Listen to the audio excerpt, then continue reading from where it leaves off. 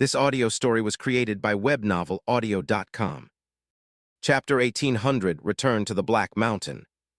Sonny often thought about the slave caravan, but he never actually tried to learn more about the events that had transpired in the nightmare.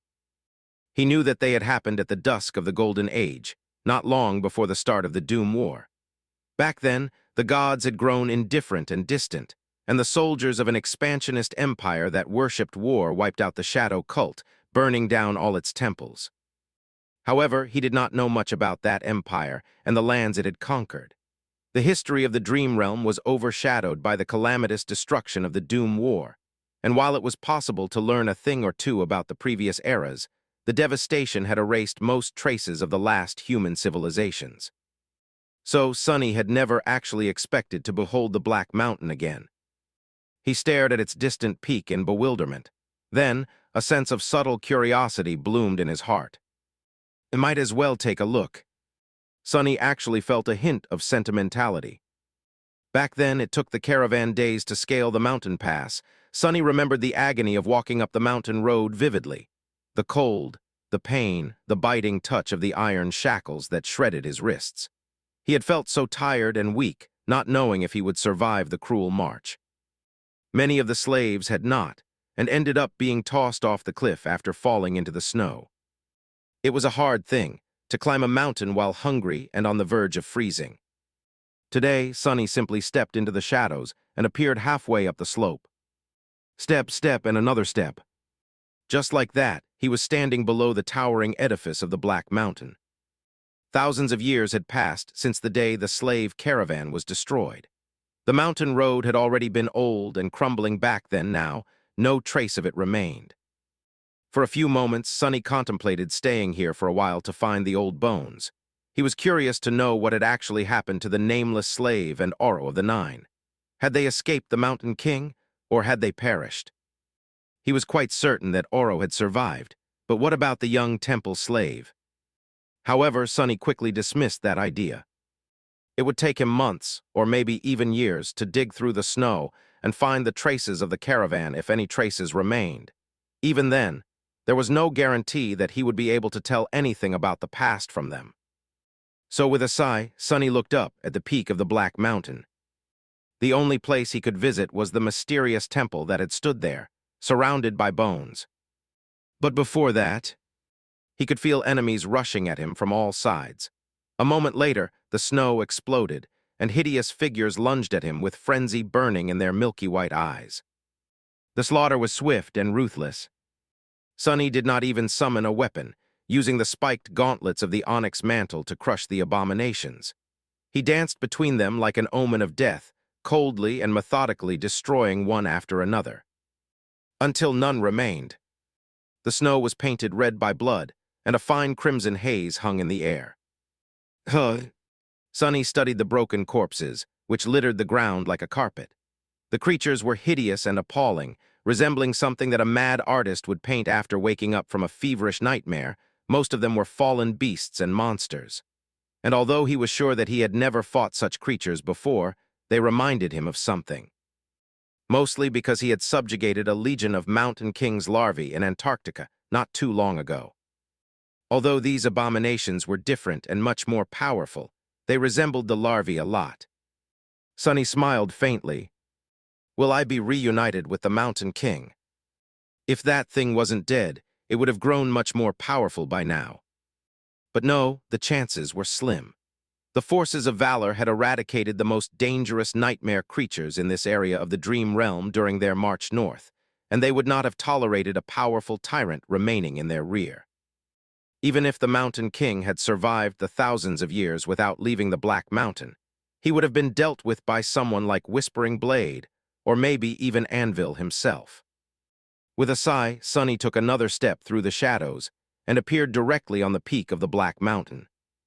He stood there motionlessly for a while, looking ahead with an expression of awe on his pale face. The nameless temple was still there under the moonlit sky. At the highest point of the mountain, a vast expanse of flat rock was covered with snow.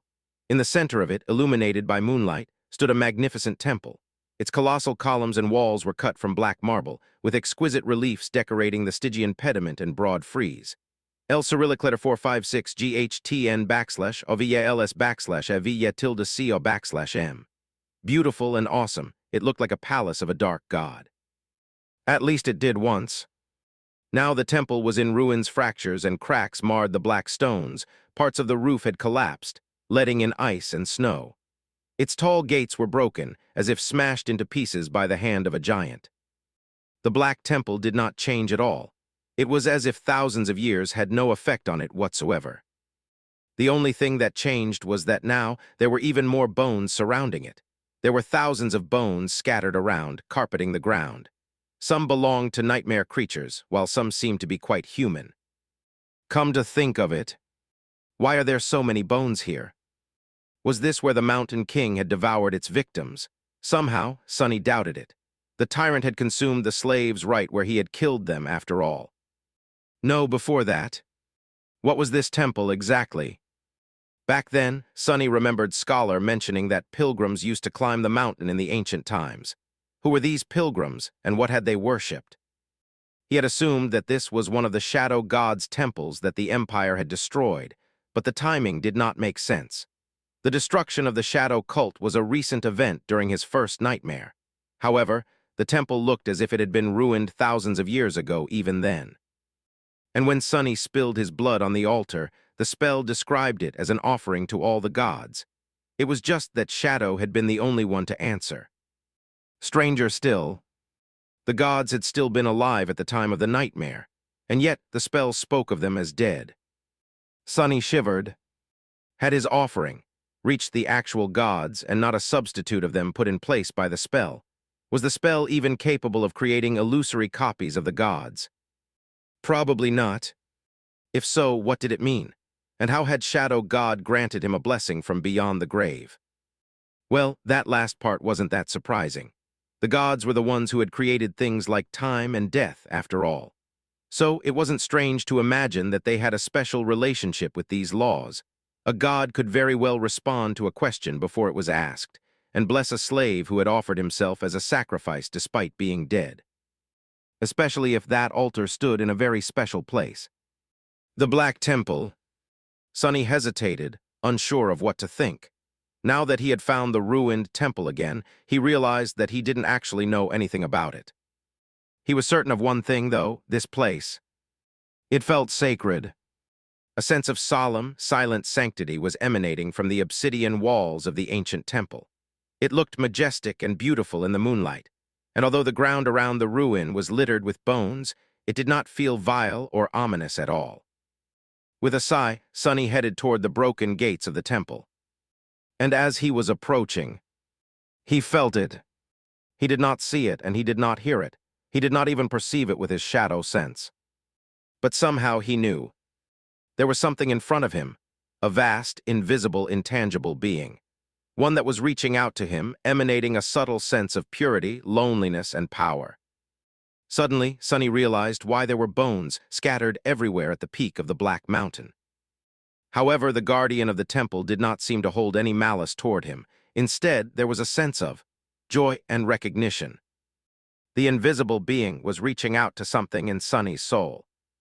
The golden light, the flame of divinity. Sonny's eyes widened a little. I didn't even know. Back then, he had felt nothing when entering the temple. But the bones had been there, which meant that the guardian had been there as well. And yet, it let Sonny in instead of adding his corpse to the pile of bones. Because it had sensed a faint mark of divinity on his soul. The Mountain King, too. Since the tyrant entered the temple, it must have been touched by divinity once as well. Sonny had not known how close to death he had come, and how lucky he was to survive. Would it let me pass now? Taking a deep breath, Sonny looked forward and stepped through the gates of the nameless temple. Chapter 1801, A New Home. Sonny crossed the threshold and entered the great hall of the ancient temple. It was just as he remembered it. The vast hall was desolate and empty. Its roof had partially collapsed, letting in the elements. There were piles of rubble on the floor, covered with snow and ice. Cascades of moonlight were falling through the holes in the roof, suffusing the dark hall with a beautiful and otherworldly splendor. Deep shadows surrounded the silver light, not daring to touch it. Everything was silent. Sonny took a deep breath. He had almost expected to find the bones of the Mountain King on the floor where it had been torn apart by Shadow, but there were none.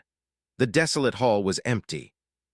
Enveloping the temple with shadow sense to make sure that there was no danger, Sonny took a step forward. Ice shattered with a Brit. TLE sound under the onyx soles of his armored boots, and the ancient shadows stirred, reaching out to him in reverent glee. Surrounded by them, as if wearing a cloak of darkness, he walked toward the altar. It used to be a single slab of black marble, long and wide enough for a human to lay on it comfortably.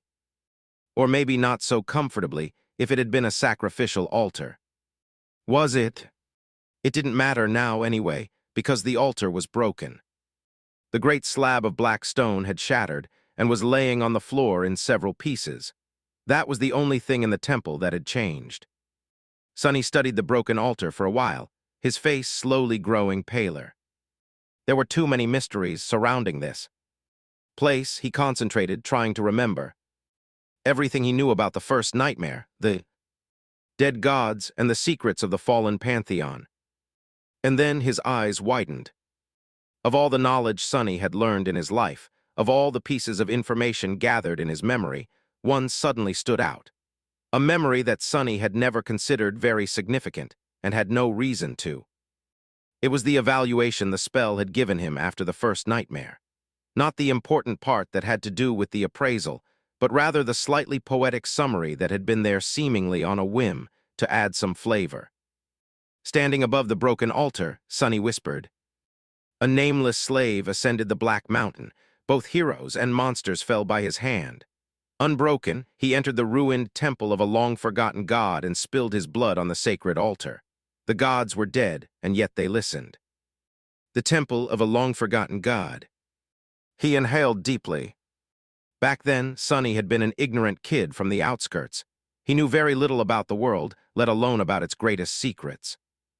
He had not known who the forgotten god was, and so he had not paid attention to these words.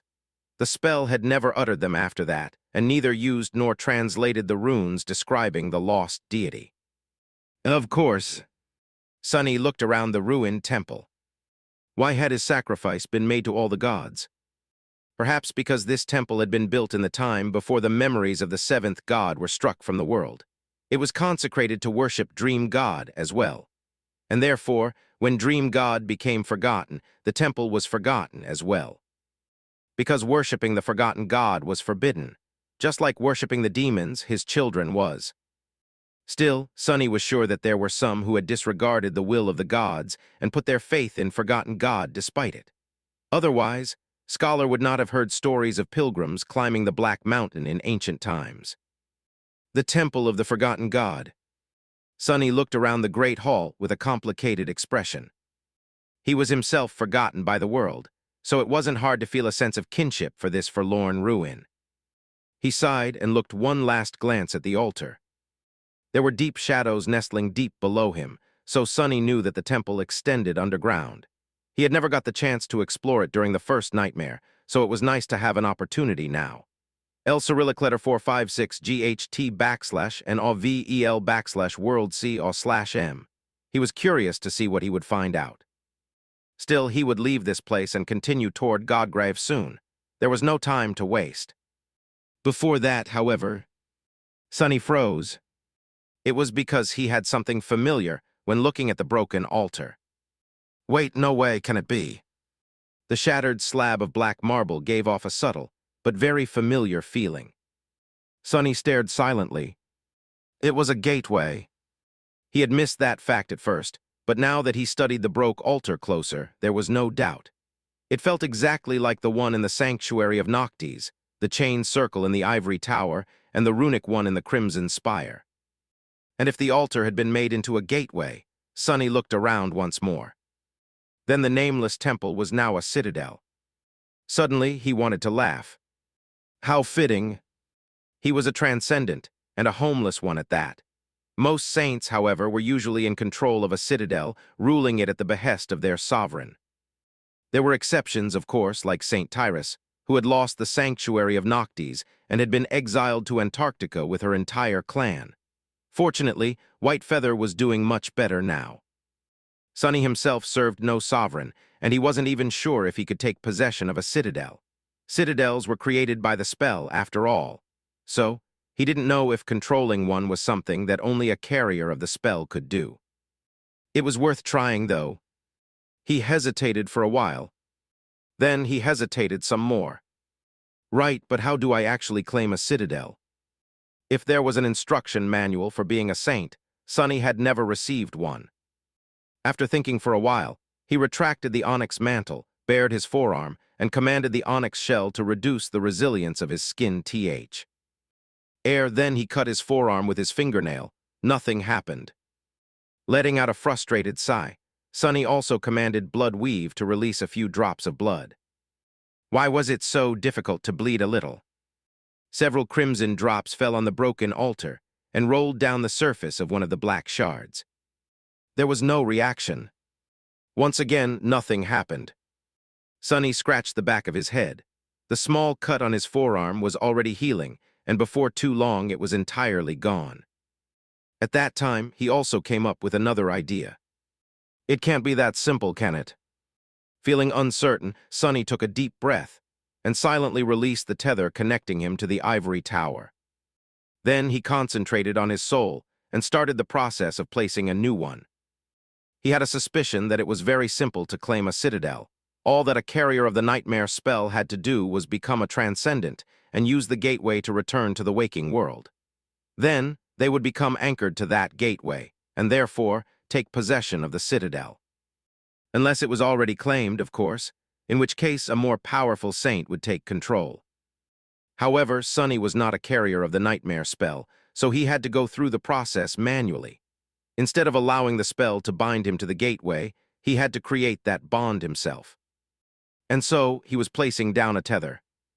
Chapter 1802, Restoration.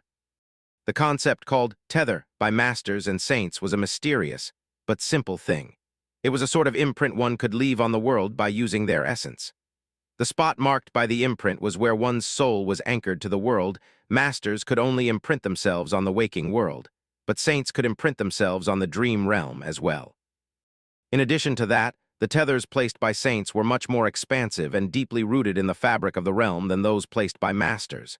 In fact, Sonny was quite certain that they were entirely different things. It was just that both served the same purpose, so humans just used the same word for both.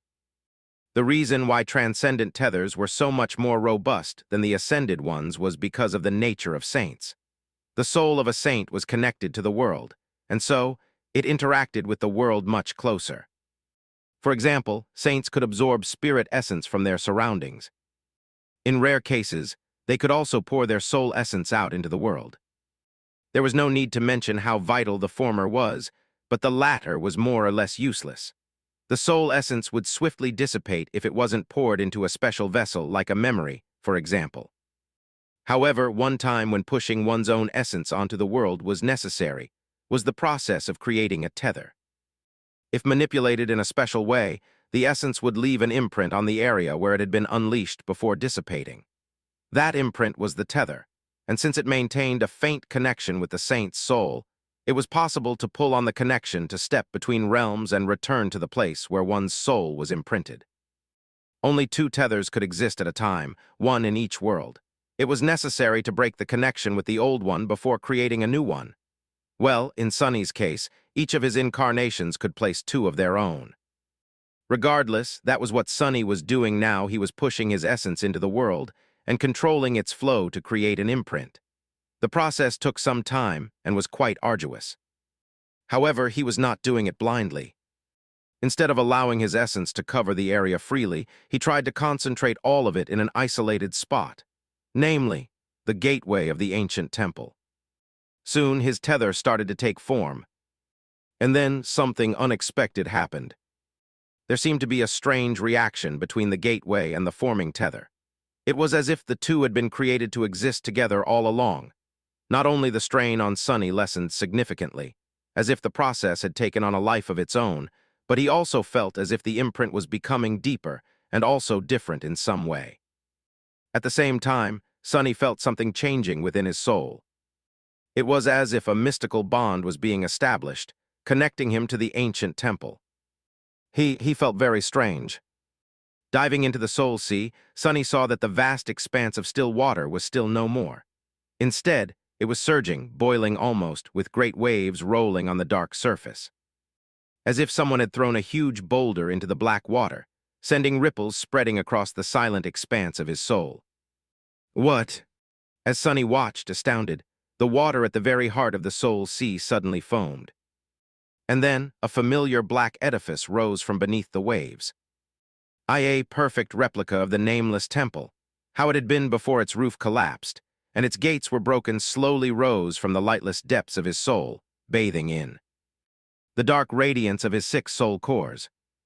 Soon enough, the surging waters calmed down, and the Soul Sea grew still and silent once more. It was as if nothing had happened. Only, there was a great temple of black stone standing on the still water now. Sunny stared at it with wide eyes. I'll be damned. That was pretty cool. He regretted not being connected to the spell once more.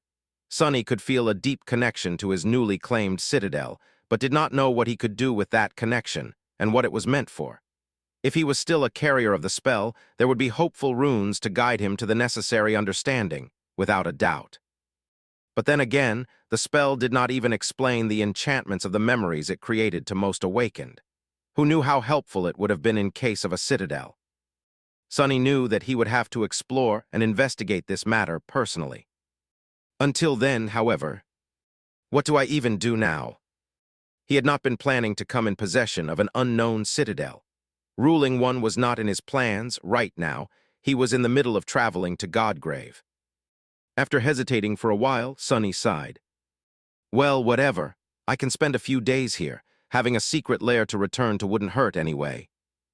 His original body was anchored in the nameless temple now, so he had no choice but to consider it in his future plans. There was one silver lining to the unexpected situation, though. At least Sunny wasn't homeless anymore. Several days later, Sunny was sitting on the steps of the nameless temple.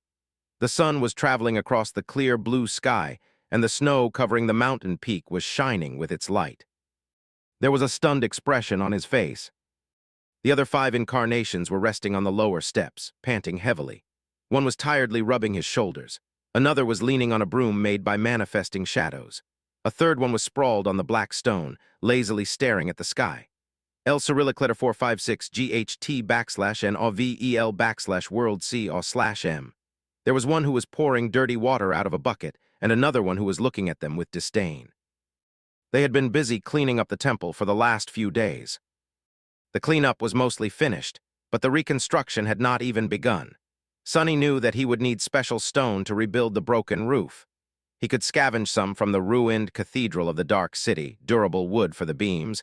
Would he have to visit the burned forest again to harvest some?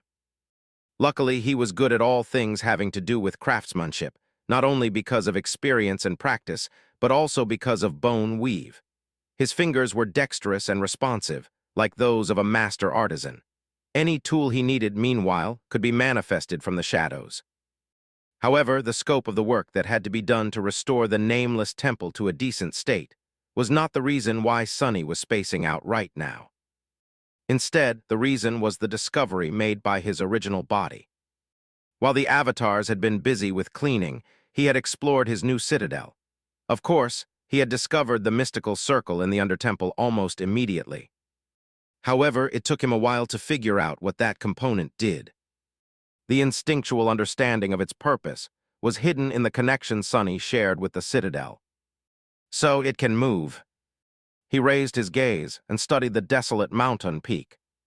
Sunny assumed that the nameless temple had been built here, and wondered what madness forced the builders to carry the great weight of black marble to the top of a towering mountain.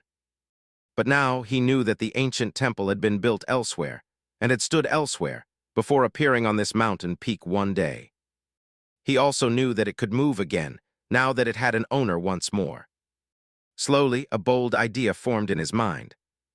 Sunny lingered for a while, then looked at his avatars and studied each one for a few moments. Eventually, his gaze landed on the gloomy incarnation. He smiled. Let's do it this way, then. Some time later, a sudden commotion disturbed the deadly peace of Godgrave. A dark figure in an onyx armor reached the edge of the dead god's breastbone, covered in ash and blood. Behind him was a trail of severed flesh and broken bodies. The man's face was hidden behind a ferocious mask carved from black wood. Standing on the precipice of an abyssal drop, he gazed down silently, paying no heed to a wave of abominations rushing at him from behind. Then a great temple built of black marble was suddenly standing on the bone plain. As the man wearing the demonic mask turned, 3 warriors clad in the same onyx armor walked out of the darkness under the eaves of the black temple. A graceful stone knight followed, wielding a black blade and a round shield. Then, a silvery fiend forged in the flames of hell, a tenebrous steed shrouded in the mantle of nightmares, and an enormous serpent with onyx scales. The dark dwellers of Black Temple faced the tide of abominations calmly, and a few moments later, more blood flowed on the white surface of the ancient bone. A great darkness spread, hiding the battlefield from the cloudy sky. At the same time, far away, a young mundane girl was being taught how to slay nightmare creatures by an eccentric shadow. And further still, a trade caravan was approaching Bastion. Dozens of heavily loaded wagons were rolling down the road, pushed by monstrous echoes. A sizable force of Awakened was flanking the caravan, protecting it from the dangers of the dream realm. Their expressions were clear now that the Lake City was in view. A handsome young man with porcelain skin and onyx eyes was sitting on the bed of one of the wagons, leaning his back against a wooden crate and looking ahead with a beautiful smile on his lips. He didn't seem that strong and wore an elegant black mantle instead of durable armor. Far away, the awesome silhouette of a great castle was slowly revealing itself from the shimmering waters of a clear lake. The young man looked at it for a while, then glanced down at his shadow. "It seems that we've arrived." The shadow stared back at him, then shrugged indifferently. He smiled. "Yes, I think so too." Saying that, the young man looked up, at the silhouette of a white tower floating in the air above the castle. His face turned wistful for a moment, and then he looked away with a quiet sigh. "Ah, it's so pretty, damnation." Chapter 1803, After the Fighting is Over. Back in the courtyard of the nameless temple, Cassie let out a heavy sigh and looked away, hiding her eyes. Sonny remained silent, waiting for her to come to her senses. He hesitated for a few moments, then moved his chair back. The tea had grown cold, the refreshments did not look appetizing anymore. The leaves of the lonesome tree rustled peacefully in the darkness. After a while, Cassie's shoulders trembled. "It has already begun." Her voice was distant. Sonny lingered for a few moments. This time, the memory he had shown her was not nearly as long as the previous one. The awesome desolation of the burned forest and the mysterious nature of the nameless temple were memorable and distinct, however. As expected, what had affected Cassie the most was the sight of Low 49. Of course, she would not know anything about that lunar observatory in particular, but it was unmistakably a modern building. There was no place for it in the dream realm. Knowing that, she would have instantly understood the meaning. Sonny raised an eyebrow. "You didn't know?" She shook her head slowly. He studied her delicate face, then let out a soft sigh. Finally, there was something he knew that Cassie didn't. However, that did not bring him any joy. After remaining silent for a while, he said neutrally, "It was an old lunar observatory, L049. It used to stand on the southern edge of the Antarctic Center, well designated south, at least. Obviously, every direction there is technically north of the pole." Sonny paused for a moment and then added, "The staff and soldiers who were garrisoned there were wiped out during the early stages of the chain of nightmares, and nobody has seen Low 49 since. I am the last human to have visited Antarctica, I think, but I never went that far south, so I don't know when the observatory was swallowed by the dream realm." He smiled darkly. "It would be a bit funny if it wasn't so terrifying. While wandering the Sword Domain, I often felt that it was safer than some parts of our own world. Now, the difference between the two realms is even more vague. Soon enough, there will be none." Cassie did not respond, sitting motionlessly in the darkness. Eventually, she said in a quiet tone, "I'm sorry, I need to process the news." Sonny leaned back and allowed her to think in silence. After a while, he said evenly, "Does it change anything, though?" The war was still coming. Finally, Cassie faced him again. Of course, it changes everything. One LL have to rethink a lot of things. The human enclaves in the dream realm are hardly self-sufficient, after all. It is difficult enough to provide food and shelter for 300 million people, to accommodate billions. Even if it happens gradually over the span of a decade, a lot of development plans will have to be accelerated. Most communication still happens through the waking world. Data is stored digitally. The scope of it all is too much. She let out a shaky breath. That is not even mentioning the fact that all the rules we know will become obsolete after our world is devoured by the dream realm. There will be no more nightmare gates, for example. No more division between the physical body and the spirit body, and so on. The spell will have to change accordingly. It might very well plunge us into a new horror, one that would make everything prior seem like a gentle prologue. Cassie was thinking as the right hand of a person who was supposed to tack the throne of humanity. There was a heavy responsibility that came with the throne, of course. But to Sunny, her train of thought seemed a little funny, because they had not even come close to vanquishing the sovereigns yet. He smiled. You seem to have a lot of plans for what happens after the fighting is over. Cassie faced him with a hint of surprise on her exquisite face. I do, don't you? Sunny chuckled. Of course, more fighting. Their woes would not be over with the fall of Anvil and Kai's song.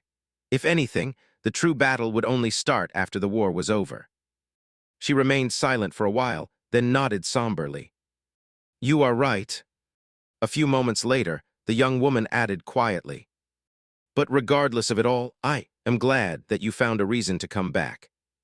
Then Cassie faced him with a brittle smile. It might feel like the word has rejected you, but Sunny, it needs you as well. Saying these words, she turned away. As do I and Nephis most of all. Sunny stared at her silently, a complicated mess of emotions rising in his heart. He wanted to say something, but didn't quite know what to say. In the end, he simply shrugged. That is all right, because I need the world too, and Nephis, and you as well, Cassie. She smiled. I'll remember. With that, she stood up and sighed. Our time is up. If I linger any longer, some people in Bastion might grow suspicious of the purpose of my visit. Sunny nodded lightly and rose from his chair. He had brought Cassie here from NQSC, so he had to bring her back as well. Soon, the two of them appeared in a deserted alley in the depths of the outskirts. Cassie could use her own tether to return to Bastion immediately, but hesitated for a while. Eventually, she said with uncertainty, I won't say anything about what is happening between Nephis and you in Bastion. Sunny suppressed an embarrassed cough, feeling grateful for her decision to refrain from discussing that matter. The situation was strange and complicated enough already. Cassie took a deep breath. I want you to know something, though. He raised an eyebrow. What? She lowered her head. About how it feels on the other side, you see. One can't quite imagine how you feel being forgotten by everyone.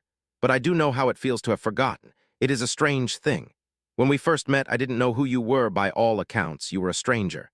And yet there was this strange sense of familiarity, as if we've known each other all our lives. Cassie took a deep breath. There were other feelings as well, subtle and faint but undeniable. I won't describe them. But I am sure that Nephis is being swayed by these unconscious thoughts as well. Even if she can't retain the memories of you, the emotions those memories stir remain. So, she wasn't just captivated by Master Sunless because he is charming, handsome, and pleasant to be around. Cassie faced Sunny once again. You might think that her feelings are not quite real because her knowledge of you is not quite true, and maybe you are right, but I still want you to respect them. She remained silent for a moment, then nodded. That is all I wanted to say. You can decide what to do yourself. Before Sunny could say anything, she was gone. He stared at the empty space where Cassie had stood expressionlessly. After a while, he sighed. Did I just get thee if you hurt her, I'll kill you talk? The tone wasn't quite the same, but somehow it did feel like that. Chuckling, Sunny turned around and pulled on his tether. If I hurt Nephis, she'll kill me herself. Well, at least she'll try. I'm a bit hard to kill these days. Chapter 1804, Unexpected Invitation. Today was a strangely slow day for the brilliant Emporium. Actually, it wasn't that strange. Sonny had been complaining about how swamped he was in the kitchen when the business was good. But now that it was dull, he missed the money he could have made dearly. The lack of clients was not strange, but the mood in Bastion was which, in turn, was the cause why so few people were visiting. It was an odd mixture of agitation and somber anticipation. People were incensed and indignant about the attempt on Neff's life, which was attributed to Clan Song more and more. But, at the same time, some of them were disturbed by the swiftly changing tone of public opinion. After all, people weren't fools. Many could recognize the malignant roots of the spreading rumors. They might not know who was behind the propaganda, but they could at least sense that they were being lied to. Others had enough foresight to see where the volatile situation was headed, even if they did not know why. All in all, there were as many dissenting voices as those wishing to hold the Queen of Worms responsible. It was all happening a little too quickly. Sonny was still reeling from the recent conversation with Castle. Now that he knew how fast the war was approaching, his own mood had turned strange as well. Luckily, he did not have a lot of time to worry about such things. He was terribly busy despite the lack of customers. Most of his time was dedicated to designing the weave of the soul sword, but he was also preoccupied with something else. Because his date with Nephis was approaching much faster than the war. Damn it, what to do? The pressure of designing a perfect date was more daunting than his attempts to weave a soul-bound weapon. He had acted confidently when asking her out, but now that he actually had to come up with something, Sonny felt like his mind was paralyzed. Why did I prepare a picnic for a fake date? I should have saved that idea for the real one. There were not a lot of romantic places in Bastion. Even worse, Sonny was not that knowledgeable about romance. And worse still, Nephis was not exactly a typical young lady, who knew what her idea of a romantic encounter was. In short, Sonny was stumped. And Aiko wasn't helping. What's the problem, boss? Just take her to an inn. I mean, you are both adults. There are inns that charge by the hour, you know. He glared at her silently. You are the problem. Do you want to get me killed? Aiko laughed. All right, I'm joking. Honestly, though, one say you are overthinking it. Anything and anywhere will be fine. After all, the only necessary ingredients are you and her. Since both of you will be present, that's most of the work done. She glanced at him and asked, just be yourself. Draw from your experience. What's the most romantic memory you have? Sonny scratched the tip of his nose. Well, I spent a month being stuck on the corpse of a giant nightmare creature with a girl once. Aiko stared at him silently for a few moments. On second thought, don't be yourself. Forget everything about your experience. Just take her on a boat ride or something. Sonny's eyes brightened. A boat ride? That's actually not a bad idea. He would have said more, but at that moment, his expression changed subtly. Sonny looked at the door. He could sense a group of people approaching the brilliant emporium, and they did not feel like his usual customers at all. Heavy armor, sharp weapons, disciplined movements, clear intent. Soldiers. Why would a cohort of awakened warriors of clan valor be approaching his humble shop? For a moment, Sonny thought about how he would kill them. Dealing with these awakened would only take him a few moments. Then, he could dismiss the mimic, grab Aiko, and step through the shadows to outside the city. After that, Valor would not be able to catch him unless Anvil took action personally. If his cover was blown, that was the only way. However, he quickly dismissed that idea. First of all, even if his cover was somehow blown, they would most likely only learn that he was the Lord of Shadows. The Lord of Shadows was an ally of Clan Valor, so there was nothing to be afraid of. Secondly, in the much worse scenario, where the elders of Clan Valor had learned that he was plotting to murder the king with Nephis, there would not have been a mere cohort of awakened approaching his shop. So, why the hell are they here then? Sonny was very confused. What's the matter, boss? Aiko looked at him apprehensively. He hesitated for a moment. I have no idea, really.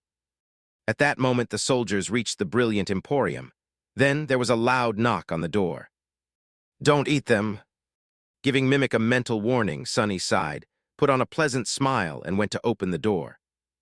Welcome to the brilliant emporium. How may I help you? He was met with an unfriendly stare. 6 awakened warriors were standing a few steps back, while one was looking at him with disdain. The man was tall and sharp, clad in an enchanted armor with a vermilion cloak hanging from his broad shoulders. He was also an ascended. Master Sunless. Hearing the deep voice, Sunny smiled a little wider. That's what they call me, yes. The knight nodded. Please come with me. Sunny blinked a couple of times. Why? The man glanced at him with badly hidden irritation, and then said coldly, I was ordered to escort you to the castle. Please follow. What the hell? Sunny hesitated for a bit, wondering if it wasn't too late to kill them and escape. But he had to reluctantly abandon that idea. Why, by all means. Exchanging a glance with Eiko, he shrugged helplessly and followed the knight out of the brilliant emporium. He tried to strike up a conversation a few times on the way to the castle, but his escorts seemed to be in a foul mood. They were definitely not fans of Sunny, that was for sure. With his sharp hearing, he could catch a few of the muttering under their breaths. Damned mongrel. No, really, what was going on? Was he going to get splashed in the face with water and be given a tidy sum of soul shards to never see Nephis again? That was what usually happened in dramas. Sunny had, though, of 1,000 possible reasons for this unexpected visit, each more ominous than the previous one. However, he failed to learn the truth until the very end. The escorts brought him across the lake, and then to the very heart of the castle. When Sunny was led to the main keep, where the direct line of clan valor resided, he was on the verge of collapsing from fright. Half an hour later, he somehow found himself in a grand hall, facing none other than Morgan, the Princess of War. Morgan was leaning on a stone throne, holding a sharp sword in her hand. Her gaze was piercing. Suddenly, Sunny felt a chill run down his spine. She doesn't know, does she? The last time they met was during the assassination attempt. Of course, back then, Sunny was wearing the persona of the Lord of Shadows. Morgan's cold gaze traveled across his figure, making him shiver. Then her scarlet lips parted. Oh. Morgan's voice sounded calm. I understand now. Sunny struggled to keep a deep scowl off his face.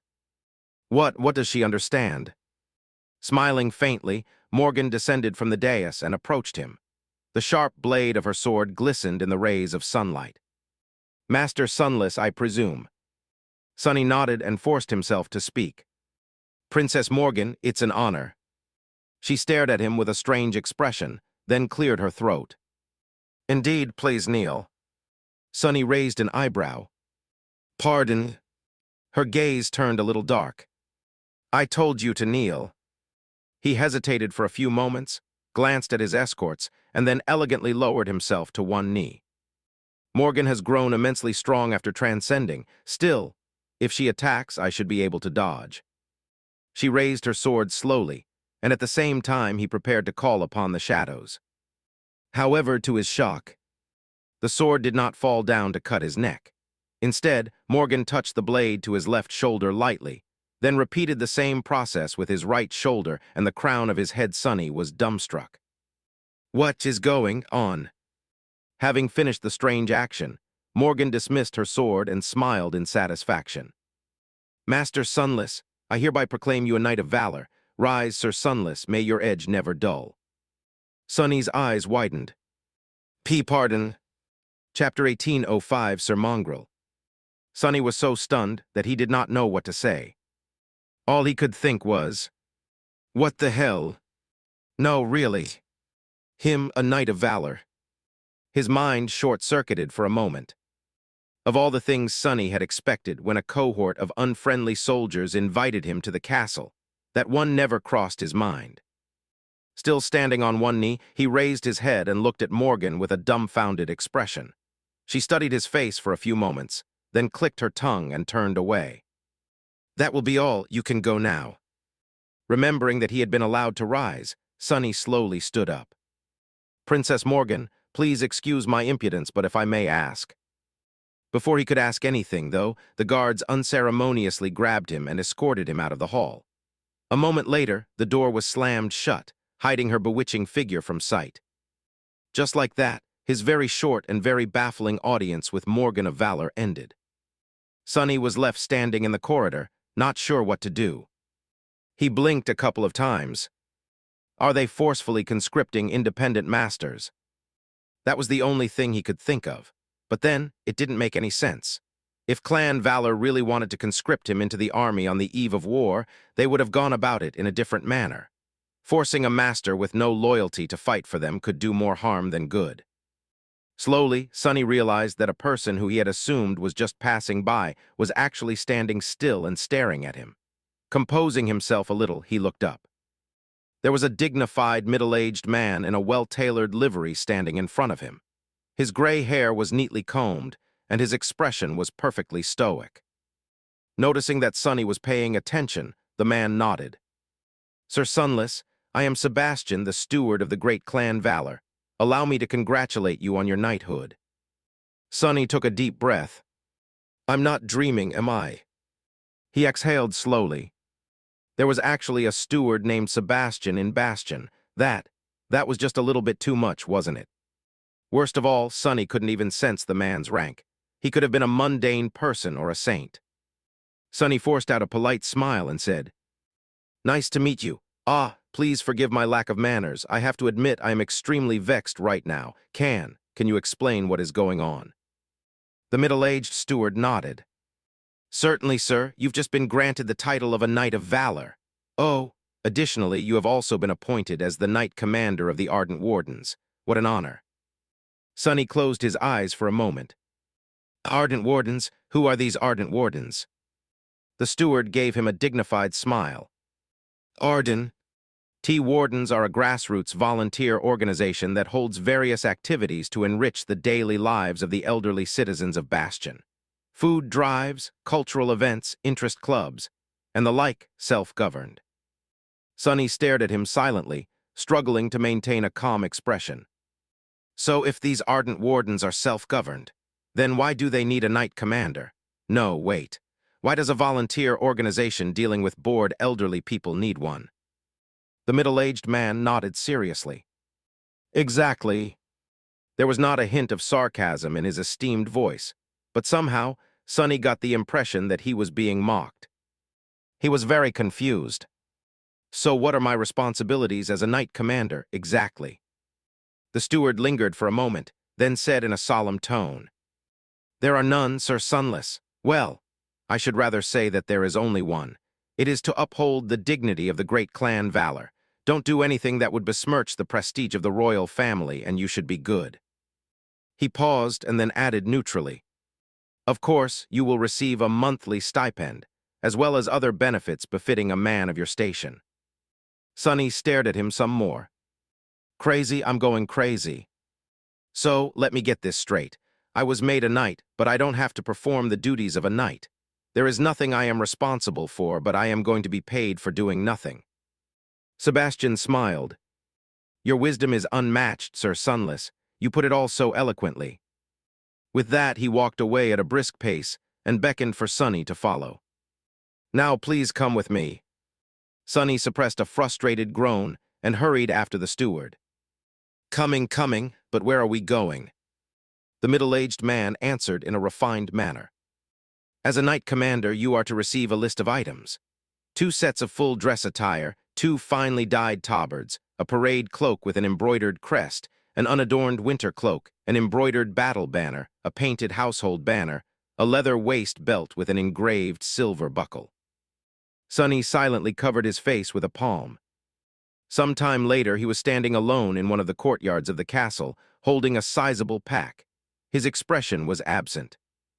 The steward had basically chased him away from the keep after assembling the list of items that a knight was eligible to receive. The man had refused to answer Sonny's tentative question until the very end, finding inventive ways to tactfully dodge them every time. It was just that, how could Sonny put it? Steward Sebastian did not seem to have kept the truth from him on purpose. Rather, it looked like the dignified man was too embarrassed to answer directly, as if saying it aloud would be a disgrace. Sonny stared into the distance silently. "I guess I am a knight of valor now." Weirder things had happened. Granted, just a few.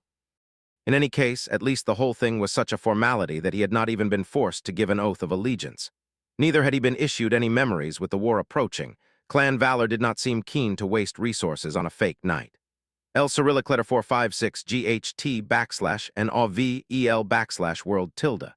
That was a good thing for Sonny, because he did not want to receive a sword forged by Anvil. Nor was he capable of receiving one. There was no spell to facilitate the transfer of memories between him and its carriers, after all.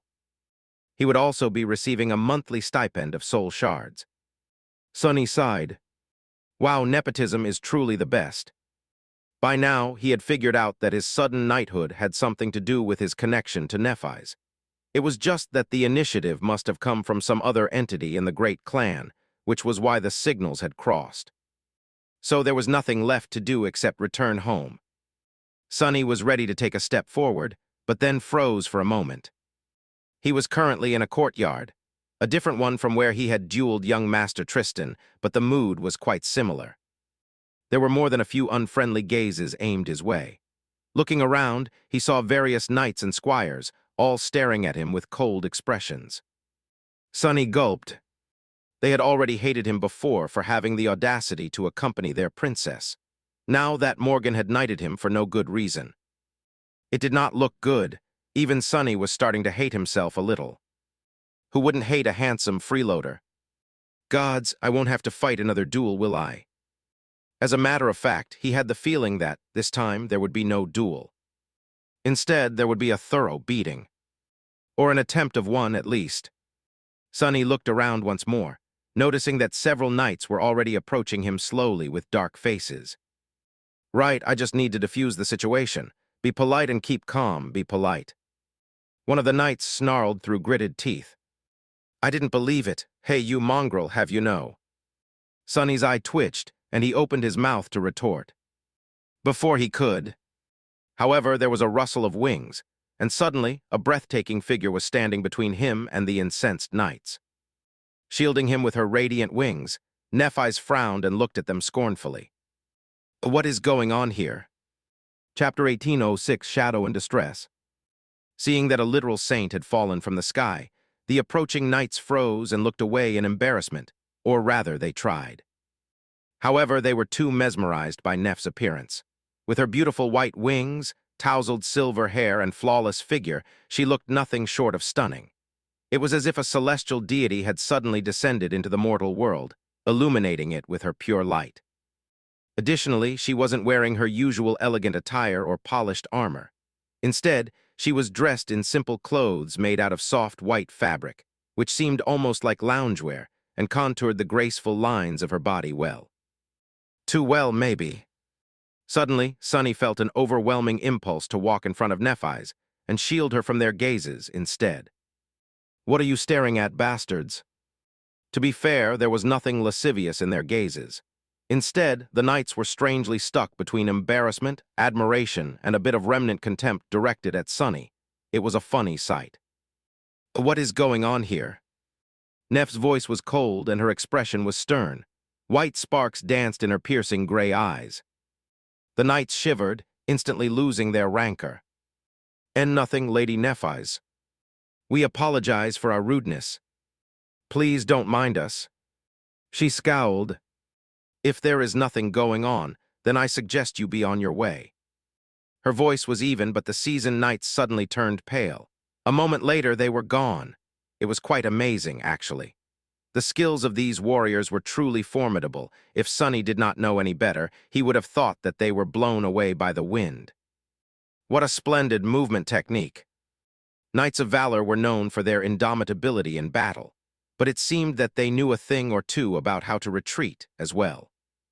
While he was considering admiring their swift withdrawal, Nephis huffed quietly and turned to him. Her scornful expression instantly disappeared, replaced by a subtle look of concern. She lingered for a moment. I am sorry, are you all right? Sonny couldn't help but gaze at her deeply, taking in every little detail of her eventually. He remembered himself and answered in a slightly stifled tone. Yes, I am fine. Then he tilted his head a little, glanced at the distant silhouette of the Ivory Island, and looked back at Nephis. I'm sorry, Lady Nephis. but did you just jump down after noticing that I'm in trouble?" He had not put two and two together immediately, but now that he took a better look at her, there were a few strange details. Her comfortable clothes, unkempt hair, and slight signs of agitation were far from the composed image Nephis usually presented to the public. So it wasn't hard to surmise that this appearance had not been planned. Nephis froze for a moment, glanced down at herself, then awkwardly swiped a lock of her hair back, putting it behind her ear. Sunny could have sworn that she blushed a little. "Ah, well, I happened to be free when Cassie informed me that something was afoot, so here I am." She studied his face to make sure that everything was indeed all right, then looked at the pack in his hands in confusion. "That said, what exactly happened? She only told me that you were taken to the main keep." Her expression hardened. "Did someone harass you? Was it my sister? What did she say?" Sunny remained silent for a few moments, not knowing how to answer. Eventually, he gave her a reassuring smile. "Oh no, nothing like that. Nobody harassed me. One was indeed summoned by Princess Morgan, but for a different reason. Well, I'm not sure how to say it." Neff's frown only deepened. "A different reason, you say? What reason might that be?" Sunny coughed. "Well, it's like this. She made me a knight of valor." He did not know what Nephis had expected to hear, but it definitely wasn't this. For a moment, she seemed startled. "What?" He smiled helplessly. "It's how I said. I was given the title of a knight and the post of the Knight Commander of the Ardent Wardens." "Oh, the Ardent Wardens are a group of volunteers who do community service, mainly taking care of the elderly." "Yeah, I was told that my only responsibility is to maintain the prestige of the royal family, whatever that means." Nephis stared at him for a while, then sighed and covered her face with a hand. After a few moments of silence, she said in a flat tone, "I am sorry, it's my fault. They were probably unhappy with me dating a man of no background. I expected opposition. But who would have thought that Morgan would be so accommodating?" Sunny blinked a couple of times.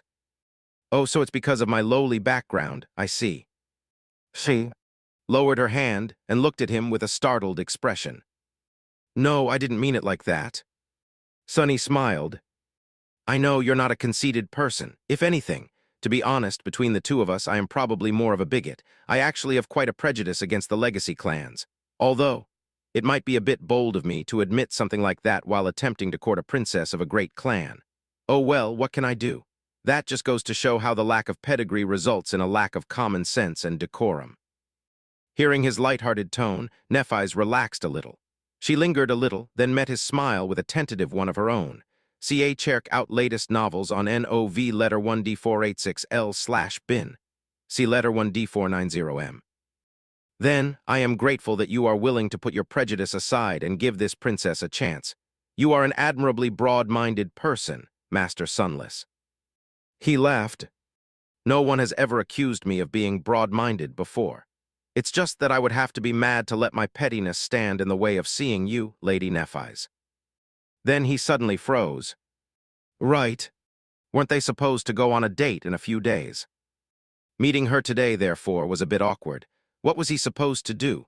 Pretend that they had not made plans, or try to woo her right now? Noticing his puzzlement, Nephis asked, "What's wrong?" Sunny hesitated for a few moments. "No, it's nothing, it's just that. To be honest, I've been thinking about our date a lot. Constantly even. I've been looking forward to it so much that meeting you all of a sudden is a bit of a shock. Well, I know that you are terribly busy, Lady Nephis, so I'll see you in a few days." She looked at him silently for a while. Then she smiled subtly. "Actually, I'm not that busy. How about we just make it today?" Online.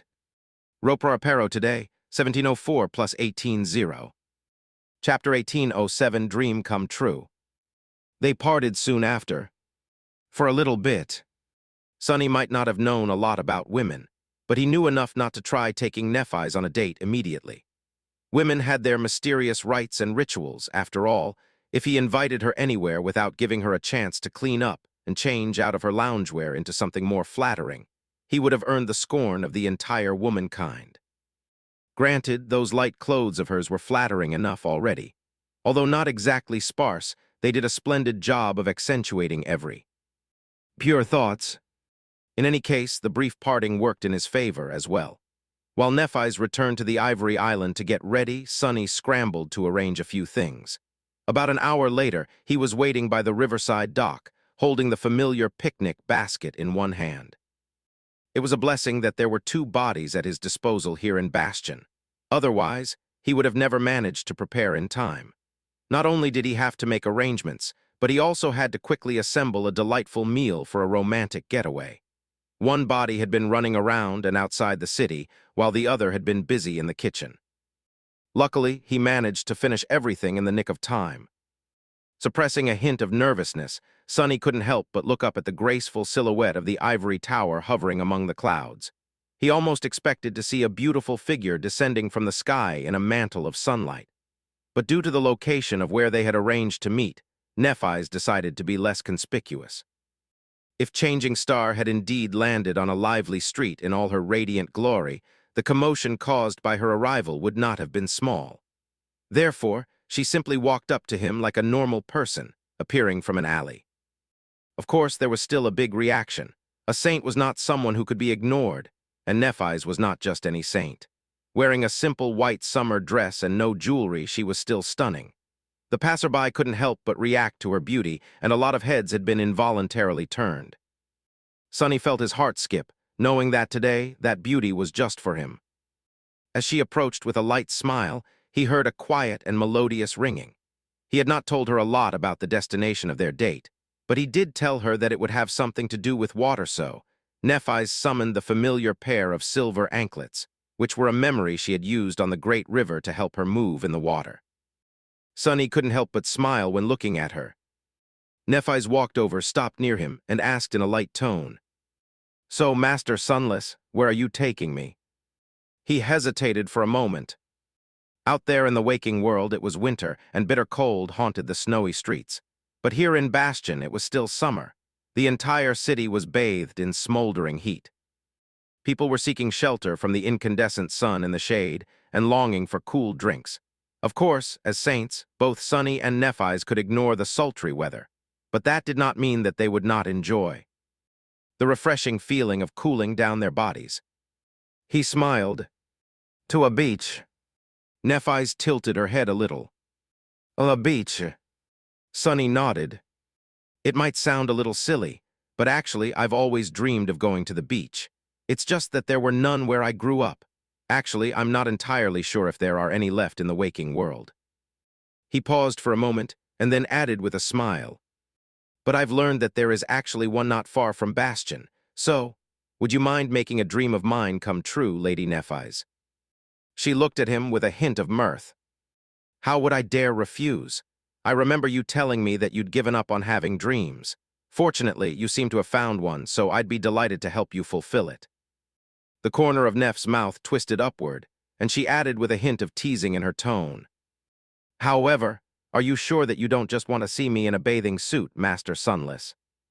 He looked at her seriously. "I promise that I don't just want to see you in a bathing suit." His tone was earnest, but there was a subtle accent on the word just. She laughed. "If you say so, then how do we get to this beach?" Sunny offered her his arm. "Follow me." Once she wrapped her arm around his, he guided her to the dock. There were several rivers feeding the Mirror Lake, and one it gave birth to. That river was much more modest than the great river of tears that flowed through the entire Song domain, but it was still deep and full. L Cyrillic letter 456 GHT backslash and AVEL backslash world tilde C backslash A backslash M. Its destination was also the same. It flowed south, toward the Storm Sea. Bastion was much further south and closer to the Storm Sea than Ravenheart, so the river wasn't very long. It could be quite dangerous for the same reason. Powerful sea monsters sometimes entered the estuary and swam far upstream, attracted by the smell of human souls. They never reached the Mirror Lake, though, because the citadel of Clan Dagonet stood between Bastion and the sea. The powerful abominations from the depths always died trying to breach the river fortress. Nevertheless, the length of the river between Bastion and the stronghold was not entirely safe. But Sunny judged that nothing in this tamed region of the Dream Realm could seriously threaten him and Nephis. Very few things out there that could. What he cared about was that there was a wild beach not too far down the river. It was beautiful, peaceful, and remote, a perfect place for a date on a hot summer day. That was where he wanted to take Neph. There were several wooden longships tied to the pier, their bows carved to resemble dragons and serpents. These dracars belonged to Clan Dagonet and were used to patrol the river and guard the trade ships coming from the storm sea. There were also several barges meant to deliver supplies to the river fortress and the town that had grown around it. Most importantly, there were plenty of small river boats. Thanks, Alco. Sonny guided Nephis to one of the boats, which he had rented from the owner in advance. It was just large enough to fit 2 people and a bit of cargo, with a single pair of oars at the stern. She looked at it curiously. Are we sailing down the river? Sonny hesitated for a moment, then smiled helplessly. Well, more like rowing down the river. Oh, I'll be the one handling the oars, of course. Why, you don't like it? Should I kill Aiko? A little. Nephis looked at the boat, then at the river, and finally back at him. Eventually, she smiled. No, I love it.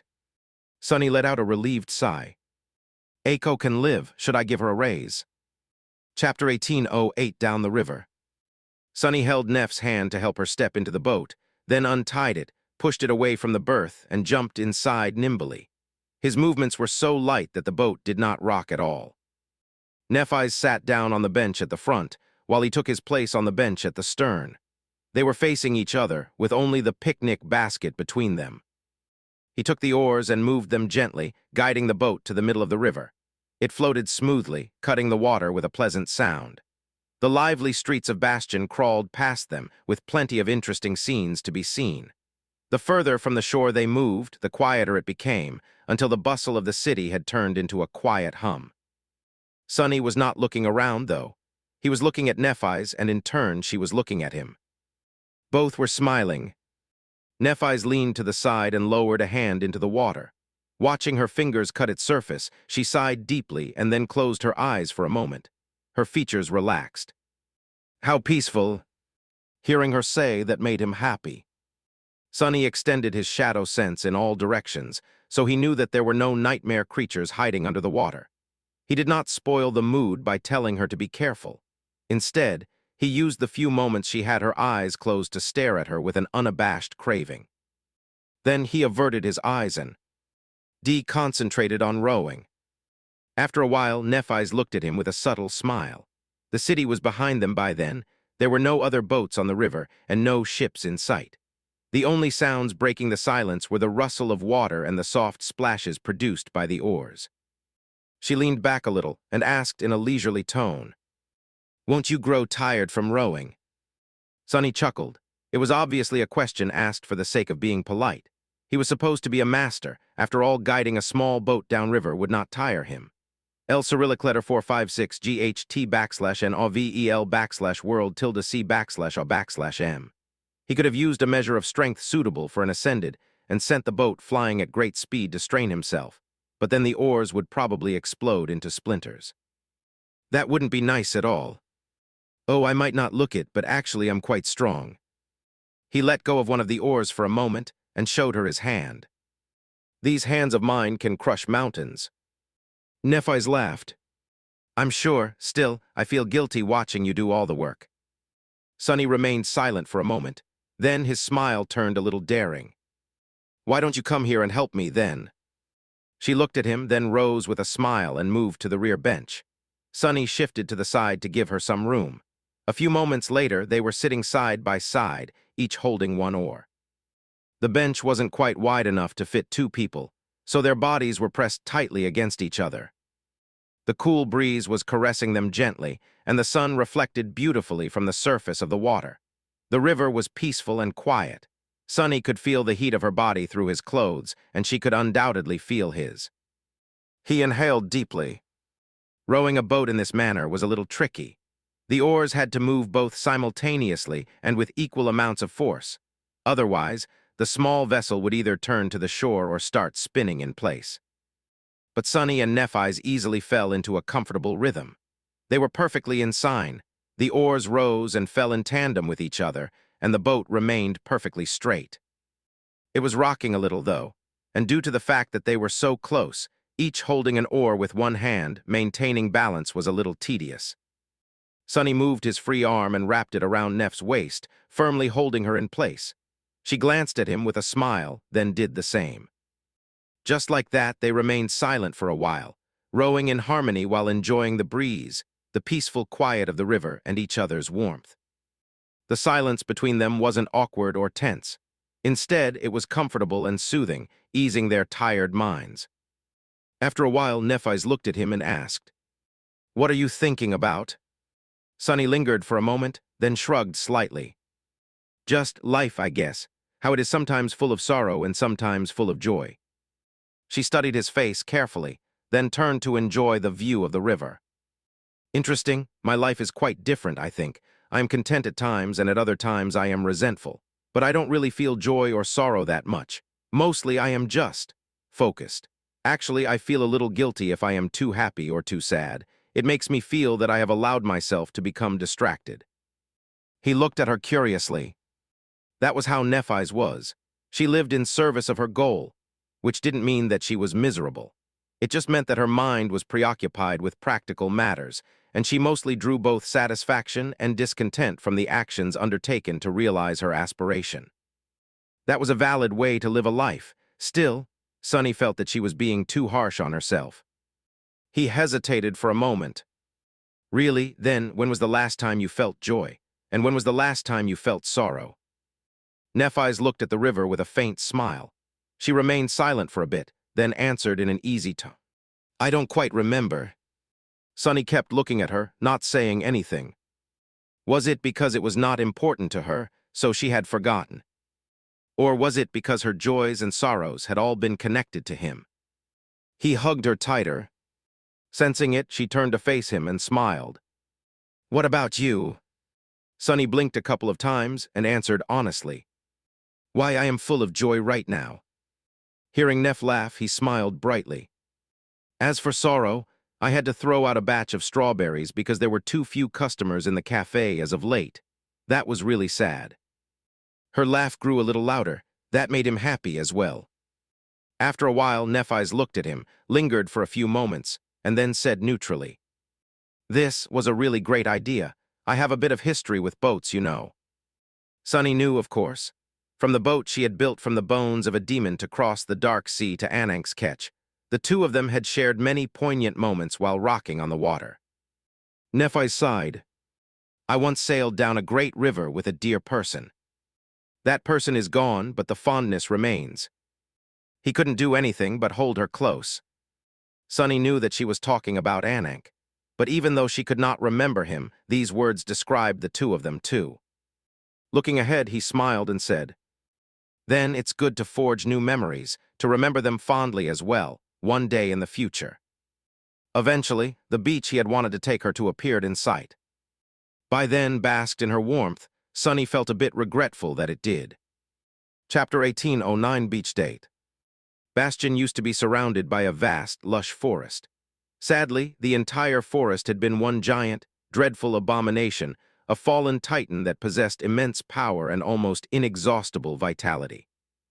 The Knights of Valor had risen to become one of the deadliest forces among the early carriers of the nightmare spell precisely, because the warriors of the future great clan had spent decades fighting against the titanic forest and its horrid spawns.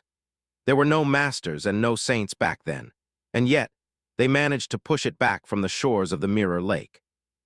Nevertheless, Bastion had still been besieged by the hungry woods from all sides, and it was only after the second generation of Awakened came of age that the situation changed. One of the sons of the famed founder of Clan Valor took command of the Knights and waged a ruthless war against the vast Titan. Today, everyone knew the name of that son, for he had become the King of Swords. As for the abominable forest, it was long gone, burned to the ground, the ashes scattered by the winds.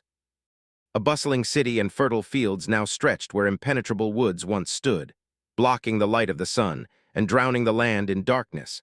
Sonny and Nephis had traveled far enough downstream to leave the settled parts behind, though. Now tall trees crowded the shore, these ones quite docile and not dangerous at all, unless one went digging for their roots or tried to cut them down at least. There was a river bend not too far away, and the trees retreated a little along its curve, forming a sequestered beach. Emerald leaves were rustling like a vast sea, and sunlight poured from the pure azure sky. The air was shimmering from the sweltering heat. Further away from shore, the ground was covered by moss and swaying grass, but there was a wide strip of golden sand near the water. It was beautiful and peaceful, like a picture out of a book. Sunny smiled when he saw the picturesque view. "We're here." The two of them carefully guided the boat to the shore. Nephis jumped down onto the sand, looked around, and inhaled deeply. She seemed at ease and relaxed, which was a rare sight. Sunny, at least, did not remember when was the last time he had seen her in such a serene mood. Perhaps it was never. Picking up the picnic basket, he jumped to the beach, then grabbed the bow of the boat with his free hand and pulled it ashore as if it did not weigh anything. Then he studied their surroundings with a curious expression. How nice. Suffice it to say, Sunny wasn't a big fan of getting wet simply because the spell had never missed a chance to drop him into some damnable body of water. L Cyrillic letter 456 GHT / NOVEL / world ~C / M. Nevertheless, now that he was on an actual beach, the idea of spending a pleasant day playing in the water and basking in the sun did not seem terrible at all. Especially in the present company. Nephis glanced at him curiously. "Well, what do you think? Is it everything you dreamed of?" Sunny chuckled. It's not bad, I guess. We'll see how things go." This outing of theirs was entirely spontaneous, and they had spent quite a while getting here. Needless to say, Sunny had not had a chance to eat before due to being summoned to the castle and running around to prepare the date, so he had worked up an appetite. Nephis was most likely the same. He found a good spot near the water and placed the basket down. Opening it, Sunny produced a beautifully embroidered blanket, laid it on the sand, and then moved the basket to its middle. Looking at Neph, he asked, "Would you like to eat something, Lady Nephis?" She studied him for a few moments, then shook her head with a smile. "Actually, I think I want to cool down a little first." He nodded. "Oh." Then his expression changed a little. "Oh." Before Sunny could react, Nephis took a step back and pulled her dress off. She was wearing a white swimming suit beneath. It was not too modest and not too revealing, hiding everything that needed to be hidden just well enough to set his imagination ablaze. He barely managed not to gulp.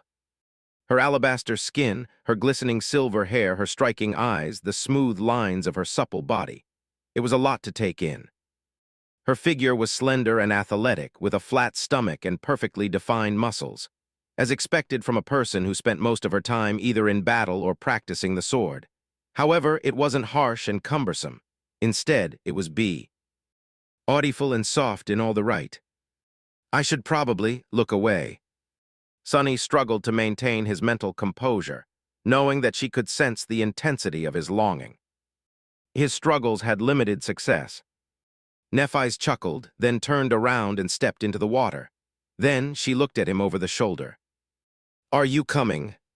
Sunny hesitated for a few moments. He wanted to, and he was going to eventually, but doing so meant that there was no way back, because he would have to dismiss the nebulous mantle to take a dive into the cool water. The mantle protected him from prying eyes and suppressed his presence. Once his presence was released, Nephis would get a better measure of his power. She might not realize that he was a saint immediately. Some masters had one too, after all. Sunny himself had emanated a subtle presence as an ascended, for example. Plus, 5 of his shadows were far away, which diminished the ferocity of his presence a lot. But still, Nephis would be able to realize the truth eventually. He wasn't quite ready to let that happen yet. Sunny smiled easily. "Go ahead first. I'll prepare things here and join you soon." She studied his face for a moment, then smiled and turned away. "Suit yourself." Not wasting any time, Nephis dove into the cool water, escaping the summer heat with a splash. She moved away from shore with powerful strokes, then turned onto her back and continued swimming while looking at the vivid blue sky. Her tranquil gaze was full of joy. Chapter 1810, Beautiful Gift. Sunny lingered for a few moments, then looked down and concentrated on setting the table. However, he couldn't help but throw glances at Nephis, who was enjoying herself in the water. His gaze was a little heated, but he tried to control his emotions as best he could, knowing that she might sense the nature and intensity of his desire. He was sure that she already had. Maybe Nephis did not mind, though. Sonny let out a quiet sigh. His shadow sense had expanded to envelop a vast area, reaching far and wide. From the sky to the bottom of the river, nothing could escape him. He knew that Neph could handle any danger hiding underwater, but he still felt protective. Today was her day off, which was an exceedingly rare event, so nothing was allowed to spoil it. Many kilometers away, a hideous monster was stealthily moving through the woods. Before it could take another step, though, shadows suddenly came alive all around it. The beast did not have any time to react or to let out a roar. It was swiftly pulled into the darkness and disappeared from sight. A few moments later, a stream of blood flowed out of the shadows. Sonny shook his head with reproach and continued pulling out snacks out of the picnic basket. There were all kinds of dishes for Nephis to choose from those she liked the most at the brilliant emporium. There was also a small brazier and a kettle to brew tea. He had prepared well. Eventually, Nephis had enough fun and swam back to the shore. Sonny was standing there peacefully, enjoying the breeze. Rising from the water, she swept her hair back and looked at him with an easy smile. "Aren't you hot, Master Sunless, all alone there on the shore?" He hesitated for a moment. "Not really. I've prepared the food. Would you like?" Instead of answering, she looked at him for a moment, then moved her hand unhurriedly. In the next moment, Sonny was splashed with water. He froze. "Oh, what just happened?" His brain refused to process the information. Noticing his startled expression, Nephis couldn't help but laugh. Her melodious laughter, so rare and beautiful, was carried away by the wind, and then she looked at him with a hint of a mischievous smile. Her tone was subtly teasing. "I feel a little cheated." Sonny stared at her silently for a few moments, then sighed deeply and lowered his head. Then the nebulous mantle dissolved into shadows. Immediately, the summer day seemed a little colder. The shadows hiding under the trees had grown deeper and darker. Their darkness, in turn, made sunlight more stark. Not wasting any time, Sonny pulled off his clothes. He was wearing a pair of simple black swimming trunks underneath his trousers. Finding them had given him a lot of trouble, actually, while he was preparing for the date. Everything else was fine, but something like that would usually be imported from the waking world. Obviously, Sonny had to run around the city a little to procure a suitable pair. The breeze caressed his naked skin, and at the same time, Nephis looked at him with a strange intensity in her calm gray eyes. Sonny's body was not at all like what one would expect from a gallant and scholarly enchanter. It was lithe, with not a gram of fat covering the lean muscles. His figure looked like something chiseled from marble by an enamored sculptor.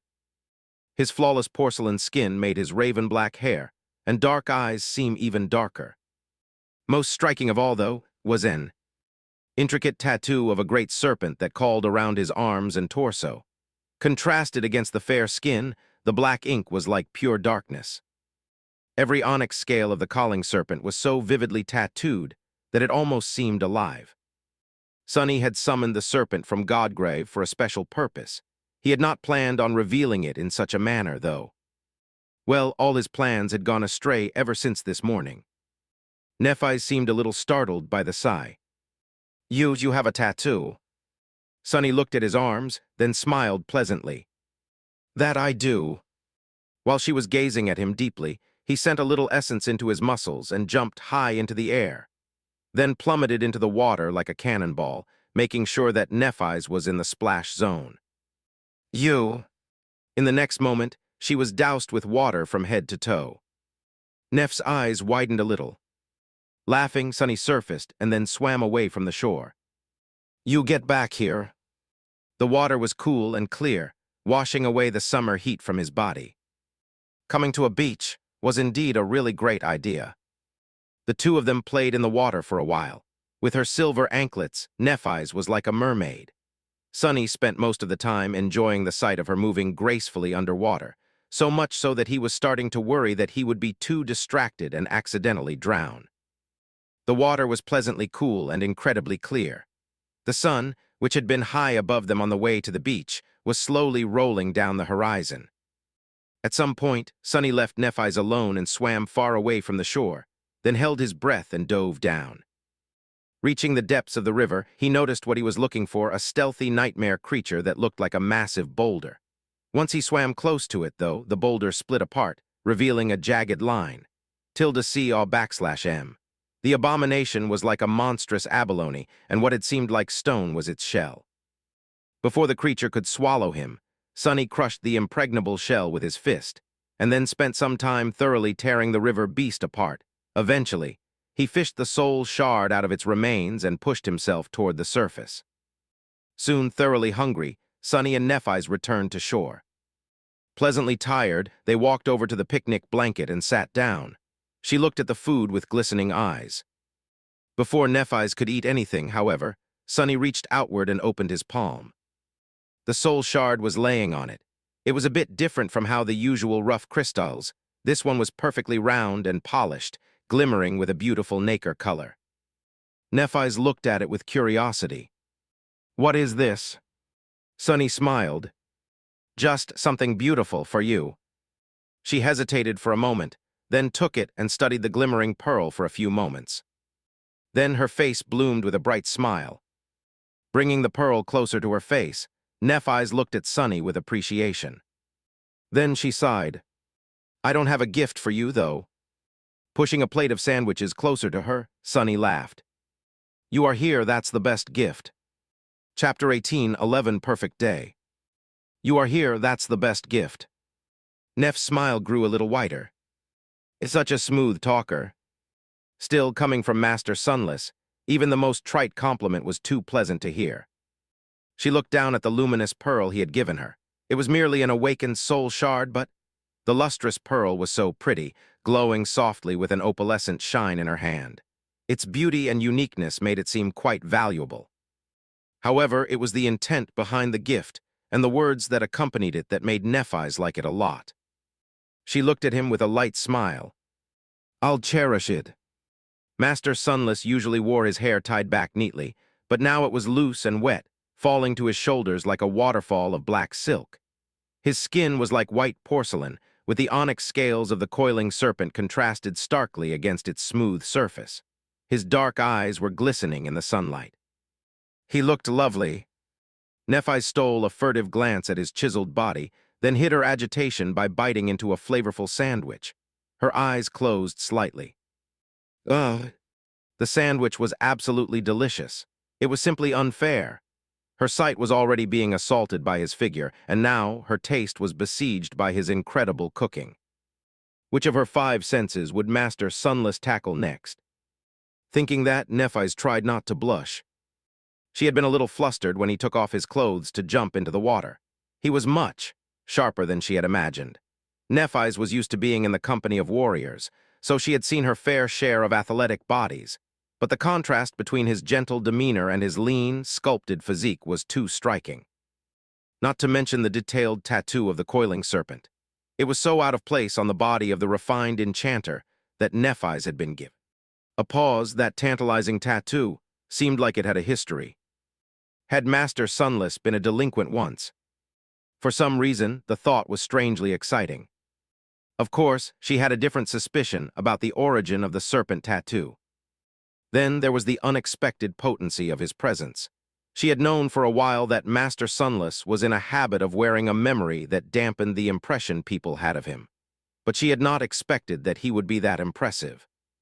His presence was subtle but undeniable, very fitting for a man whose affinity lay with zero shadows.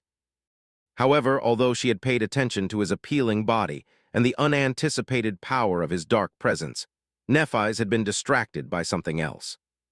When Master Sunless dismissed his mantle, there was another thing that was revealed. She had always felt that his longing was strangely muffled. It was there, but somewhat obscured from her senses. But when the black mantle came off, the burning heat of his desire was finally revealed to her in all its startling depth. It seemed that behind the humble, slightly melancholic exterior, Master Sunless was a man of great passion. That was why Nephis had been clustered. She had known that he felt a strong attraction to her, both on an emotional and physical level. However, it was quite a surprise to feel how deep that attraction went. It was not an unpleasant surprise, though, because Nephis felt a strong attraction, too. Otherwise, she wouldn't have agreed to see him in earnest. So, instead of being uncomfortable, she secretly felt pleased and flattered by his attention. Nephis had been grateful for the cold water at that time. It was all strange and not entirely like herself. She had never felt that way, at least not that she could remember. But being with Master Sunless spoke to something deep within her. L Cyrillic letter 456 GHTN backslash OVIA LS backslash AVIA tilde CO backslash M. He made her feel at ease, as if the two of them belonged together like two pieces of the same puzzle. He was just so pleasant to be around, she couldn't help herself. But that was fine. Nephis let go of these thoughts as she enjoyed the picnic prepared by Master Sunless. Everything was delicious. The tea was fragrant. The company was the best part. The glistening water, the rustling leaves, the embroidered blanket, the man sitting near her. It was all perfect, like the picture out of a book. She had not felt that relaxed in a long, long time. A disastrous war that would decide not only her own fate, but the fates of countless humans as well, was almost upon them. And yet, here she was, enjoying an idle day at a beach with a beautiful man. Nephis would have felt guilty about neglecting her responsibilities, but she knew that coming here today was also important. She was proficient with a sword and had spent countless hours practicing how to wield it. Therefore, she knew that pushing her body without reprieve only seemed appealing but would never produce a good result. The body needed sufficient rest in order to grow stronger and absorb what it had learned. Otherwise, it would simply collapse, destroying all the progress. It was the same with the mind. Nephis had 1,000 issues to think about and 1,000 strategies to plan. But it would not be good to drive herself into delirium by never allowing herself to relax. The mind needed rest, too. Persistent mental fatigue and sleep deprivation would only make it dull. She knew all these things well. But she had realized only recently that the heart was just like the body and the mind. Ear spirit needed reprieve from time to time as well. She couldn't just strain it endlessly and expect that nothing would break. Instead, she needed to maintain it carefully, just like she maintained her body and mind. So this idle time with Master Sunless was not irresponsible at all. There was no need to feel guilty about satisfying her desires. That was just her doing some much needed maintenance on her weary heart. Today was perfect. Finishing the sandwich, Nephis leaned forward to pour herself some light wine. However, at that moment, Master Sunless reached forward as well, aiming for the tea kettle. Suddenly, their faces were terribly close. Nephis looked at his lips thinking, I wonder, how soft would they feel to the touch? Chapter 18:12, Don't Let Me Be Misunderstood. Sunny was enjoying the sight of Nephis consuming the food he had prepared delightedly. He did not speak much and just looked at her, feeling that the day was perfect. Everything went much better than he had anticipated. It was so blissful, in fact, that he unconsciously expected a cursed titan to fall on their heads out of nowhere. Then he had to remind himself that he wasn't fated anymore. So it will probably be fine. Still, his mouth was suddenly dry at the thought. Not thinking much about anything, Sunny reached for the tea kettle.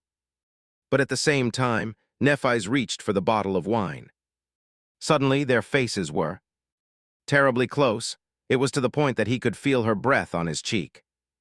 The two of them remained motionless for a few moments, looking into each other's eyes. Neff's gaze was calm, but also made him feel hot. His own gaze, Sunny had no idea. He felt that it was rather intense. Her tantalizing lips were so close. She did not exactly move, but he sensed a subtle tension in her muscles, as if she was about to lean closer. The leaves rustled softly all around them, and the setting sun painted by the sky in a million shades of golden radiance. Sunny took a deep breath and said, I need to tell you something. Just like that, the moment was gone. He sighed. I said that there were secrets that I might never reveal, but before anything else happens, there is one of them in particular I must share. So, Nephis remained motionless for a bit, then picked up the bottle of wine and leaned back. Pouring the greenish liquid into a glass, she exhaled slowly and took a sip. Then she smiled faintly. You don't really have to tell me, I already know. Sunny froze. His heart skipped a beat, no, a few beats. Suddenly, he was a little panicked. Hiding his frazzled state, he forced himself to breath and asked slowly, Lady Nephis, what exactly do you think you know? He had been gathering courage to admit that he was the Lord of Shadows for so long, but she already knew? No, since when? There were too many thoughts buzzing in his head. Nephis drank more wine and smiled wistfully. Well, it wasn't that hard to figure out, was it? She paused for a few moments, then sighed. Plus, I feel like you've been giving me hints since we met today. I would be a fool not to realize. Her tone wasn't particularly agitated, which was good. However, at the same time, why wasn't it? How could she be so nonchalant? Sonny had been agonizing about this issue for a long time, so he felt a little hurt by the fact that she could remain so calm about it. He also didn't know how she could remain calm. Nephis looked at him and continued. There are too few people with an affinity to shadows out there, but now I am suddenly surrounded by them. Additionally, you could not have expected me to know, given how rare and arcane this knowledge is. Tilde C or \M. But my experience in the third nightmare allowed me to draw a direct parallel between you and the Saint of Godgrave. Sonny trembled. What knowledge? Her smile grew a little gentle. That mantle you wear looks just like the ritual attire of a priest of the nightmare spell. The mask the Lord of Shadows wears is part of that attire as well. Now, it might be a coincidence for me to stumble on two people with high affinity to shadows, and it might be a coincidence for two awakened to possess memories inherited from the followers of Weaver. But both of these connections can't be a coincidence. He slowly poured the tea into his cup. It hung. Indeed, why had he not thought about that? Probably because the nebulous mantle was quite inconspicuous, unlike the eye-catching Weaver's mask. He had not expected anyone to attribute it to the cult of Weaver. But this was Anank's mantle, after all. Nephis knew it too well. Additionally, she had never been supposed to meet the humble shopkeeper, to begin with. Their unexpected relationship was the result of a messy series of unanticipated events. So, Sonny had not been as meticulous in maintaining his disguise as he would normally be. She knew all along. The idea was startling. Nephis, meanwhile, finished her wine and poured herself a little more. But mainly, it was the fact that the Lord of Shadows was too well informed about everything that is happening in both worlds for someone who is supposed to be a recluse. Knowledge like that can't be achieved without an information network. So, I figured that he has many agents scattered across the waking world and the dream realm. Sonny blinked a couple of times. Huh. With a sigh, Nephis put her glass down and added in a soft tone. The lineage of Shadow God has never been discovered. At least everyone thinks so. But all these facts hint that it has.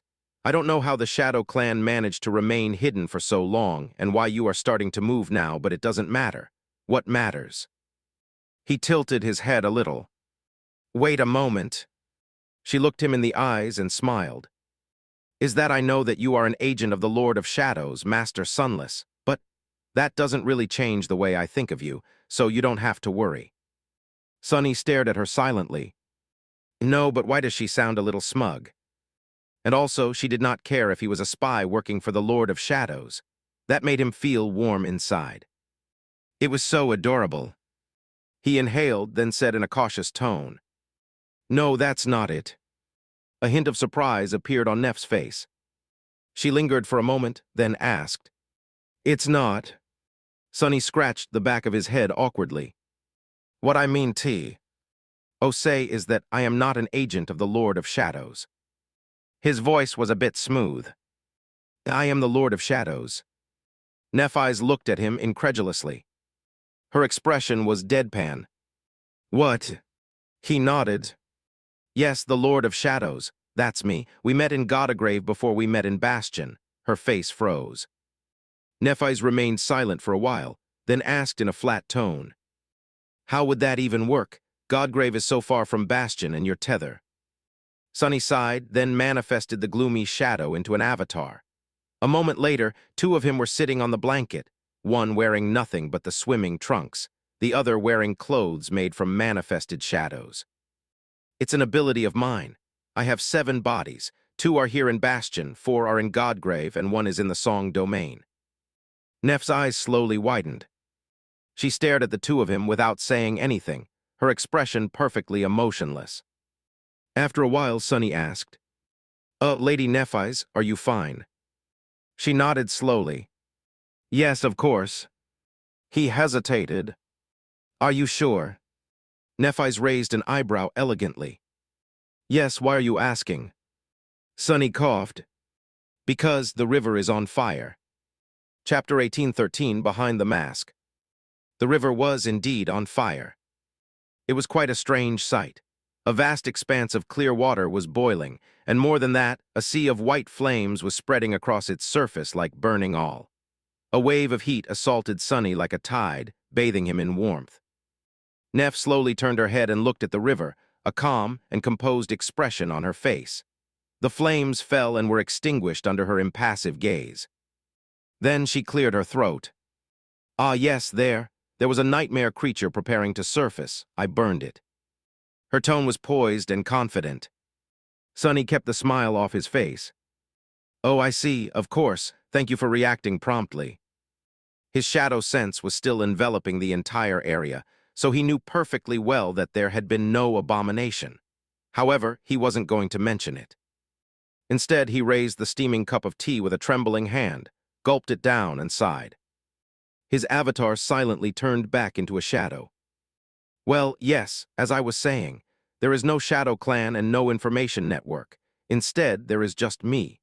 My transformation ability allows me to manifest my shadows as incarnations of myself. Nephis stared at him with wide eyes, stilly struggling to accept the revelation. Her voice turned a little subdued. Transformation ability, so. You are a saint. No, of course you are, because you are the Lord of Shadows. She closed her eyes for a moment. Then what about the other forms, the Shadow Colossus, the little crow? I was under the impression that the Lord of Shadows, that you, could assume these shapes due to your transcendent ability. Sonny scratched the back of his head. Those forms are made possible by a technique based on my dormant, awakened, and ascended abilities, as well as my aspect legacy. Nephis took a deep breath, then looked at him sharply. After a few moments of silence, she asked with a hint of agitation in her voice. You are really him, the Lord of Shadows? Sonny remained motionless for a bit, then extended an arm forward. Soul Serpent slithered under his skin, flowing into his palm. Then the intricate tattoo slowly disappeared, and the black Odachi appeared in his hand. He hesitated for a few moments, then gently placed the great sword on the sand.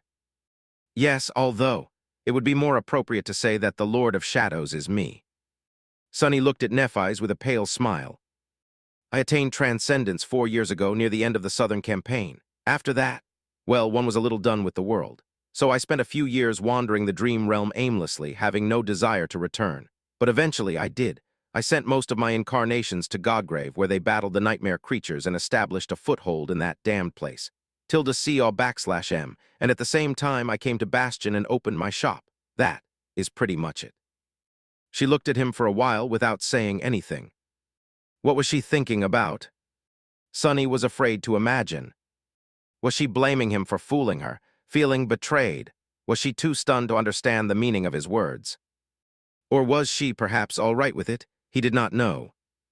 Nephis, meanwhile, reached for the wine lently, the bottle, not the glass. Nephis was reeling. She couldn't help but look at Master Sunless. No, Saint Sunless. No, was that even his real name? She couldn't help but look at the charming enchanter and mentally compare him to the sinister, cold, overbearing Lord of Shadows. Sunless was slender, beautiful, and nice. His features were very handsome, but not in a rugged kind of way. Instead, he was gallant and charming in a soft and charming manner. His onyx eyes were usually calm, with a hint of wry humor hidden in their dark depths.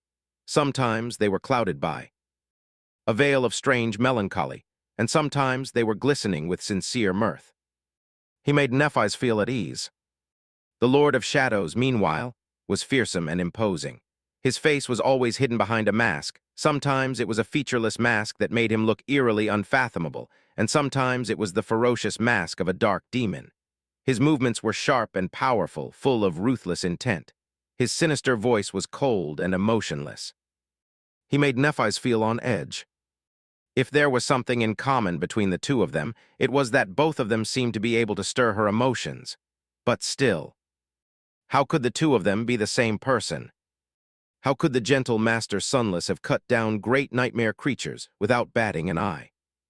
How could the aloof Lord of the Shadows have worn a homely apron and caringly prepared delicious waffles for her, placing a scoop of ice cream and fresh strawberries on top? She was failing to understand. My head hurts." Nephis asked a few questions to buy herself some time to process the impossible revelations. He answered them, but she barely heard the answers. "No way, it can't be. I mean, yes, I made the connection between the two of them. And yes, Master Sunless, Saint Sunless. He warned me that he has a lot of secrets. But... Mostly, Nephis felt stunned. There was a subtle hint of humiliation at being fooled as well. Or rather, of being a fool. But there was also something else. Beneath the shock and rejection, she couldn't help but think. Would it be so bad if the charming enchanter had turned out to be the Lord of Shadows? Nephis remembered her first meeting with the mysterious saint. She would have lied if she said that he had not fascinated her. His power, his beautiful swordsmanship, his cold arrogance. Back then, she had felt wistful, thinking that it would have been so nice to have a steady partner like that. Someone who could keep up with her, an equal. Of course, she had often wondered what was hiding behind the mask of the Lord of Shadows. It was a bit exciting to imagine. She was quite sure that he was young. But what did he look like? Was his face as cold and emotionless as his voice? Were his eyes as ruthless? Was he handsome? He had to be as a saint. Was he even a human?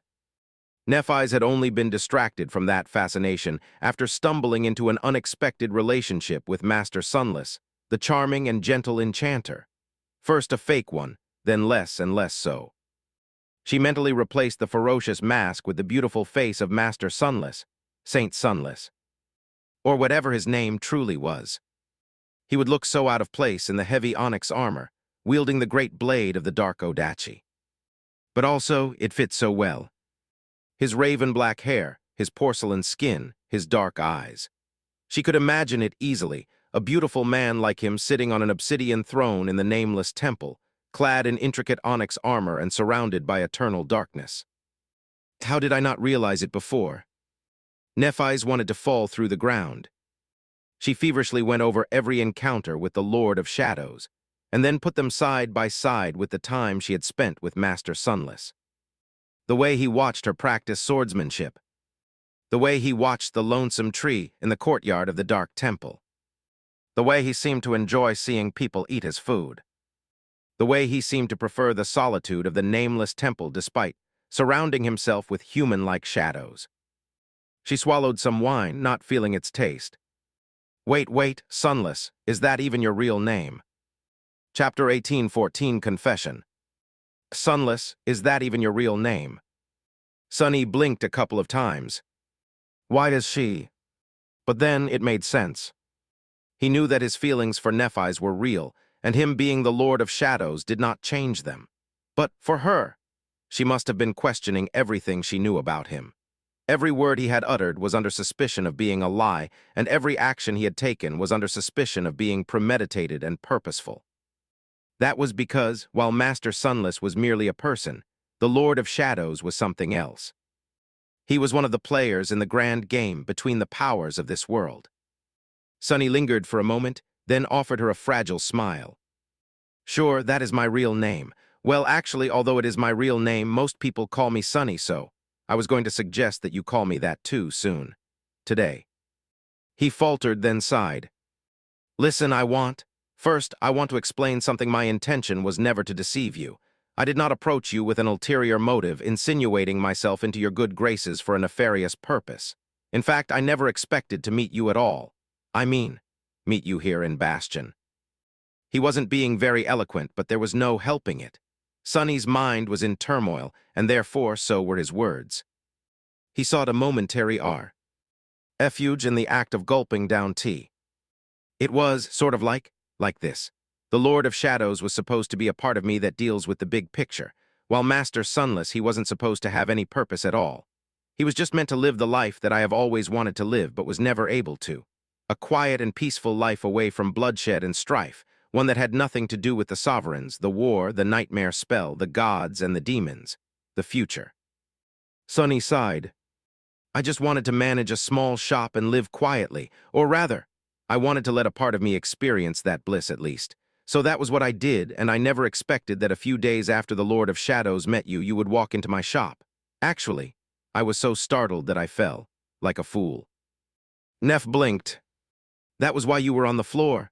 Sonny coughed and scratched his head in embarrassment. Yeah.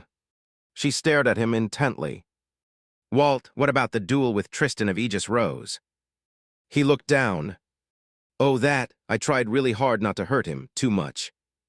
Nephis opened her mouth to say something, then closed it again. Then she opened it once more and covered it with a hand, as if mortified. Wait, so when she... Sonny smiled sheepishly. All right, that happened too. It was a bit funny, actually. Effie was in a habit of belittling the Lord of Shadows in an earnest attempt to help Outmaster Sunless win Nephis over. Her clumsy attempts to help missed the mark completely, of course, but were strangely endearing. Although, Nephis had indeed ended up seeing the humble shopkeeper in a favorable light, so maybe Effie actually knew what she was doing. Sonny wasn't sure at that point.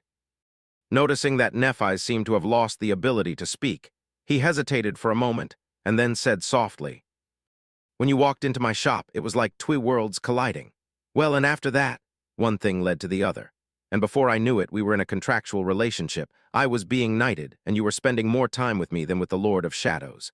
El Cyrillic letter 456 GHTN backslash Avia LS backslash Avia tilde CO backslash M, who was supposed to be the only incarnation of mine to face you. He hesitated for a moment.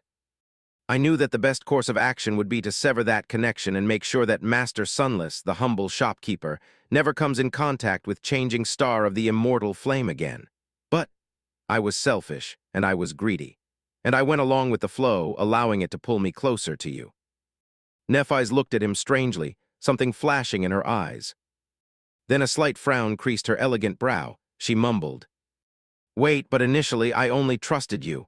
This version of you, because Cassie had vouched that you could be trusted, and she would not have done something like that without a thorough investigation. How did she miss all these clues? Sonny almost choked on his tea. Wiping his lips, he put the cup down and glanced at Nephis carefully. He said tentatively. Actually, Cassie was the first to find out. She made sure that I had no malice toward you and tacitly agreed to keep my secret, for a bit, so that I could tell you myself eventually.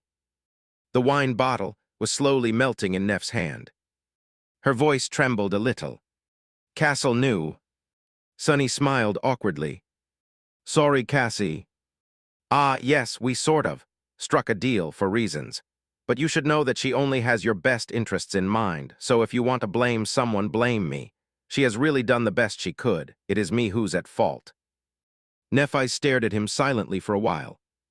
Then she stared at him some more. Sonny had a feeling that she was yelling at a certain blind seer currently in her head. He tried to imagine what Nephis was feeling. His imagination failed. Surely she was shocked, embarrassed a little, reeling. But maybe was there no possibility that she was a little happy as well? The Lord of Shadow wasn't her enemy, after all. In fact, they had built some trust and rapport in the recent months. They had fought side by side, and he was someone anyone would wish to have by their side on the battlefield. Someone who could support her on her treacherous path, not just treat her to a pleny between the calamitous battles. Wouldn't it feel nice to know that someone like that was also kind and caring, to her at least, and that he was willing, longed for, really, to be more than just an ally? Both the Lord of Shadows and Master Sunless were parts of Sonny, and together they made someone who could stand side by side with Nephis wherever she went, and support her in whatever way she needed. In short, I'm not that bad, am I? Nephis inhaled slowly, then said in a subdued tone, Which one of you is the real you? Sonny hesitated for a few moments, then said the truth. All of me is the real me. He looked away. It would be easy to say that one of my incarnations is a ma.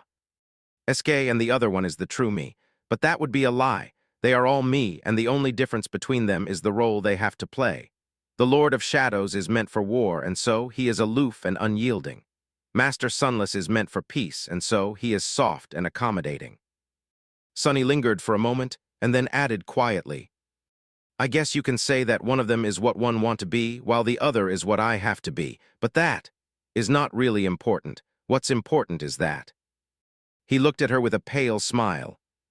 Both of them are me, and I am sincere in my feelings for you. You know it. You should have felt my longing. Nephis studied his face for a long time.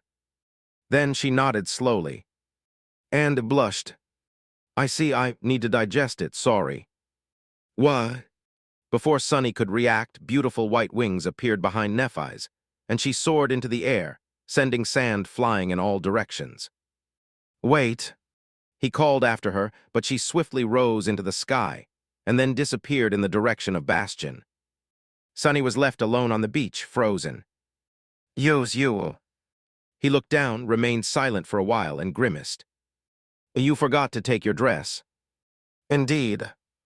Nephis was in such a hurry to leave that she had forgotten to pick up her white summer dress. Of course, she could summon a memory armor to cover her body at any moment, but still. Sunny sighed deeply. He didn't regret confessing his identity to her. He would have felt uncomfortable going further without doing that. But he did regret it a little. Their perfect date was ruined. And yet, he looked at the sky silently. There at the end, her reaction wasn't that bad, was it? It wasn't. In fact, it was a little promising. Chapter 18:15 Stranded. The sky above the Moon River plain was gray and unfriendly. Drops of cold water were dribbling from above, and the winds were blowing above the barren wasteland, howling as they dove into the canyons. Rain sat in front of the crackling fire for a few minutes, staring somberly into the distance. Her body was bruised, but there were no serious wounds. Her mind was clear. It was just that the situation was a bit bleak. Rain sighed heavily, then inspected her surroundings. Well, there wasn't much to inspect. The stony wasteland was nearly featureless. There were a few twisted, dead trees a dozen or so meters away. Beyond that far away stood a weathered ruin. The canyon was on the other side, a stone throw away. Next, she inspected herself and grimaced. Rain was wearing her usual leather pants, Henley wool vest, and jacket. She was not going to suffer from the cold because her body was protected by her worn-out military bodysuit, but her warm coat was still in her pack, which was back with the survey team, full of survival equipment. The last time she had seen her sword, it was impaling the abominable hand to the ground. Her bow and quiver were now somewhere at the bottom of the canyon. The only weapons she had left were the hunting knife in the sheath attached to the small of her back and a dagger hidden in her boot. It wasn't much. However, what concerned Rain the most was not the lack of weapons, but the lack of simple tools. There was no food or water either. Luckily, there was a young lady from a noble clan. Tamar had to have a few useful memories in her soul arsenal. Rain rubbed her face, then rose and walked over to the unconscious girl. After inspecting her carefully, she scowled and cursed quietly through gritted teeth. Damnation! Tamar wasn't in a good shape. She was not at death's door, but her body was terribly battered. Her face was bruised, and judging by a slight grimace that contorted it with each breath, so were her ribs. One of her arms was badly injured. If not for the vambrace of her enchanted armor, it would have been mangled even worse. Worst of all, both of her legs seemed to be broken. She must have been slammed against the wall of the canyon or had been caught between rocks, being tossed around by the current. Well, it was already a miracle that they had managed to survive. In fact, Rain should have been worse off than Tamar, whose awakened physique was much more robust. Her teacher must have made rescuing her a priority. Rain sighed deeply. She wasn't particularly fond of the haughty legacy, but there was also no animosity between them. So, seeing her in such a sorry state made Rain feel despondent. Tamar had chosen to catch the falling laborer instead of saving herself after all. If she had been more selfish, she might have avoided getting hurt altogether. Stupid woman! Rain stared at the unconscious girl for a while, then rose and walked away. She returned a couple of minutes later, carrying a few sturdy branches. Awakened were much stronger than mundane people, and could recover from many terrible wounds. They healed much faster. Tamar seemed to have already saturated her core, as well at that despite only awakening a couple of months ago. One of the perks of being a legacy, I guess. She must have received a treasure trove of soul shards immediately after becoming an awakened. Legacy clans were known to provide their young with a lot of support. Granted, not quite to that degree, Clan Sorrow must have liked pampering young Tamar. Or rather, they probably were in a hurry to make her as strong as possible before the start of the war. The thought made Rain feel cold. In any case, Rain wasn't too concerned about the younger girl. She would make a full recovery before too long. However, this was the dream realm. They were lost and far away from other humans. Their situation was rather precarious. Taking off her jacket, Rain hesitated for a few moments and unsheathed her knife. She cut her Henley and then tore off its sleeves with a regretful expression. Finally, she sat down on the ground and started to cut the sleeves into thin strips of fabric, meaning to make them into cords. It was better to set Tamar's bones before she regained consciousness. Once the cords were ready, Rain returned the knife into its sheath and approached the legacy girl. Her greaves and cuisses were in the way, so Rain had to unstrap them. Memory armor was rarely donned and stripped, since Awakened could simply summon and dismiss it. However, that did not mean that it couldn't be taken off normally. Granted, Rain wasn't very familiar with how all these plates of metal were fastened to a human body and each other. So she fumbled a little. She was in the process of trying to remove a greave when something about her surroundings subtly changed. Looking up, she was a little startled to see that Tamar had opened her eyes and was staring at her dazedly. What are you doing?" The legacy girl's voice sounded hoarse. Rain looked down. From the side, it surely seemed like she was trying to loot the half-dead young lady for a pair of boots, like a complete scoundrel. Rain smiled sheepishly, and then said in a friendly tone, "Don't scream." Tamar looked at her in confusion. Then her eyes widened and she let out a stifled groan. The pain had finally caught up with her. "Argsaya, damn it." The young legacy slumped on the ground and gritted her teeth, reeling from pain. Rain, meanwhile, let go of the greave and shook her head in dejection. All that work completely in vain. She waved to attract Tamar's attention. "Hey, Lady Tamar, dismiss your armor." Tamar looked at her silently for a few moments. "Why?" Rain inhaled quietly, then tried her best to imitate the tone her mom had used to make her younger self take medicine. "Your legs are broken. I need to set the bones. Well, unless you want them to heal wrong." The young legacy gritted her teeth, then raised her torso and looked down. A few moments later, she fell back on the ground, her face turning pale.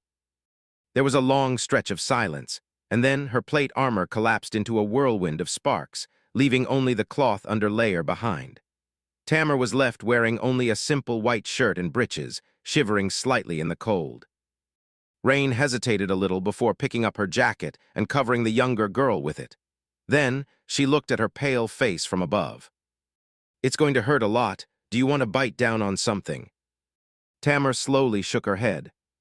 "Just to do it." "Well, suit yourself." Rain returned to her feet, picked up on them gently, placed her hand on her calves, and said gingerly, "Listen, I'm going to count to 3, 1. Without saying anything else, she pulled. In the next moment, Tamar clenched her fists and let out a string of curses. Or at least she must have thought that they were curses. In fact, this proper young lady had no idea how to properly curse. It was a bit adorable. You said you would count to 3. Rain shrugged nonchalantly. "I lied." Chapter 18:16 Simple Porter. Tamar handled the pain surprisingly well. Rain herself was no stranger to pain, but she had never been hurt that badly. She wasn't sure if she could have maintained composure in a similar situation, at least without a dire need to stay composed. Humans were wired to abhor pain, so there was nothing wrong with showing a bit of weakness. But after that first string of curses, the young legacy stayed silent and simply glared at Rain intensely. It was as if she was inviting her to try her worst. "Weirdo." Luckily, Rain was quite good at treating injuries. All children learned the basic treatment procedures in school, and she had been additionally schooled on how to deal with most injuries in the wilderness by her teacher. So, Tamar did not have to suffer unnecessarily. After the bones were set, Rain told her to summon back her boots, and then went about making splints from the branches and cords she had prepared. While she busied herself with it, Tamar finally spoke. Use Ronnie. Rain glanced at her briefly, then looked back down. Huh, she remembers my name. What? The legacy Guy. Arel inhaled slowly. Where are we? Good question. Rain hesitated for a few moments, coming up with a believable lie. Sadly, the fact that they were alive was quite unbelievable.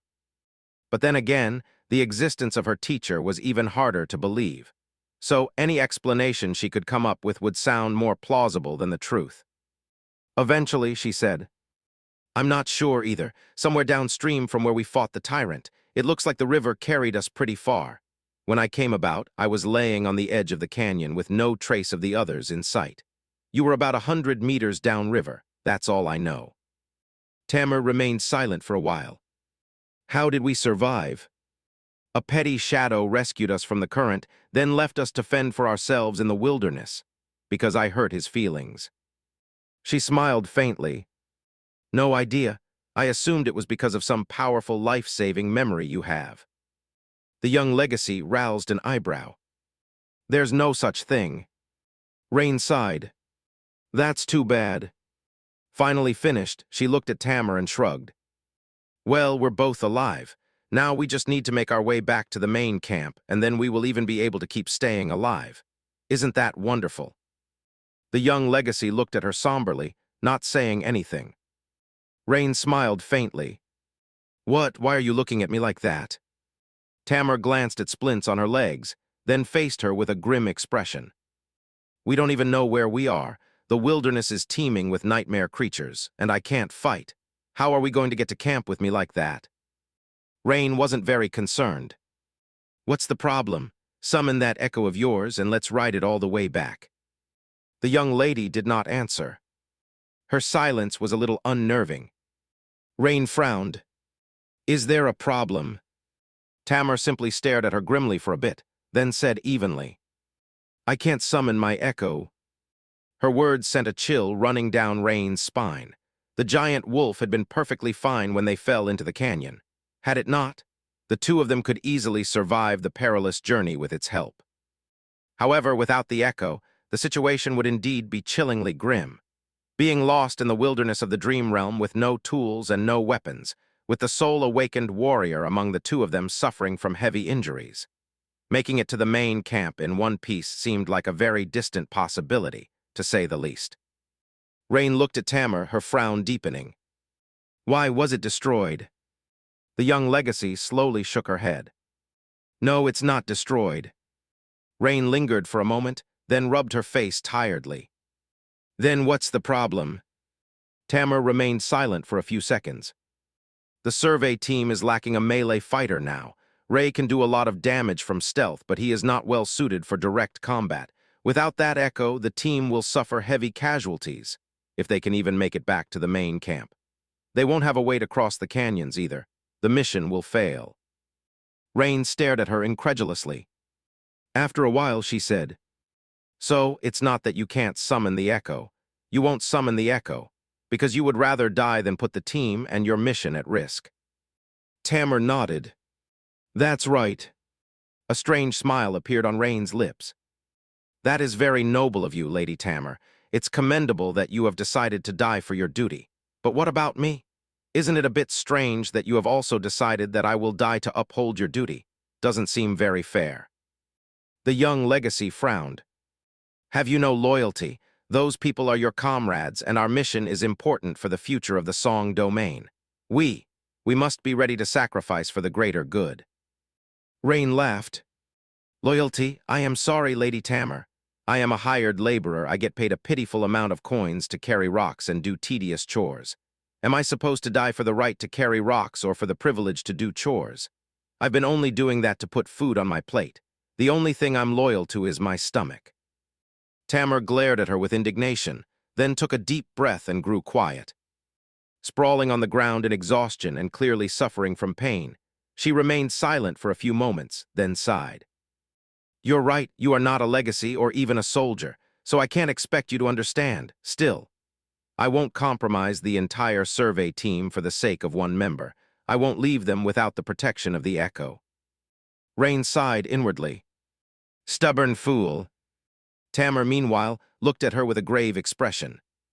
But I also can't expect you to share my burden, so leave me. Your legs are perfectly fine. You stand a chance of making it back alive without me. I've seen your skill. You are not defenseless, so I'll give you a few of my memories. You won't be able to use the enchantments, but they will still be helpful. If you are careful enough and lucky enough, you'll survive.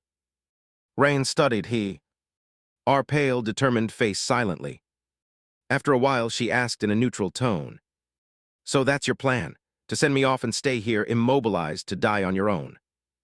Tamar raised her chin arrogantly. "Who says I'll die? I'll crawl and find a good place to hide. In a week or two, the survey team will reach the main camp. Then, someone will come to find me. I just need to last for a while." Her tone was confident, but her words did not sound very convincing. Rain did not say anything for a while, then massaged her temples with a grimace. Eventually, she said, "Fine, don't summon your damned echo. Instead, summon a rope or a cloak, something like that." Tamar frowned in confusion.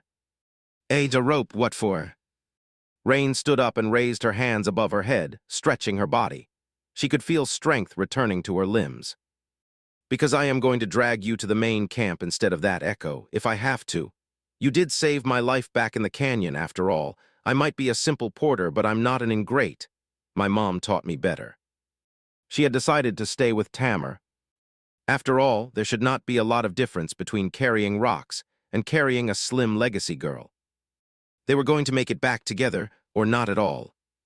Chapter 18:17 Shelter and Food. Among Tamar's memories, there was an enchanted cloak. Its enchantment wasn't very useful in their current situation, but the cloak itself was just what Rain needed. Harvesting 2 long branches from the dead trees, she used it to create a makeshift stretcher. Rain held the front end of the stretcher, while the rear end dragged on the ground. For the young legacy, it wasn't the most comfortable way to travel, but if she was suffering, she did not let it show. As for Rain herself, she quickly warmed up from the strain. Hauling Tamar over a long distance in this manner was not very plausible, but luckily, they weren't going far just yet. For now, their plan was to find shelter and wait for about 10 days before summoning the echo. That much time should be enough for the survey team to return to the main construction camp, or at least get close to it. So, all Rain and Tamar had to do was survive that long. It was especially important that Tamar remained alive, because with her death, the echo would disappear as well. Then, the survey team would be in peril. Remembering the porters she had become friends with, Rain grimaced. She had put on a cynical facade in front of the young legacy, and although there was some truth to her words, in all honesty, she wasn't willing to save herself by sacrificing those people elder. Plus, Rain was not helpless. Although the Moon River Plain were much more dangerous than the wild reaches around Ravenheart, she still stood a fair chance of surviving here. "I'll take it one step at a time." For now, they had to find shelter, then procure food and water. After that, she was going to think about it later. Soon the ruins drew near. They were too large to be a solitary building, but too small to be the remains of a town. Stone walls rose from the ground, once tall and magnificent, now crumbling and covered in cracks. Rainwater was spilling out of the cracks, and it seemed as if the ruins were weeping. There was no telling what that place had been once, and currently, Rain wasn't that interested in solving the mystery. Instead, her gaze fell on the ground and grew tense. "Damn it!"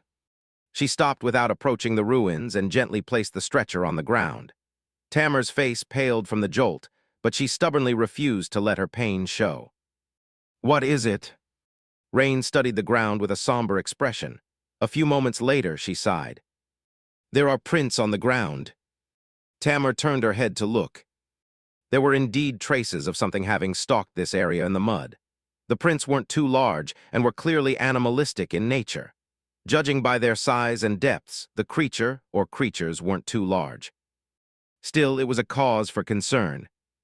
The ruins Rain had hoped to take shelter in were occupied. The 2 young women looked at each other silently. Eventually, Tamar asked, "What do you want to do? We can go further away from the canyon." Rain remained silent for a while, then slowly shook her head. "There's no point. Whatever it is that lives in the ruins will be faster than us by far. Once it crawls out and catches our scent, it will find us no matter how much distance we can cover before nightfall. Which wasn't much distance at all. The state of the paw prints hinted that they had been left many hours, but less than a day ago. So, Rain suspected that the inhabitant of the ruins was a nocturnal predator. Even if she hauled Tamar away with all her strength, they were not going to outrun a nightmare creature. She sighed. It has to die. Rain looked at Tamar, then asked her to summon her memory weapons. Soon, a small arsenal appeared from sparks of light on the ground in front of her. The brutish Zweihander was a beautiful and fearsome weapon, not to mention utterly deadly. Unfortunately, Rain could barely lift it. She could muster just enough strength to swing it from side to side in a crude and graceless arc, but there was no hope of doing that with any semblance of speed and accuracy, which meant death in an actual battle. To her delight, Tamar possessed an enchanted bow and a quiver of arrows as well. But Rain could not even draw the bow. It was too heavy, and one would have to have a bear's strength to bend its limbs. There was a beautifully austere battle spear as well. Sadly, it was even worse than the Zweihander. While its weight wasn't as great, the balance was different, so Rain almost toppled while trying to lift it. Dejected, she stared at Tamar for a few moments, gaining a new appreciation for the younger girl's slender physique. How is she so strong with a body like that? The young legacy had been brandishing the brutish greatsword with elegant ease, and even jumping over canyons while wielding it. Awakened possessed immense physical prowess, but Tamar seemed especially strong, or at least knew how to utilize her strength especially well. Shaking her head, Rain gave up on the Yaug legacy's main weapons. Instead, she only picked up a Kynjal, a simple double-edged dagger with a straight blade and a sharp tapered tip. It had no guard or decorations to speak of, but there was a lethal beauty to its simplicity. The length of its broad blade was a bit too long to be a dagger, but a bit too short to be a short sword. Rain weighed it in her hand and nodded. I'm off. Tamar grimaced and tried to crawl off her stretcher. Wait. She picked up the enchanted bow and pulled the quiver closer to herself, then sat up, facing the ruins. If you can't handle it, draw it into the open. I'll try to bring it down from the ground. Rain studied her for a few moments with a neutral expression. She was trying not to smile.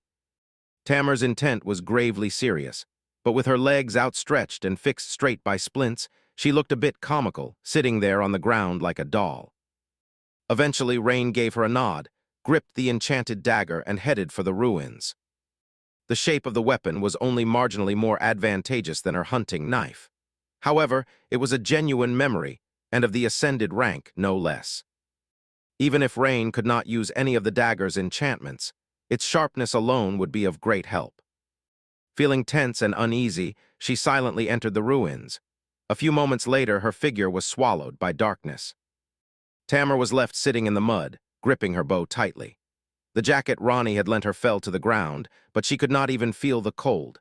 Looking down at the jacket, she noticed that it was lined with a fine alloy mesh. The stitching was very neat, but it had clearly been reinforced to become a makeshift piece of protective gear by hand.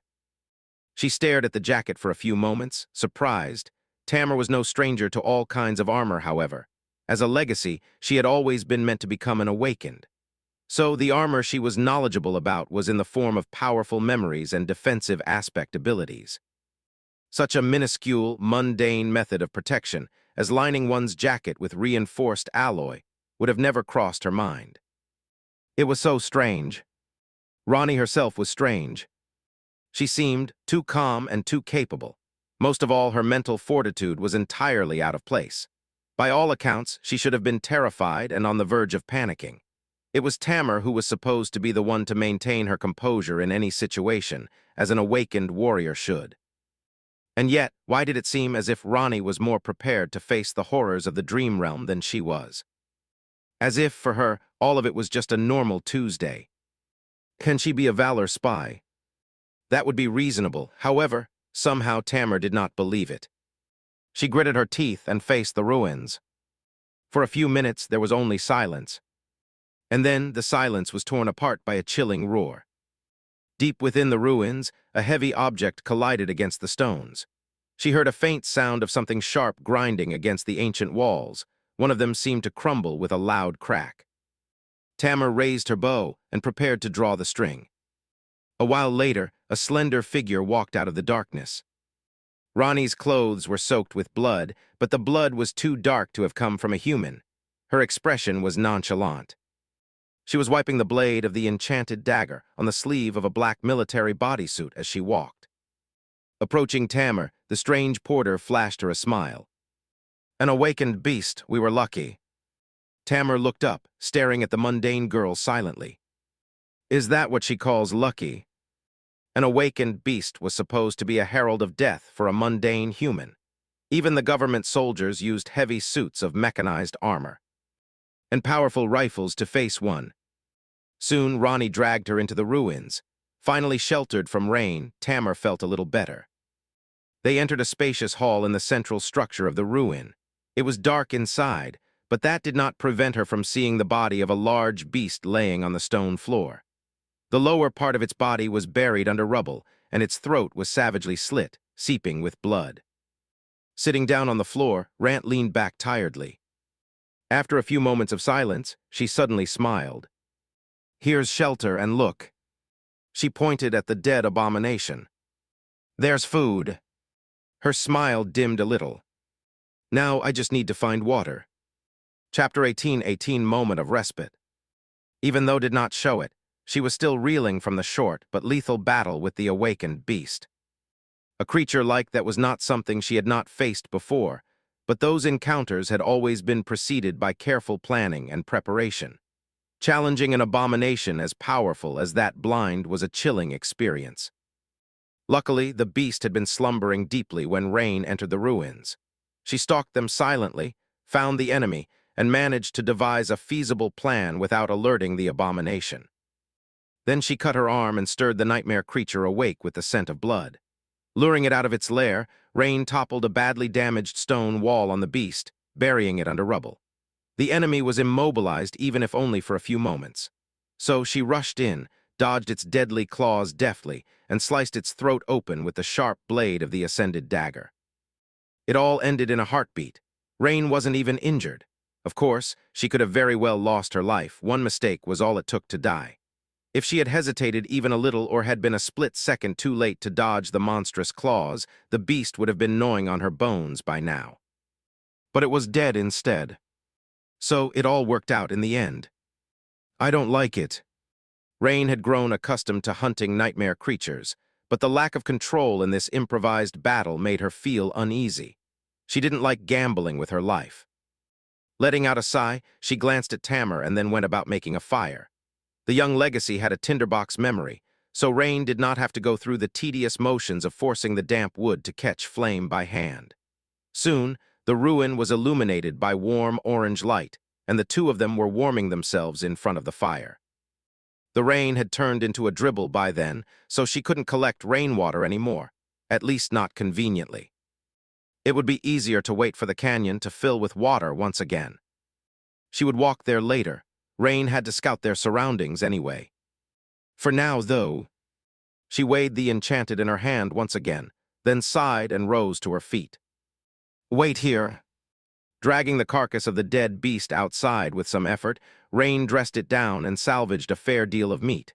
She had no salt to cure it, and there was not enough wood to smoke it, so most of the meat was destined to spoil shortly. If they were lucky, though, it could last them just long enough. Returning inside, Rain skewered the meat on sticks and began to roast it. It would have been better to do it over coals, but open fire worked as well. Tamar observed her actions silently.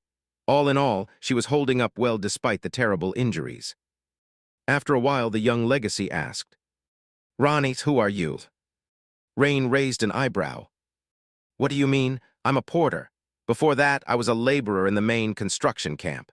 They pay members of survey teams much more, so I volunteered." Tamar scrutinized her for a few moments, then shook her head. "You are too skilled to be a simple porter. Archery, swordsmanship, wilderness survival. Most of all, your mentality is not that of a mundane person." Rain looked at her dubiously. "I'm sorry, Lady Tamar, but have you spent a lot of time with mundane people?" The younger girl frowned. "What do you mean?" Rain smiled and concentrated on the roasting meat. I mean that you legacies are a bit isolated from the rest of us mundane folks. You grow up being trained by your clans instead of going to school, and only attend the academy for a month or two to make connections with fellow sleepers. Then, you assume an important position and spend all your time surrounded by awakened warriors.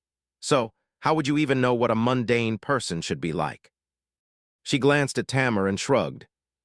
Well, all right, I might be a bit of an outlier, but still. Why can't I have great combat skills? Every child in the world is trained to be able to defend themselves. I trained especially diligently, both in school and with private tutors. That was because once upon a time, a nightmare gate opened near me, so I was motivated. Rain paused for a moment, and then added with a shrug. I worked long and hard to prepare myself for the first nightmare. It was just TH. At my nightmare never came, I wasn't chosen by the spell and remained mundane. There is no inherent difference in skill or determination between mundane people and awakened, wouldn't you say? It's just a matter of luck. Tamar studied her for a bit, then asked, That might have been so in the past, but the situation is different now. With your talent and skill, you stand a great chance of surviving the first nightmare. So why didn't you apply to challenge one? L Cyrillic letter 456 GHTN backslash OVYLS backslash AVYSCO backslash M. All you had to do was return to the waking world and let the spell take you. Your training would not have been wasted. Rain remained silent, then sighed. People don't just risk their lives for no good reason. I value my life a lot, you know, because there is someone out there who treasures it. Her expression turned somber. She hesitated for a few moments and then added, My older brother died challenging a nightmare. My parents have suffered enough, so I don't want to risk putting them through that pain again. Rain did not expect the proud legacy to understand. Legacies were a ruthless bunch, after all. But to her surprise, Tamar seemed to feel her words deeply. The younger girl lowered her head and looked at the ground. After a while, she said stiffly, And mine too.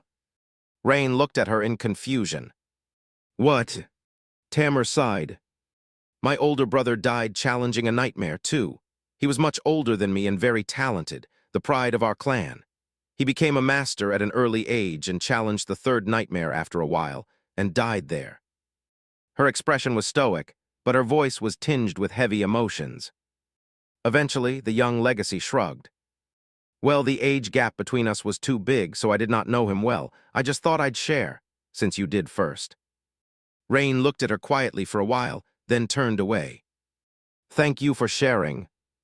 With that, she pushed a skewer of roasted meat into Tamar's hand and rose to her feet. Now eat, I'll go scout the surroundings a bit. Rain left the ruin and explored the area a little, eating the meat as she walked. Eventually, she made her way to the edge of the canyon. All in all, the situation seemed much less dire than she had expected. There did not seem to be any more nightmare creatures around, which meant that they would probably be able to hide in the ruins for many days. Now she just needed to collect water. Sitting at the edge of the canyon, Rain sighed and looked down into its dark depths, waiting for the chasm to start weeping. What will I use to collect water? Unless Tamar has a suitable memory, her helmet will have to do. At that moment, her body suddenly tense, and her eyes widened. Her expression froze, because she saw, out there in the depths of the canyon, a massive shadow was moving, grabbing onto the rocks with its countless hands. Chapter 18:19 pursued. Rain froze, afraid to move. There below her, far away, something was moving in the darkness. Sunlight did not reach that deep into the canyon, but she was still able to discern a vague and frightening shape. The creature was immense and hunched, with countless arms protruding like a sinewy forest from its massive hump. She thought she saw a clawed hand reaching up to grab the weathered rocks, and in the next moment, an echoing sound of rolling stones rose from the canyon. Rain's whole body grew tense. The awakened tyrant they had fought before falling into the river seemed to be alive. Worse than that, it was here now, either by coincidence or because it had followed their scent. For a moment, her heart was drowned with fear. She had battled and slain many nightmare creatures. Most of them were dormant while some were awakened. The strongest of them had been the huntsman, and barely survived that fight. There was no chance that she would be able to survive a battle against an awakened tyrant. That creature was not something a mundane person could ever kill. Not even an awakened would face it alone, Even a full cohort was not always enough to deal with a tyrant. To Rain, the hideous abomination was like a herald of death. Still, she forced herself to calm down. Fear was not going to help her. What would, though? Nothing came to mind. Run, we must run. That was the only logical conclusion. Forgetting to breathe, Rain slowly backed away from the edge, trembled as she turned her back to it, and silently rose to her feet. Then she took several cautious steps forward and broke into a sprint. Damn it, damn it, damn it. So much for hiding from danger in the ruins. So much for waiting for 10 days. Not only had danger found them, but it was also of a kind that they had no hope against. Rain glanced at her shadow and hesitated, not knowing if she should say something. Her teacher had been strangely silent since the morning, as if he wasn't there at all. In the end, she didn't say anything. Entering the ruins, she saw that Tamar was laying on the floor, staring at the ceiling with a bleak expression on her face. The younger girl was in terrible shape, so Rain had hoped that she would have an opportunity to rest and recover a little. Sadly, that was not in the cards anymore. Noticing Rain's hurried motions and grim expression, Tamar rose on an elbow and scowled. What's the matter? Rain was already rolling the strips of monster meat into her jacket, knowing that hunger and physical strain did not go well together. In the wilderness, food was life and hunger was death. Get on the stretcher. She paused for a moment and then added darkly, the damned tyrant has followed us. It is climbing up the canyon. Tamar's eyes widened. She froze for a moment, then gritted her teeth and silently crawled onto the makeshift stretcher. Rain threw the rolled jacket to her, then grabbed the handles and grunted. Ugh. The young legacy girl wasn't exactly heavy, but she still weighed much more than Rain could carry comfortably. Worse still, that weight wasn't distributed evenly between her shoulders and waist, like that of a backpack would. Dragging her to the ruins was a bit of an exercise, but would Rain be able to drag the stretcher across many kilometers of rough terrain? Not without killing herself, most likely. Curse it all. There was no time to think, for now she had to create as much distance between them and the tyrant as possible. There was still a possibility that the creature had been carried to this corner of the Moon River Plain by the same current as them, so it could have been here by coincidence. In that case, they still had a chance to escape. If not, let's go. Rain dragged the stretcher out of the ruin and hesitated for a few moments, a lost look on her face. Where were they supposed to head? Every direction was the same except for where the canyon and the tyrant were. So Rain felt inclined to rush in the opposite direction from the abomination, going west. But she decided to ask Tamar's opinion first. As if guessing her thoughts, the legacy girl spoke quietly from the stretcher. The canyons of the Moon River Plain typically stretch from north to south. We have been carried far south by the river, so the main camp should be somewhere northwest of our position. She hesitated a little and then added, however, we don't know how far we were carried exactly. It may be more prudent to head further south instead. That way, we might reach the edge of the plain and find the Lake of Tears. The Lake of Tears and the great waterfall, Weeping Goddess, were where Clan Sorrow's citadel stood. Rain remained motionless for a few moments, considering her options. The main construction camp of the road crew was northwest of their position. The Lake of Tears was somewhere south. The problem was that they did not know which one was closer. Eventually, she decisively turned south. Her choice was very simple and had nothing to do with distance. She chose the Lake of Tears simply because they would have to follow along the canyon to reach it, which meant that they would most likely not have to cross other canyons on the way. With Tamar incapacitated, crossing even one could become an insurmountable obstacle, not even taking into account that they might end up being pursued by an awakened tyrant. L Cyrillic letter 456 GHTN backslash OVYA LS backslash AVYA tilde CO backslash M. Wasting time was a luxury they did not have. So really the Lake of Tears was not the best choice. It was simply the only choice. Gritting her teeth, Rain strained her tired body and pulled the heavy stretcher south. At that moment she was thankful for the cloudy sky and the cold dribble. Even though her face and hair were already damp, the dust covering the stony plain had turned to mud.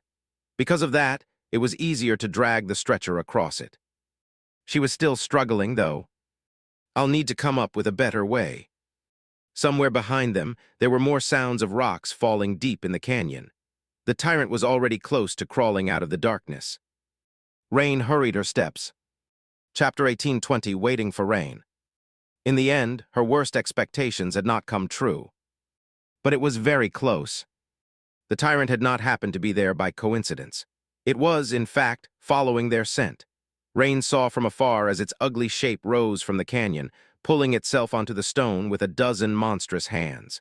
The creature looked like a hideous giant that was on the verge of toppling under the weight of its bulging hump. However, it wasn't really a hunchback. Instead, the mound on its back was simply there to allow for countless arms to protrude forward, all ending with terrifying claws. The most eerie part was that the abomination looked vaguely human-like, as if it had been a person once. If it had, then it must have been eons ago. After climbing out of the canyon, the tyrant spent some time wandering near the edge, its oversized head low to the ground. Dragging Tamar away with all her might, Rain couldn't help but glance back into the distance from time to time. She couldn't understand what the tyrant was doing. But when it wandered to the ruins, spent some time there, then stumbled south, she realized something. The abomination was sniffing for their scent. That would mean that they were done for, only it didn't, because there was one detail playing to their advantage. The tyrant was blind. Rain herself had blinded it, putting 2 arrows through its eyes. So even though the creature seemed hellbent on following them, it couldn't simply rush in their direction. It had to follow their scent laboriously, stumbling across rough terrain as it forged a path forward. Its hatred seemed to be truly boundless, though because even after a few hours the ghastly figure could still be seen far in the distance, wandering the plain in search of them. They couldn't lose it. Curses! Rain was slowly increasing the distance between them and the tyrant. Her arms were on fire, as if her muscles would melt at any moment. Her breathing had turned hoarse, and she felt like she was drowning. It took all of her resolve and determination to keep pushing forward, dragging the makeshift stretcher behind her. Just a few hours had passed, and she was already in such a sorry state, so despite the fact that the distance was increasing, Rain did not feel at ease. That was because she knew that she wouldn't be able to keep this pace up indefinitely. More than that, once the night fell, they would have to stop. She would need to rest. Tamar was not doing too well, either with her injuries. What she needed was to remain still and recuperate, not be jolted painfully every few moments as her stretcher dragged across bumps and creases. L Cyrillic letter 456 GHTN backslash Avia LS backslash Avia tilde CO backslash M. Her broken legs had to be a cause of constant torment. Even if Rain could push through her exhaustion and Tamar could endure the rough handling, it was simply too dangerous to travel across the Moon River Plain at night. Despite the abundance of moonlight, it would still be dark, and the fact that there was a nightmare creature pursuing them did not mean that there would be none ahead of them. Bad, it's bad. Unlike them, the tyrant did not need to rest. It was not afraid of the darkness either. So Rain had to get as far away from him as possible before nightfall so that they would not be caught until dawn. What would happen if the abomination did find them? Sucking in a hoarse breath, Rain glanced at her shadow again. Her teacher was mercurial and unfathomable, but she was pretty sure that he would not let her die. What about Tamar, though? Would his benevolence extend to a stranger from a legacy clan? She wasn't sure. The lives of the survey team members were also tied to Tamar's life. So Rain could not stop. I'm going to die. It felt like she would die from the strain long before the abomination caught her. And yet she persisted. By the time the sun disappeared behind the horizon and the 3 moons rose into the sky, she could barely feel her hands. But she could not see the tyrant anymore either. Rain found a stone mound to shield them from the wind and placed the stretcher down. Then, she simply fell to the ground, breathing heavily.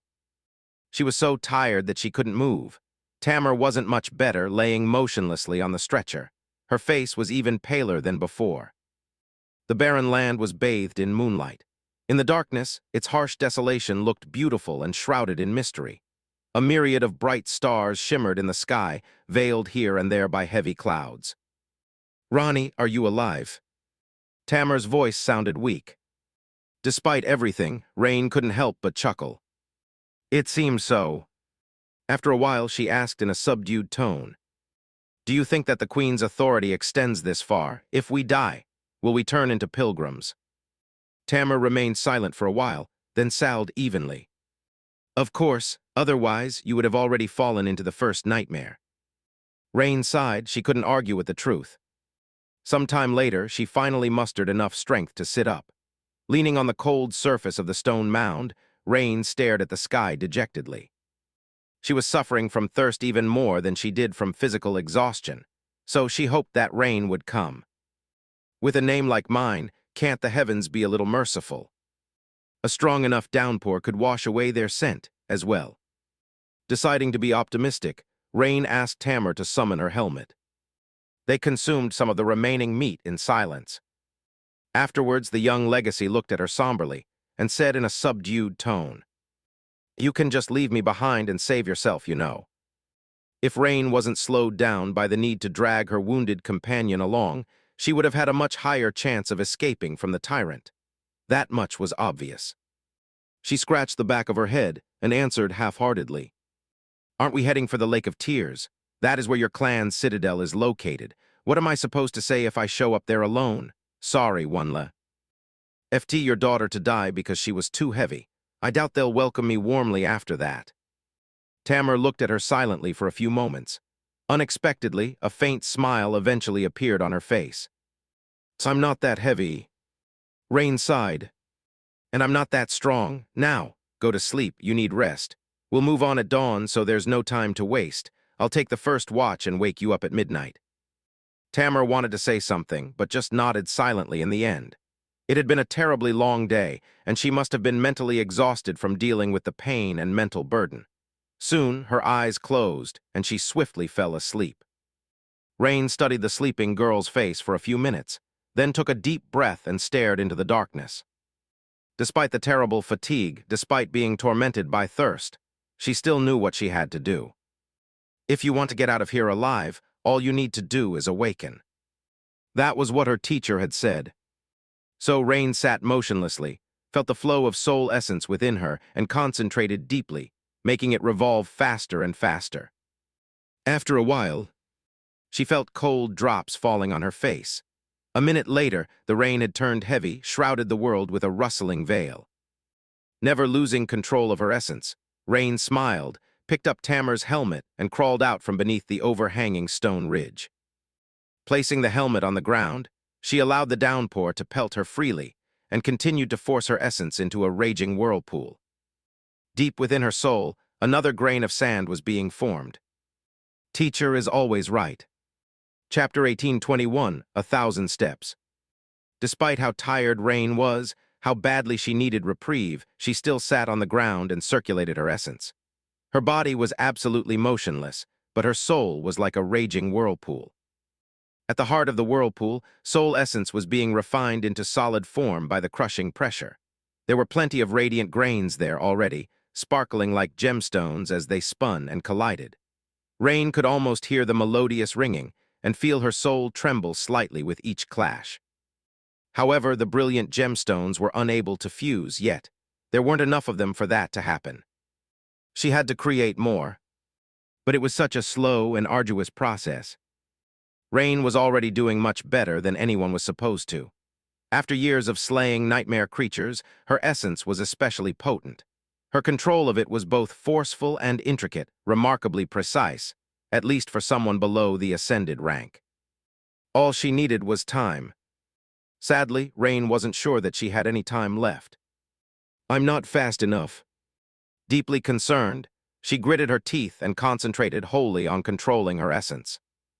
When the moons reached the apogee of the cloudy sky, she allowed the raging whirlpool of her soul to dissipate and slumped, feeling like she was about to pass out from fatigue.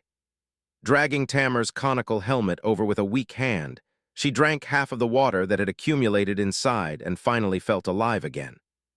A little. Then Rain woke the young legacy up and curled on the ground, instantly falling asleep. In the morning, her entire body felt broken. Rain had told Tamar that they would move on as soon as dawn broke, but in the end, they spent more time under the rock outcropping. Rain knew that she wouldn't endure another day of dragging the stretcher with her hands, so something had to be done. After thinking for a while, she unsheathed her hunting knife and carefully separated the alloy mesh from the lining of her military jacket. The alloy wire was very fine, but incredibly durable. She spent a lot of time patiently dismantling the mesh with the help of Tamar's enchanted dagger, then weaving the wires together. In the end, Rain was left with several meters of crude alloy rope. The young Legacy was observing with an incredulous expression. Her pallor had become a little better, but she still looked terrible. In fact, both of them did. Tamar had always maintained a valiant and dashing image, quite in line with her exalted status as the daughter of an old Legacy clan. Rain might not have had the same background, but she still endeavored to look if not refined, then at least decent. Now both of them were dirty and wretched. They were covered in mud from head to toe, with sunken eyes and chapped lips. Their hair was damp and tangled. Their clothes might have had color once, but now they were indistinguishable from the surrounding dirt. It was a complete disgrace. Looking at Rain, then at herself, Tamar smiled faintly. "Aren't we a sight to behold?" It was good to see that she still had enough spirit to be humorous in this situation. Continuing to weave wire rope, Rain smiled as well. "Indeed, aren't we lucky that the tyrant is blind? At least it won't be offended by our appearance when it eats us." Listening to Tamar chuckle in a weak voice, she fashioned one end of the wire rope to a simple harness, then secured the other end to the stretcher, putting the harness on herself. Rain gave it a cautious tug. Much better. By then, she could already see the hideous giant far away in the distance. The abomination had not lost track of them despite the heavy rain. It was still following their scent, albeit a little slower. "Of course it is. We have to go." Tamar had seen the tyrant, as well. Rain noticed that she never looked at it directly, keeping the creature in the periphery of her vision, just like Rain herself had been trained to do by her teacher. Many nightmare creatures could sense when a gaze was directed at them, so she had been taught to never look at abominations directly when stalking them. I guess Legacy training has something in common with mine. She wondered who had it tougher and decided that it was probably her. Helping Tamar onto the stretcher, Rain took a step forward. The wire rope dug into her skin, but it was much easier to pull the stretcher that way, which was not to say that it was easy. Rain still struggled against the heavy weight. She sighed quietly and gritted her teeth. Hooking his fingers under the wire rope to spare her chest and abdomen from being cut by it, she leaned her body forward and pulled. Rain was like a beast of burden, and the stretcher was like a strange mud sled. She was curious to see how long she would endure. Step, step, another step. 1,000 steps. More. The world narrowed down to a patch of drying mud in front of her, the feeling of the wire rope cutting into her shoulder, and the depleting struggle to pull the stretcher forward. The air flowed into her lungs as she breathed hoarsely. For a while, her mind was empty of thought, full of only the harsh sensation of physical strain. Rain was doing fine for an hour or two, but then a sense of deep, suffocating exhaustion slowly seeped into her muscles, filling her body with lead. The horizon seemed as distant as it had been before, and the barren wasteland was unchanged. She felt like she had made no progress at all, and therefore her silent torment felt endless. The lumbering silhouette of the blind tyrant was still following them, far behind, prowling low to the ground. Rain pushed forward stubbornly, but at the same time, a cold realization sent chills running down her spine. It's hopeless. She wasn't one to give up without a fight, but she also knew better than to fight a hopeless battle. And this desperate struggle of hers was already lost. Rain might be able to stay ahead of the tyrant for a while, maybe for a day, or even a few. But sooner or later, the abuse she was putting her body through would take its toll. At some point, she wouldn't be able to keep the pace anymore. Then she wouldn't be able to take another step or even rise from the ground. That was if nothing else killed her before that happened. So all she could do was keep walking forward and pray that some miracle would save them. Maybe if she bought enough time, they would stumble on a passing saint who happened to be traversing the Moonriver Plain by chance. Maybe another abomination would get into a fight with Tyrant, dealing it a grievous wound. Maybe. They would get lucky. But Rain was not willing to entrust her life to dumb luck. She had to think of something. She continued to pull the stretcher across the mud, slowly forcing her mind to wake up from the numb slumber. There had to be a way out, there always was. After a dozen more steps, or maybe 1,000, Rain's dark eyes suddenly glistened with ferocious determination. Chapter 1822, Miraculous Feat. Actually, Rain already knew what miracle could save her. It wasn't a miracle that could happen to her, but rather a miracle she could make happen. It was her awakening. Just like her teacher had said, it was the only solution to this lethal predicament. The problem was that the formation of her soul core was far away, while the tyrant was too close. The abomination was not drawing closer yet, but it would soon. If Rain could rest with no distraction and concentrate on meditating steadily, there would have been hope of awakening before the hideous giant caught its prey. But she had to escape from it, dragging Tamar across the wasteland from dusk till dawn. She had to rest at night to recover at least some of her strength, so there were only a few short hours for her to circulate her essence while keeping watch. Those hours were woefully insufficient for the task at hand. But actually, wasn't she looking at it all wrong? Rain remembered the previous night, the cool sensation of water droplets falling on her face, the joy she felt. Back then, she was circulating her essence. She took Tamar's helmet and moved it from below the overhanging stone ridge to catch the rain, hoping to quench her unbearable thirst. Which proved something vital. It was that she could move and control her essence at the same time, as long as her consent. Ration wasn't broken. Rain could do whatever she wanted while forming her core.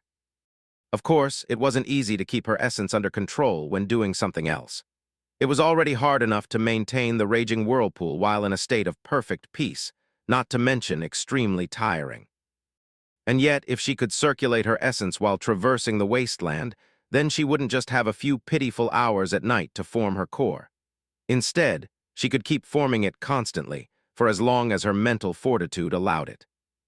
Rain felt a strange compulsion to laugh and cry at the same time. Of course, why not? She was already doing something unprecedented by trying to awaken without the help of the nightmare spell. As far as Rain knew, no other human of the waking world had ever done that. And yet she didn't just have to perform that miraculous feat, but also do it while being pursued by an awakened tyrant and dying from physical exertion. Lost in the wild reaches of the dream realm with no help, hope, or support. It wasn't fair at all.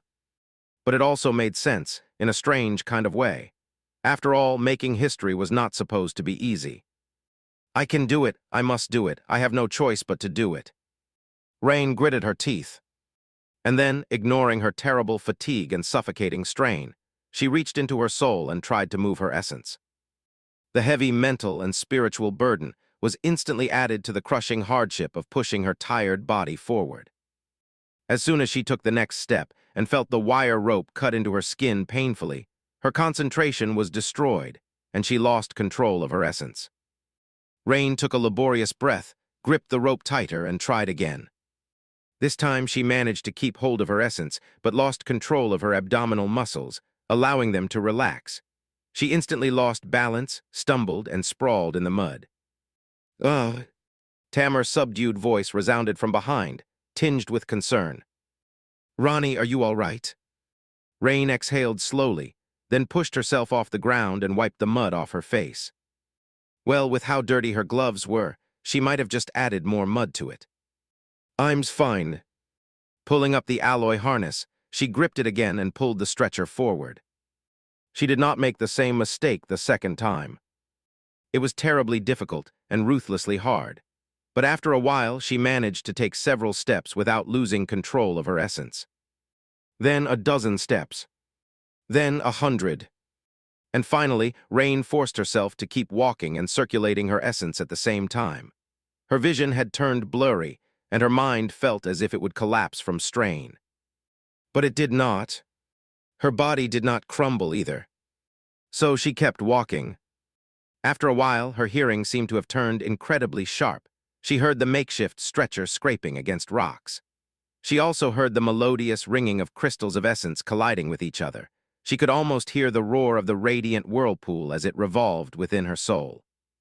Eventually, she did not know how much time had passed. She thought that she could feel her essence with incredible clarity, like she had never felt it before.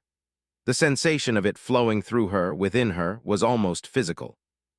And so it was almost as if her body and soul became one, indistinguishable from each other. When that happened, she pushed her essence harder, making it revolve even faster. The pressure at the heart of the whirlpool increased, and the speed with which the next grain was being formed increased as well. Much more importantly, Rain wasn't limited to meditating a few hours a day anymore. She could keep the process of core formation at all times while she walked, while she talked, while she rested her weary body on the ground. As long as her will held, she did not have to stop. The question was, what would take longer, for her will to shatter or for her soul core to be formed? Rain was going to find the answer, whether she wanted to or not. As night fell, so did she. Rain collapsed on the ground, unmoving. This time she remained motionless for far longer than yesterday. It felt like her body had shut down. She had never been so utterly beaten before, or exhausted so terribly. And yet she still continued to control her essence, never letting its current stop or slow down. After a while, Tamar awkwardly crawled over to check on her. The legacy girl helped Rain turn over, supported her to sit up, and shoved a strip of meat into her hands. "Eat." Rain smiled weakly and forced herself to take a bite. The tyrant had fallen behind in the latter half of the day. Her speed had been greater with the harness, and she had covered much more distance. It was still nowhere near enough to escape the pursuit, but at least they would survive another night. Probably. They even had some water left. After quenching her thirst and consuming enough meat to refuel her depleted body, Rain sprawled on the ground inside. I'm going to be terribly skinny by the end of it. Tamar stared at her with an incredulous expression. That's what you're concerned about. Rain considered laughing but found the thought too tiring. In the end, she said, "Why, of course, I want the tyrant to be left hungry after it gobbles me up. Skin and bones, that sort of thing." The young legacy remained silent for a few moments, then sighed. "You have a very morbid sense of humor, don't you, Ronnie?" Laying on the ground, Rain grinned. "What can I say? If you live with wolves, you'll howl like a wolf. Someone has been a bad influence on me." After a while, she added, "I'm sure I'm pretty delicious, though." Tamar had her usual stoic expression on, but at that moment it cracked a little. Looking away, she suppressed a chuckle and said in a serious tone, "I'm sure you are." As she did, Rain felt another radiant crystal being formed deep within her soul. The melodious ringing was growing louder and more frequent. Chapter 18:23 Mud. A desolate plain stretched as far as the eye could see under the cloudy sky.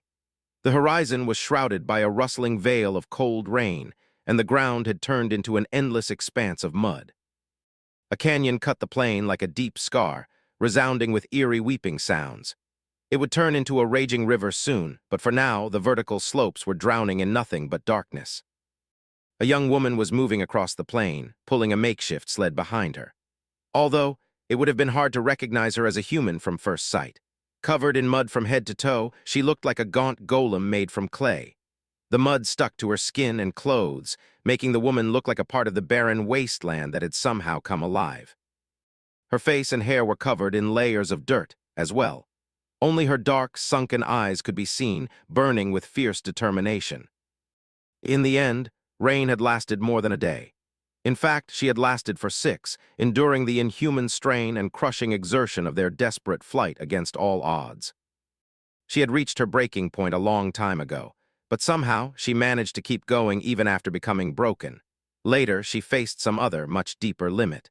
Rain wasn't sure what it was and couldn't clearly remember. All she knew was that she was still standing. That was all that mattered. The original stretcher had long fallen apart. The enchanted cloak was fine, of course, but the wooden frame had cracked and shattered. Rain had kept repairing it as best she could, but at some point, she could only discard the broken branches and replace them. She built the new frame from the bones of the nightmare's creatures that had attacked them in the dead of night. The melodious ringing of essence crystals colliding with each other in the depths of her soul was almost deafening now, filling her ears. Her vision had grown vague and narrow. Most of her consciousness was consumed by the sensation of soul essence spinning in a raging whirlpool, permeating every cell of her body. The rest was filled with exhaustion and pain. Step, step, another step. The further south they went, the more bleak the weather became. Chilling rain poured from the gray sky more and more frequently and grew more and more forceful. She didn't mind. Not only did it mean that they would not suffer from thirst, but pulling the stretcher through the mud was easier than it would have been if the soil was dry. Of course, it was a perilous exchange. Rain would have probably been dead if not for her military bodysuit. Being wet meant losing heat, and heat was energy. With how much she was exerting herself, energy was a precious resource that she dared not waste. Her body had already started consuming itself, so it was a dire commodity. Tamar, meanwhile, was not faring much better. She did not have to exhaust herself physically, and her wounds were healing. But new ones were added to the old ones after that nighttime attack. The young legacy had lost a lot of blood, and although they slaughtered the abominations in the end, it was not without a cost. Rain was concerned about the younger girl. They did not have a lot of chances to get to know each other better in the past 6 days. Most of their time was taken by the endless, exhausting march, and when they rested at night, both were too tired to talk. And yet Rain felt like an invisible bond had formed between them. How could it not, after they had gone through so much hardship together? The muddy plain, the weeping sky, the burning desire to survive. No one else would know or remember these trials, but they would. There was a sound that suddenly distracted her. She could barely hear it behind the rustle of rain, the roar of the water rushing through the canyon, the melody of her soul essence, and the silence of her numb thoughts. Nairani Ra. She flinched and came to her senses. In the next moment she saw several swift silhouettes rushing at them through the rain. Nightmare creatures. Curse them. Without wasting any time, Rain fell on the ground. Behind her, Tamar was already sitting up on the stretcher. She was holding a bow in one hand, knocking an arrow on its string with the other. While Rain was feverishly untangling herself from the alloy harness, the young legacy let the arrow loose. It streaked through the pouring rain and hit one of the abominations in the shoulder. Despite her weakened state, Tamar still managed to maintain admirable accuracy. However, it wasn't quite enough. The creature stumbled and rolled on the ground, but then rose again and continued sprinting. Although it had received a deep wound, none of its vital organs were destroyed. Damn it! There were 3 abominations, each the size of a wolf. From the looks of it, they were merely awakened. In fact, the 2 of them had been lucky to not encounter a fallen nightmare creature yet. Still, an awakened abomination was absolutely deadly, especially in a situation like this one when the initiative was on their side. So tired. Rain remained laying on the ground for a few moments, then rose to her knees and unsheathed her hunting knife. She gripped the hilt of the enchanted dagger with her other hand and rose, holding both blades in a defensive stance. By that time, Tamar had already sent another arrow flying, finally bringing the wounded abomination down. Her face was pale, and the ugly wound that stretched across her shoulder and chest had opened, seeping with blood. The strain of drawing a powerful enchanted bow was too much for her to endure. And yet, she was already pulling the string for the 3rd time. The nightmare creatures were almost upon them. Both lunged forward in a flash of claws, fangs, and frenzied eyes. Just then, Tamar's arrow hit one in the head, killing it instantly. The other jumped on Rain. She dove under its claws and thrust both of her blades forward. The hunting knife barely penetrated the tough hide of the abomination and slid from her grasp, but the long dagger sunk into its flesh to the hilt. The creature fell on Rain and sent her crushing to the ground. She just barely managed to push the abominable beast, sending it flying over her head. They fell simultaneously. It hurts. Rain fell on her back, but spun and rose to her knees almost immediately. Dashing toward the struggling abomination, she pinned it to the ground with the weight of her body and stabbed it repeatedly. Her strikes were aimed at all the spots where vital organs should have been. A while later, the beast stopped moving. Rain crawled off its corpse weakly and sprawled in the mud. After that violent burst of strength, she felt like she would never be able to stand up. And yet, throughout all of it, the melodious ringing never grew silent.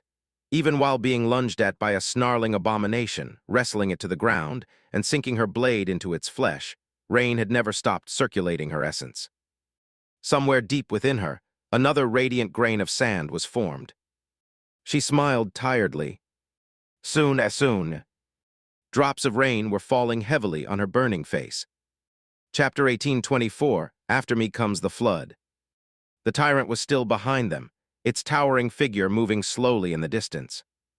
Rain reminded herself that they could not waste any time, and yet she had no strength left to rise.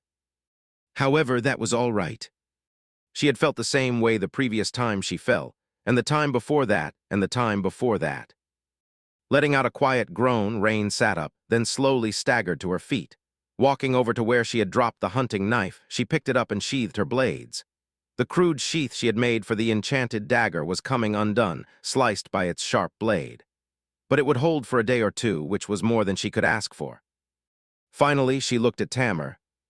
How are you doing?" The young legacy was laying down on the stretcher, breathing heavily. Her breathing did not sound good. "I'm all right, I heal fast. The bleeding is already stopping." Rain nodded. Even if the bleeding did not stop, there was little she could do. All she could do was trust in Tamar's incredible resilience. Walking over to where the alloy harness lay in the mud, Rain glanced at the corpses of the three. Nightmare creatures. Usually she would have harvested meat and soul shards from them, but the tyrant was too close. There was no time. "I just need to hold on until nightfall, then I can rest." She put the harness on and pulled the stretcher. She just had to keep walking and keep her essence flowing. Life had been complicated, but now it was very simple. The scope of her existence was narrowed down to these two things. She dragged Tamar away from the dead abominations. They continued their gruesome journey. As Rain walked, she could feel her soul changing subtly. There were countless ant crystals at the heart of the whirlpool now, all being pressed together by the crushing pressure. She could feel the pressure growing. As it did, the rain was becoming more violent as well. It slowly grew from a constant downpour to a pelting deluge, as if the sky was slowly splitting open. The weather was strange. Tamar had mentioned once that it did not rain that often, or that much, in the southern reaches of the Moon River Plain. Her ancestral citadel was somewhere nearby, so she would know. It seemed that the world was either helping them or trying to kill them. Rain wasn't sure which, and didn't care to find out. All she cared about was making it to nightfall alive. And in the end, she did. However, to her despair, the long-awaited reprieve did not come. Usually, she was able to create some distance between them and the tyrant by the time darkness fell. The abominable giant would lumber in the distance in the first half of the day, then slowly disappear beyond the horizon in the latter part. However, this time she could still see its silhouette, following them from far away. Perhaps she had grown so weak that she couldn't maintain sufficient speed anymore, or perhaps the tyrant was slowly adapting to being blind. It was even possible that its eyes were gradually regenerating. Awakened abominations possess stunning vitality after all, just like awakened humans did. What seemed impossible for a mundane person was nothing special to them. In any case, the giant was too close. Soon, darkness enveloped the world. The three moons and the sea of stars were hidden behind the clouds, so it was even more oppressive than before. The rain fell in a constant stream, reducing the visibility even further. Rain lowered herself to the ground, kneeling in the mud. "Are we stopping?" Tamar couldn't hide the grim feeling of dread from her voice. Rain slowly shook her head. "We can't stop, not tonight." The tyrant was too close, so they had to keep going. She took a deep breath, feeling cold air cut her tortured lungs. Summon a luminous memory. They had avoided using one before, afraid that light would attract uninvited guests, but there wasn't much choice now. Soon, a wave of stark light flowed from behind her, illuminating a narrow circle around them. The streams of water falling from the sky seemed to ignite with that light, glistening like precious gems. It was pretty. Rain sighed. Then she rose from the ground and continued walking. South. How far south had they gone already? When would they reach their goal? It did not matter. Rain continued to walk, arduously pulling the heavy stretcher behind her. She continued to spin her essence and listen to the tremors running through her soul. She had reached a state of being beyond exhausted. And yet, the worst part was that she couldn't see the tyrant anymore. It could have been far away, or only a few hundred meters behind them. It could have even been reaching for them with its countless hands already. I need to keep going. And so she did. Slowly, all thoughts disappeared from her head. All that was left was the ringing of her soul, which was slowly growing louder and louder. Rain did not notice that the pelting rain was becoming heavier and heavier as well. A powerful wind rose, sending water flying almost parallel to the ground. Soon, a blinding flash illuminated the world, and a deafening thunderclap shook the heavens. The rain was turning into a furious storm. She smiled, feeling the streams of cold water wash the mud off her sunken face. Her smile was a little scary. Eventually, the lightning grew so frequent that there were almost no breaks between its flashes. The thunderclaps had fused into a continuous litany of deafening roars. If it had seemed as if the sky was splitting open before, then it was collapsing entirely now. A vast and prodigious storm had descended upon the Moon River plain. And yet Rain wasn't aware. She could only think about walking forward, one step at a time. But then, she couldn't walk forward anymore. Not because her strength had abandoned her, but because there was nowhere for her to go. Rain stopped, barely noticing that there was no ground in front of her. There was no mud, no stone outcroppings. Instead, she was standing in front of an abyssal drop. She frowned. Have I lost direction and swayed toward the canyon? But that was not it. Slowly, she grew cognizant of her surroundings. The thundering storm, the blinding flashes of lightning, the impenetrable darkness, and a deep, reverberating hum that seemed to penetrate her very bones, resounding from somewhere below. Rain looked into the abyss and staggered. She might have fallen over the edge if not for the harness that attached her to Tamer's stretcher. The young legacy called from behind, struggling to make her voice heard over the storm. Ronnie, is it? In front of them, the Moon River plain came to an end. A great plateau ceased abruptly, creating a vast and head-spinning wall of stone that stretched from east to west, as far as the eye could see. Countless canyons merged or opened into the vertical abyss, most of them expelling enormous jets of foaming water. The streams of water merged and plummeted down, creating an unimaginable, endless waterfall. It was as if the world was crying. The weeping goddess. They had reached the great waterfall that served as the boundary of the Moon River plain.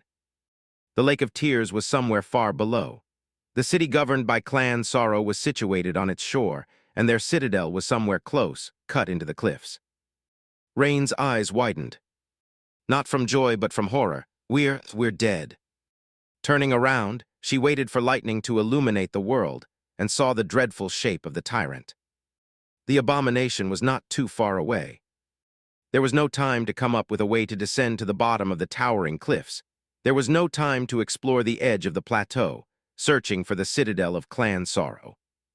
The goal of their ghastly journey, which had been supposed to be their salvation, was nothing but a death sentence now. Because the tyrant was too close pursuing them, and they had nowhere else to run. Chapter 1825, Edge of the Abyss. The storm shrouded everything in impenetrable darkness. The roaring thunderclaps reverberated across the plain, and a deluge of water was falling from the sky, as if the heavenly floodgates had shattered under the immense pressure, dooming the world to be drowned. Frequent bolts of lightning tore apart the darkness, replacing it with blinding light.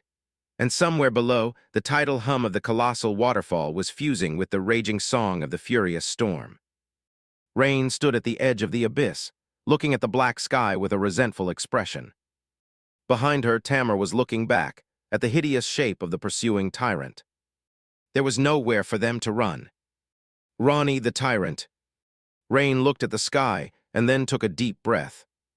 Then, surrounded by the raging storm, she sat on the ground at the edge of the abyss.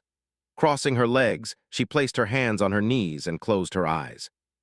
In a flash of lightning, her tranquil figure looked incredibly out of place. She exhaled slowly. Focus. Rain concentrated on her soul. A radiant river was flowing within her, forming a furious whirlpool. At its heart, beautiful crystals of essence were being tempered by the crushing pressure.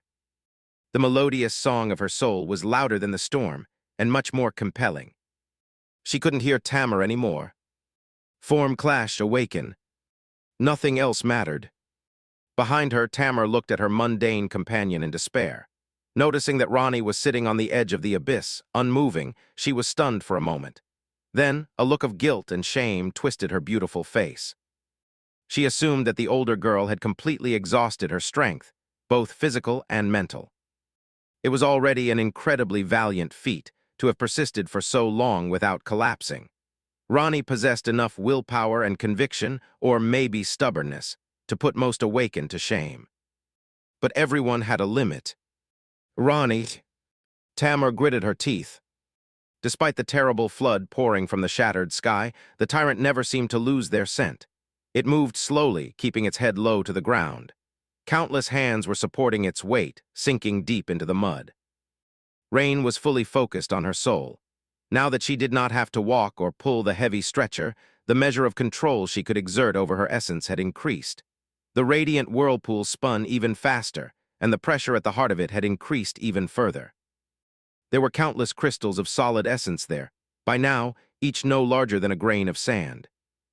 They collided against each other chaotically, making her entire soul tremble. That trembling used to happen rarely, but now there was no stop to it. It was as if Rain's soul was in the middle of an earthquake. But it was not enough, still it wasn't. Fuse. Rain did not know whether her mental cry was a command, a request, or a desperate prayer. It was simply her will expressed in a single word.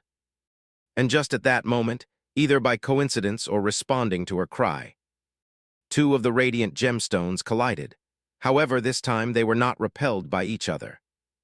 Instead, both cracked and then merged. A sense of indescribable jubilation drowned her heart. Finally, after the first pair, it was as if an invisible catalyst had been added to her soul, starting a chain reaction. More and more of the tiny essence crystals became covered by a net of fine cracks, and then seamlessly fused with each other. Then, the larger gemstones consumed the smaller ones, or merged with those of the same size.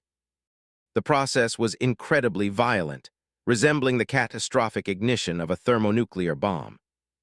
The merging of essence crystals reminded Rain of nuclear fusion, the wondrous process that kept the distant stars burning in the cold, empty sky. And it was indeed as if a star was being born at the center of her soul. There was blinding light produced by the fusing gemstones.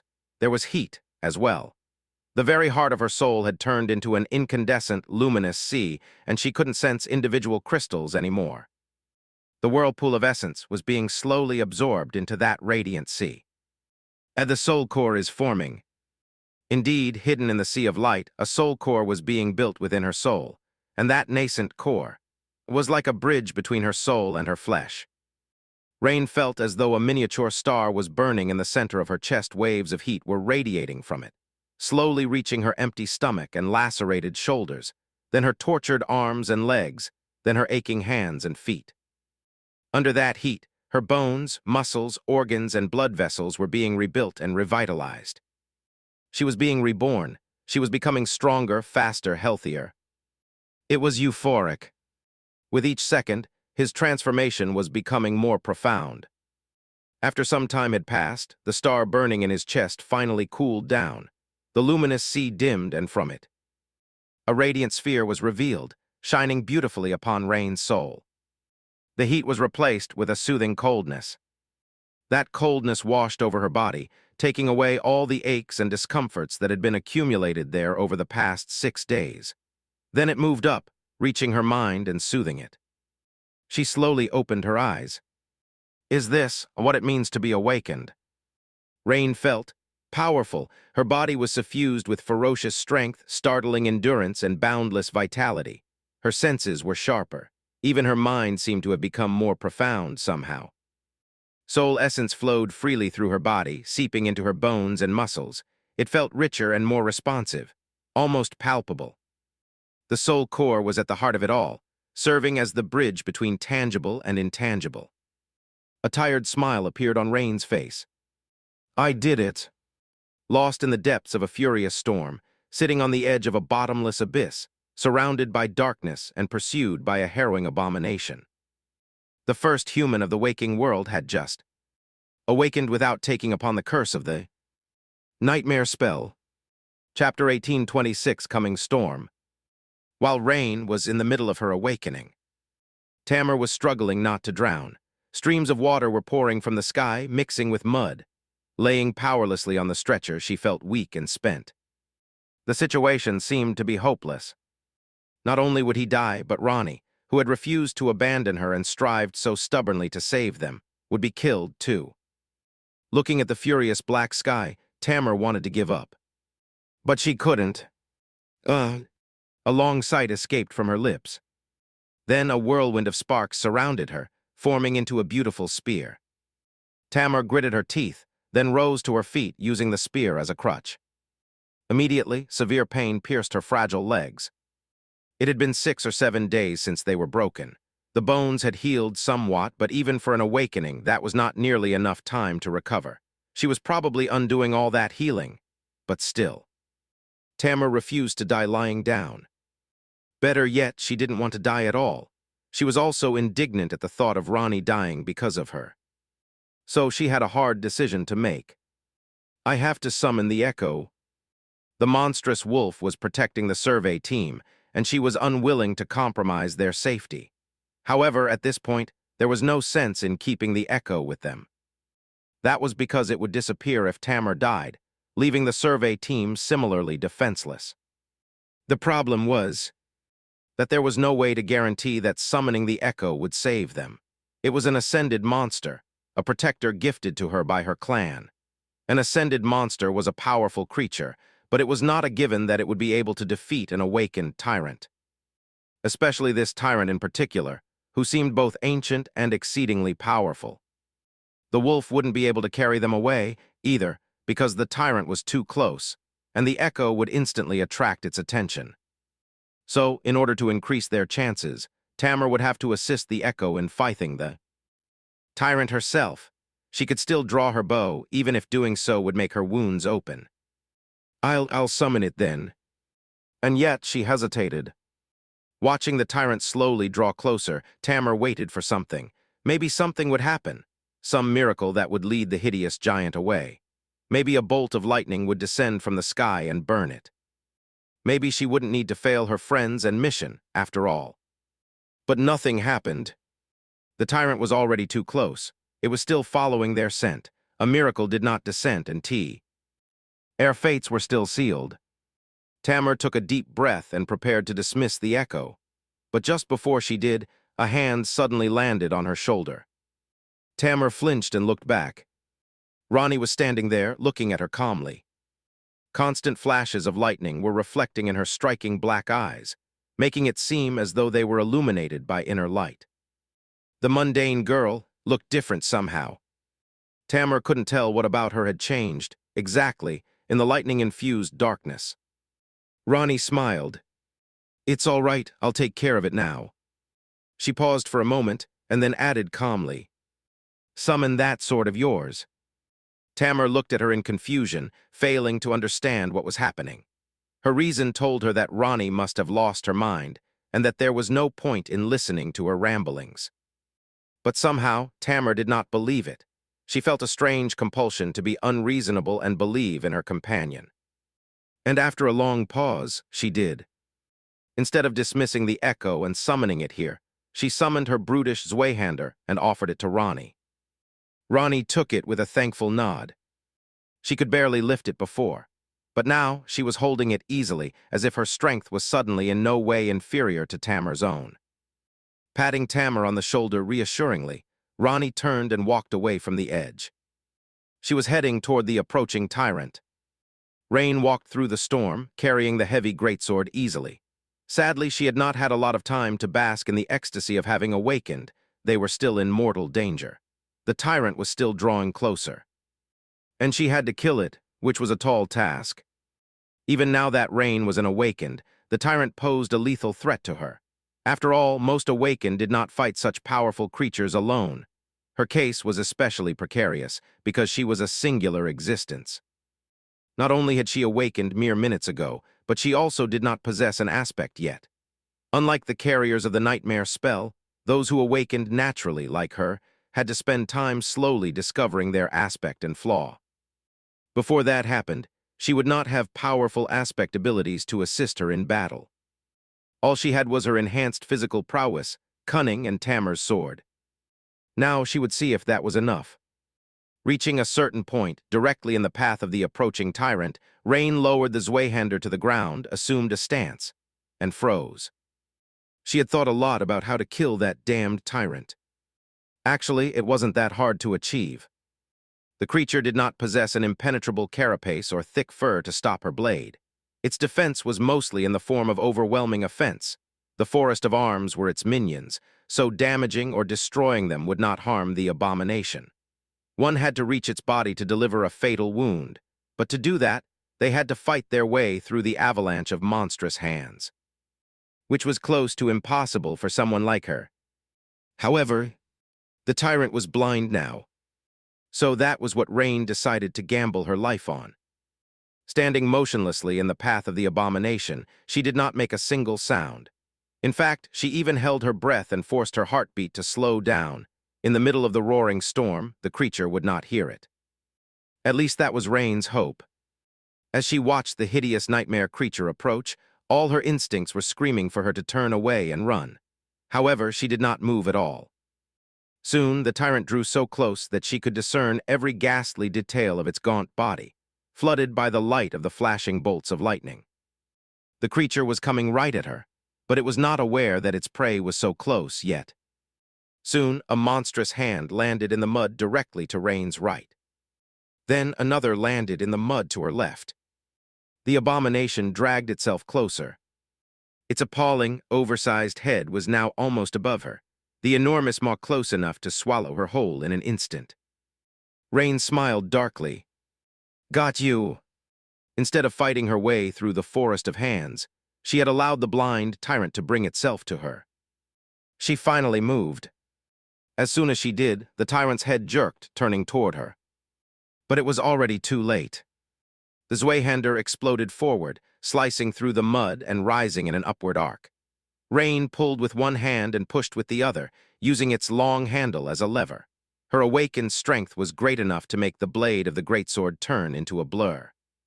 A split second later, the Zweihander struck the tyrant's chin. Its sharp blade carried enough force and momentum to slice its jaw in half, sever its tongue, break through the fragile bones of the nasal cavity, cut cleanly through its brain, and finally escape from its forehead. In an instant, the abomination's head was split in two halves. A moment later, Rain was already jumping back. She easily leaped a dozen meters back. Kay then slid in the mud the same distance. By then, countless hands were already pummeling the spot where she had stood. If she had been even a little bit slower, she would have been crushed. But it did not matter, because those hands were nothing but minions. The tyrant itself was dead. Its body swayed heavily, and then collapsed into the mud, a river of blood spilling from its mangled head. Just like that, the pursuit was over. Chapter 18:27, Cleansing. Hidden in the shadows, Sunny let out a secretive sigh of relief. The past week had been a terrible ordeal for Rain, but it had not been easy for him either. A long time ago, Sunny had told Rain that he could teach her how to wield a sword, how to traverse the dream realm, and how to kill her enemies. But he could not teach her how to be strong. The world was a cold and ruthless place, and his little sister was much too soft to endure its cruelty. Even now, all these years later, she retained that softness. She had learned how to wield weapons, survive in the wild, and hunt down abominations, but her nature was still the same. Rain had never suffered heartbreaking loss, had never felt the lightless depths of true despair, and had never faced the darkest sides of humanity. Despite her cool appearance and tough reputation, at her core, she was still the same kind and sweet girl. Which was a solace to Sunny. He never wanted her to lose that part of herself. And yet he couldn't coddle her too much, either. It would only do Rain harm if she learned to rely on him too much. So he had laboriously created the persona of Shadow, her mercurial teacher, who was both friendly and caring, but also a little sinister and not completely reliable. That way, she could still feel a false sense of danger while being protected by him from the shadows, and grow stronger for it. It would have been fine to let Rain awaken at her own pace, but the war was too close. So, Sunny had used the chance encounter with the awakened tyrant to design a trial for her. His own version of the first nightmare. The irony of how similar it was to his personal fist nightmare had not escaped him. A punishing escape through the wild reaches of the dream realm in the company of an awakened swordsman pursued by a blind tyrant. Of course, there were differences as well. And although Rain had never been in real danger due to him observing her from the shadows, she definitely had not felt that way. Her struggle had been real, her suffering had been real, and her eventual triumph was real. Sunny, meanwhile, had not struggled himself. All he had done was eliminate any fallen abominations that could have stumbled onto the two escaping girls, and keep an eye on the survey team to make sure that they made it back to the main camp all right. And yet he felt completely exhausted. Watching Rain suffer was not easy for him. He wouldn't go as far as to say that it had been harder than it had been for Rain, but still. Sunny felt like his heart was bleeding. And that was saying much, considering how difficult it was for him to bleed. Similarly, while Rain felt incredible joy and pride at being able to awaken, his heart was full of emotion as well. However, for Sunny, he felt even more. That was because he could see more and understood more. Rain had a deep connection to her soul for a mundane person and could control her essence well. But Sunny perceived it on a much deeper level. That was why he could see a tiny bead of hideous darkness that nestled in her sister's soul. A seed of corruption, the nightmare seed. Every mundane person who had entered the dream realm carried one within them, just like those infected by the nightmare spell in the waking world did. Although Sunny was not entirely sure which came first, the seed of nightmare or the infection. Perhaps it was precisely because some people carried hideous darkness within their souls that the spell chose them. In any case, the seed in Rain's soul had not grown in the past 4 years, and would not bloom into a Category 1 nightmare gate unless certain conditions were met. That was because it was small and minuscule enough to be suppressed by the authority of Queen Song. As long as Rain remained in the Song domain, her first nightmare would never come. But it would also make her an eternal hostage of a domain, unless she accepted the spell and challenged the nightmare. While the storm was raging and Rain was going through the final stage of her awakening, Sunny observed her soul in somber silence. The numerous sparks of light, the crystals of solidified essence, fused under the pressure. A luminous sea ignited at the depths of Rain's soul. Forged in the heat of that sea, her soul core slowly came to shape. And at the same time, unnoticed, the bead of darkness dissolved in the light, destroyed by it. Sunny had seen a seed of corruption bloom in the soul of a sleeper once. Watching the opposite process take place was both poignant and miraculous. Is that the purpose of the first nightmare? To push the infected into awakening and thus destroy the seed, preventing corruption from blooming. Awakening was the first step toward divinity, after all, and divinity was in direct opposition to corruption.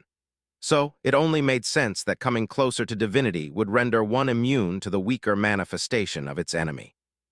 That was the second way Sunny knew of for a soul to be cleansed of corruption. The first way was known to everyone, but very few ever considered it as such. It was death. Awakened were used to collecting soul shards from the nightmare creatures, but they really questioned why was it that the remnant fragments of corrupted souls were pure and untainted. What happened at the moment of death that purified them? Or was it death itself that eliminated the hideous darkness?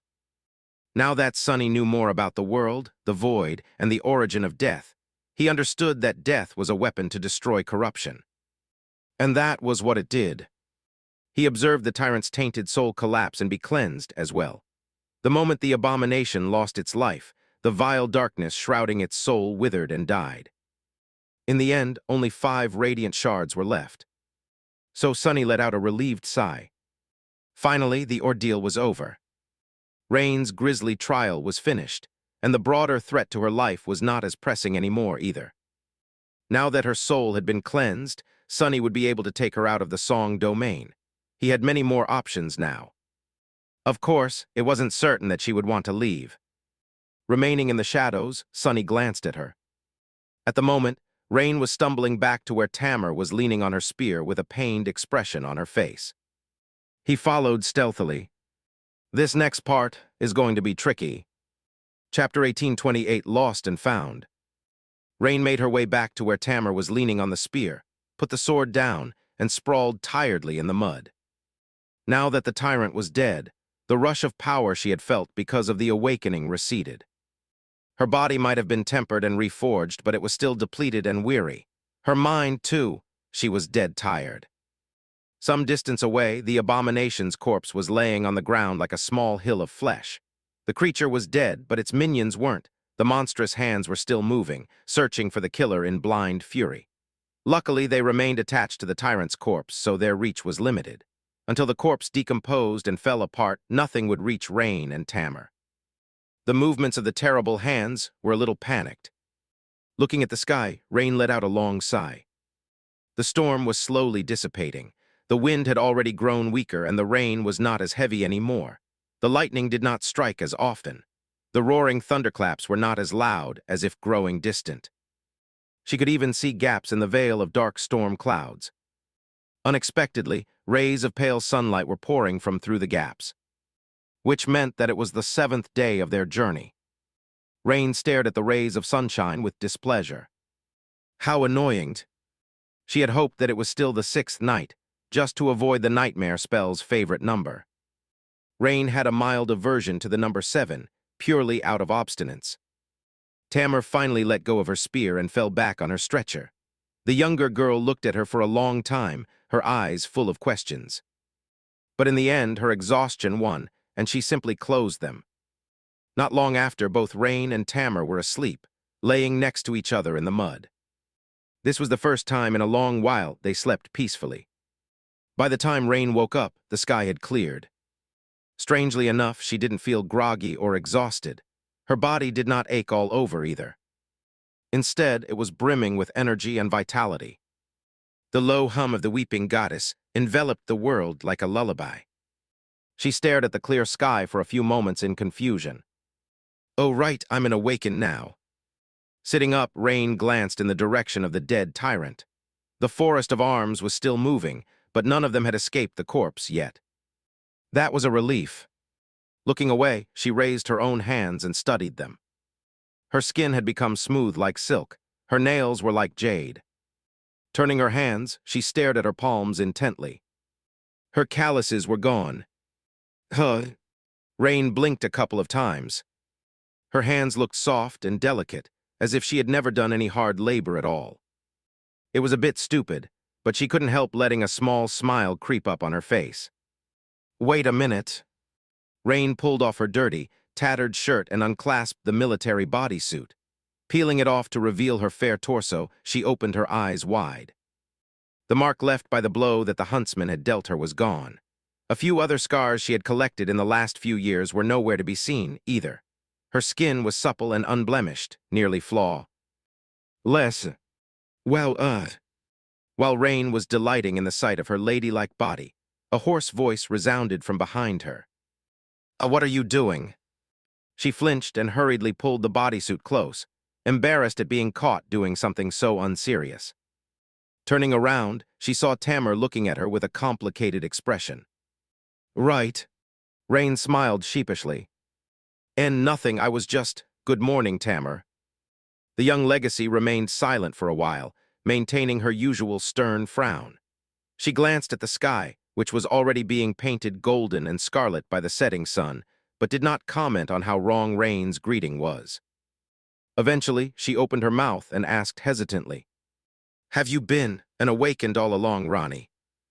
Now that the deed had been done, Rain honestly wasn't sure how to deal with the situation. There had been no choice but to act when the tyrant was about to catch them.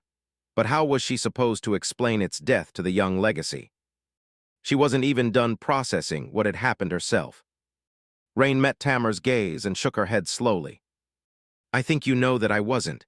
If I was, I wouldn't have put myself through all that torment." There was hesitation in the younger girl's eyes. She knew that Rain could not have been an awakened, and yet there was no other logical explanation. Reality and reason were clashing in her mind, leaving her in a state of loss and confusion. After a while, she said stiffly, "Unless you have some kind of powerful flaw that limits when and how you can express your power, that is possible." Rain wavered for a while, then sighed. "No, I have no such flaw. I wasn't hiding my rank from anyone." Tamar gritted her teeth. "Then how were you able to wield my sword? How were you able to slay the tyrant? It doesn't make any sense. It's impossible for a mundane person to do." Rain scratched the back of her head, remained silent for a few moments, and then shrugged. "You are right. A mundane person would not have been able to wield your sword. Well, maybe some huge guy." Tamar took a deep breath. "Then how?" Rain looked at her and smiled easily. "Isn't it obvious? When you have eliminated the impossible, whatever remains, however improbable, must be the truth. So, I wasn't awakened before, but am now." She raised an arm and flexed her muscles. "It really feels amazing, by the way." The young legacy stared at her with a stunned expression. "No, you couldn't have conquered the first nightmare. There was no time. You couldn't have even challenged it within the Queen's domain." Rain nodded. "You are right. I did not conquer the first nightmare." Tamar took a deep breath. "How could you awaken, then?" Now was probably the last chance for Rain to keep her mouth shut. But really, did she have to? She had a vague hope that Tamar would not betray her. More than that, she did not think that keeping her achievement secret was the right thing to do. Since Rain had found a way to awaken without becoming a carrier of the nightmare spell, others would be able to follow her example. As well, perhaps not many, but some.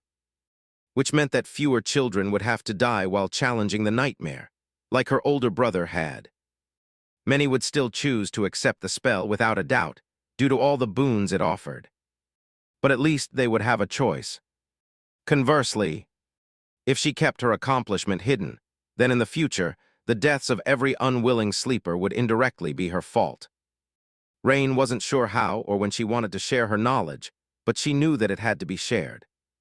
So she gathered her courage and said, "How did the ancient people of the dream realm awakened? You should know that there was no nightmare spell back then." Tamar's eyes widened slowly. She reeled back, mumbling softly. Before the nightmare spell, impossible, the knowledge has been lost." Rain smiled. "Yes, the knowledge has been lost, but now it has been found. I found it, with a lot of help from my teacher." Chapter 1829, A New Way. Before the sun set, the minions of the dead tyrant accepted the death of their ruler.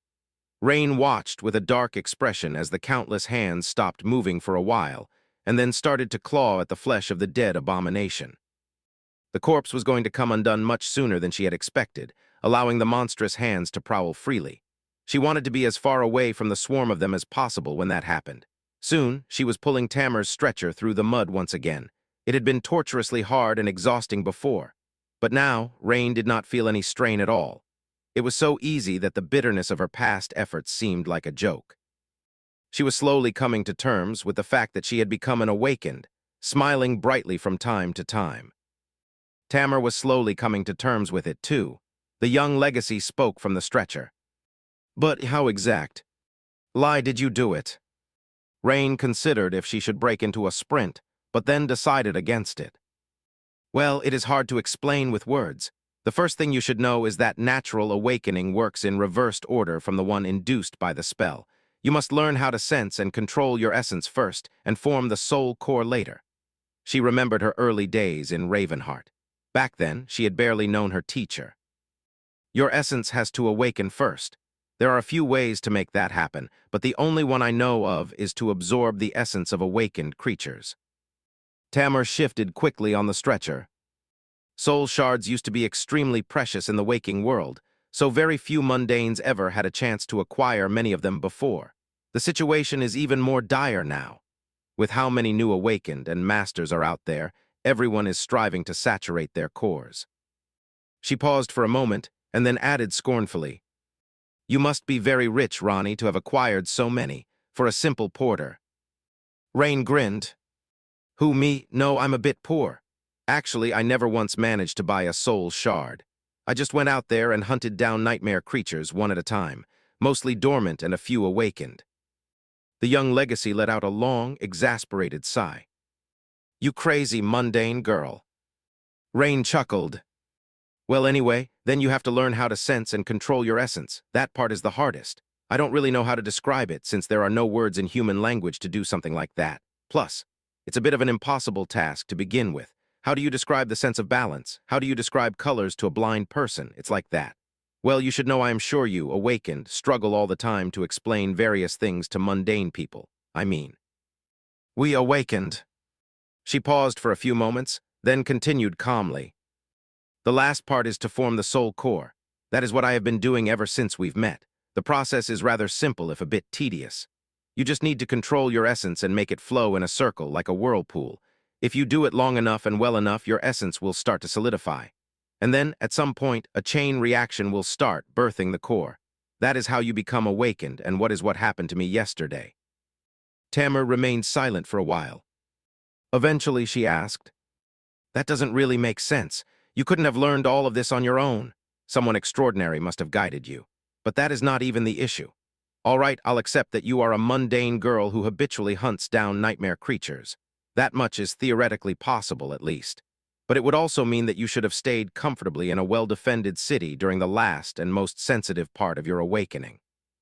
There was no reason for you to work as a laborer in a road construction crew, even without taking into account that such a job would slow down the process of refining a soul core. It is simply beneath someone of your ability. Rain coughed awkwardly. Now that she had decided to share the truth with Tamar, how much exactly was she supposed to share?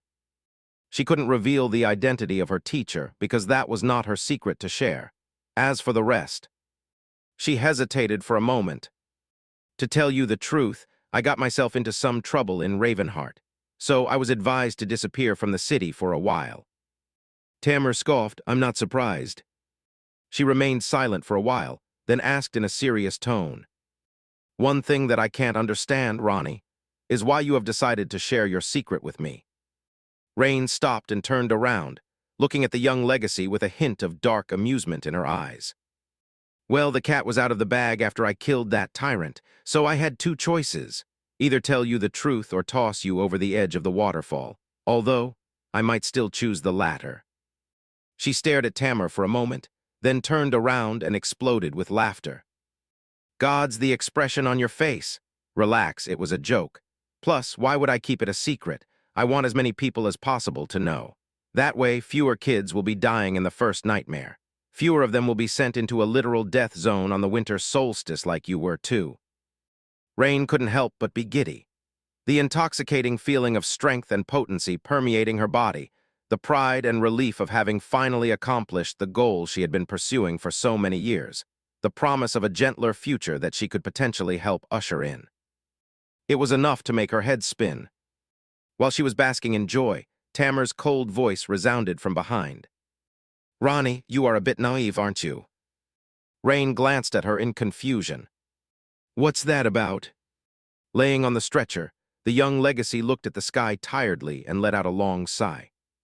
You absolutely cannot tell anyone a boo. How you awakened. At least not while you are so weak and lack protection. If you knew what's good for you, you really should have tossed me over the edge of the waterfall. Rain blinked a couple of times. What, why? The younger girl shifted and looked up at her, her gaze somber. Just think about it. The entire power hierarchy of our world is built around the nightmare spell. The entire economy too, more or less. Those who wield power can do so because they control the resources people need to survive. Awakened warriors are one such resource, perhaps the most important one. Now you possess something that can render all that authority meaningless. What do you think will happen to you when those in power learn about your existence? Chapter 1830, Resistance to Chain. Rain stopped, feeling her sense of joy dim a little. A perplexed smile appeared on her face. She wasn't a fool, so she had considered these things as well. But didn't the importance of her discovery far outweigh such details? But it can save countless lives. Tamar looked away and shrugged. Can it, maybe in the short term? But what will happen when these new and untested awakened have to face the horrors of the dream realm?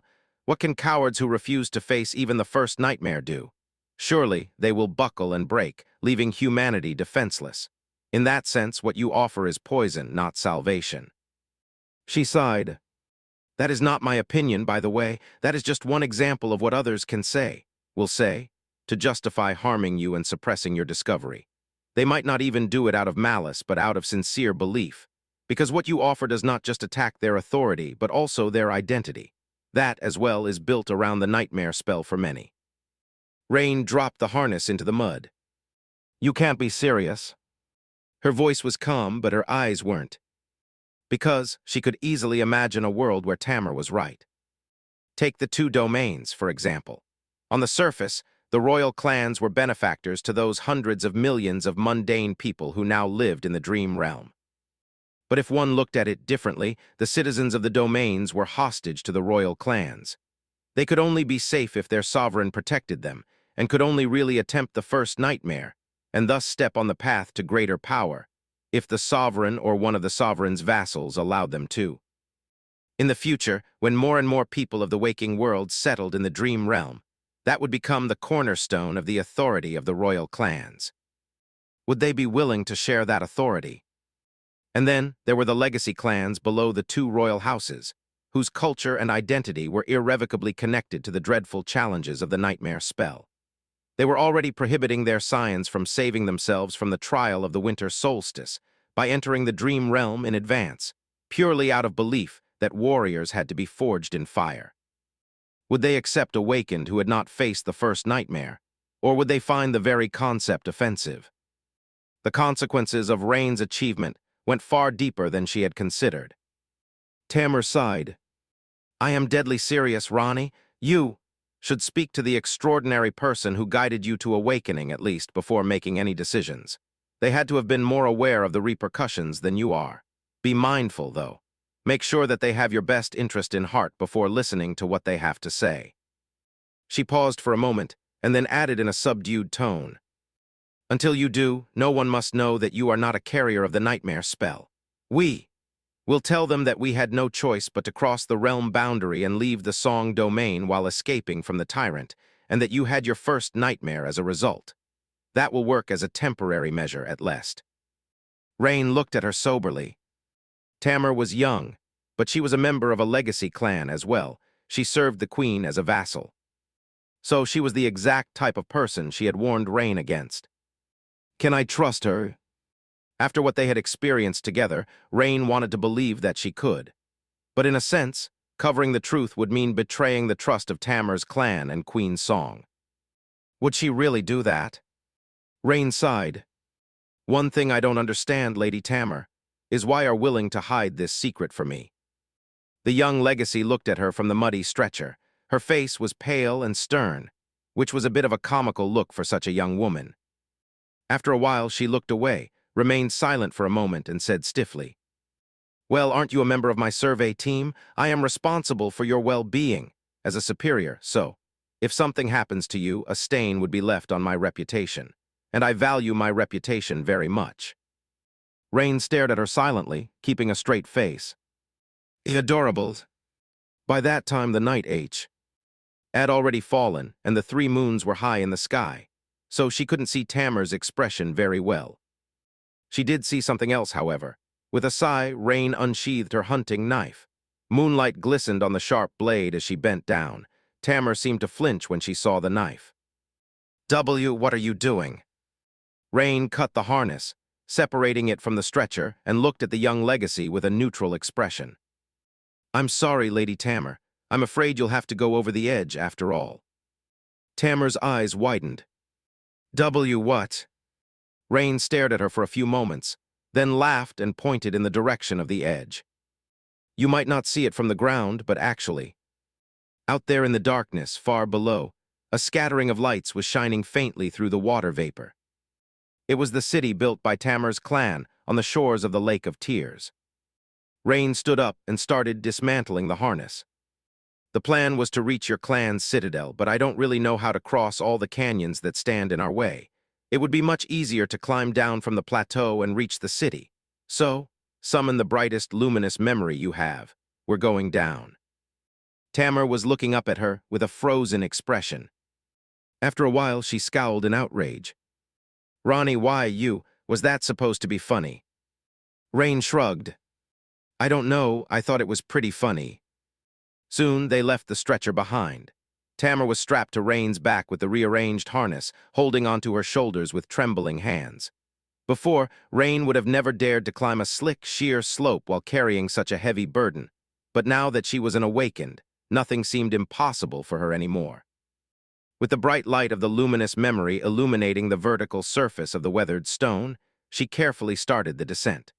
Her physical strength seemed inexhaustible, so all she had to do was pay attention and keep in mind how far from the wall her center of gravity was. That said, the Moon River Plateau was terribly high, so reaching the Lake of Tears was taking an eternity. The weeping goddess flowed down on both sides of them, but the stretch of the slope Rain had chosen was relatively dry. At some point, she sensed Tamar's tension and started talking to calm the younger girl down. Rain talked about all the things she was looking forward to after awakening, like not having to do laundry or carry a heavy backpack while climbing mountains. Mainly these two things. And having soft hands. That is what you were worried about. Tamar's voice sounded incredulous. Rain grinned. "Listen, Princess Tamar. You might not know it, but humble laborers like me take skincare very seriously." The young legacy remained silent for a while, then sighed in embarrassment. "No, actually, I get it. Girls from legacy clans all secretly look forward to becoming awakened. We train really hard, so by 16, your hands are a nightmare in and of itself." Rain laughed. It was already dawn by the time they reached the water. Rain had been worried that she would have to swim to shore, but there was no need. Tamar's luminous memory was very visible in the dark night, so the inhabitants of the city had long noticed a strange spark slowly crawling down the sheer cliffs. So there were boats waiting in a semicircle around the base of the cliffs, with armed awakened on them. Now their dreadful journey was truly over. Chapter 1830, One Abstract Concept. Dressed in a comfortable night gown, Rain was sitting on a bed. The bed was wide and soft. The sheets were immaculately clean and crisp, a far cry from the cold cradle of mud she had been sleeping on for many days. It was also much nicer than her own bed in Ravenheart, so she had nothing to complain about. The room itself was spacious, but austere. The citadel of Clan Sorrow was cut into the cliffside, so the walls surrounding her were that of rough stone. The furniture, however, was quite elegant and beautifully made. There was a single arched window in the room, opening to the pale lilac expanse of the evening sky.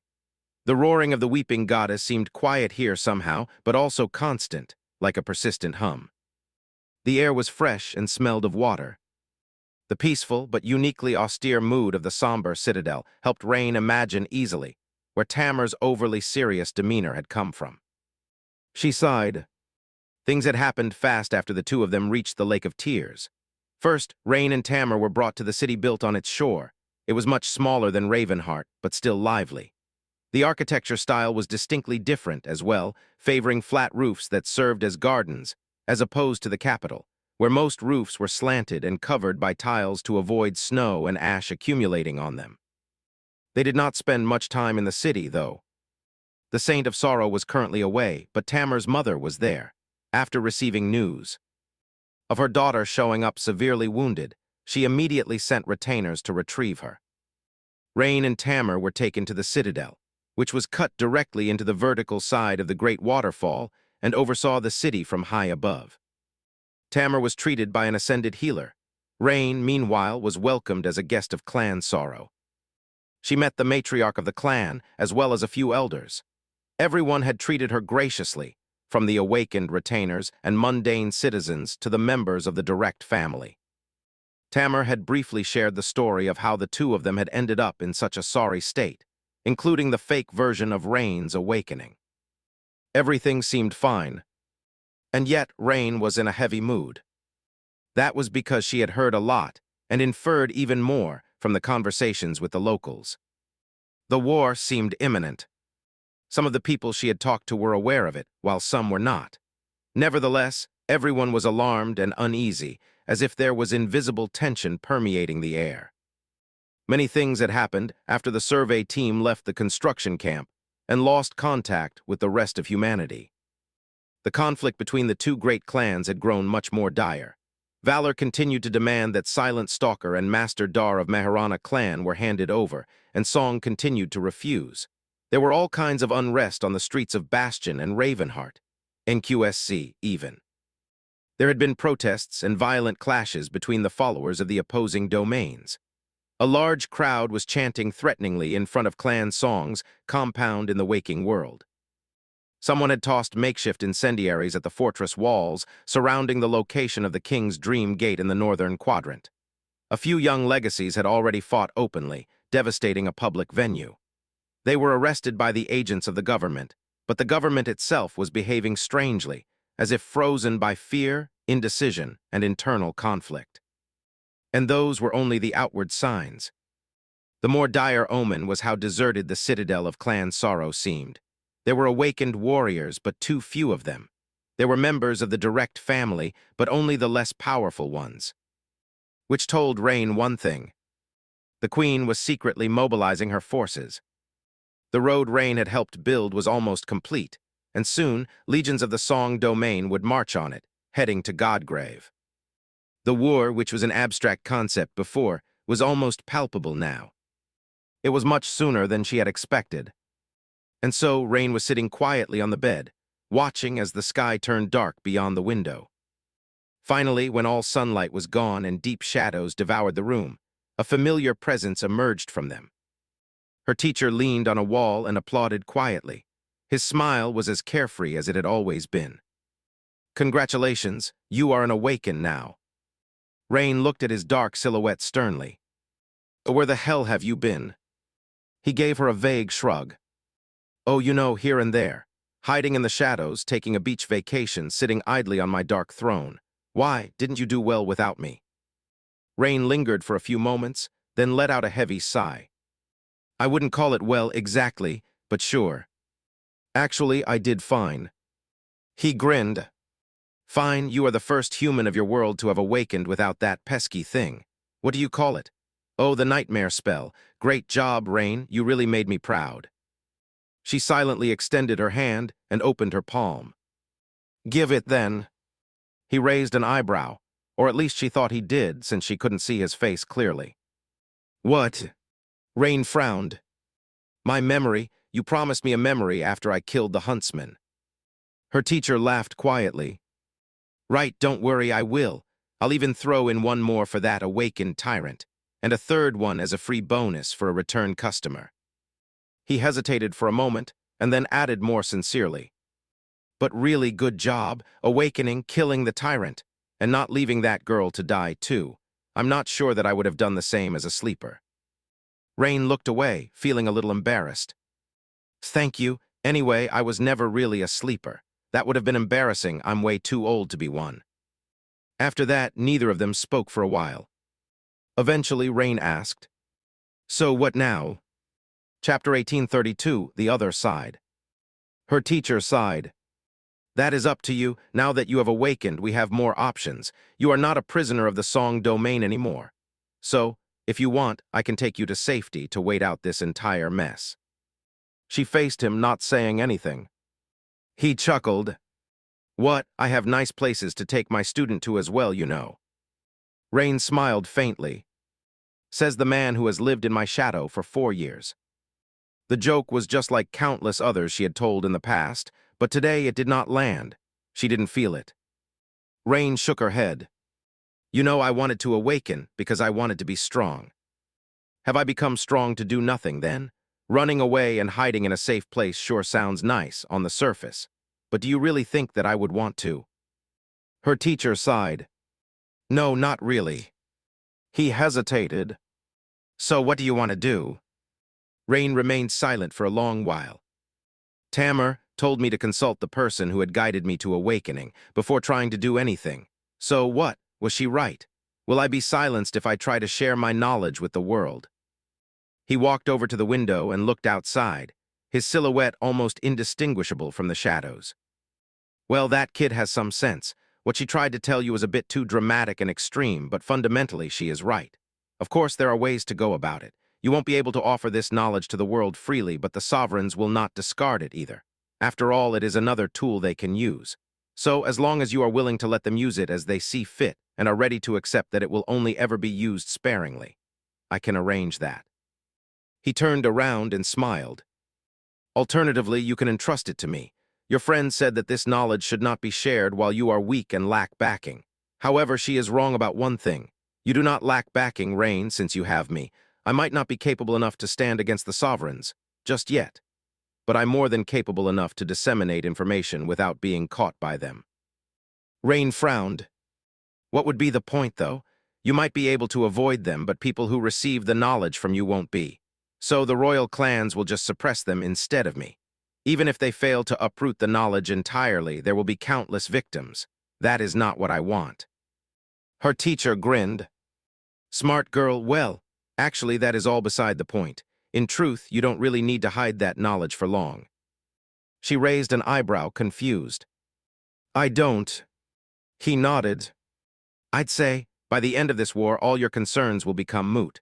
Or, well, we'll have bigger problems to solve at the very least. So keep your secrets safe until the war is over. Who knows, the situation might change entirely by then. His voice grew a little lighter. In the meantime, work on becoming a master. Maybe find a way to manifest a flaw and an aspect. Right, now that you have a soul core, we will have to teach you how to enter your soul sea. Rain listened to him with a smile. At some point, she said, Teacher. He paused.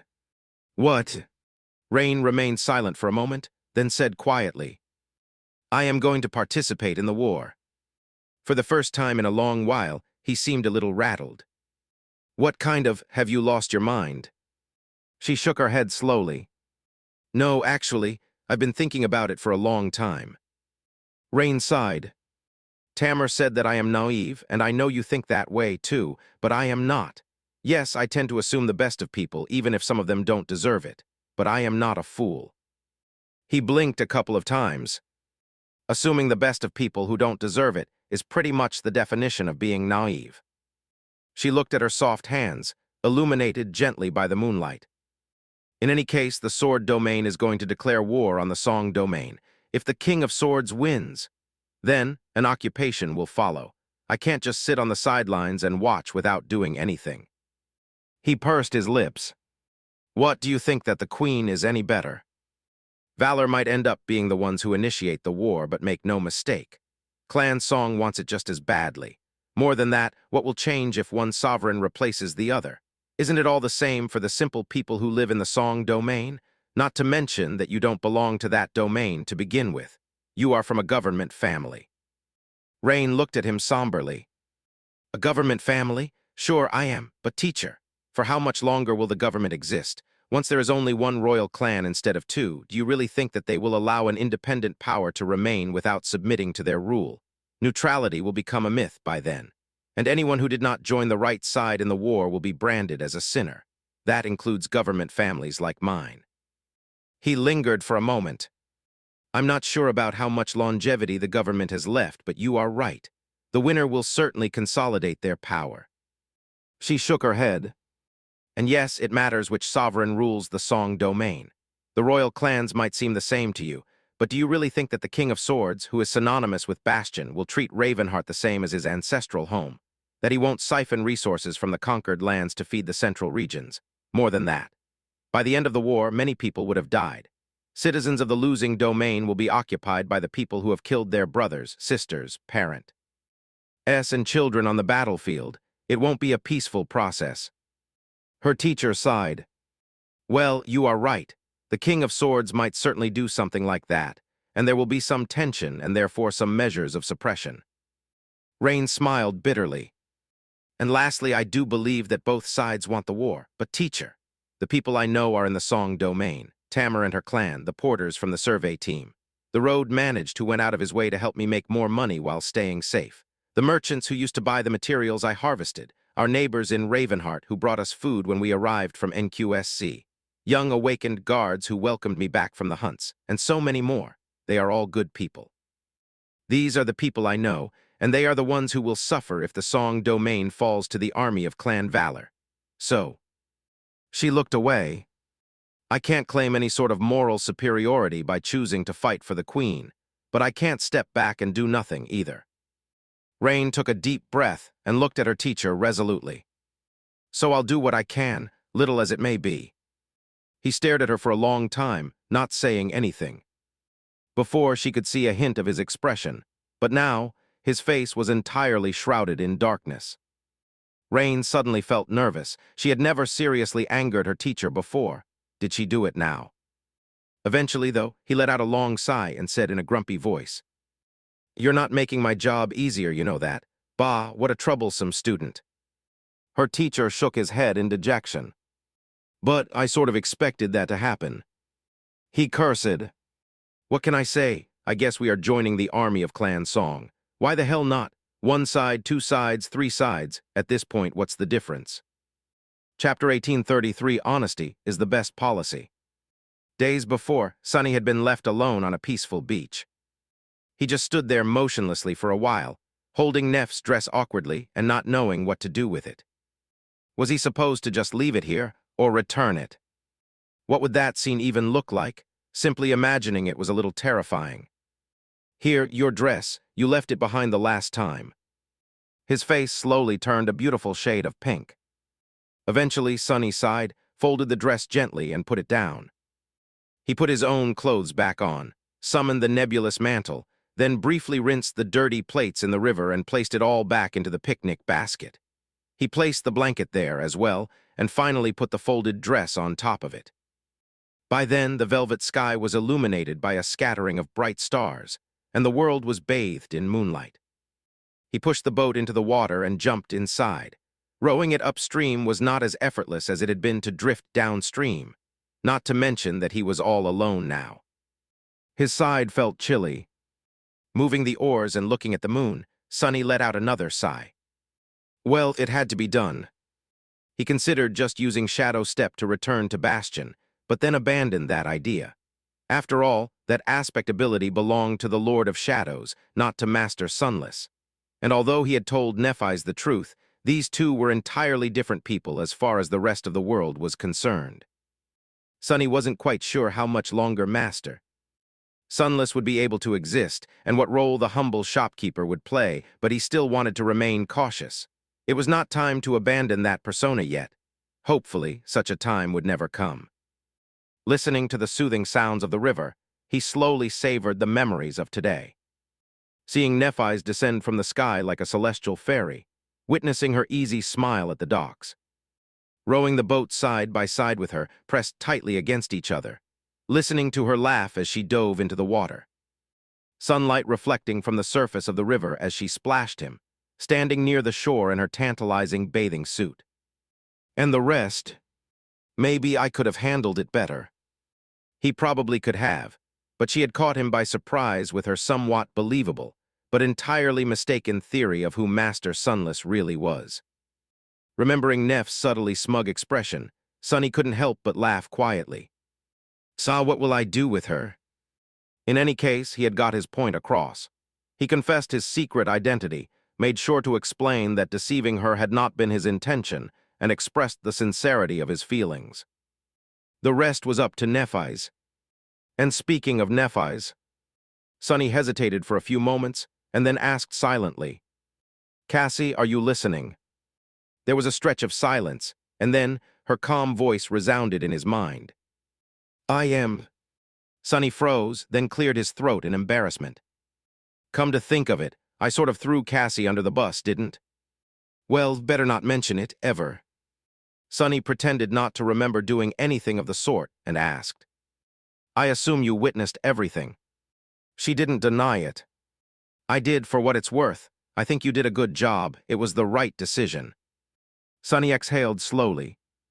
"I hope it was, but—" However, before he could finish the sentence, Cassie suddenly interrupted him, which was a bit strange, since it was not at all like her. "Oh well." Sonny raised an eyebrow. "What's the matter?" There was a long stretch of silence, and then Cassie spoke again, her voice sounding a little strange. "Oh, so my." Sonny frowned. "Is something wrong?" This time, her response came almost immediately. No, of course not. Sorry, can't speak right now. With that, Cassie's voice grew silent, and she did not respond again. Sonny continued to row the boat upstream in bewilderment. After a while, thinking about something, he winced. Oh, I hope she survives. Far away, on a tranquil heavenly island, an ivory pagoda seemed to shimmer with reflected moonlight. On one of its higher levels, a delicate young woman was sitting behind the desk, tracing her fingers across a parchment. Her lovely face was enchantingly beautiful, and her long hair was like a cascade of pale gold. At that moment, the young woman turned her head to the white stone of the chamber's outer wall. Her expression changed slightly. Oh. In the next moment, something crashed into the island with a resounding boom. Cassie slowly rose from behind her desk. Oh, so my. Then she walked out from behind the desk and faced the door. Her movements were poised and elegant, but also seemed a little nervous for some reason. She frowned slightly.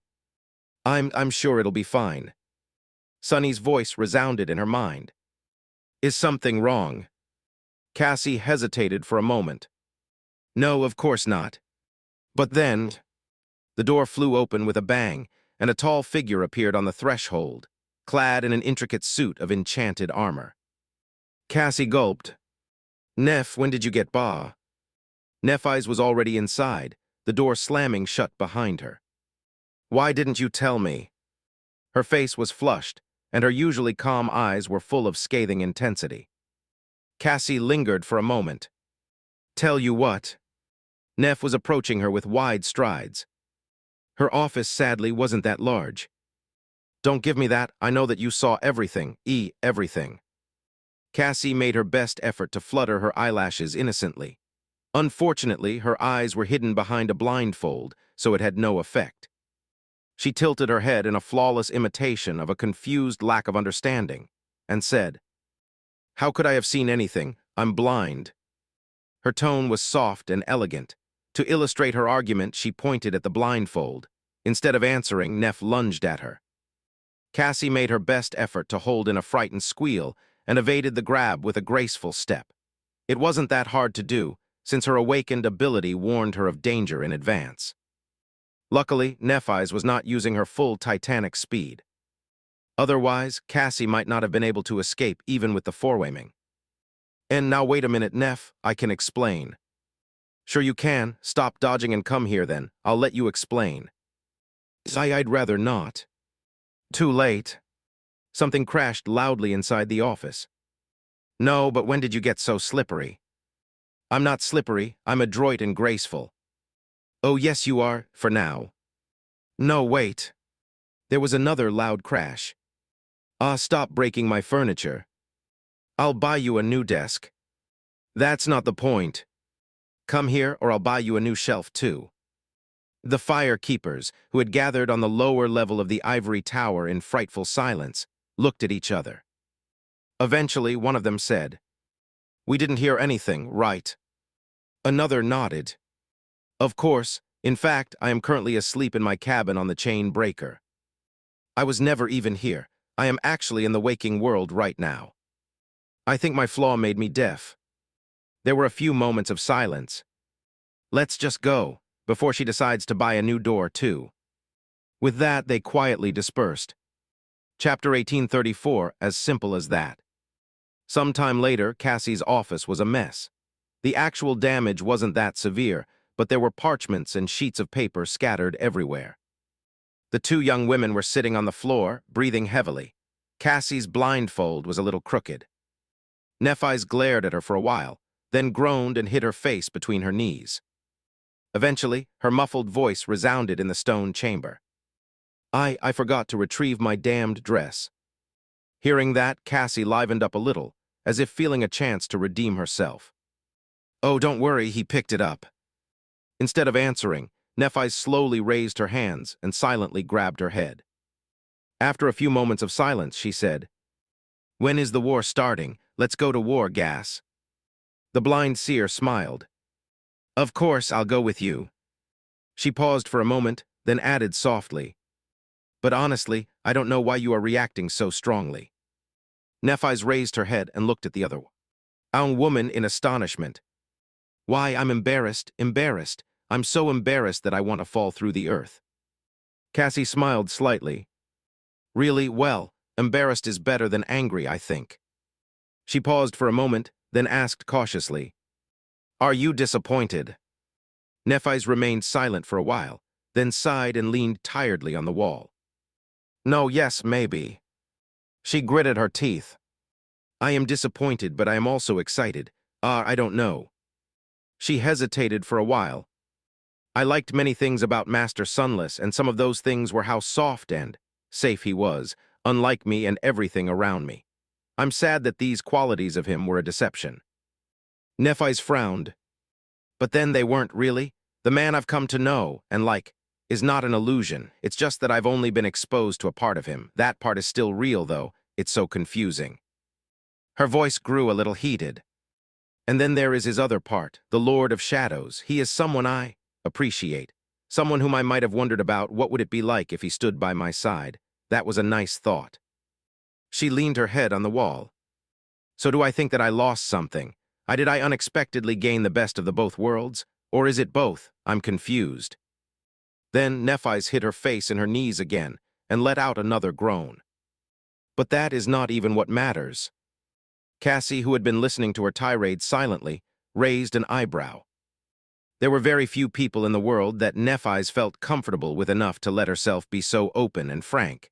In fact, there was probably no one except for Cassie, so she did not want to interrupt. But now she had to. It's not what matters then.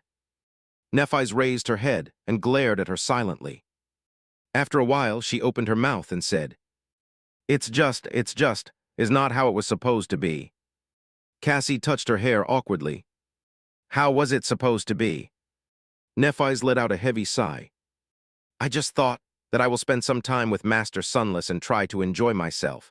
Maybe something would come out of it, and maybe not. In any case, it was supposed to be a timed entanglement, soon enough, before anything too serious might have happened. I would have left Bastion and gone to war. And then, by the time it was over, a year or several years later, I would have been able to decide what to do then. She looked at Cassie intently. Do you see the problem here, Cass? There is no then anymore, because even if I leave Bastion, he'll still be with me. Cassie pretended to study her expression. She wished dearly to be able to see Neff's face right now, but she couldn't. It was just the two of them in the room, so she could only see herself. Eventually, Cassie chuckled lightly. I see. She took a deep breath and lingered for a while. Actually, I knew that Master Sunless and the Lord of Shadows were the same person for a while now. I trusted that he had no ill intentions toward you, and he asked me to keep his secret until he found an opportunity to tell you himself. That was why I kept quiet. But honestly, I wanted you to enjoy yourself as well. I knew that you would go into the changing star of the immortal flame mode as soon as you learned that he was a powerful saint. You tend to forget that you are a human too, Neph. And humans need repose sometimes. Cassie paused, the light smile disappearing from her lips. There were some other reasons as well, but there is no point in talking about it. In any case, he promised me that he would tell you before the war, and now he did. So that secret is in the open. Cassie remained silent for a while, and then sighed. So you need to make a decision now. Nephis looked at her somberly. Eventually, she asked in a quiet tone, But how do I decide what to do? You know that I am not good with these things, feelings, bonds, and distractions. Cassie couldn't help but laugh. Yes, I know. The fact that you used the word distractions is proof enough. But actually it is very simple. I'll help you make the right decision. Nephis looked at her with subtle hope. Cassie spoke softly.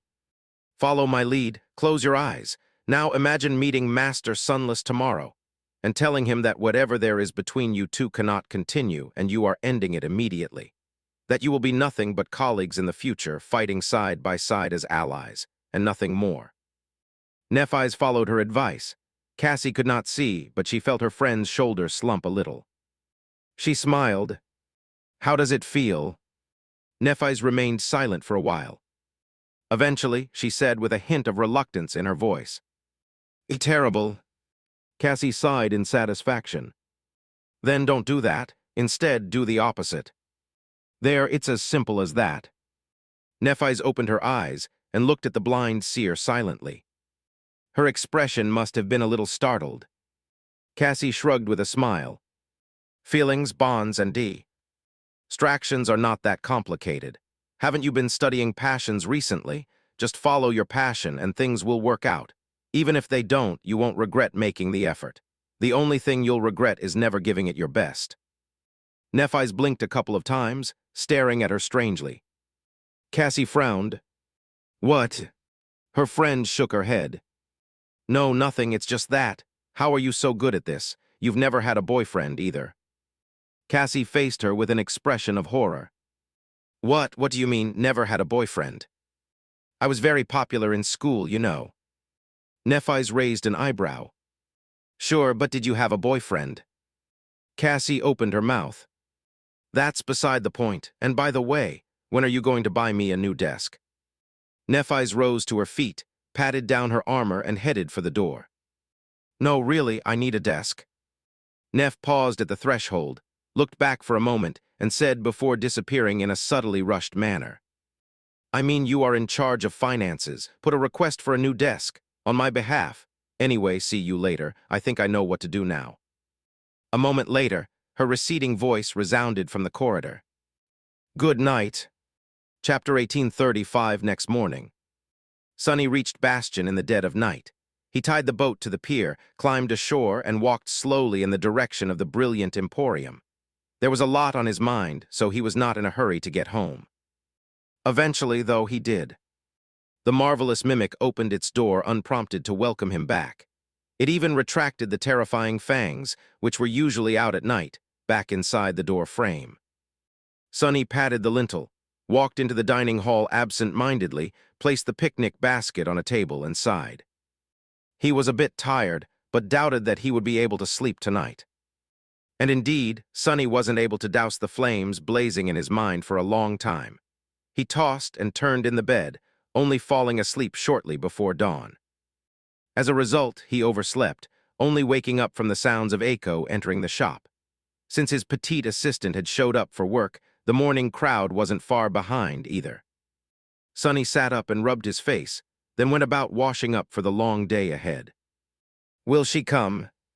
He figured that Nephis would need a long time to sort her feelings out, but still put extra effort into making himself look presentable on the off chance that she would not. Echo's voice resounded from downstairs while he was in the middle of his routine. Hey boss, what should I do with the basket? Sonny swept his wet hair back and responded casually. There are some dirty dishes inside. Give them a rinse. He washed them in the river yesterday, but everything still needed to be cleaned properly. Sonny continued to get himself ready. There were no mirrors inside the mimic, so he used the gloomy shadow to look at himself instead.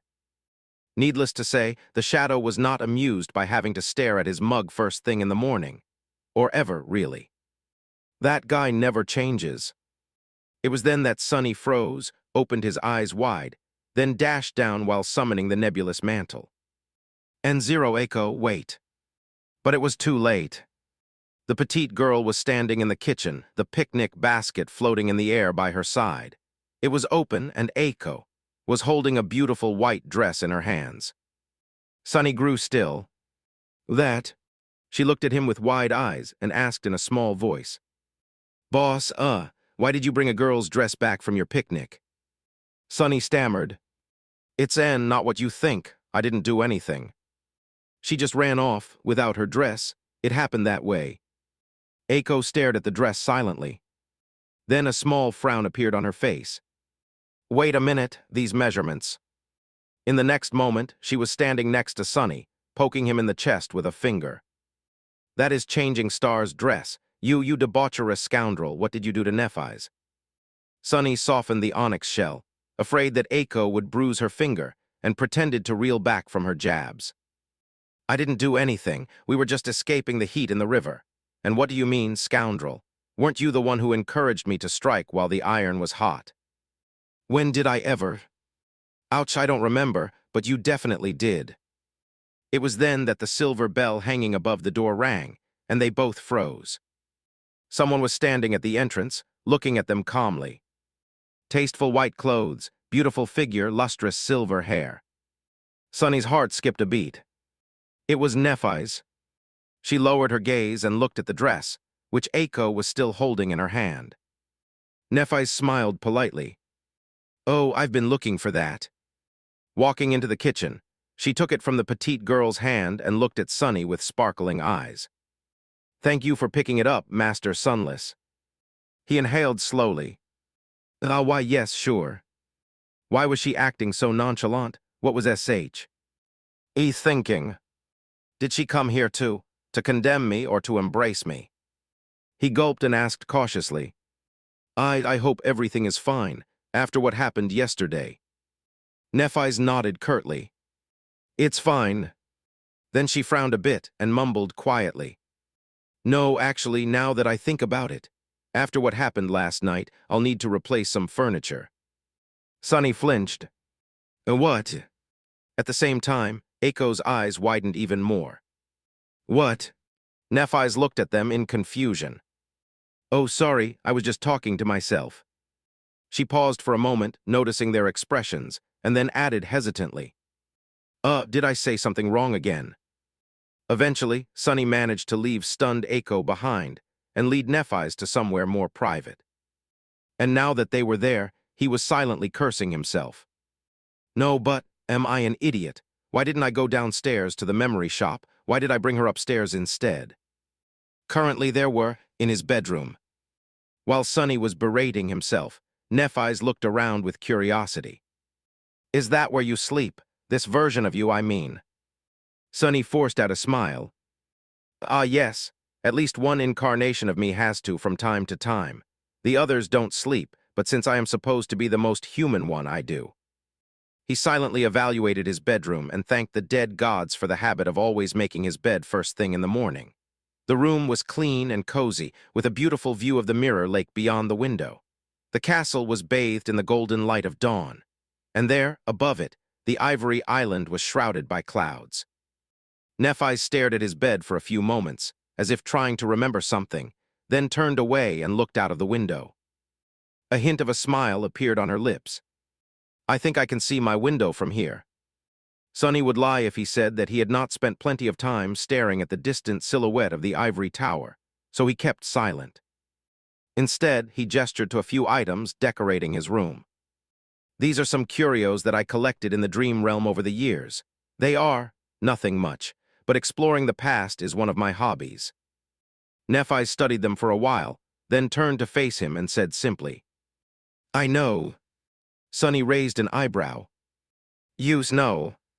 She hesitated for a few moments.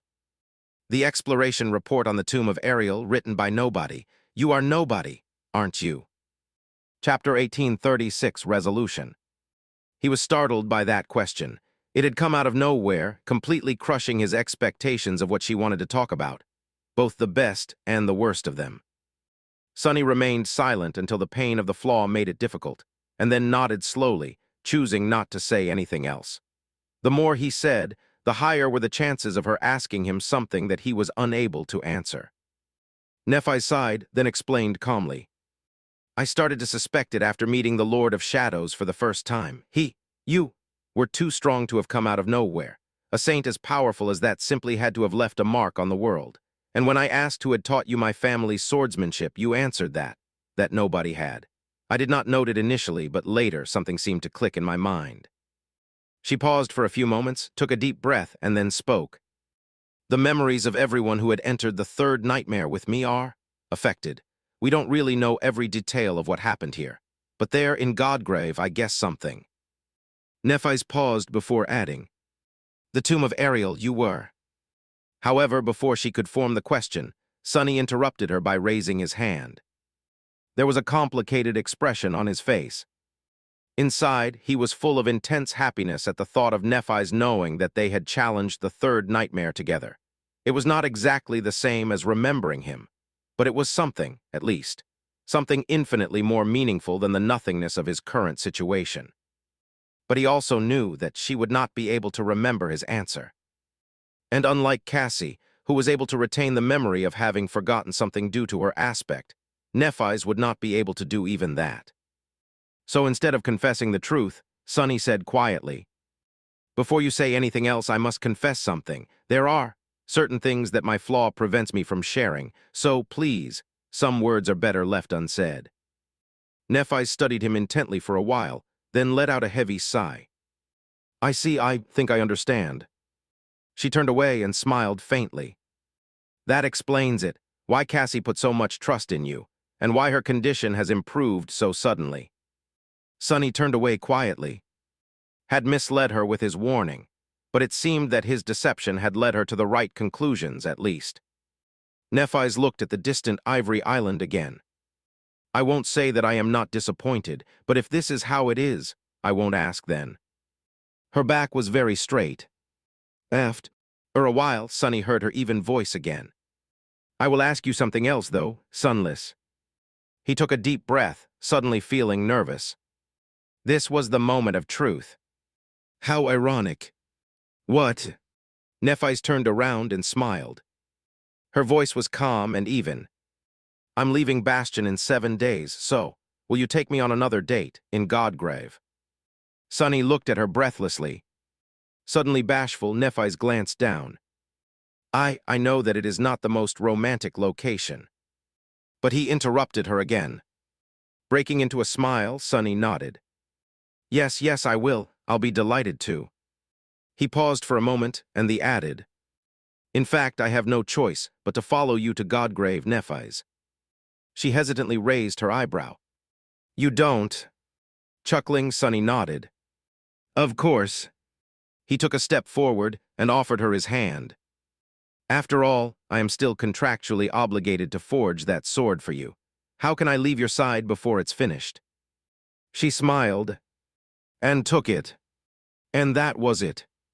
Their strange, tentative relationship had not ended despite the many secrets they were keeping, the heavy burden of the forgotten past, and the dark shadow of the imminent war.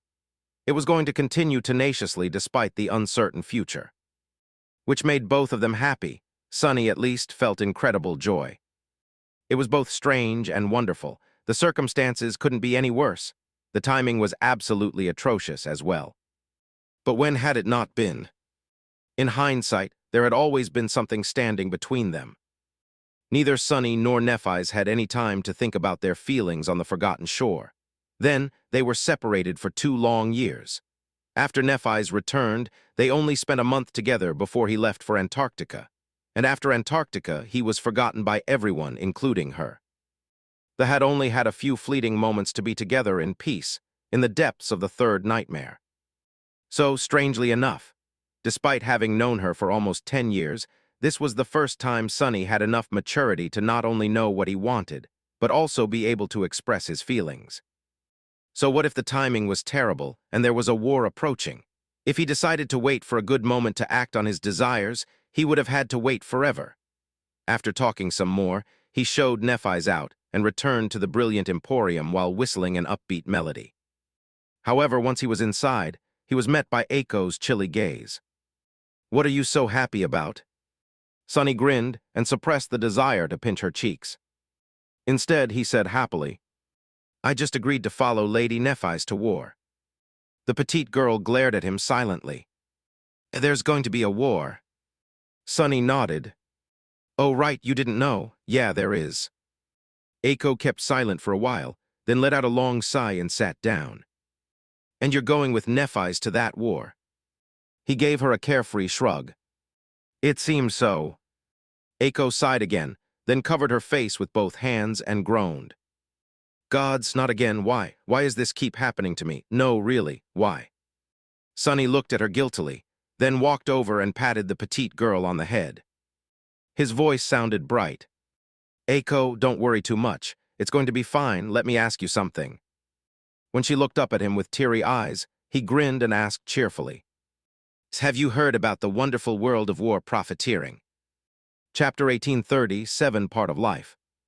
A few days later, Sonny dove into the cold waters of the Mirror Lake, while the full moon slowly climbed the lightless sky.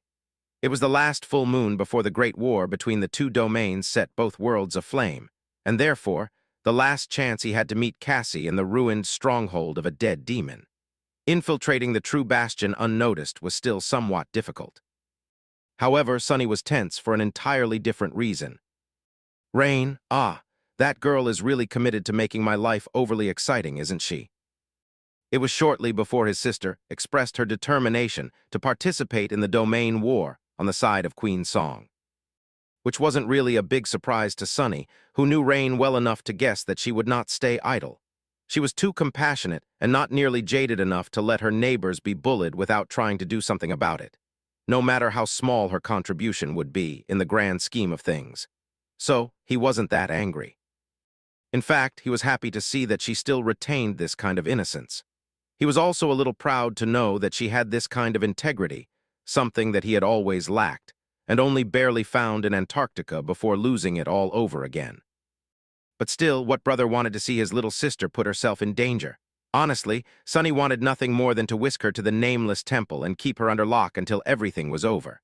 No, the Nameless Temple wasn't safe enough, considering what role it was supposed to play. Nowhere was really safe anymore, and nothing would be really over for a long while.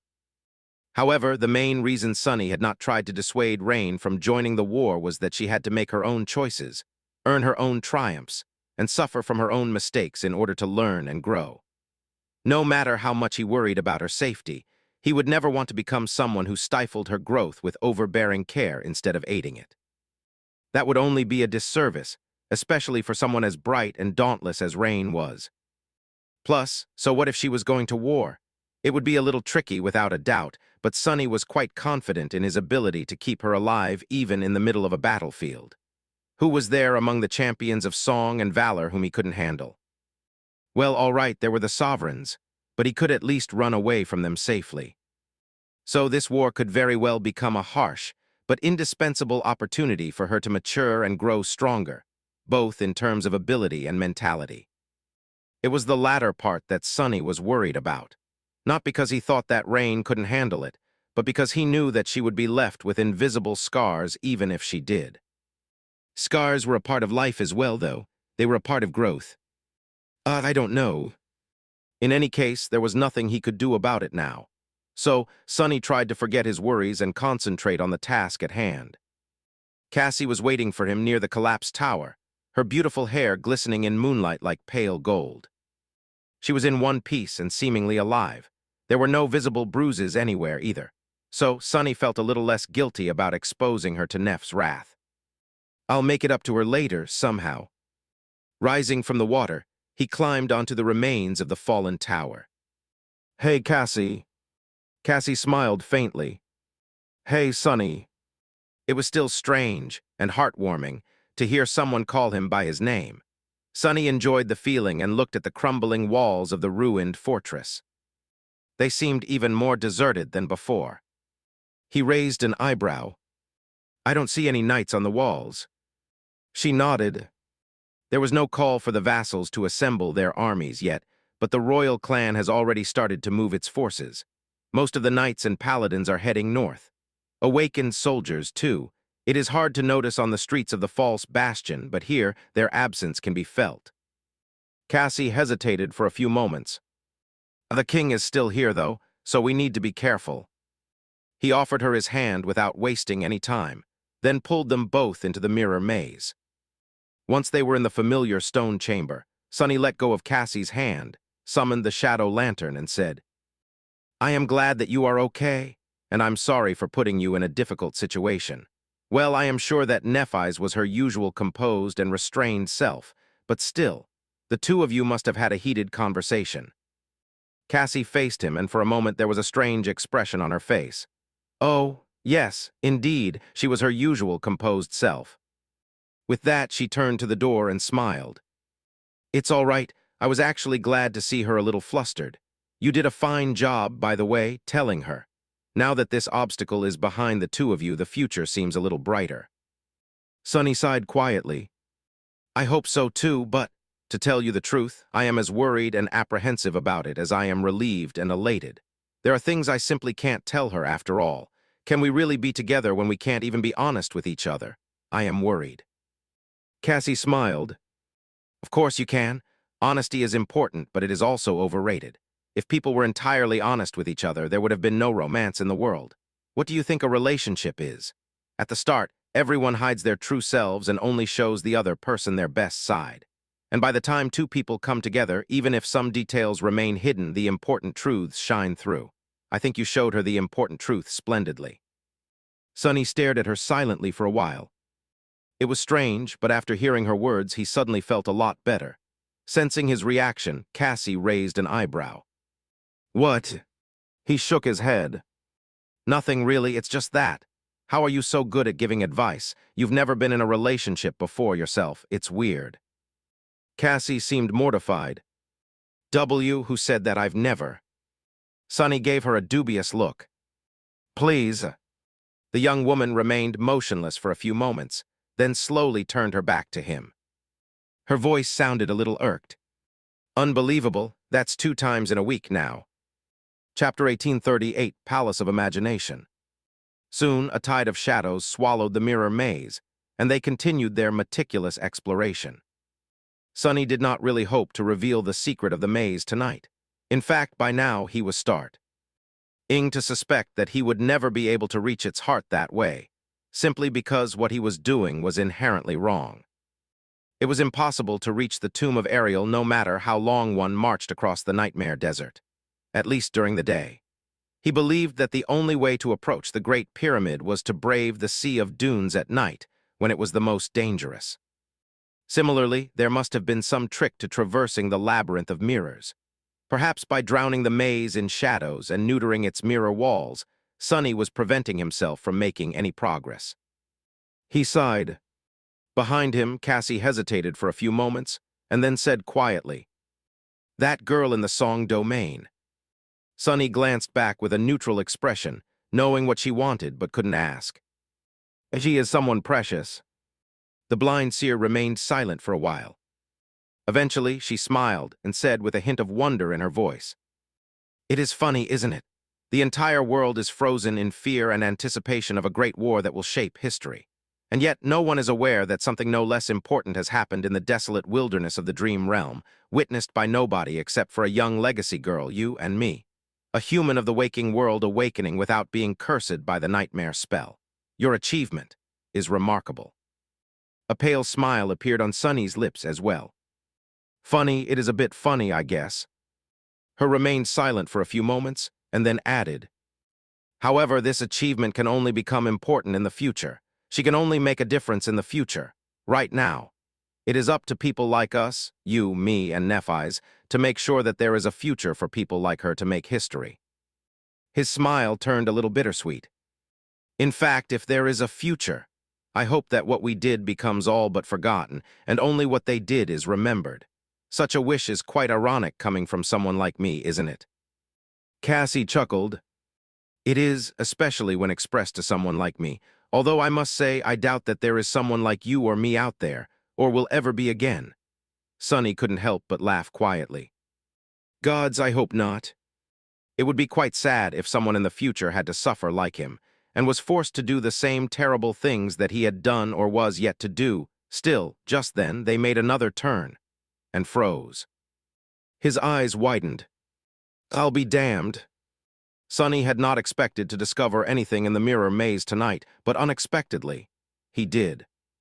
Out there in front of them, the narrow corridor opened into a vast hall. The mirror walls that had been pressing down on them expanded, disappearing into the distance. The floor of the underground chamber was sloping downward like a bowl, and the ceiling was out of sight. The spherical hall was so vast that Sonny could not see the other end of it. In fact, he couldn't see anything, as if something was obscuring his vision. His shadow sense was similarly suppressed. All he could feel was that the hall was enormous, ancient, and dangerous. Sonny's instincts were screaming that he needed to retreat. This sense of dire danger reminded him of the worst horrors he had experienced in his life. Then, there was a sound in the darkness.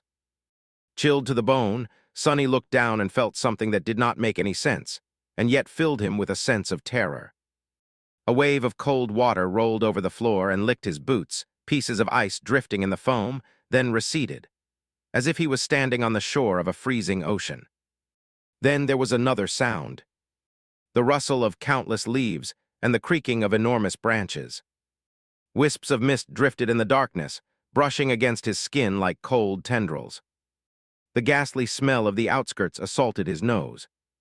Before anything happened, Sonny grabbed Cassie and pulled her back into the corridor. Then, feeling that it was not enough, he stepped through the shadows and brought them back to the stone chamber. Letting go of the blind seer, he leaned on the wall heavily. His vision returned. Both of them were deathly pale and trembling. What? What the hell was that? Cassie's voice was subdued. Sonny forced himself to calm down and let out a stifled laugh. It wasn't easy to scare two saints, and yet here they were. The demon of imagination, damn. Cassie raised her eyebrow. What do you mean? Sonny slowly straightened his back and brushed his hair back. This castle was created by the demon of imagination once, wasn't it? So there have to be traces of her power left here. The mirrors are one such relic. The hall we found. I think it is another. The blind seer frowned. The icy water, the rustle of countless leaves, the mist. What do they have to do with the demon of imagination? Sonny slowly shook his head. Nothing but, when we entered the hall, I felt a sense of danger and couldn't help but remember some of the most harrowing encounters of my life. And so, he hesitated for a few moments, struggling to believe in the theory that had formed in his mind. Eventually, though, Sonny finished his thought in a low tone. And so the hall made them real. Cassie's face paled. You mean to say that that place can make what we fear into reality? Sonny lingered for a while, then shook his head again.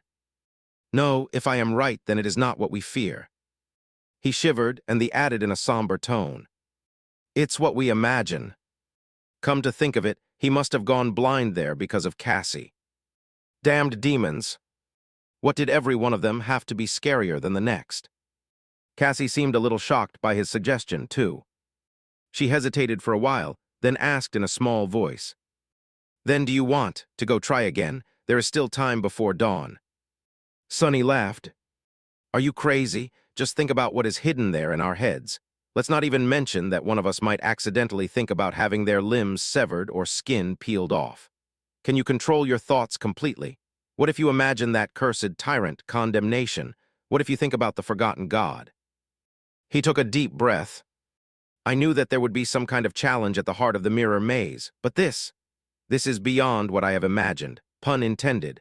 Conquering that hall is a lethal task, even for us. No, especially for us, because we have seen too much and remember too much. It definitely wasn't something that could be accomplished in a day. If he wanted to reach the heart of the Hall of Imagination, he would need to prepare thoroughly. Sadly, there was no time. Sonny looked at the door of the stone chamber with regret and then sighed. It doesn't matter. I had a small hope of finding what I seek here before the war, but I can find it after we win, too. By then, there will be no king of swords and no clan valor. I won't need to hide in the darkness and come here only once a month. So, I will return to this eerie place then. With that, Sonny offered Cassie his hand and forced out a smile. Let's leave for now. There is a lot I have to do in these next few days. It was true because these would be the last days of peace. Chapter 1839, Last Days of Peace. Pale sunshine poured through the open window, and a gentle breeze made the curtains flutter. Sonny opened his eyes slowly, laying comfortably in his opulent bed. The subtle sounds of the city waking up washed over him, bright and lively on this peaceful morning. He yawned, then slowly got up. Today was like any other day in Bastion. There were some changes about the mood on the streets of the young city as of late, but mostly it was the same. The brilliant emporium was also the same, except for one detail. There was a hand-drawn sign standing in front of the entrance. It had been there for the past few days, attracting plenty of attention.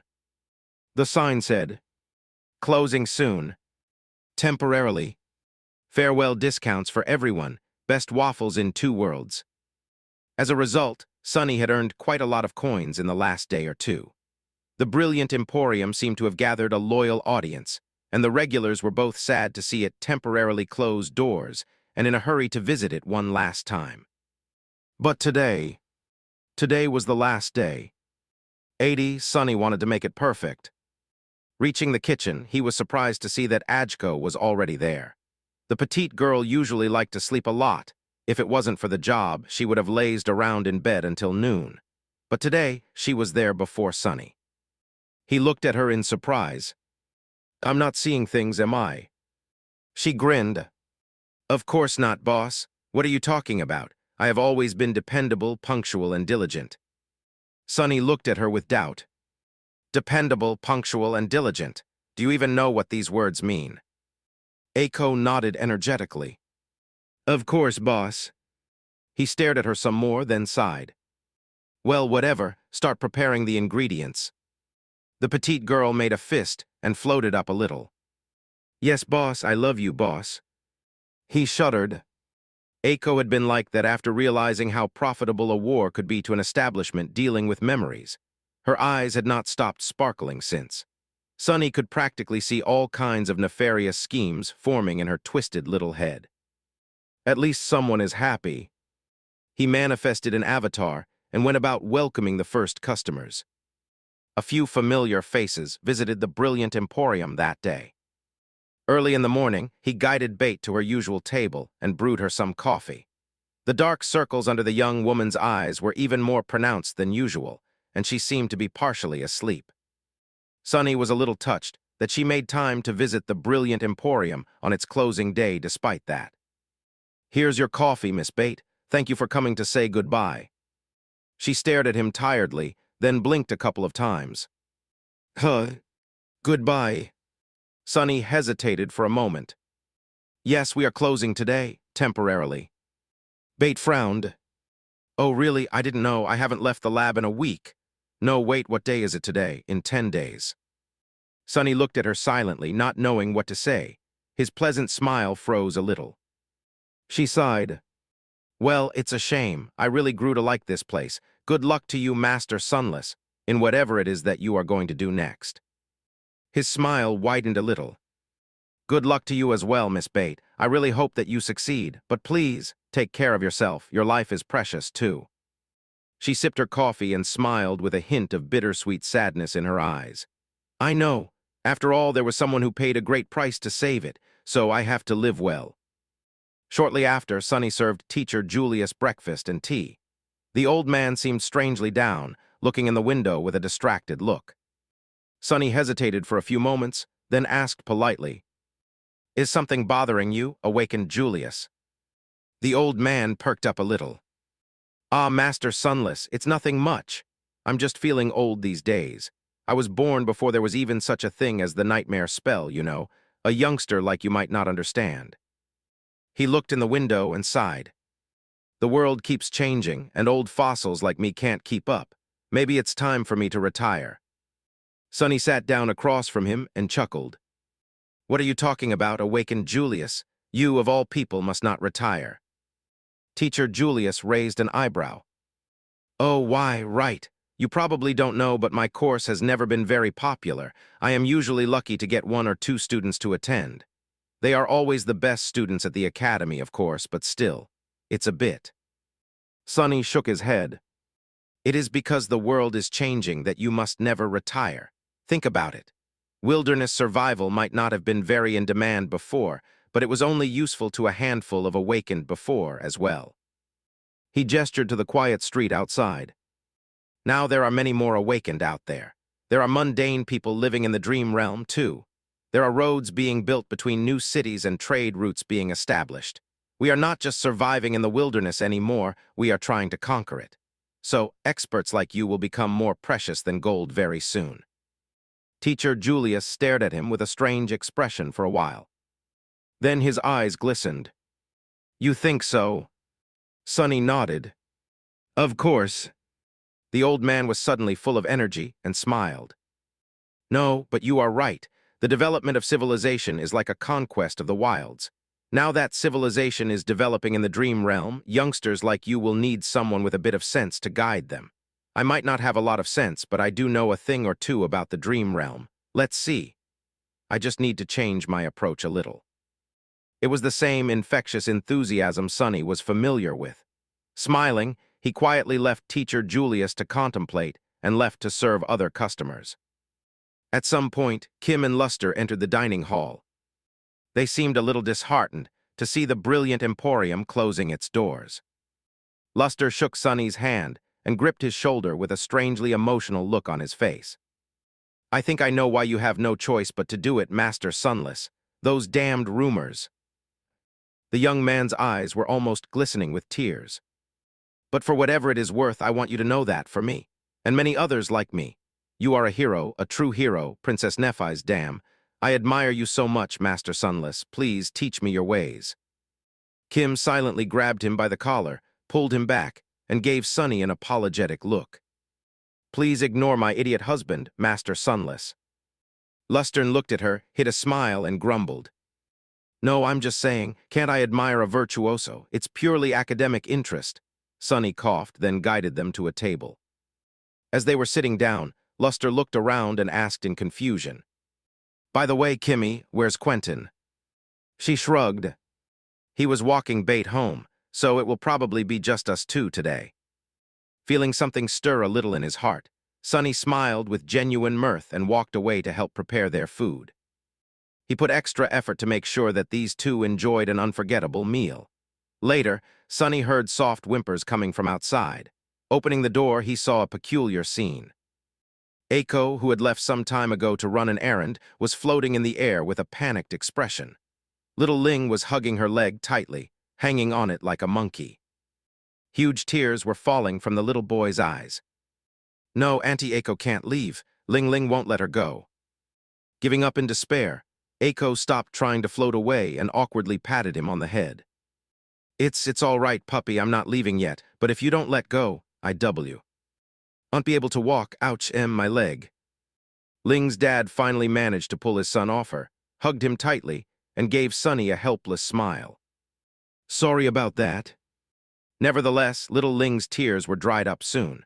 The boy was fully preoccupied with a bowl of ice cream, but he still insisted on holding Aiko's hand and refusing to let her out of his sight even for a minute. His father sighed. Are you really leaving? Sunny glanced at him, then smiled. Yes, well, for a while. Hopefully we'll be back one day. Little Ling's dad looked a little sad. The two of them were on friendly terms and spent quite a bit of time together due to the cooperation between the Beast Farm and the Brilliant Emporium. Sunny felt a bit touched to know that he would be missed. In the meantime, please take care of your family. Most people do not know, but you should be aware that we are in for some tough times. His former soldier nodded somberly. I know, I will. You take care too, Master Sunless. Sunny gripped his shoulder for a moment, then went over to the table and patted Ling Ling on the head. The little boy looked up at him and smiled shyly. Uncle.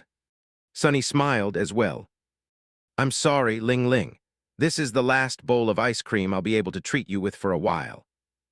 Little Ling's tiny face instantly turned downcast. His doleful expression was both incredibly cute and comical. I see. Sunny sighed.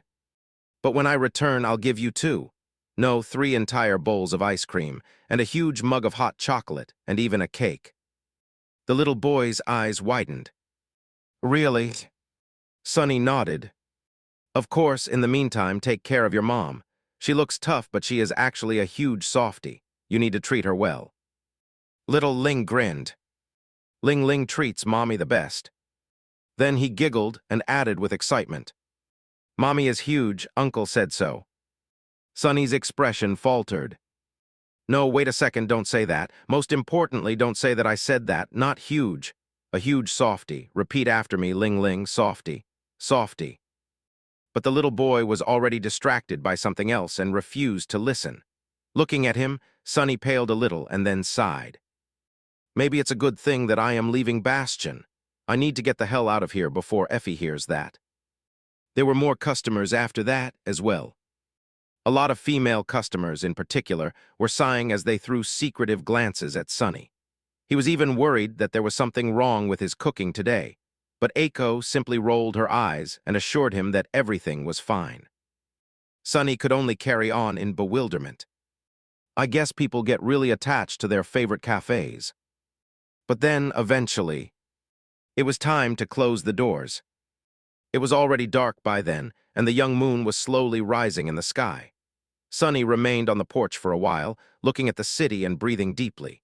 He had grown used to the scent of Bastion in the past year, without even knowing that he had. In hindsight, it had been a wonderful year. But now it was time to leave. He sighed. I'm going to miss this.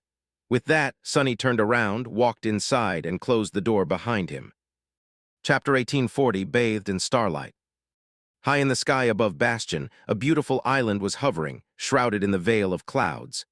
Illuminated by pale starlight, a white pagoda stood upon it, piercing the heaven. Nobody noticed when the flying island started to move.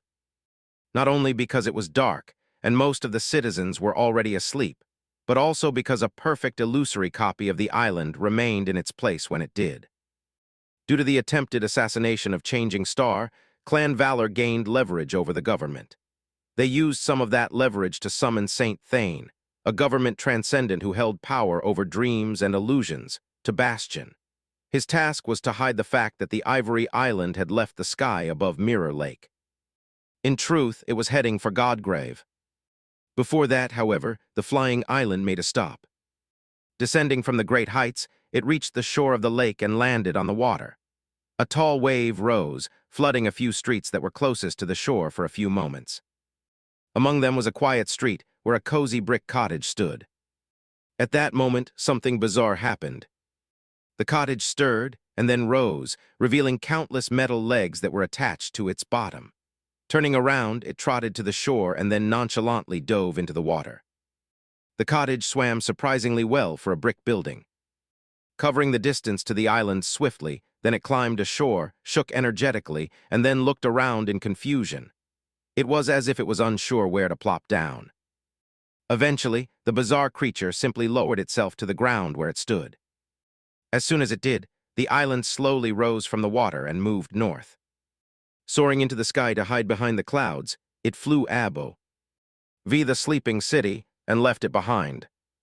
At that time, the door of the cottage opened, and a young man with alabaster skin and raven, black hair walked out of it. Sonny stepped on the soft soil of the Ivory Island, inhaled deeply, and smiled. What a beautiful sight! Nephis was standing a few steps away, looking at him calmly. She responded to his smile with one of her own. Ivory Island is indeed beautiful at night. Welcome. He looked at her silently for a while, then shook his head softly. I wasn't talking about the island. Neff's eyes widened a little. Oh. She hesitated for a few moments, then looked away in embarrassment and gestured to the dark expanse of emerald grass. Would you like to take a walk? Sonny nodded with a smile. Sure. He offered her his arm, and when she took it, asked quietly, Once we reach Godgrave, where do you want to go? I'm afraid there are no beaches there, but I can still prepare a picnic. Nephis chuckled. We won't reach it for a while. There's plenty of time to decide. They walked silently side by side, eventually reaching the edge of the island. Below, a sea of clouds was shining with reflected starlight. Above, a myriad of stars was burning in the distant sky. Neff's eyes were like two radiant stars as well, but much more beautiful. She studied the night sky for a while, then sighed. I find myself in doubt now that we are leaving for war. It happens sometimes, albeit rarely, and I can't really reveal that side of myself to anyone because my strength is their strength. But I am afraid sometimes, too. Can we really win? Can we really defeat the sovereigns? Even if we do, what then? A fragile smile appeared on her lips. Of course, I always banish these doubts since I can't afford them. You just caught me before I could steel myself tonight. Sonny looked at her silently for a while. Eventually, he smiled. Of course we can win. Of course we will defeat the sovereigns and everything that comes after them. Nephis faced him, her ivory face bathed in starlight. Why are you so sure? Sonny chuckled. When he spoke, his voice was calm and confident. Because that is our will, who dares to stop us? She was standing so close that he could hear her heartbeat, and his own. The stars were shining in the lightless sky, illuminating the world with soft radiance. In that radiance, her lips looked even softer. Only war awaited them ahead. Placing his hands on her shoulders, he gently pulled her in and leaned forward. His heart was beating like a caged beast. When their lips touched gently, it was as though the whole world was engulfed with heat. And Sonny wasn't satisfied with that gentle touch. He was hungry for more. Wrapping his hands around her, he pulled her closer until their bodies were pressed tightly against each other, with no space for anything except passion between them. Nephis slowly raised her hands and embraced him, as well responding to his kiss. At the same time, their kiss grew more passionate, as if both had been starving for each other's lips for a long, long time. And intoxicated by the taste of her, Sunny finally felt complete. Somewhere else, a ruined fortress bathed in the light of a shattered moon. In the remnants of its main keep, a tall dais stood. There was no throne and no altar on the dais. Instead, there was an iron anvil and a man who stood in front of it, swinging a heavy hammer. He was tall and broad-shouldered, with a lean but mighty physique. Powerful muscles rolled under his glistening skin, and his sweat was evaporating in the unbearable heat of a crucible. His bare torso was painted in shades of vermilion by its angry light. The man had dark hair and a thick but dignified beard. The expression on his noble face was harsh and austere, and his gray eyes were as cold as tempered steel. There was a sword taking shape under his hammer on the iron anvil. Eventually, the man put the hammer aside and quenched the incandescent blade in water. The reflection on its surface convulsed when it was pierced by the sharp tip, and was then obscured by rising steam. A few moments later, the blacksmith pulled the sword out of the water and looked at it closely. Then the intensity of his gaze was replaced with contempt and disappointment. Gritting his teeth, the man tossed the beautiful blade aside. It fell from the dais and flew down. What waited below was a mountain of swords, each so masterfully crafted that many warriors would eagerly kill for the right to wield one. The newborn blade landed on the top of the mountain and joined its countless siblings, laying there. Abandoned and forgotten. Far away, a vast hall cut in blue ice was drowning in darkness. In the center of the hall, a tall throne stood, illuminated by the ghostly light of dancing flames. A corpse of a breathtakingly beautiful woman was sitting on the throne, dressed in a regal red gown. Its hem spilled down the steps of the throne like a river of blood. The woman's chest was pierced by a sword, which pinned her to the back of the throne. Two dead youths stood on both sides of the throne, waiting in silence. Then the silence was broken. Pieces of ice fell to the floor and shattered as the dead woman's hand slowly rose. Her pale, long fingers wrapped themselves around the blade of the sword. Soon, there was the sound of metal breaking. In the next moment, the ice hall, and the entire mountain encompassing it, shuddered. And someplace else, a gaunt man was sitting in the dust, wearing a tattered spacesuit. The visor of his helmet was cracked, and the oxygen in the tank attached to his back had long run out. Nevertheless, the gaunt man was somehow still alive. He had been motionless for a while, but now he finally moved. Rising his head, he looked at a beautiful blue disk floating in the great darkness above him. His cracked lips twisted into a smile. How curious. That was what he wanted to say. But of course, no sound escaped from his lips, since there was no air to transmit it. The man tried to sigh, but failed for the same reason. He shook his head in dejection and moved his lips again. If someone was there to read them, they would have read. It's starting. The war for the throne of humanity had begun. End of Volume 8, Lord of Shadows. Chapter 1840, One Evil Minds That Plot Destruction. Sunny was standing on the edge of the ivory island, looking at the sky above. The marvelous mimic was behind him, still pretending to be a quaint brick cottage. The cottage stood between the grove and the lake, on the empty stretch of emerald grass to the side of the great pagoda. The area was quite peaceful, and the view from his window was usually no less spectacular than it had been in Bastion. Of course, that peacefulness was deceiving. The ivory island was high in the air. Far below it, the arm of the dead god lay heavily on the ashen ground. A long bridge was connecting the humerus and the radius, which had broken off eons ago. The bridge had been recently built, and currently a vast column of warriors was marching across it, ready to enter Godgrave. A sea of vermilion banners fluttered above like blood.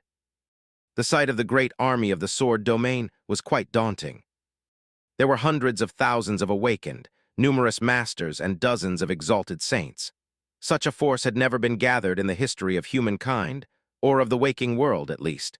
There were countless mundane humans, too, following the warriors in the vast train of the army. Funnily enough, this great force had not been assembled to fight against nightmare creatures or other horrors of the dream realm. It had been assembled to wage war against a similar human army that was currently somewhere far away, on the other side of the titanic skeleton, scaling its right arm. In any case, Sonny was not looking down on the sword army. Instead, he was looking at the sky. The sky had been blue and clear not too long ago, but now it was being slowly devoured by gray clouds. They were finally crossing the realm boundary. Soon, an annihilating white radiance would suffuse the incandescent heavens and spell fiery doom for anyone caught directly in its light. He sighed. It did not feel safe at all to be invading Godgrave atop a flying island. No matter how powerful its enchantments were, the ivory island was enormous and immensely heavy. Due to inertia, it would not be able to stop instantly should the veil of clouds break, which meant that all of them would become ash. What a way to start a war! Technically, the war had already begun. The official declaration had happened soon after the Ivory Island left Bastion, almost a month ago. Back then, Nephis and Cassie had been summoned to the waking world. Sonny had been invited as well, albeit as the Lord of Shadows, not the memory purveyor of the Fire Keepers. There was a historic meeting in the stronghold of Clan Valor in NQSC. All the saints of the Sword Domain were present, as well as the heads of those vassal clans that did not possess a transcendent member at the moment. What made it historic, though, was not the illustrious company. It was the fact that the King of Swords himself attended. Sonny was quite shocked when the doors opened and a heavy presence suddenly settled in the opulent hall, forcing even the most powerful saints to grow stiff and quiet. Of course, his face was hidden behind Weaver's mask, so no one was the wiser. They were seated around a vast round table, which, it seemed, had been carved from the trunk of a single enormous tree. The table held some significance, without a doubt. Perhaps it was that tree in particular that had been the source of the abominable forest slain by Anvil of Valor in the past. In any case, there was an empty seat next to Morgan. Sonny guessed that maybe it had been left empty in honor of St. Maddock, her uncle, but he was proven wrong. As the vast presence enveloped the hall, there was the sound of heavy steps, and a tall man in dark armor entered, a vermilion cloak draped around his shoulders. The man was naturally imposing in a way that made others cower. He was tall, with broad shoulders and a mighty build. His eyes were gray and cold like tempered steel, their gaze oppressive enough to make one shudder. His hair was black, and a full beard obscured the lower part of his austere face. Despite that, it was impossible to miss how noble and distinguished it was. The man was supposed to be close to 50, but did not look a day older than 30. However, the most striking thing about him was not his height, his build, and his cold gray eyes. It was not even the oppressive force of his unfathomable, boundless presence. It was something invisible and intangible, an otherworldly quality that forced one to look at him, pay attention to him, and want to kneel in front of him. This was Anvil, the King of Swords. Sonny had only seen him once before, from afar. He was still unsure what barriers there were that prevented the sovereigns from visiting the waking world often, and what was the cost of breaking them. All he knew was that, today, the king had decided to descend into the mortal world.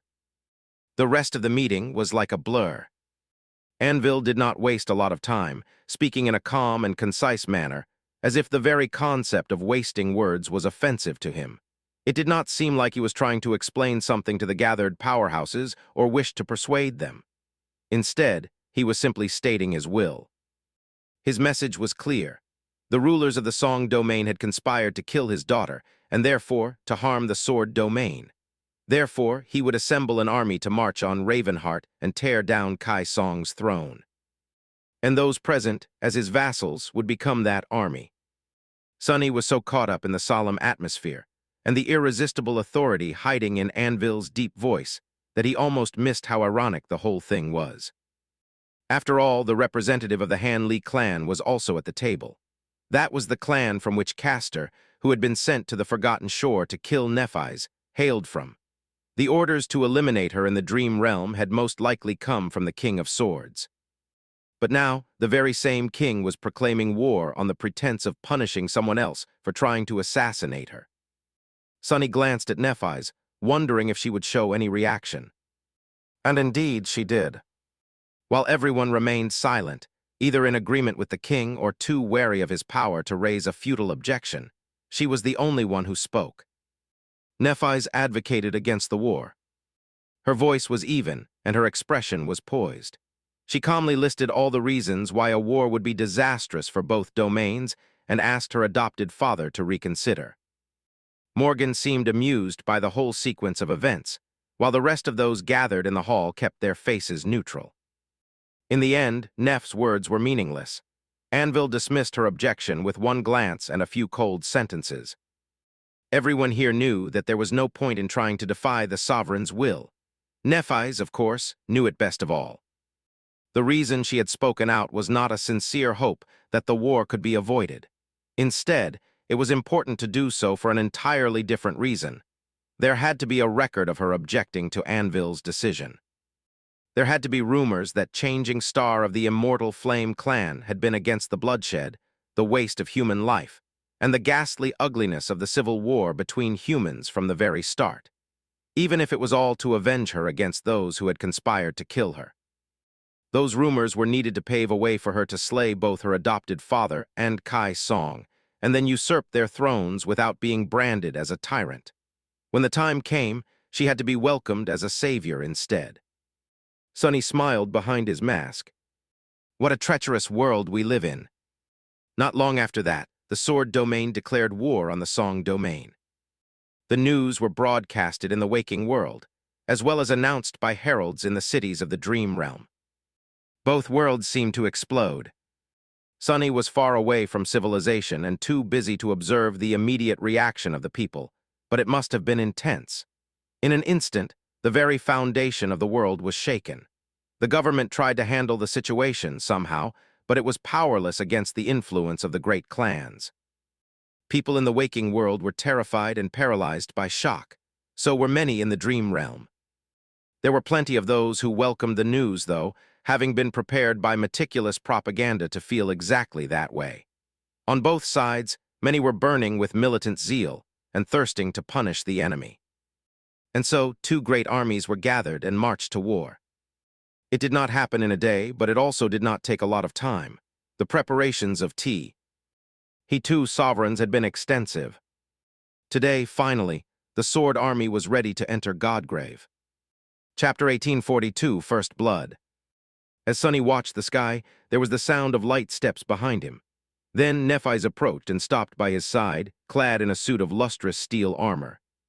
She looked at him and smiled.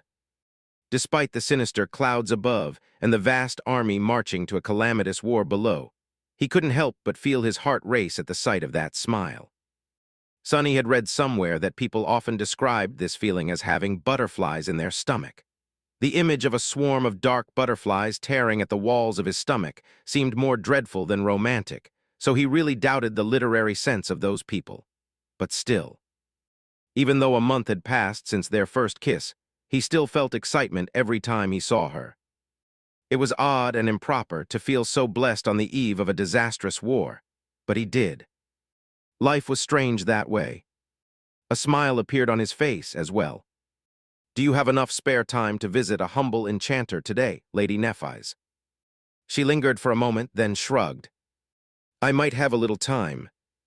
With that, she turned her head and looked at the sky as well. "Are you worried about the sun?" Sunny nodded slowly.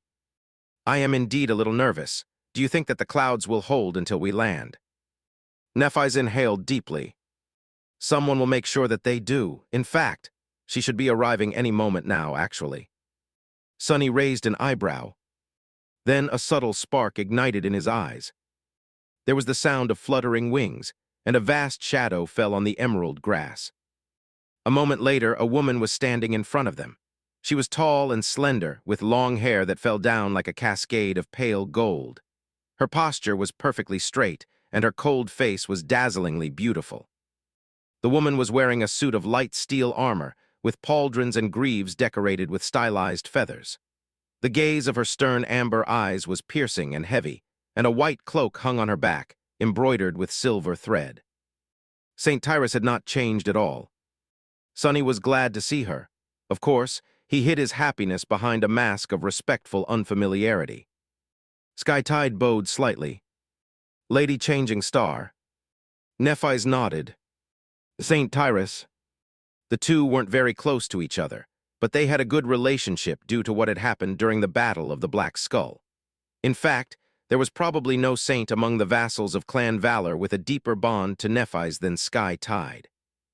Her clan was also different from how it used to be.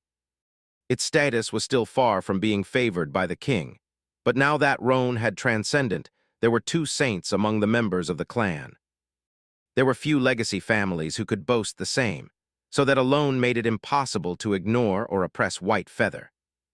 Much more importantly, Sky Tide's status soared now that the war was imminent.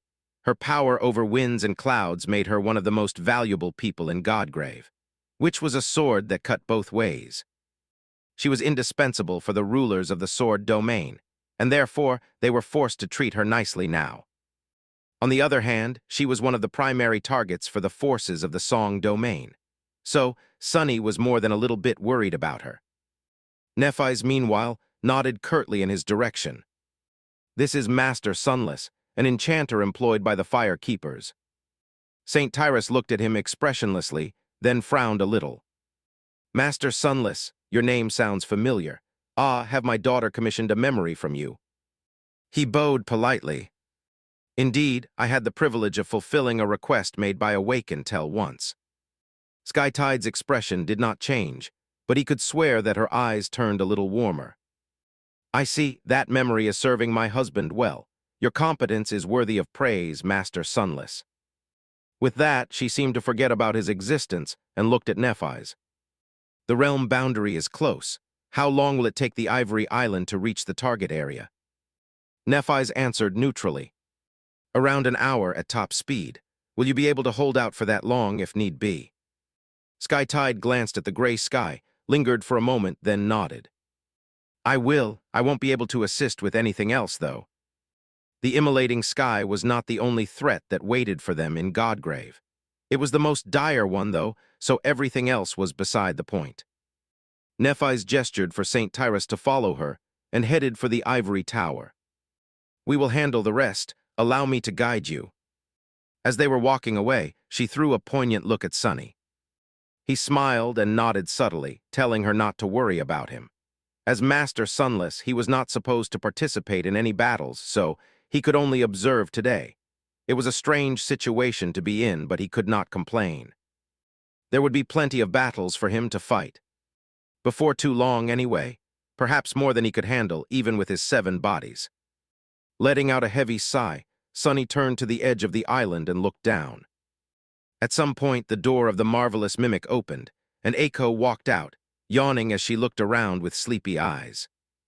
Noticing him, the petite girl floated off the porch and flew around the cottage, eventually landing on the grass near the edge. She looked down and made a face. Damn boss, there are so many of them, so many potential clients. Sunny gave her a dark look. Cover your arms. Despite the seriousness of the situation, Eiko was wearing mundane clothes, and not even formal ones at that. Her black shirt had some kind of nightmare creature printed on it with a band name written above in bold letters, which wasn't really a problem, except for the fact that the intricate tattoo of a snake that coiled around her right arm was almost fully revealed. She grinned sheepishly and summoned a green memory tunic. Sunny hesitated, then said quietly, Are you sure you don't want me to bring you away to the waking world? Eiko looked up at him and blinked a few times. And miss all the fun. I mean miss such a historic event. No, thanks, plus I know these guys well. Don't worry, boss, they'll be fine, they have survived worse. He stared at her for a few moments, wondering if she would change her mind after witnessing Godgrave. In the end, he didn't say anything. Together, they watched as the shoulder of the colossal skeleton grew closer and closer. The Ivory Island accelerated, leaving the ascending army far behind. Soon, the sky was entirely hidden by a veil of clouds, and the air grew warmer, the daylight changing subtly. They were heading for the collarbone of the dead deity, where the base camp of the Sword Army was supposed to be established. And they, the Fire Keepers, were meant to be the vanguard of the human invasion into Godgrave. Their task was not only to clear out the nightmare creatures populating the area, and serve as a bulwark that protected the slow advance of the army from the arm of the titanic skeleton. What they had to do was much more important. It was to bring the authority of the King of Swords and the power of his domain to this cursed land. Soon, the vast range of the ancient collarbone was beneath them. The ground was white, but there was barely any of it visible under the thick carpet of scarlet growth. Moss, grass, and grotesque towering plants were all red, as if bloody marrow had exploded from the cracks and fissures in the ancient bone. Of course, the vermilion jungle was teeming with all kinds of abominable creatures, all moving and devouring each other in a mad rush to live and grow in the unknown, but inevitably fleeting amount of time before the veil of cloud broke, and the merciless sun burned them all to ash. At such a late stage of infestation, the surface of the dead god's collarbone was not much safer than the dark expanse of the hollows, where the true horrors dwelled. The strange nightmare creatures populating Godgrave would have had enough time to grow immensely strong, reaching the corrupted or great rank en masse. The strongest would have already retreated underground, to try and claim a place for themselves away from the annihilating heavens, but many still remained. And now, all their undivided attention was turned to the beautiful island drifting below the clouds. Usually, these abominations would have felt nothing but fear when looking at the terrible sky. But today, perhaps for the first time in countless years, they felt something else. A hunger so deep that it drove them into a state of frenzy. Immediately, the scarlet jungle seemed to boil. Numerous abominations rushed in the direction of the descending island like a morbid tide. Most of them simply ran, slithered, or crawled, but there were those capable of soaring into the air as well.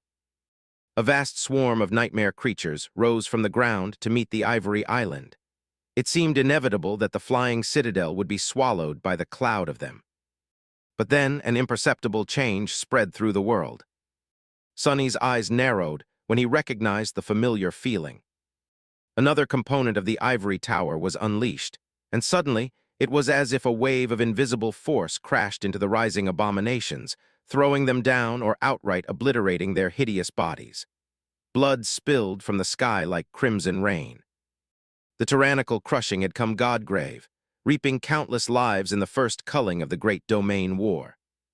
Chapter 1843, Crash Landing on You. The crushing descended upon Godgrave, flattening a vast swathe of the vermilion jungle and pressing the nightmare creatures into the white surface of the ancient bone. Its reach was a magnitude smaller than it had been in the ruins of the Kingdom of Hope, but its force was just as tyrannical. The winged abominations that had been rising toward the lying island were either obliterated or thrown to the ground.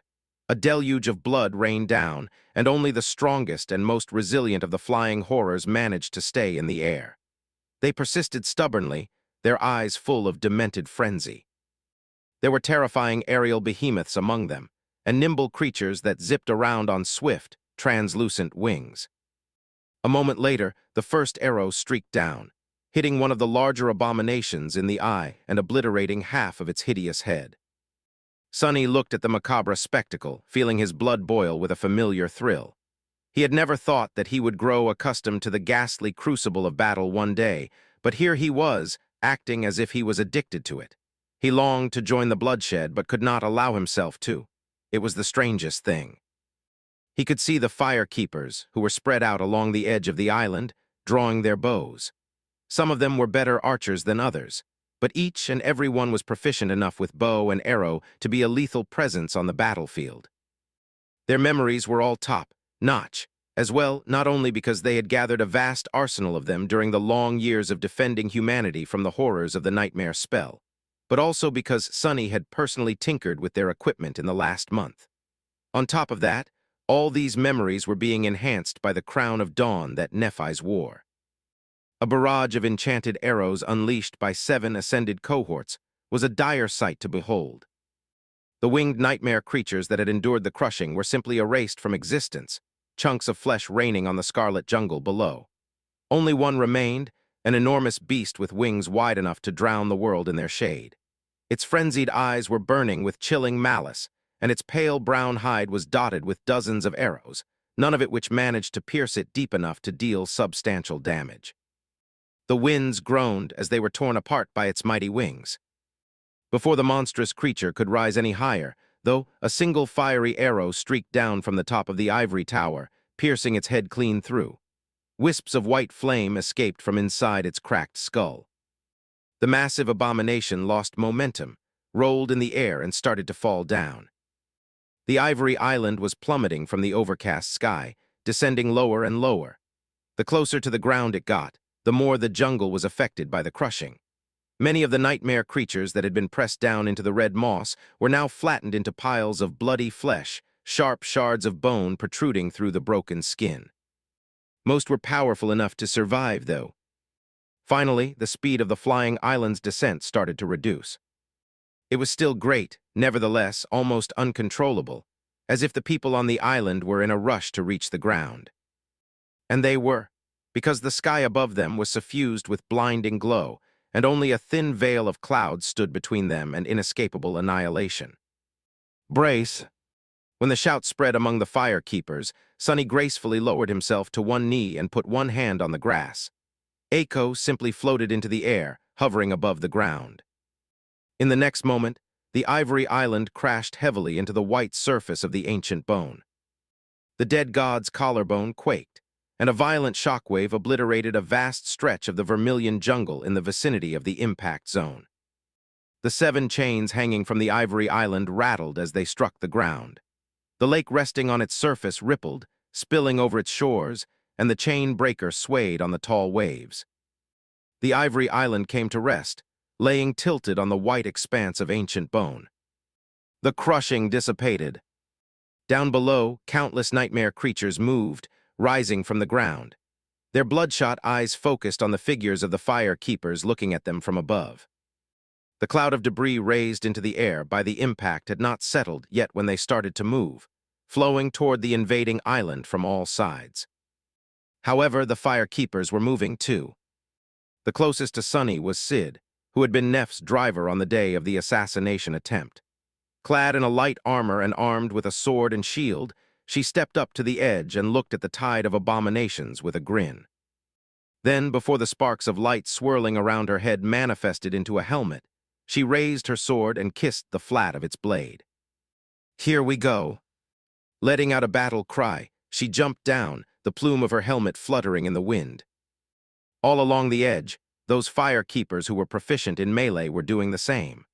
Those who excelled in ranged combat, as well as those who usually played a supportive role, stayed above, continuing to send arrows and sorcerous attacks into the tide of nightmare creatures. Soon, the fastest of the abominations reached the vicinity of the island and clashed with the advancing fire keepers. Sharp steel hissed as it cut into flesh. More blood spilled on the sun-bleached surface of the ancient bone. Sonny observed the battle with burning eyes. The familiar cacophony assaulted his ears, and he felt his hands itching. Nevertheless, he remained where he was, playing the role of a non-combatant. Before the fire keepers could drown in the tide of nightmare creatures, a radiant figure shot from the balcony at the top of the ivory tower, falling down like an incandescent meteor. Nephis landed in the thick of the abominable horde, and in the next moment, a blinding explosion boomed above the bone plain. A wave of incinerating flame spread outward from the point of impact, turning countless nightmare creatures to ash. The fire keepers cheered, welcoming their personal deity to the battlefield. Looking from above, Sonny let out a long sigh. "Ah, to hell with it." Then he took control of the gloomy and used shadow step to send that incarnation of his far away, under the canopy of the scarlet jungle. Assuming a corporeal form there, he manifested the onyx mantle and summoned Weaver's mask. Then, before any of the rushing nightmare creatures could lunge at him, he stepped through the shadows once again, appearing in the midst of the battlefield. An enormous, towering abomination was right in front of him, rising its terrifying fists to deliver a crushing blow to the ground below. Reaching into the shadows, Sonny pulled an inky, black Odachi out of them and then lunged forward. A dark line was suddenly drawn on the massive body of the nightmare creature. It froze for a moment, its fists still raised above its head, and then slowly fell apart, bisected down the middle with a single terrifying slash. Behind the abomination, a slender young woman with silver hair was revealed, holding a mirror-like sword. There was an expression of surprise on her beautiful face. Grinning behind the mask, Sonny gave her a small bow and said, his cold voice hiding a hint of dark glee. "Welcome to Godgrave, Lady Nephis." With that, he looked around. "I hope you don't mind the mess." Chapter 1844 on the other side. "I think we are all going to die. What do you think, Ronnie?" Ray's voice was tinged with melancholy, but Rain had learned to ignore his complaints in the last few weeks. Sitting on the ground, well, on what served as ground in this godforsaken place, and leaning her back against a wagon's wheel, she gave him a relaxed shrug. The young man stared at her with indignation. After a while, he sighed. "Have enough decency to look concerned, at least." They were currently in the middle of the army camp, resting after a long and arduous march. It was hard to tell what time of day it was, since there were no nights in Godgrave. A veil of clouds obscured the sky, shining with diffused radiance. It would have been quite pretty if it was not so terrifying. Everyone had been informed over and over again about the lethal nature of the sky in this land.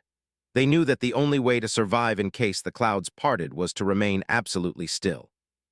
The army had ascended the dead god's arm far enough, by now to fully cross the realm boundary, so those warnings were of vital importance. They had yet to see the clouds break, though. Rain, Tamar, Ray, and Fleur were among the awakened warriors of the 7th Legion, which was led by the 7th and last daughter of the Queen to reach transcendence, Saint Sation. Granted, Rain barely remembered how she ended up in such august company. So many things had happened in the last month that it was all like a blur. The news about the King of Swords declaring war on the Song domain had reached them not long after reuniting with the members of the survey team in the main construction camp. It was a great shock to many, but not to Rain herself. The initial shock was soon replaced by fear and outrage. It was then that Queen Song left her palace in Ravenheart, appearing in public for the first time in many years. Rain did not witness it herself, but she was told that the Queen's speech was incredibly rousing. It ignited the hearts of the people of Song, so when the call to arms was issued, countless awakened warriors chose to answer. The vassals of the Queen responded to the call, as well, gathering their armies to help defend the Song domain against the tyranny of the King of Swords. Rain was one of those awakened warriors. She was made a soldier right there, and then in the construction camp, as a member of Tamar of Sorrow's cohort. Tamar's father was leading his own war party, but he sent his daughter to serve under Song Sation and her blood sisters. Rain wasn't entirely sure why, but she had no reason to complain. There were hundreds of thousands of awakened in the Song army, but only 7 royal legions. And although Saint Sation was the last among the 7 transcendent princesses to conquer the 3rd nightmare, her personal power was in no way inferior to that of her sisters. So, the 7th Legion was among the most elite forces in Godgrave, comparable to the Knights of Valor led by Morgan, the Princess of War. Rain was honestly unsure how she had ended up here. I guess that's the benefit of getting in through acquaintances.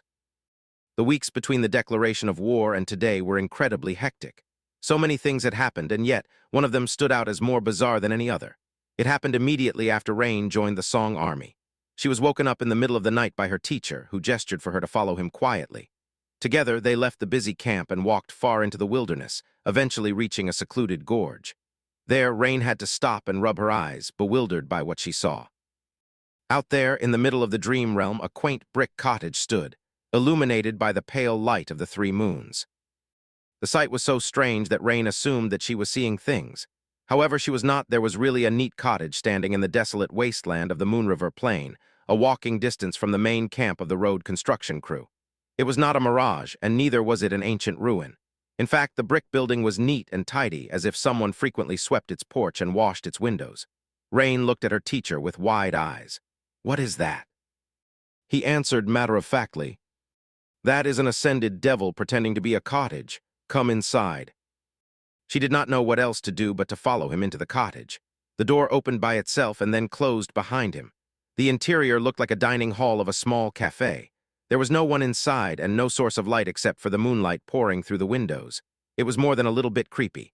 A moment later, the moonlight was extinguished as well, leaving Rain in absolute darkness. Teacher." There was a scratching sound, and a small light appeared in the darkness.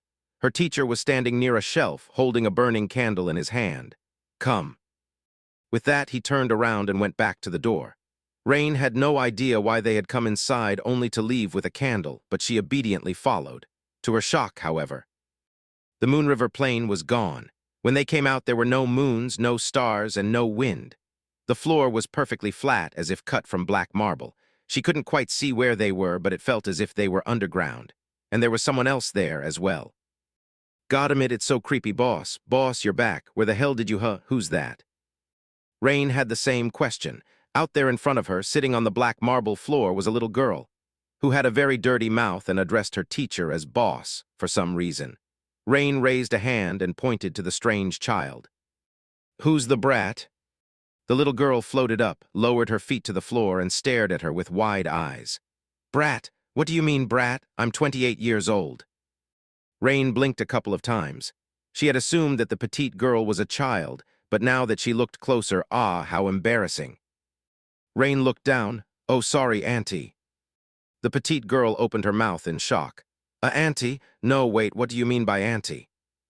Listening to the two of them, her teacher let out a heavy sigh and shook his head. "To answer your questions, this is awakened Rain. This is awakened Aiko. Aiko, Rain is my disciple. Rain, Aiko is my assistant." They turned to him almost simultaneously. "You have an assistant. You have a disciple." Then they looked at each other, both wearing a similar shocked expression. Her teacher smiled. "No need to sound so stunned, really. Sure, I do. Why wouldn't I? Now, the reason I brought you two here is to extend an offer to you both. Consider it a great honor." His smile turned a little sinister, making both of them feel a bad premonition and shiver. His smile turned a little wider. "How would you ladies like to join the Shadow Clan?" And that was how Rain ended up with an intricate snake tattoo coiling around her arm. Leaning on the wheel of a supply wagon, she closed her eyes and listened to Ray's complaints silently. The snake tattoo, which was apparently called the Mark of Shadows, was more than a simple tattoo, of course. It was akin to an attribute, granting her several useful abilities. Among them was the ability to see in absolute darkness, walk stealthily in the shadows, and sense their movements. It also helped her control her soul essence. Apart from that, the snake could also slither off her arm, manifesting into a weapon. Most importantly of all, at least according to her teacher, it allowed him, as well as the creature that had created the soul snake, access to her soul sea, which meant that they could defend it should something invade Rain's soul. She had not even known that there were things out there that could invade human souls, but knowing that her teacher would be there to deal with the invader made her feel better. All in all, the soul snake was an excellent gift to receive. Of course, it was not the only thing she had received from her teacher. Chapter 1845, 7th Loyal Legion. The Mark of Shadows played an important role. It protected Rain and gave her a few useful abilities, but its main purpose was to confuse people. After all, she did not want anyone to learn that she did not have an aspect, and the snake tattoo bestowed upon her strange powers that could be seen as one. Her teacher had mentioned that he was working on something else to make her disguise more convincing, as well. Rain did not know what he meant yet, but was going to learn one way or another in due time. What excited her the most was not the Mark of Shadows, though. It was the memories her teacher had given her. Oh, the joy and delight of having memories. Rain held a strong opinion that all the rest of the awakened in the world had no idea how good they had it. Her threadbare bodysuit and old clothes were gone, replaced by an enchanted armor.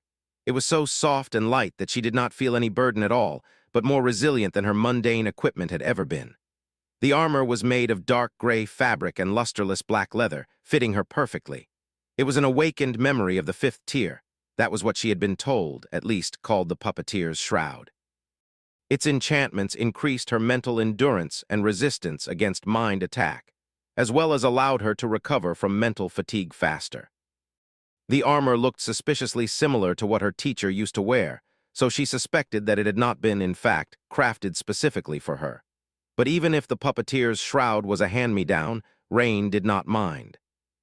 The euphoria of having a wonderful suit of incredibly light, but resilient armor that adjusted to fit her body perfectly, cleaned and repaired itself, and could be summoned at any moment was simply too great. It was the reward for slaying the awakened tyrant. There were 2 other memories that she had received from her teacher as well. One was a powerful bow made of green metal. In fact, Rain knew that metal all too well. It seemed that her teacher had smelted the blade of the huntsman's axe to forge the limbs of the bow, while the string was made from some strange black material. The bow was called the Beast of Prey and was an awakened memory of the third tier. Its enchantment allowed Rain to enhance the damage dealt by her arrows, as well as infuse one arrow with devastating force at the cost of most of her essence. However, the bow was also able to absorb and store her essence, somehow, so, with sufficient preparation, Rain could use the deadly shot twice. She received the Beast of Prey in exchange for the memory coupon her teacher had given her for slaying the huntsman. The third memory she received, however, was a free bonus. It was a quiver of enchanted arrows that never seemed to run out. The arrows did not really possess any special qualities, apart from the fact that their flight was absolutely noiseless. They were also incredibly sharp and could pierce thick armor. All in all, Rain was quite happy with her little arsenal. Of course, it was only the beginning. She expected to receive many more memories in the future. Sadly, her teacher seemed determined to only award her memories that fit her kills. He could have given her something much more powerful, without a doubt, but then people would start asking questions about her identity. How could a newly awakened girl with no backing be walking around with a sole arsenal that put even the legacies to shame? That sort of thing. Get up, rest is over. Tamar's voice drew Rain from her pleasant thoughts. Opening her eyes, she sighed and rose to her feet. All around them, the Song army was stirring. After ascending the left arm of the dead deity, they were finally ready to delve into the jungle growing on its white surface, and then cross to the colossal skeleton's collarbone. This rest stop was the last one they would be able to enjoy in relative safety. The edge of the jungle was somewhere ahead, a few kilometers from the head of the column. The 7th Legion was marching closer to its tail, so Rain could not see anything. Nevertheless, everyone was tense. That was because everyone knew that they were heading into battle. Not that people like Rain and the members of her cohort could do anything in a battle like that. From what they had heard in the last few days, the jungle had been allowed to grow for long enough that most nightmare creatures populating its depths were of the corrupted rank. Awakened warriors were simply not powerful enough to face them. Today, the battle was only for the masters and the saints, and for the abominations enthralled by Beastmaster. Just as Rain thought about it, a messenger arrived from the head of T. He calmed and hurried past them. She turned around and watched him disappear into the command tent of the Legion. Soon, several blood sisters emerged from it. And then their leader. Rain couldn't help but hold her breath when she saw the Queen's daughter. Saint Sation was a striking woman without a doubt. With her strange but beautiful gray skin and tantalizing grace, she was like an embodiment of nobility and regal poise. She seemed both inhuman and riveting, but most of all mysterious. Her beauty was truly breathtaking. It was to the point that the Blood Sisters, each an exquisitely beautiful woman herself, seemed plain and unassuming next to her. Rain still found it weird that most of the most powerful warriors of the Song domain were women, but she couldn't complain. Especially here in the 7th Legion, she sometimes felt that she was in a flower garden instead of an army. Granted, those flowers were roses with bloodied thorns, and most of the rank-and-file soldiers were still men. Saint Sation led the ascended warriors of her legion toward the head of the column. The awakened warriors silently bowed as she passed, wishing her luck. Rain couldn't help but do the same. The Song army was bound to suffer casualties during the push to establish a fortified base on the collarbone of the dead deity. Looking at the powerful members of the Legion, she couldn't help but wish that all of them returned alive. At the same time, Rain couldn't help but wonder. Today, they were going to fight against nightmare creatures. What would she feel when the time finally comes for them to fight against people? Chapter 1846, Ground Perspective. The army assembled in a complicated battle formation. With so many soldiers, it was vast and unwieldy and mostly useless, but not entirely so. The Masters and the Saints were going to assault the Vermilion Jungle, but the Awakened were prepared to fight as well. Obviously, they had very little chance of killing corrupted abominations, not to mention the great horrors who dwelled in Godgrave. However, they did not necessarily need to. The commanders of the Song army were well aware of the limitations facing their troops, so they had come up with various chilling but effective strategies. If it came to that, the task of the awakened soldiers was not to kill the powerful abominations, but to immobilize them. Although hard, that could be achieved with numbers alone. Even if an abomination had to be buried in human bodies, that was one way to deal with it. Of course, Rain felt a bit horrified by the prospect, just like all the other awakened warriors did. Still, it was not like the nightmare creatures would spare them otherwise, so they were prepared to carry out their orders and do their best, no matter the cost. Hopefully, that was not going to happen today. If the saints and their ascended retinue succeeded in holding back the tide of nightmare creatures, it would not. The 7th Legion was positioned in the second line of the formation, so she could not even see the battle. All she could see were the tops of the strange and hideous plants swaying in the distance and the backs of her fellow soldiers. She could also hear the sounds that the wind carried from somewhere far ahead. Next to her, Fleur trembled nervously and looked at Tamar. "It is starting, isn't it?" The legacy girl nodded somberly. "It is." A few moments later, the sound of a horn rolled above the army, and the ground under their feet trembled slightly. Rain saw vague silhouettes moving forward from the front of the battle formation. The white surface of the ancient bone was still inclined, since they had not reached the collarbone yet, so she could not discern their shape clearly. But she knew that they were the saints who had assumed their transcendent forms, as well as the larger of the nightmare creatures enthralled by Beastmaster. At the same time, the jungle came alive. She saw the red trees sway, but mostly she heard and felt it a harrowing choir of bestial roars, and sounds too alien to be described with human language washing over the massive army like a tide. The violent trembling of the ground as countless abominations rushed forward at the scent of human souls. She glanced at Tamar.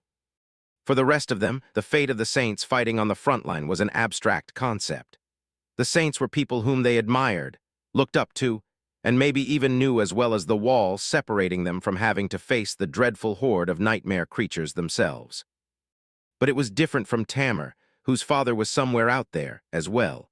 The Saint of Sorrow was among the warriors whose task it was to make the tide of abominations stop. There were close to 2,000 masters in the Song army, but only around 40 transcendent champions. It did not seem like a lot, but at the same time, the world suddenly quaked. The world suddenly seemed to be on the verge of shattering. The violence F40 saints unleashing their transcendent power at the same time was staggering. Even far removed from the battlefield, Rain felt blood drain from her face. Next to her, Fleur swayed and leaned heavily on Ray. All around them, the awakened soldiers staggered. Only Tamar remained standing straight, seemingly undaunted. She did, however, look at the sky. As Rain's eyes widened, she did as well. Was the clash between the champions of the Song army and the creatures of the Vermilion jungle terrible enough to rip apart the veil of clouds? Luckily, it did not seem so, for now. The sounds of the battle grew much more loud, becoming almost deafening. Rain had to struggle not to raise her hands and cover her ears. To her shame, she found herself trembling. Insane, insane, this is insane. The fear that had risen from some deep, primal part of her was almost too powerful to overcome. The inability to see what exactly was happening out there ahead only made it worse. After all, it was the unknown that was the most terrifying. All she could see were the backs of the awakened soldiers that stood in front of the 7th Legion in the formation. They were not faring any better than her. Some were shaking, some had fallen to their knees, some had dropped their weapons. There were those who did not, though.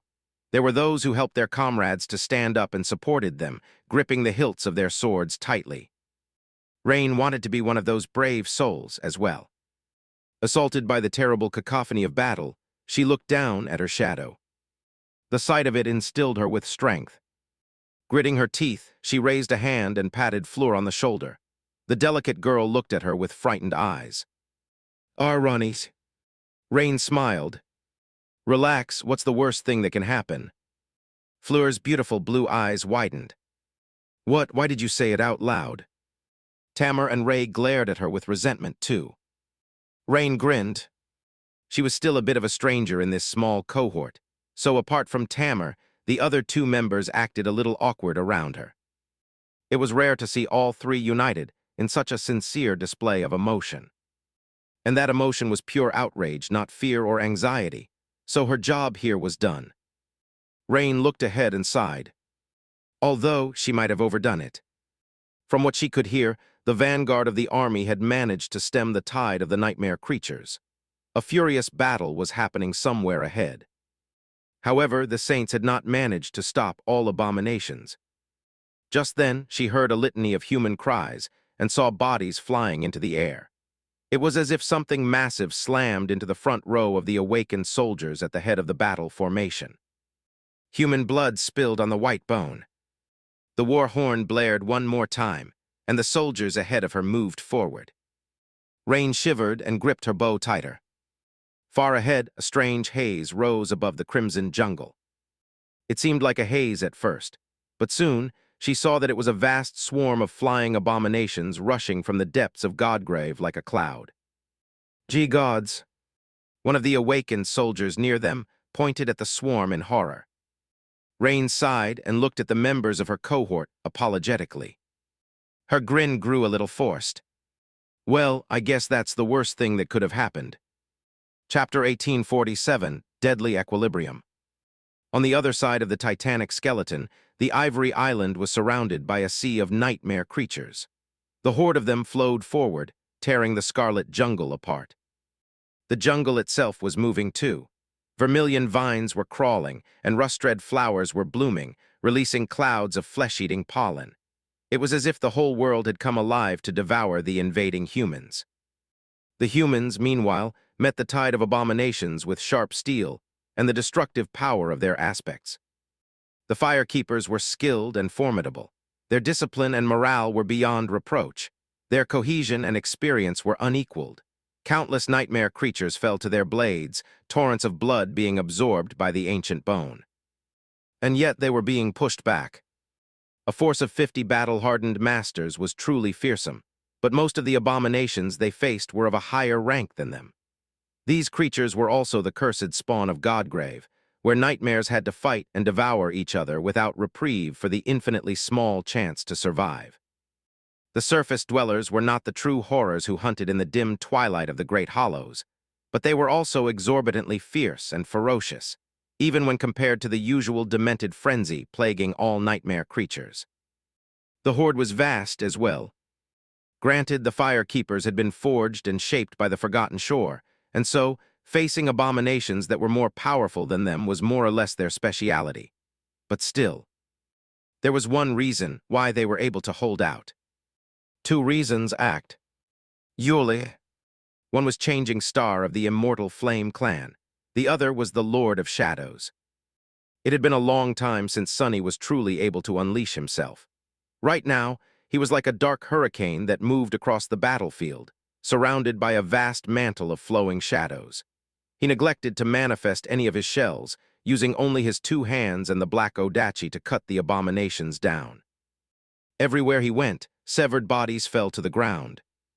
Sunny was using shadow manifestation to control the surrounding area, and Shadow stepped to move around it, dancing between the nightmare creatures as his blade reaped their lives. While wielding Serpent as a weapon, his essence was replenished with every life he took. The faster he killed the abominations, the more essence he received, and could therefore burn. And the more essence he burned, the more enemies he could slay.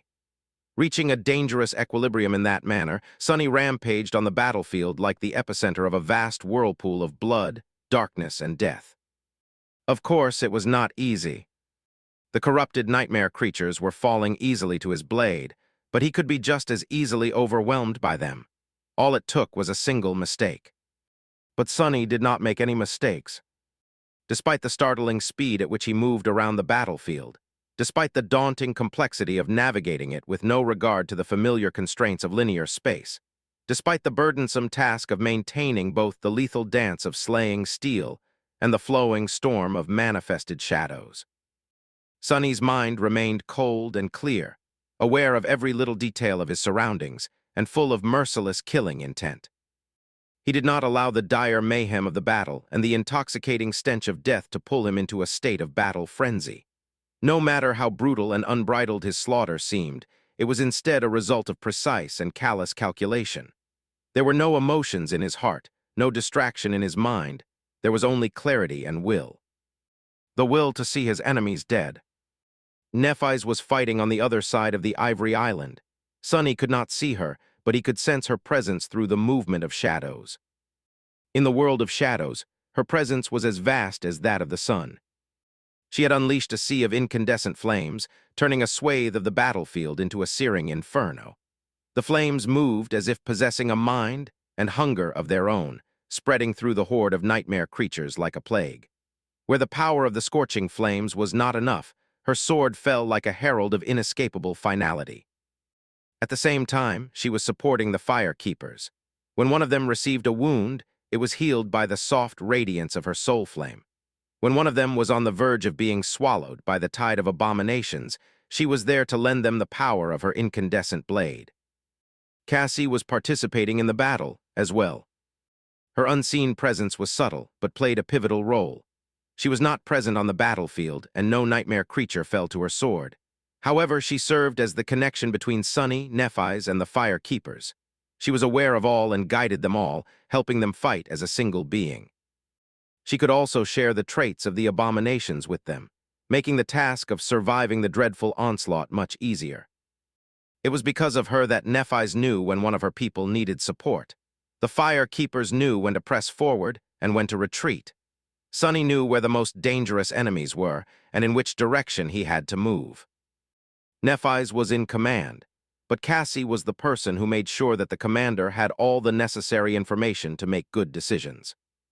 Sunny had not seen the fire keepers fighting a battle of that scale before, and now that he did, he was quietly impressed. He knew many who were more powerful than them, and a few who were more skilled than them. But he struggled to think of another group of warriors who were capable of showcasing this level of cohesion, combat awareness, and effectiveness in a battle. That said, it was still not enough. It did not matter how skilled and brave the fire keepers were, or how unreasonably powerful he and Nephis had become. At the end of the day, they were still fighting against impossible odds. There were simply too many nightmare creatures, and each of these nightmare creatures was too powerful. Sending 50 masters and 3 saints to face an entire death zone was a suicidal task. They could not even retreat because they were surrounded from all sides. However, this time, Clan Valor had not sent Nephis into battle hoping that she would die. This time, they desperately needed her to survive, for a while at least. Chapter 1848, Reign of Steel. Sunny sensed it before he saw it. An invisible but undeniable change that spread across the battlefield. He was not affected himself, but the fire keepers certainly were. They did not grow stronger, and their swords did not become sharper. And yet suddenly, more nightmare creatures were falling to their blades. More blood was flowing to the ground, but less of it belonged to humans. Observing the inexplicable change through shadow sense, Sunny couldn't help but feel a deep sense of confusion. There was no reason for the sudden shift in the cadence of the battle, but it had shifted without a doubt. Lacking any other explanation, he was tempted to think that it was a result of luck. But there was something deeper than that going on. He continued the wanton slaughter, defending one side of the Ivory Island. At the same time, he was standing on the grass of the island, near the marvelous mimic, observing the battle idly side by side with Echo. It was that incarnation of his that tried to understand what was happening. Almost an entire minute passed before his eyes suddenly narrowed. Sunny exhaled slowly. I see. The fire keepers were not lucky. They had not grown stronger, and their weapons had not become sharper. It was just that they were fighting better. Their already impressive coordination had improved, reaching an almost inhuman level of perfection, and their battle sense seemed to have become even keener. It was as if they were possessed by a spirit of war and had received its blessing. He had seen something similar once before, albeit in a less pronounced way. It was during the Battle of the Black Skull. Back then, Morgan had armed her soldiers with enchanted swords forged by her father. Wielding those swords, the warriors of valor showed a strange level of cohesion, making it seem as if her entire army was one vast, lethal being. Back then, Sunny had guessed that the swords served as conduits for Anvil's authority as vessels of his will, and therefore, of his domain. And now, his domain had spread to Godgrave. After all, that was the entire reason why the Ivory Island was so important to Valor's plan of subjugating this cursed land and winning the war. The entire war was, At its heart, a race to conquer local citadels and allow the sovereigns to express their power here. At the end of it all, the Supreme who controlled more citadels in Guiltythree and could therefore manifest their domain in a more profound way, would have a great advantage in the battle against the enemy. The Queen of Worms was still powerless in this dreadful land, since there was nothing to summon her authority here. But Clan Valor had Nephis, and her flying citadel as well. That was why they had tolerated Sunny's defiant unwillingness to surrender the nameless temple to them, and that was why they were already winning. Because unlike Kai Song, Anvil could already express his power in Guiltythree. And he was expressing it now. It had already spread in the vast area around the Ivory Island and rooted itself in the ancient bone, under the cloudy sky, empowering his subjects. That was why the Fire Keepers were suddenly more effective in the fight against the nightmare creatures. And that was why the Sword Army would have far less trouble entering the Scarlet Jungle. The spot where the Ivory Island landed had been chosen carefully to make sure that the king's authority covered the army's approach. But that was not all. Sunny shivered, suddenly overwhelmed by a cold presence. Turning around, he looked up at the balcony of the ivory tower. And no way. There a tall figure in dark armor stood, a vermilion cloak fluttering in the wind. A crown made out of dull steel rested on his head. The King of Swords had arrived to Guiltythree. Then the world was consumed by a scarlet storm. Countless sparks enveloped the Ivory Island and the sky above it, swirling like a hurricane of scarlet light. There were so many of them that it seemed as if the whole world was suddenly desaturated of all colors except for red. Then the sparks formed into a sea of rustling swords. An endless river of them bloated out the sky, moving in strange, hypnotic patterns.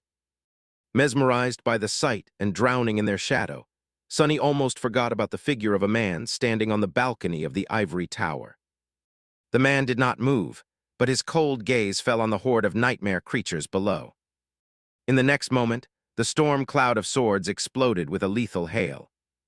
Countless swords rained down, making the bone plane shudder. Down below, Sunny's avatar lowered the black Odachi and froze. It was a terrifying feeling to see the steel sky fall on him, glistening with countless sharp tips. However, he did not have to feel fear. Although it seemed that the rain of swords would obliterate everything on the surface of the ancient bone, none of the falling blades struck him. Instead, they reaped a terrible harvest of lives, piercing every nightmare creature in sight. In just a few moments, the horde of them was eviscerated. Numerous abominations were violently impaled by the flying swords, while those that survived the first onslaught were either bloodied or petrified, slow to escape the inevitable doom. None of the Fire Keepers had received even a scratch, though, despite the fact that many of them were now surrounded by a forest of swords. The swords did not stop moving. More of them rained from above, and those that were impaling the nightmare creatures tore free of the bleeding flesh, rising into the air and turning to point at new prey.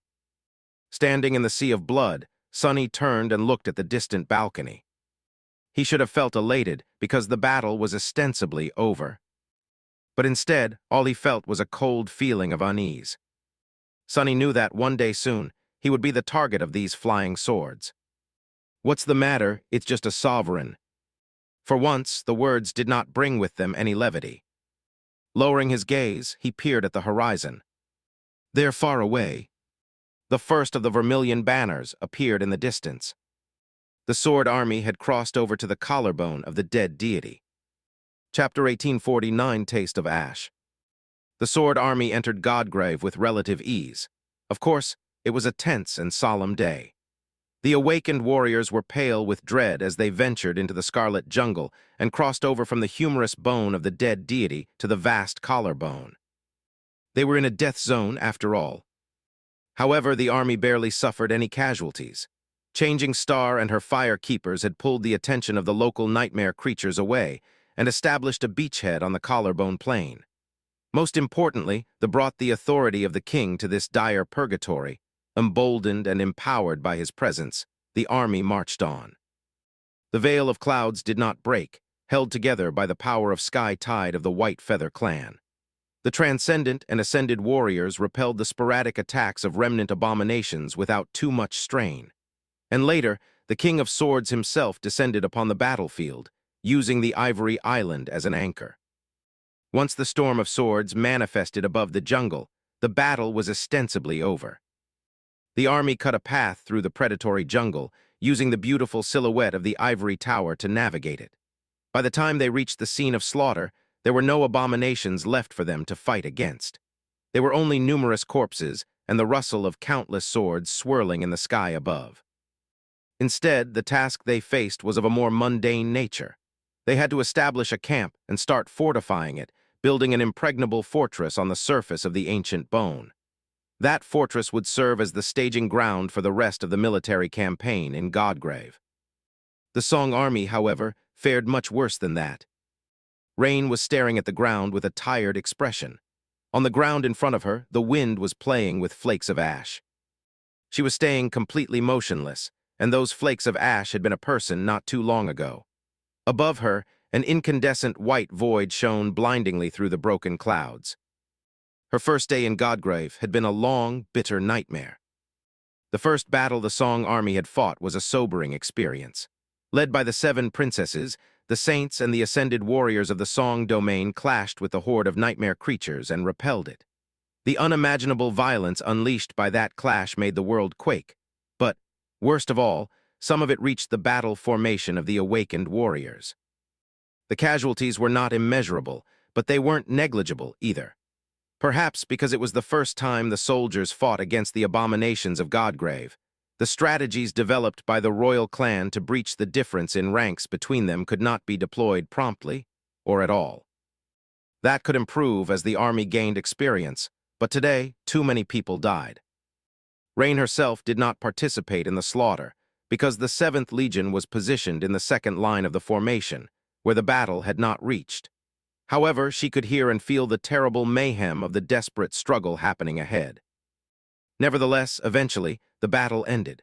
The vanguard obliterated the horde of the frenzied nightmare creatures. Those of them who had got past were immobilized and eventually cut down by the awakened soldiers.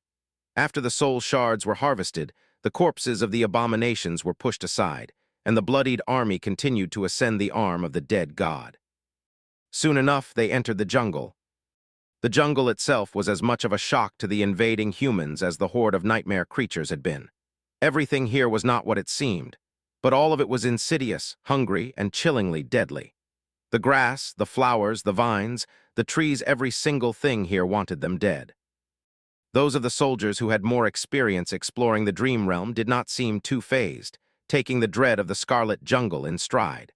But those who were younger and less experienced, like members of Tamer's cohort, were left shaken. Their mental fortitude was sorely tested, and that was after having already received a painful blow by the recent clash against the vast horde of abominations. If there was on silver lining to the situation, it was that the abominable flora of Godgrave was not as impervious to being damaged by the awakened as the corrupted nightmare creatures were.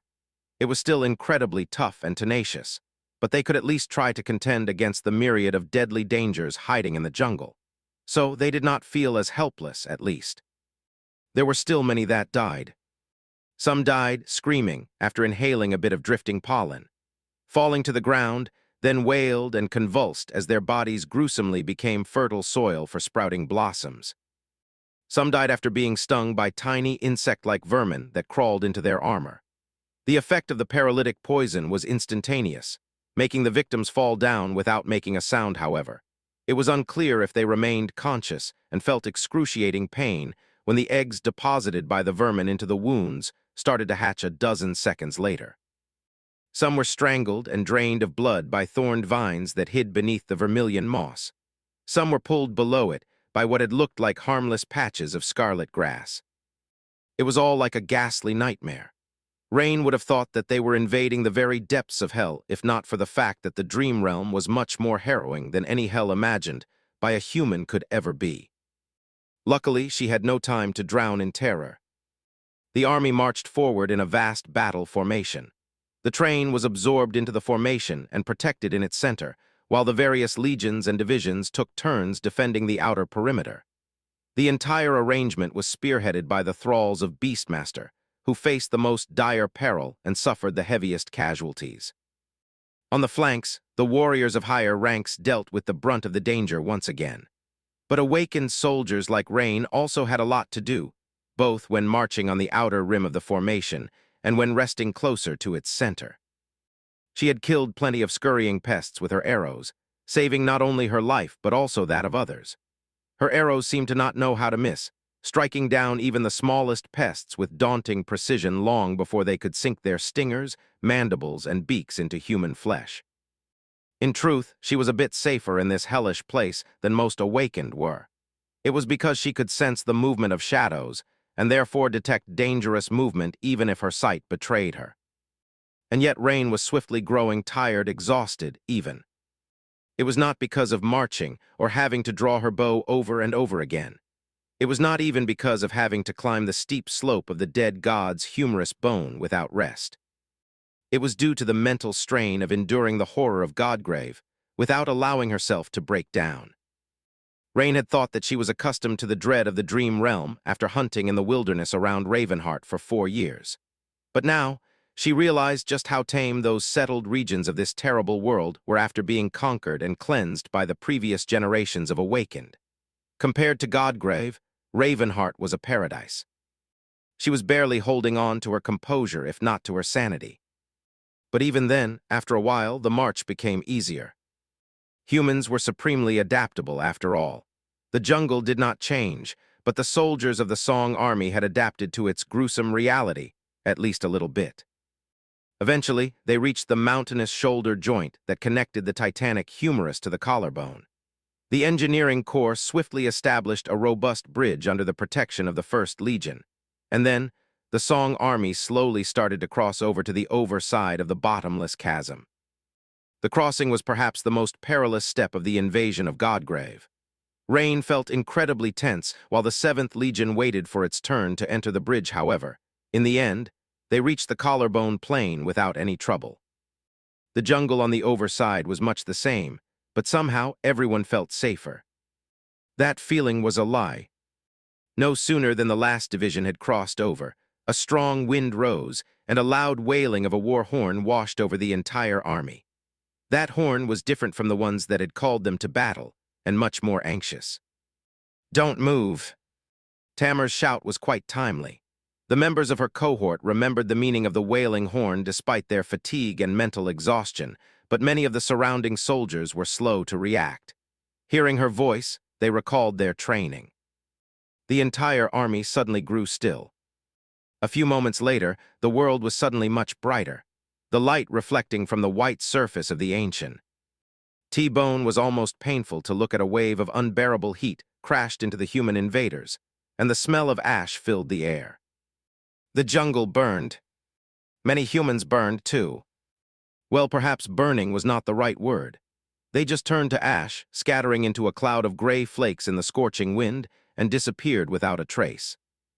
Not everyone had ceased all movement in time, and not everyone managed to remain perfectly motionless. Seeing their comrades die, some soldiers recoiled or flinched. They became ash, too. Rain could not move, could not look away, and could not even wipe the flakes of warm ash off her face. All she could do was stand still and stare at the ground. It's bitter. The first day in Godgrave was too bitter to swallow.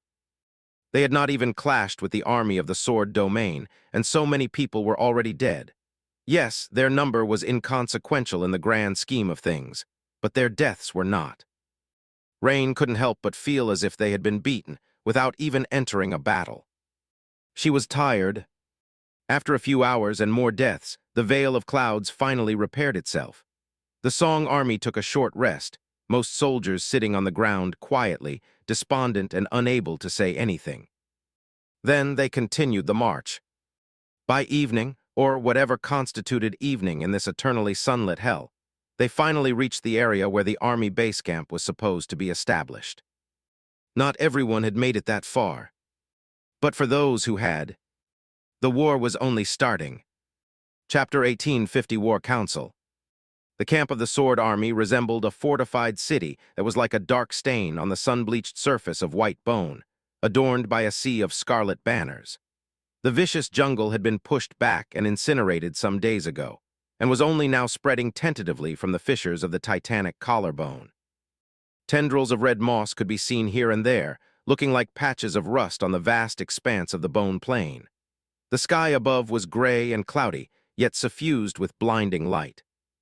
Tall walls surrounded the sprawling avenues of the base camp, and protected by their impregnable barrier, countless barracks and tents crowded the relatively limited space.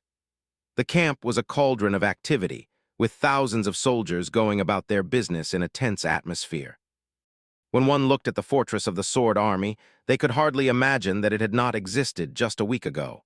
However, it was true. The entire city had been built in a matter of days, not decades or centuries. That was what hundreds of thousands of awakened were capable of when brought together by a common goal. There were many among them who possessed potent utility aspects, and many more who could lend their physical strength and unique abilities to hasten the construction. So, the city had risen from the ground with a speed that was in no way inferior to how fast the scarlet jungle grew and propagated after being reduced to ash. There were two towering landmarks in the sprawling fortress. One was the Ivory Island, which hovered a few meters above the ground, anchored to it by 7 colossal chains to remain completely still. The beautiful white pagoda standing on its soil was like a beacon of hope for the soldiers of the Sword Army, raising their spirits every time they saw it. The other was the dark rift of the Dream Gate, which tore the fabric of reality apart some distance away. The King of Swords had moved it from Bastion to Godgrave, announcing to the world the gravity of his intent to see the rulers of the Song domain pay for their transgressions. Currently, fresh supplies were arriving at the camp from the waking world. Sonny looked at the flurry of activity with a frown. It was tremendously convenient, of course, to have a direct logistical connection to the waking world here in Godgrave. The Song army lacked that advantage, still, which was why they had to scavenge provisions in the jungle or wait for heavily guarded convoys to deliver them across the Moonriver Plain and up the left arm of the dead deity. The road rain had helped build drastically shorten the time needed for each convoy to arrive, true, but it was still a point of vulnerability, one that he personally would be exploiting in the near future, perhaps, by launching raids to break the supply chains established by the Song army. That was one of the duties the Lord of Shadows had agreed to, after all. Nevertheless, he did not like the presence of the Dream Gate here in Godgrave. Not because it was particularly unnerving, but simply because it was a point of vulnerability, as well. It was just that the vulnerability lay in the waking world, not in the dream realm. The servants of the Queen could not cross the vast collarbone of the dead god, lay siege to the king's fortress, and destroy the supplies arriving through the Dream Gate. However, they could easily stage a devastating attack on Valor's distribution facilities in the waking world, not caring about the collateral damage and widespread destruction such an assault would entail. There was actually a mutual agreement between the two warring sides to keep the bloodshed contained to the dream realm. No one wanted for their soldiers to be afraid that their physical bodies would be destroyed while they were fighting the war. No one wanted for their families to be put in danger while they were on the battlefield, either. The government was supposed to ensure that neither side broke the agreement. However, Sonny wasn't sure how long that agreement would last. He was even more doubtful that the government would be able to do anything if the mayhem of the domain war spilled into the waking world. If anything, such an eventuality seemed all but inevitable. Shaking his head, he looked away from the Dream Gate and hurried his steps. No matter his opinion, he could not be late today. This is not going to be strange at all. Wearing the vermilion cloak of a Valor Knight, he was following Nephis and Cassie to the center of the camp. A few fire keepers were there as well, clad in their armor. Everyone they passed greeted them with admiration and reverence. At the same time, Sonny was heading in the same direction from the outskirts of the camp, his body encased in the stone-like metal of the onyx mantle, his face hidden behind the fearsome visage of Weaver's mask. Saint was walking behind him, indifferent crimson flames burning behind the visor of her helmet. The glances thrown at them were full of fear and apprehension. Today, Sonny was meant to attend a war council, where the next actions of the Sword Army would be decided. In 2 different incarnations, now less. The prospect sent his mind for a spin. The Lord of Shadows was a natural choice to participate in such a meeting, of course. Both his power and status were more than great enough to earn him a spot at the table, but Master Sunless ended up being invited to the council by pure happenstance. It was simply because his status as a knight commander, no matter how bogus, was still technically a real one. Therefore, he had been incredibly surprised to receive orders to attend the strategy meeting along other notable officers of the Sword Army. It was both funny and concerning. At this rate, he might actually end up leading the warriors of valor into battle. The probability was infinitely small, but not entirely impossible. Let's hope something like that won't happen. I really don't want to end up as a hero of the sword domain because of some ridiculous misunderstanding. Just then, they finally reached the stone stronghold that stood at the heart of the camp, towering above every structure except for the ivory tower and the dream gate, and resembling a castle. That stronghold was where Anvil of Valor, the King of Swords, held court. One would have expected that he would stay in the comfort of the only citadel the sword domain possessed in Godgrave, and Nephis had even been prepared to surrender her living quarters at the top of the ivory tower to her adopted father. But Anvil chose to reside in a simple tent while the camp was being constructed, and then moved to this stone keep. Sunny could not complain. It would have been quite weird to have Neph's father, albeit a fake one, live under one roof with them, especially when they were often getting busy with. His thoughts were interrupted when his other avatar arrived in front of the stronghold. Sunny stared at the enigmatic and unmistakably sinister figure clad in an onyx armor, the very air around it suffused with coldness and arrogance. At the same time, Sunny stared at a delicate young man wearing a vermilion cloak on top of an elegant black mantle, his handsome face practically screaming of softness and lack of strength. He remained motionless for a few seconds, and then thought, "Oh, edgy idiot. Pampered fool." Chapter 1851, Talking to Myself. There was a bit of an eerie pause as Sunny stared at himself from behind the mask. The Lord of Shadows stared. Master Sunless, or rather Sir Sunless, paled under his menacing gaze. Nephis looked at the two of them with a strange expression. Eventually, it was Cassie who broke the silence. "Greetings, Lord Shadow. I don't think we had an opportunity to meet in the last few days. Please allow me to express gratitude on behalf of Lady Nephis and the Fire Keepers. Your help in the recent battle, while unexpected, was deeply appreciated." Sunny turned his cold gaze to her. He remained silent for a few moments, then said evenly, "There is no reason to thank me. I was just attracted by the smell of slaughter. Who can resist the beautiful fragrance of bloodshed?" The Fire Keepers seemed more than a little troubled by his strange words. Sunny spared them a glance, then lowered his head slightly. "Greetings to you as well, Lady Nephis, Lady Cassia." Then he looked at himself coldly. Was now a good time to establish a distinction between the Lord of Shadows and Master Sunless? "It wouldn't hurt," he asked evenly.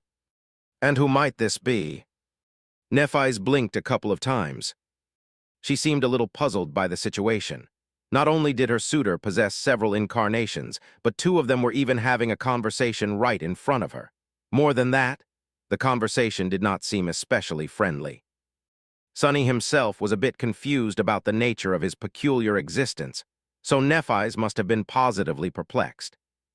Her attempts to hide her puzzlement was behind the usual impassive expression, were quite cute. He smiled behind the mask. "Oh, this is Master Sunless, an enchanter employed by the Fire Keepers. Sir Sunless, this is Saint Shadow, a transcendent warrior of great renown, one of the champions of the Sword Army." Sunny stared at himself some more, then shrugged dismissively. "An enchanter, never heard of him, he must not be very good." Hearing the Lord of Shadow say that, Master Sunless smiled. His smile was a little forced, though. He said politely, "Really? But I have heard of you." Nephis was alternating between looking at them, with a hint of bafflement in her eyes. The Lord of Shadow glared silently. "What did you hear, and from whom?" Sunny's smile widened a little. "I think I heard it from Saint Athena. She mentioned that you must be terribly hideous behind that mask." The Fire Keepers held their breaths. Nephis seemed to have suddenly remembered that conversation and closed her eyes with a subtle wince. Cassie did not show a reaction, but it looked like she was trying to suppress a laugh. The Lord of Shadows lingered for a moment, then scoffed.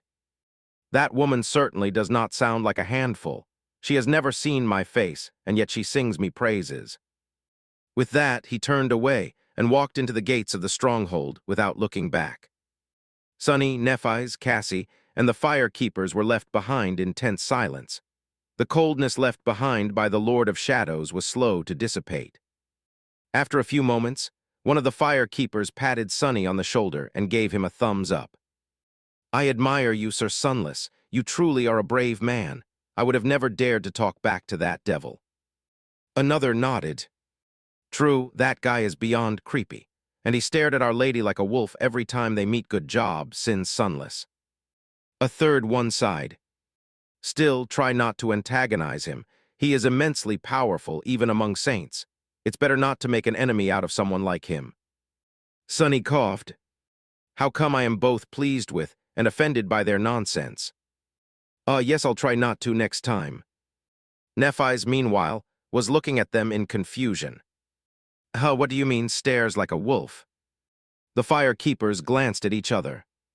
"Sorry to tell you this, my lady, but I think you're the only one who has not noticed. The way he looks at you, it's, as if he wants to gobble you up." She hesitated for a few moments, seemingly unsure how to respond. Eventually, she asked, "You think he's a cannibal?" Sonny struggled between the impulse to cover his face with a hand and the desire to give her a hug. He wasn't one to point fingers in that regard, but really how could she be so adorably clueless? "I mean, she can literally sense people's desire." One of the fire keepers coughed. "No, that's not anyway. Why are we gossiping about the Lord of Shadows? We have Master Sunless right here. Unlike some people, he's a perfect gentleman and always maintains proper decorum when gazing at Our Lady." Another nodded. "Yeah, if anything, it's Our Lady that stares at him like a wolf." Realizing that he said something wrong, the fire keeper fell silent and cleared his throat. "Well, aren't we going to be late to the War Council? Let us proceed post-haste." Nephis gave Sonny a curious look and then smiled with a corner of her mouth. "All right, let's go." When the fire keepers headed for the entrance, she fell back, waited until the two of them were a few steps behind the others, and whispered into his ear. "So you want to gobble me up, huh?" Sonny made his best effort not to trip. After maintaining silence for a few moments and regaining his composure, he smiled pleasantly and asked, "Why are you on the menu?" Nephis studied him silently, then chuckled and hastened her steps, leaving him without an answer. His expression crumpled a little. "No, but I really want to know." Walking into the stronghold, Sonny touched his ear and let out a heavy sigh. Sometimes, he really wished that everyone were beholden to the same flaw as he was. Chapter 1852, Champions of Valor. Chapter 1852, Champions of Valor. Sonny, as the Lord of Shadows, reached the council chamber before his original body did. The room was not quite as impressive as the hall where the King of Swords had gathered all the saints before the war, but it was also quite spacious. The walls were built from gray stone and adorned with vermilion tapestries, and there was a round tab in the middle of the chamber, with 42 chairs positioned around it. An elaborate enchanted chandelier shone with cold glow above. There were already plenty of people gathered inside, and all of them turned to look when Sonny walked in. The Lord of Shadows was still a mystery to most of them, and although the rumors of his fearsome power had already spread far and wide, few knew what to make of him. Mostly, they treated him with a mix of respect and wariness. He graced them with an indifferent gaze, then walked to the table. No one had taken their seat yet, since the king was not present. Ignoring the unspoken convention, Sonny chose a random chair and sat down. Pathetic. His shadow chair was superior to this pitiful thing in all regards. Hidden behind the mask, he secretly studied the people who had been summoned to attend the War Council. There were many masters and a few awakened here, but they were mostly meant to observe the discussion and provide insight if any of the true decision-makers had a question having to do with their expertise. The people of real importance were the saints, and they were the ones Sonny was curious about. Most of them hailed from the vassal clans, while some were retained by valor. Several were members of the royal clan's branch families, as well, albeit not many. The Sword Army possessed slightly more than 40 transcendent warriors. It was less than the Song domain had, but the Saints of Valor were forged from tougher steel, or at least that was what the public believed. They had more renown, a longer history, and had accomplished more incredible feats. However, Sunny was doubtful that they were truly superior to the transcendent warriors of the Song army. After all, some of the strongest saint he knew of were those few people had ever heard about or cared to pay attention to. So, he had a feeling that the champions of the Queen of Worms would give their enemies a nasty shock when the two armies finally clashed in battle. Which was not to say that the people gathered in the chamber weren't outstanding in every regard. A saint was a saint. After all, even now that transcendents were somewhat divided into tiers, everyone understood that those tiers only differentiated between various levels of absolute excellence. He saw a few familiar faces, of course. There was Morgan, the Princess of War, the sharpest sword of her father's kingdom. The enchanting beauty was clad in black armor, leaning on a wall as she studied the room with a hint of amusement in her vivid vermilion eyes. There was Nephis, changing star of the immortal Flame Clan. Even among these legendary figures, she was treated with a hint of veneration, both because of her family and because of her own accomplishments. Sunny knew how tyrannical her power was better than anyone. Looking at the two princesses, Sunny had a sudden thought. He found it ironic there were 7 saints among the girls Kai Song had adopted, while Anvil only had 2 transcendent children, and out of those 2, one was now fighting on the side of the enemy, while his place was taken by the daughter of a man the sovereigns had most likely killed. That's one messed up family tree. He continued to study the gathered saints. There was Cassie, the blind seer. People paid attention to her because of her startling beauty and quiet demeanor, but few understood how dangerous she was. Most knew her as a competent advisor of the royal clan, while some treated her with subtle reverence that was often afforded to oracles. But since she was not too accomplished as a warrior, no one held her in truly high regard. Then there was Sunny himself, the Lord of Shadows. People seemed to have various opinions about him, but everyone agreed that he was an extremely formidable combatant. Still, there was a certain feeling of distance between him and the rest of the gathered saints, as if they were not entirely ready to put their trust in a stranger. That was because his position was somewhat unique. Unlike the rest of them, he had not sworn loyalty to the King of Swords, and was therefore more of a mercenary than a true comrade. Some distance away, Sunny noticed Saint Tyrus. He saw her recently, so he was not too surprised by the fact that she had not changed at all in the last 4 years. Sky Tide had always had a stern but strong presence. Now, however, everyone seemed to treat her with an extra bit of respect. After all, she was one of the most important strategic assets in this war. Strangely enough, the man standing next to her had not changed that much either. He was tall and rugged, with broad shoulders and an easy bearing. His hair and beard were the color of straw, while his eyes were piercingly blue. There was a blue scarf wrapped carelessly around his neck. Roan of white feather had grown even more handsome after becoming a saint. Together, they made for a beautiful pair. Awakened Tell was standing behind her parents. Sunny was pleased to the belated apology on Roan's right forearm. It seemed that her father really liked her gift. I'm glad. On the opposite side of the chamber, a gallant man in lustrous armor was waiting calmly for the meeting to start. He was Sir Gilead, the Summer Knight, a man whose loyalty and noble character were a legend in and of themselves. He was known for his straightforward nature, embodying qualities such as honor, valiance, and devotion. Although after spending some time with the man in the Nightmare Desert, Sunny suspected that there was more to Sir Gilead than blind loyalty. In any case, Summer Knight was one of the strongest and most renowned transcendent warriors of the old generation. He was, more or less, the personification of what people thought a saint should be. Having someone like that fighting by one's side was quite reassuring in a dire war. These were all the gathered transcendents Sunny knew personally. However, there were a few more that he instantly recognized from hearing about them here and there. There was a dashing man wearing a beautifully decorated suit of golden armor with floral motifs in the accents. He was Saint Rivalin of Aegis Rose, also known as Shield Wall, a distinguished knight known for his gallant demeanor and stalwart character. There was also an elegant older gentleman leaning on a black cane. He was Jest of the Dagonet clan, a former member of the cohort led by the founder of Clan Valor, and one of the most experienced awakened of the sword army. Among other things, Saint Jest was known for his peculiar true name not so funny anymore. Sonny really didn't know what to make of that fact, however. He was quite curious about the older saint. They shared the bitter fate of having an extremely weird name, after all. There were a few others as well. However, before Sonny could properly study them, the King of Swords arrived. The War Council was about to begin. Chapter 1853, The King's Speech. When the king entered, everyone in the chamber straightened everyone except for Sonny, naturally, who was the only person sitting comfortably on a wooden chair. Anvil spared him a short glance, which was heavy enough to make Sonny pale behind the mask, and took his seat calmly. Once the King of Swords was seated, the rest of the saints took their places behind the round table.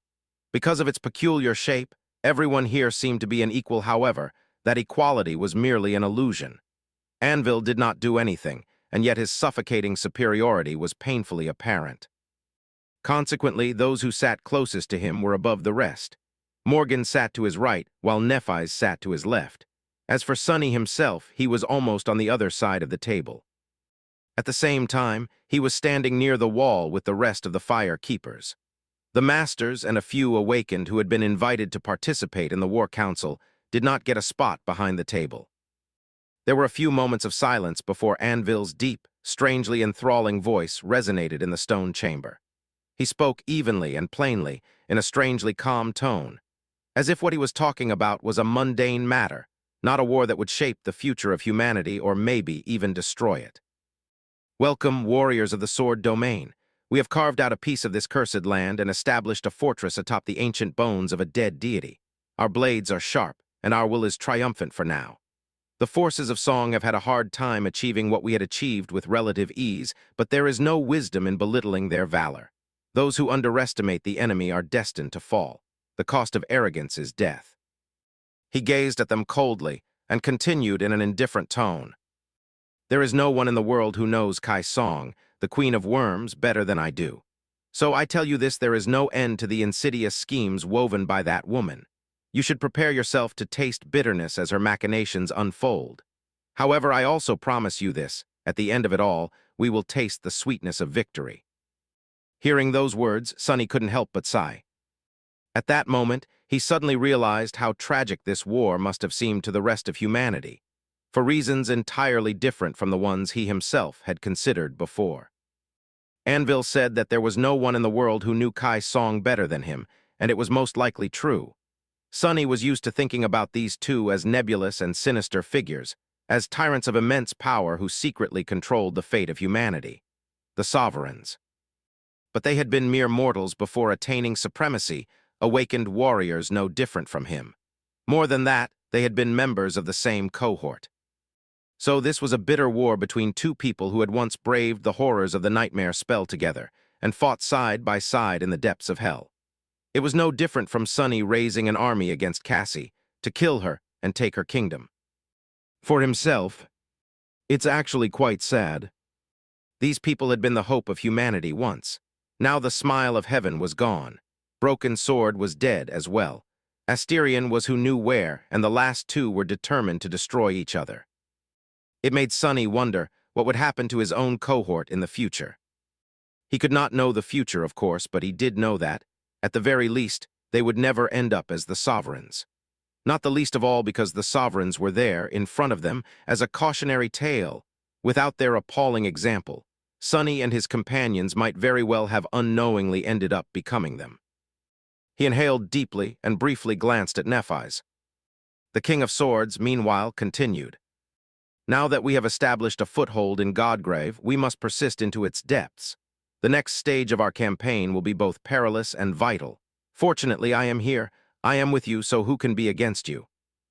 Those were big words, but he was also someone who could speak them without sounding boastful.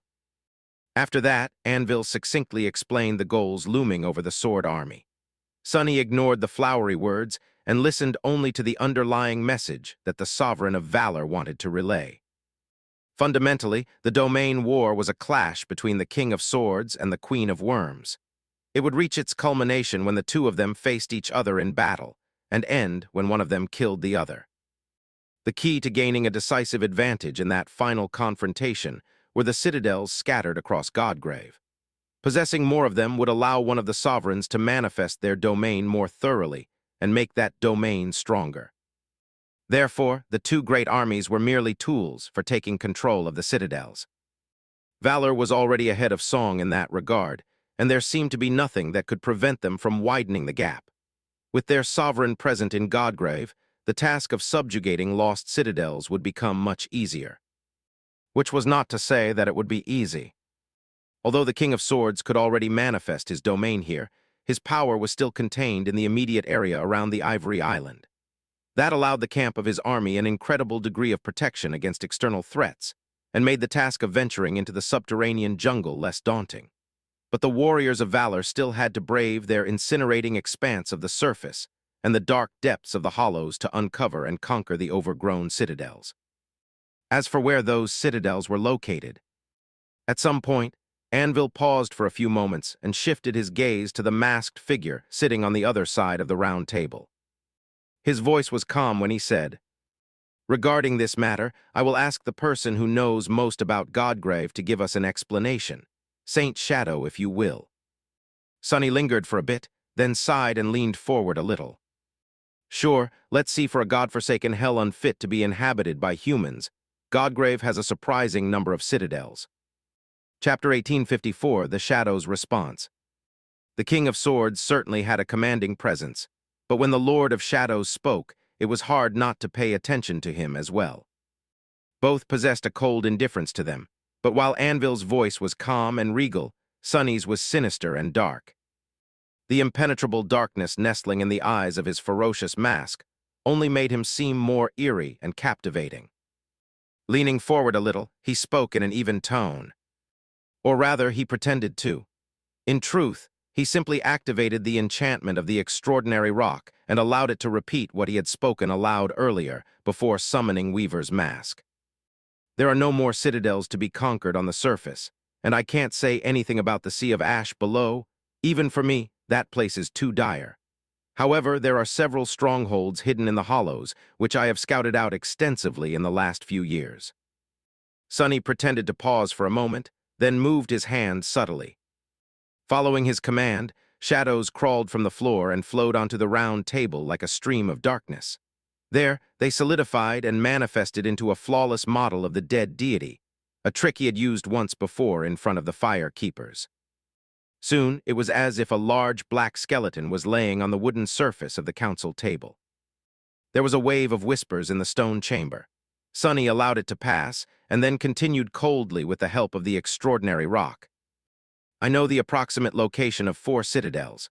One is situated in the western part of the Collarbone Hollow and is the closest one to the war camp of the Song Army. Taking it would, without a doubt, become a priority to them since they need to conquer a citadel desperately. The second is located in the central part of the Breastbone Hollow, at an equal distance from both of the war camps. Considering our advantage, we should LD be able to reach it first." Sonny leaned back and crossed his arms. "The third is situated far below in the spine of the dead god. Reaching that one would be much more challenging. All of Godgrave is hell, but the Great Spine Hollow is one of the most dreadful parts of that hell by far. The fourth citadel is the furthest, and is hidden all the way in the far south, in one of the 2 femur hollows." He lingered for a few moments, and then commanded the extraordinary rock to speak the last prepared lines. "I suspect that there is a 5th citadel as well. If there is, it is situated in the skull of the dead deity. However, that place is far too harrowing. I have never dared approach it, and I suggest that none of you try either. Whatever is hidden there should never be disturbed by humans." Sonny had indeed never ventured close to the colossal skull of the dead god. Even though it could be seen from anywhere in Godgrave, propped up by the mountains and staring at the ancient corpse with its enormous, empty eyes, it was the last place he ever wanted to explore. Sure, the ancient darkness drowning the great chasms of the skeleton's eyes was nebulous and alluring, promising mysteries beyond his imagination, and maybe keys to unimaginable power. Who knew what could be hidden in the head of a dead deity? Maybe it was the secret of its death, but no matter what the secret was, it had to be something of tremendous importance. And yet, Sonny felt it in his own bones that trying to enter the colossal skull would result in a death more thorough than any he had brushed against before. He wouldn't be surprised if there was an unholy titan dwelling there, and he was not ready to face an unholy titan. Simply witnessing a creature like that could very well cause Sonny's mind to shatter and his soul to collapse. His final words were met by a tense silence. The gathered saints studied the black skeleton laying on the table with somber expressions. Eventually, Morgan asked in a subdued tone, "Saint Shadow, how sure are you that these locations you've discovered are indeed citadels, and not simply ancient ruins?" Sonny shrugged. "As sure as I can be." In truth, he was reasonably certain, but there was always room for doubt. He had never explored the interiors of the supposed citadels, since there were immensely powerful abominations guarding each of them. But he had learned enough to believe in his judgment. Hearing his response, Morgan smiled. "How fortunate it is that my sister managed to convince you to share your knowledge, then." The King of Swords gazed at him once more, then spoke evenly. "The course of action is clear. For now, it is too perilous to send our soldiers into the hollows. We need to proceed slowly by conquering the surface and make our way to the center of the breastbone plain. From there, we will launch an assault on the citadel situated below it." That was just as expected. During this first stage of the war, both armies would be preoccupied with the laborious task of subjugating the surface of Godgrave. They would move deeper inland, eradicating the jungle and mapping out the major fissures in the ancient bone. Then, fortified outposts would be built near the fissures to stop the jungle from crawling out of the hollows once again, thus slowly expanding the zone of human control. It seemed like a titanic task to conquer the colossal skeleton, one crack in the bone at a time. But Sonny was not stupid enough to underestimate the tenacity of the human pioneers. All regions of the dream realm had once seemed impregnable, and yet humans had slowly conquered them. One after the other, Clan Valor in particular was responsible for subjugating the vast territory between the Twilight Sea and the Hollow Mountains. The story of their expansionist crusades was the stuff of legends in and of itself. And while humanity had never conquered a death zone before, its expedition forces had never been as vast, and had never been led by rulers of the supreme rank either. So Sonny had no doubt that the surface of Godgrave would fall into human hands eventually.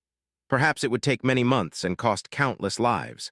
But the result had already been decided. The sovereigns had willed it, and so their wills would reshape the world to fit their ambitions. He looked at the King of Swords, and at the same time the king looked at him. Anvil remained silent for a moment, then said without any emotion in his powerful voice, "While most of us will be paving the road south, you will have another task, Saint Shadow." Sonny raised an eyebrow behind the mask. "Oh." The King of Swords shifted his gaze to the black skeleton, looking intently at the spot where the war camp of the Song army was supposed to be. When he spoke, his tone contained authority that could not be denied. "You will venture to disrupt the enemy's attempts to conquer the western citadel. The location of your own stronghold is quite convenient for launching our aids, so I expect you to deliver good results." Chapter 1855, Sudden Assignment. Considering how fast the road to Godgrave had been built, Rain really should not have been surprised. But the war camp of the Song army was being constructed at astonishing speed. Just a few days had passed since they made it to the collarbone of the dead deity, and yet it already resembled a city. Of course, it was mostly a tent city, considering how hard it was to deliver building materials to this dreadful land. The lack of materials was not the only problem they faced, either. There was something much more dire slowing down the construction: the fact that the camp was endlessly besieged from all sides by the vile abominations of the Scarlet Jungle. The jungle might have been pushed back, but it did not disappear. Even after being reduced to ash, it was already crawling back from the cracks in the ancient bone. The sun-bleached surface of the plain was covered by red moss and vermilion grass once again, and one could see the jungle grow and spread at astonishing speed with a naked eye. The soldiers of the Song domain had spent each day battling the constant onslaught of nightmare creatures, stalling them until the fortifications were completed. Luckily, most of those nightmare creatures were newborns. They were immensely powerful and absolutely lethal, but at least the Awakened could contend with them, albeit just barely. when something more terrible emerged from below the ground or was allowed to grow truly dangerous by devouring other abominations, the ascended officers and transcendent generals took to the battlefield. The 7th Legion had participated in defending the camp as well. Rain had lost count of how many arrows she let loose. It was a good thing that she was wearing the puppeteer's shroud. Its bracer, made from lusterless black leather, was still in one piece. A mundane one would have been already shredded by the string of her powerful bow. Tamar, Ray, and Fleur had also participated in the battles, earning more than a few scratches here and there. Luckily, Saint Satian was an experienced leader and stellar commander, so the casualties suffered by the 7th Legion were among the lowest among all divisions of the Song army. Still, their first week in Godgrave had been a horrid nightmare. Invading a death zone was just as harrowing of an endeavor as it sounded. There were no nights here, so counting days was a bit hard. Nevertheless, Rain was more or less sure that it was currently early morning. She splashed some water on her face in the washroom attached to the barracks and was in the process of preparing breakfast for the cohort when a subtle voice suddenly resounded from her shadow. "Rise and shine." Rain turned her head and stared at the shadow. She was rarely alone these days, and there were many powerful people in the camp. So there were few opportunities for her to talk to her teacher. They had only exchanged a few words since the army entered Godgrave. Rain could barely remember the last time she spoke to him so little. She missed her teacher's company, although, of course, she would never admit it aloud. What happened? He would not have risked exposing his presence without a reason. Her teacher sighed. "I won't be able to accompany you for the next few hours, so be careful and don't stand out." Rain frowned. "What, why?" There was no answer. Instead, Tamar, who had woken up even earlier, walked over to the fire, covering a tired yawn with a hand. "Who are you talking to?" Rain looked at her, remained silent for a moment, then smiled. "Just talking to myself." Tamar shrugged and sat down, then looked at the fire. There was supposed to be a large kitchen with dedicated staff to feed the Legion, but it had not been built yet. So, for now, each cohort was provided with supplies to cook for themselves. "Are Ray and Fleur still asleep?" Rain nodded. Recently, she had been surprised to learn that the other 2 members of the cohort were an item even since meeting at the Awakened Academy. They did not show it often, which was understandable in current circumstances, but the 2 were more or less inseparable. Rain's addition to the cohort had saved Tamar from the awkward fate of being the perpetual third wheel. The legacy girl sighed. "All right, then come with me." Rain raised an eyebrow. Where are we going?" Tamar rose, swept her hair back, and dusted off the pauldrons of her armor. "There is a big meeting happening at the command pavilion. 2 members of our cohort are supposed to escort Lady Satian as honor guards. Congratulations! Try to look presentable and don't do anything outrageous." Rain's eyes widened. She took the pot off the fire, placed it on the ground, and hurriedly stood up. "Wait, why our cohort?" The younger girl shrugged. "Probably as a sign of respect to my father. In any case, I received orders to arrive immediately. There's no time to waste, so let's go." Rain Bly enquered a couple of times, glanced at her shadow, and then followed Tamar to the center of the 7th Legion's encampment. They met the Queen's daughter there. That was the first time Rain happened to be so close to Saint Satian. She tried very hard not to stare, but it was a bit hard. The woman was just too beautiful, mysterious, and mesmerizing. And there was a presence about her. Rain couldn't quite explain it, but she felt funny near the graceful princess of song. It was as though a strange sense of calm and tranquility had overcome her. At the same time, her blood turned cold in her veins, and her tattoo moved slightly, constricting her arm. Tamar and Lady Satian exchanged a few words. They seemed to be acquainted with each other, albeit on a very shallow level, which was not surprising, considering their backgrounds. Finally, Tamar introduced Rain to the princess. Saint Satian looked at her and smiled elegantly. "Awakened Rani, I'll be in your care." Rain felt frozen for a moment, then bowed awkwardly. My lady." With that, they headed to the command pavilion, which was situated in the heart of the camp. As they walked, the wind carried the sounds of battle from the exterior of the encampment. The fighting never really stopped, so Rain had grown somewhat used to it. She still shivered, though, earning a stern look from Tamar. What? It's not like you're not having nightmares almost every night yourself. She made an attempt to look calm and fell behind Saint Sation, playing the role of an honor guard, which was a bit ridiculous. Really, considering that the task of protecting a transcendent was not something an awakened like her could do. Soon they reached the command pavilion, which was a larger tent reinforced with some masonry, and walked inside. There Rain almost lost her composure. Damnation.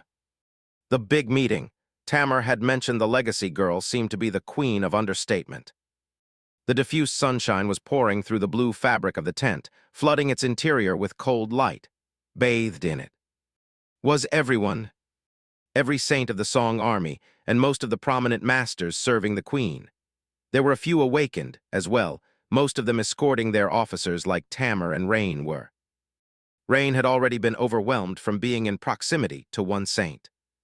But now she was looking at dozens of them. There were other princesses other than Lady Sation, as well. She took a shaky breath and barely managed to regain her composure. However, a moment later, that composure was shattered by a sudden, explosive thought. I'm not going to meet the queen, am I? Chapter 1856, Champions of Song. Saint Sation did not seem daunted by the astonishing power and status of the people gathered in the command pavilion, which should not have been surprising, really, considering that she was a princess herself. Rain, however, was overwhelmed. There were close to 50 transcendent champions around her, and each of them possessed a presence. Some auras were subtle, while some were forceful. They were all undeniable, though, almost making her feel dizzy. Or drunk, maybe in any case. It was an intense feeling. She furtively glanced at Tamar. The legacy girl was not really showing it, but Rain could tell that she was affected by the wondrous atmosphere of the tent, as well. They were protected by the calm presence of Saint Sation, at least. Without it, their state would have been even worse. Lady Sation walked across the spacious room with her usual elegant poise, greeting her sisters and vassal saints gracefully as she went. Somewhat relieved, Rain was finally able to look around. She regretted it almost immediately. That is simply unfair. Everyone around her was chillingly beautiful. It was as if she was in a lavish museum where every sculpture and painting had come alive.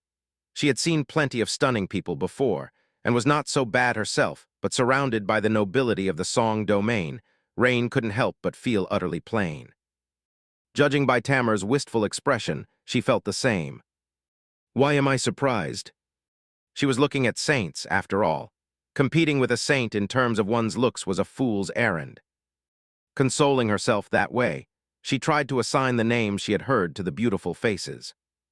Rain had heard a lot about the most prominent figures of the domain while living in Ravenheart, of course. She learned more about them from Tamar in the recent weeks as well, so they were not complete strangers. She knew Saint Sation, of course. The commander of the 7th Legion was somewhat obscure, and there was little known about her. She had been the last of the 7 transcendent princesses to become a saint. However, that did not mean that she was weaker or younger than the rest. It was just that Lady Sation had spent almost 10 years as a sleeper on the Forgotten Shore. After returning from that ordeal, she attained transcendence in a fraction of time that the others had required.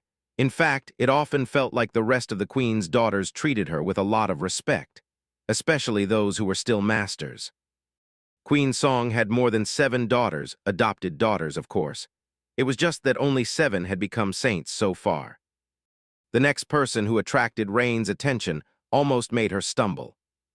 It was hard not to notice him, considering that there were relatively few men in the command pavilion. The one she couldn't help but stare at was tall, with broad shoulders and narrow thighs, wearing an austere armor with few adornments. He had a somber look and cold, deep eyes.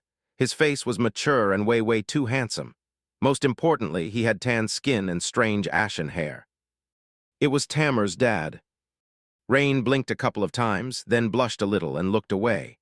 The man was at least 2 decades older than her, but he was also a saint. She couldn't help but feel a little out of breath and looked at Tamar with a silent question. The legacy girl frowned, then whispered, "Yes, that is my father." Rain's eyes widened a little. "Damn, Tamar, I didn't tell me that your dad was a total smoke show." Shaking her head, she tried to distract herself by looking at someone else. That as well was a terrible mistake, because the first person who caught her eyes was none other than Beastmaster, a woman so breathtaking and tantalizing that there were countless songs written about her. Even the thin scar that marred her demonically beautiful face did nothing to detract from her beauty. Instead, it only made it more alluring, hypnotic almost, impossible to look away from. Rain knew that Beastmaster had earned that scar somewhere in Antarctica. Awakened did not usually have scars, since their bodies could recover better than those of mundane people, and there were plenty of people with healing aspects around. The fact that a princess of song could not erase such a long scar suggested that the wound that had left it was not ordinary. Nevertheless, Beastmaster wore it like a badge of honor. Rain barely managed to look away, and concentrated on a few other people in the command pavilion.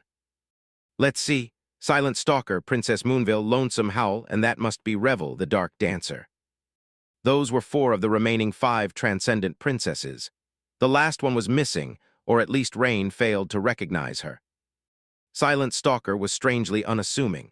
In fact, it was hard to notice her at all. The woman was standing near the wall of the pavilion, leaning on a support beam and half hidden in the shadows. There was a silent aura about her, but her gleaming eyes were focused and attentive. She was wearing a black hunting attire. Moonville was delicate and beautiful, with a slender build and a soft, pale face. Her hair was white, and her eyes seemed to glimmer with the afterglow of pale moonlight. She wore a modest dress instead of an armor, but Rain could recognize a fellow archer when she saw one. Lonesome Howl was tall, lithe, and full of barely contained bestial energy. Her handsome face was illuminated by a slight grin, and her eyes were full of cocky confidence. She wore leather trousers and a sleeveless vest, leaving her toned, tan arms exposed. Lastly, there was Revel, the Dark Dancer, also known as the Light Slayer. She was the first of the Queen's daughters to have transcended, and therefore somewhat of a senior to the rest. Her hair was raven black, and her eyes were like 2 obsidian gems. With her dark clothes, alabaster skin, and exquisite beauty, she was undeniably striking. As for her character, Rain couldn't tell what the princess was like. All she could see was that there was depth to her gaze and a subtle coldness to her features. If Rain had to say anything, though, it was that Lightslayer looked a little forlorn, as if she was missing something that she would never have. What a strange thought. Just as Rain thought that, Princess Revel suddenly spoke, her slightly husky voice easily resonating across the pavilion. Let us begin. Chapter 1857, Missing Invitation. Lightslayer was sitting at the head of the table. Beastmaster was to her right, while Lady Sation was to her left. Since Rain and Tamar were escorting the latter, they were standing behind her chair. The former, meanwhile, used enthralled nightmare creatures as her escorts. 2 ethereal, ghostly figures were drifting in the air behind her, almost invisible in the pale light of the command pavilion. Even knowing that they were subdued by one of the Queen's daughters, Rain couldn't help but feel uneasy in their presence. She was usually in the company of a sinister wraith of her own.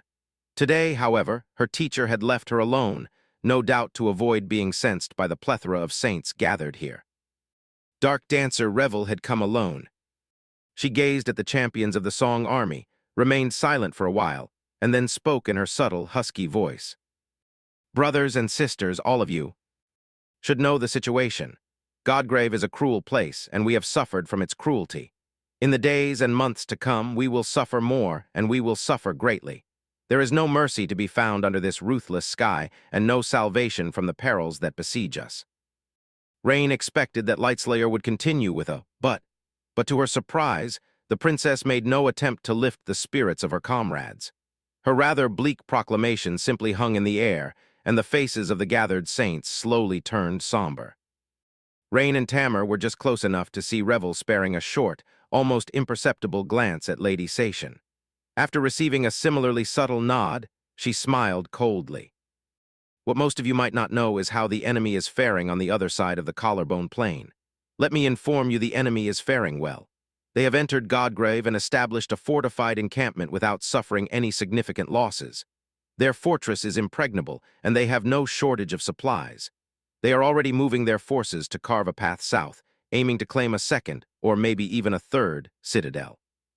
She paused for a moment, and then added indifferently, The reason for the enviable progress of the Sword Army is rather simple. It is because they are protected by their sovereign, while we are not. The tyrant, King of Swords, is already here in Godgrave, but my mother is still waiting for us to extend her an invitation. Lightslayer gazed at the saints and finished in an even tone. So we will dedicate ourselves to conquering a citadel of our own immediately. There was a wave of whispers, followed by a tense silence. In that silence, a deep voice resounded, forcing Rain to look at the far end of the table. "Forgive me for speaking out, my lady." The speaker was a man that looked relatively young, but nevertheless made quite an impression. He was tall and had an incredibly powerful build, with muscles so robust that they strained the fabric of his lavish pangolin coat. His skin had a darker hue, and he emanated a feeling of dire physical might. Rain recognized him easily. The young saint was rather famous these days, albeit not for a good reason. He was Dar of the Maharana clan, who had just returned from conquering the third nightmare. As such, he was the youngest of all human saints, or, at least, the most recent. A rejected demand to hand him over to clan valor was what had sparked this entire war. Officially, at least. Of course, the hypocritical justification the King of Swords had provided seemed quite flimsy even back then. Now that everyone knew that Dar of the Maharana clan had been in the depths of a nightmare when the assassination attempt on Changing Star happened, it seemed even more preposterous. The mighty saint continued soberly. "Our own situation is not entirely stable yet. Secure supply chains have yet to be established, and our camp can barely be called a stronghold. The enemy is indeed ahead of us, but what will we achieve by rushing? Won't we just make our disadvantage more dire by plunging head first into a battle that we are not quite ready to fight?"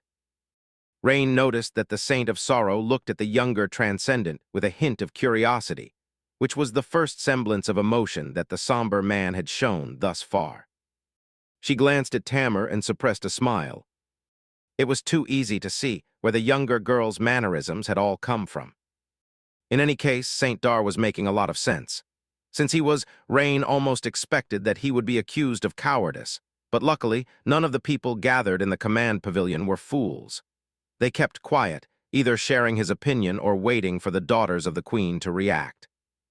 In the ensuing silence, it was Beastmaster who smiled and said in a beguiling tone, "You don't have to worry about the enemy's progress. Leave those worries to your queen. Trust in my mother like you have trusted her thus far, and she shall grant you victory." Although she was not a biological sister to the Dark Dancer, their voices were strangely alike. Saint Dar frowned and wanted to say something, but at that moment, the fold covering the entrance to the pavilion moved, and a new figure entered. A petite young woman walked in, wearing a dark robe. There was a hint of innocence on her lovely face and a strange calmness in her large, glistening eyes.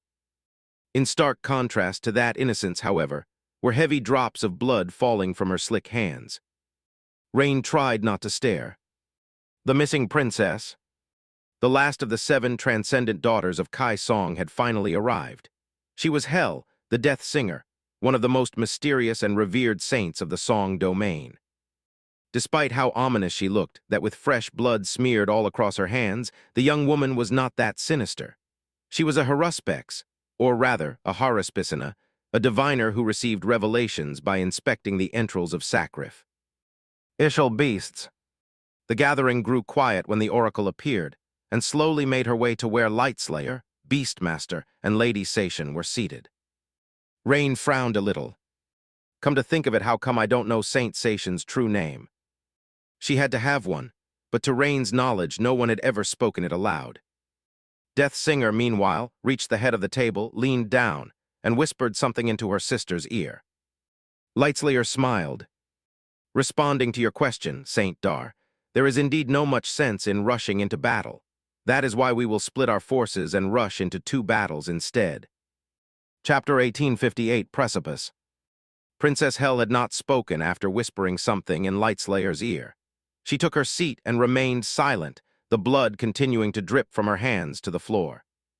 The War Council continued for a while, since there were a lot of minor issues that had to be relayed, considered, and ironed out.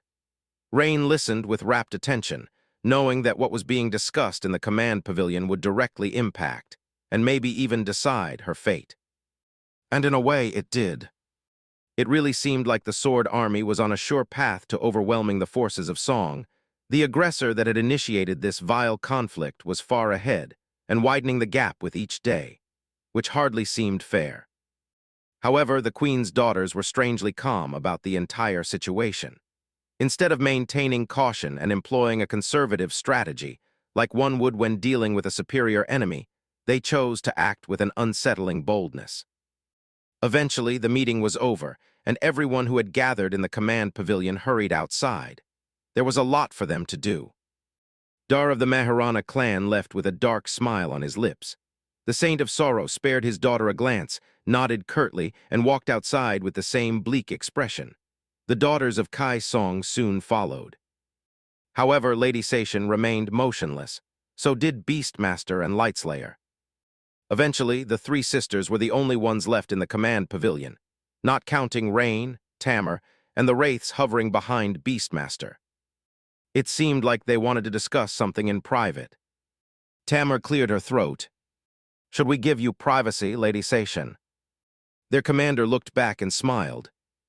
"No need, young Tamar. Just make sure to stay quiet." She didn't specify whether they were meant to stay quiet during the following discussion or about it. In any case, Rain wasn't going to talk. She had already been forced to flee Ravenheart because of knowing too much. Lightslayer looked at Tamar, then reached back and pulled up the hood of her dark mantle.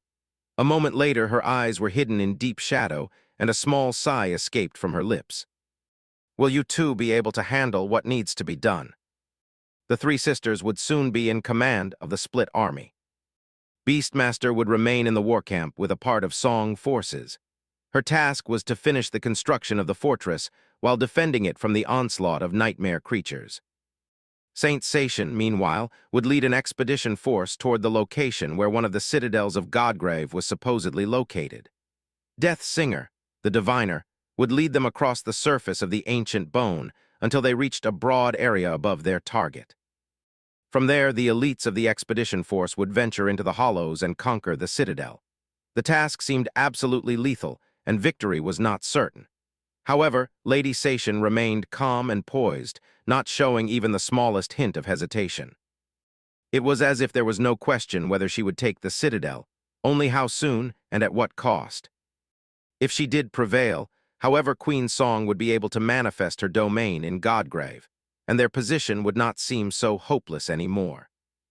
The last sister, Lightslayer, would neither remain in the camp nor join the expedition force.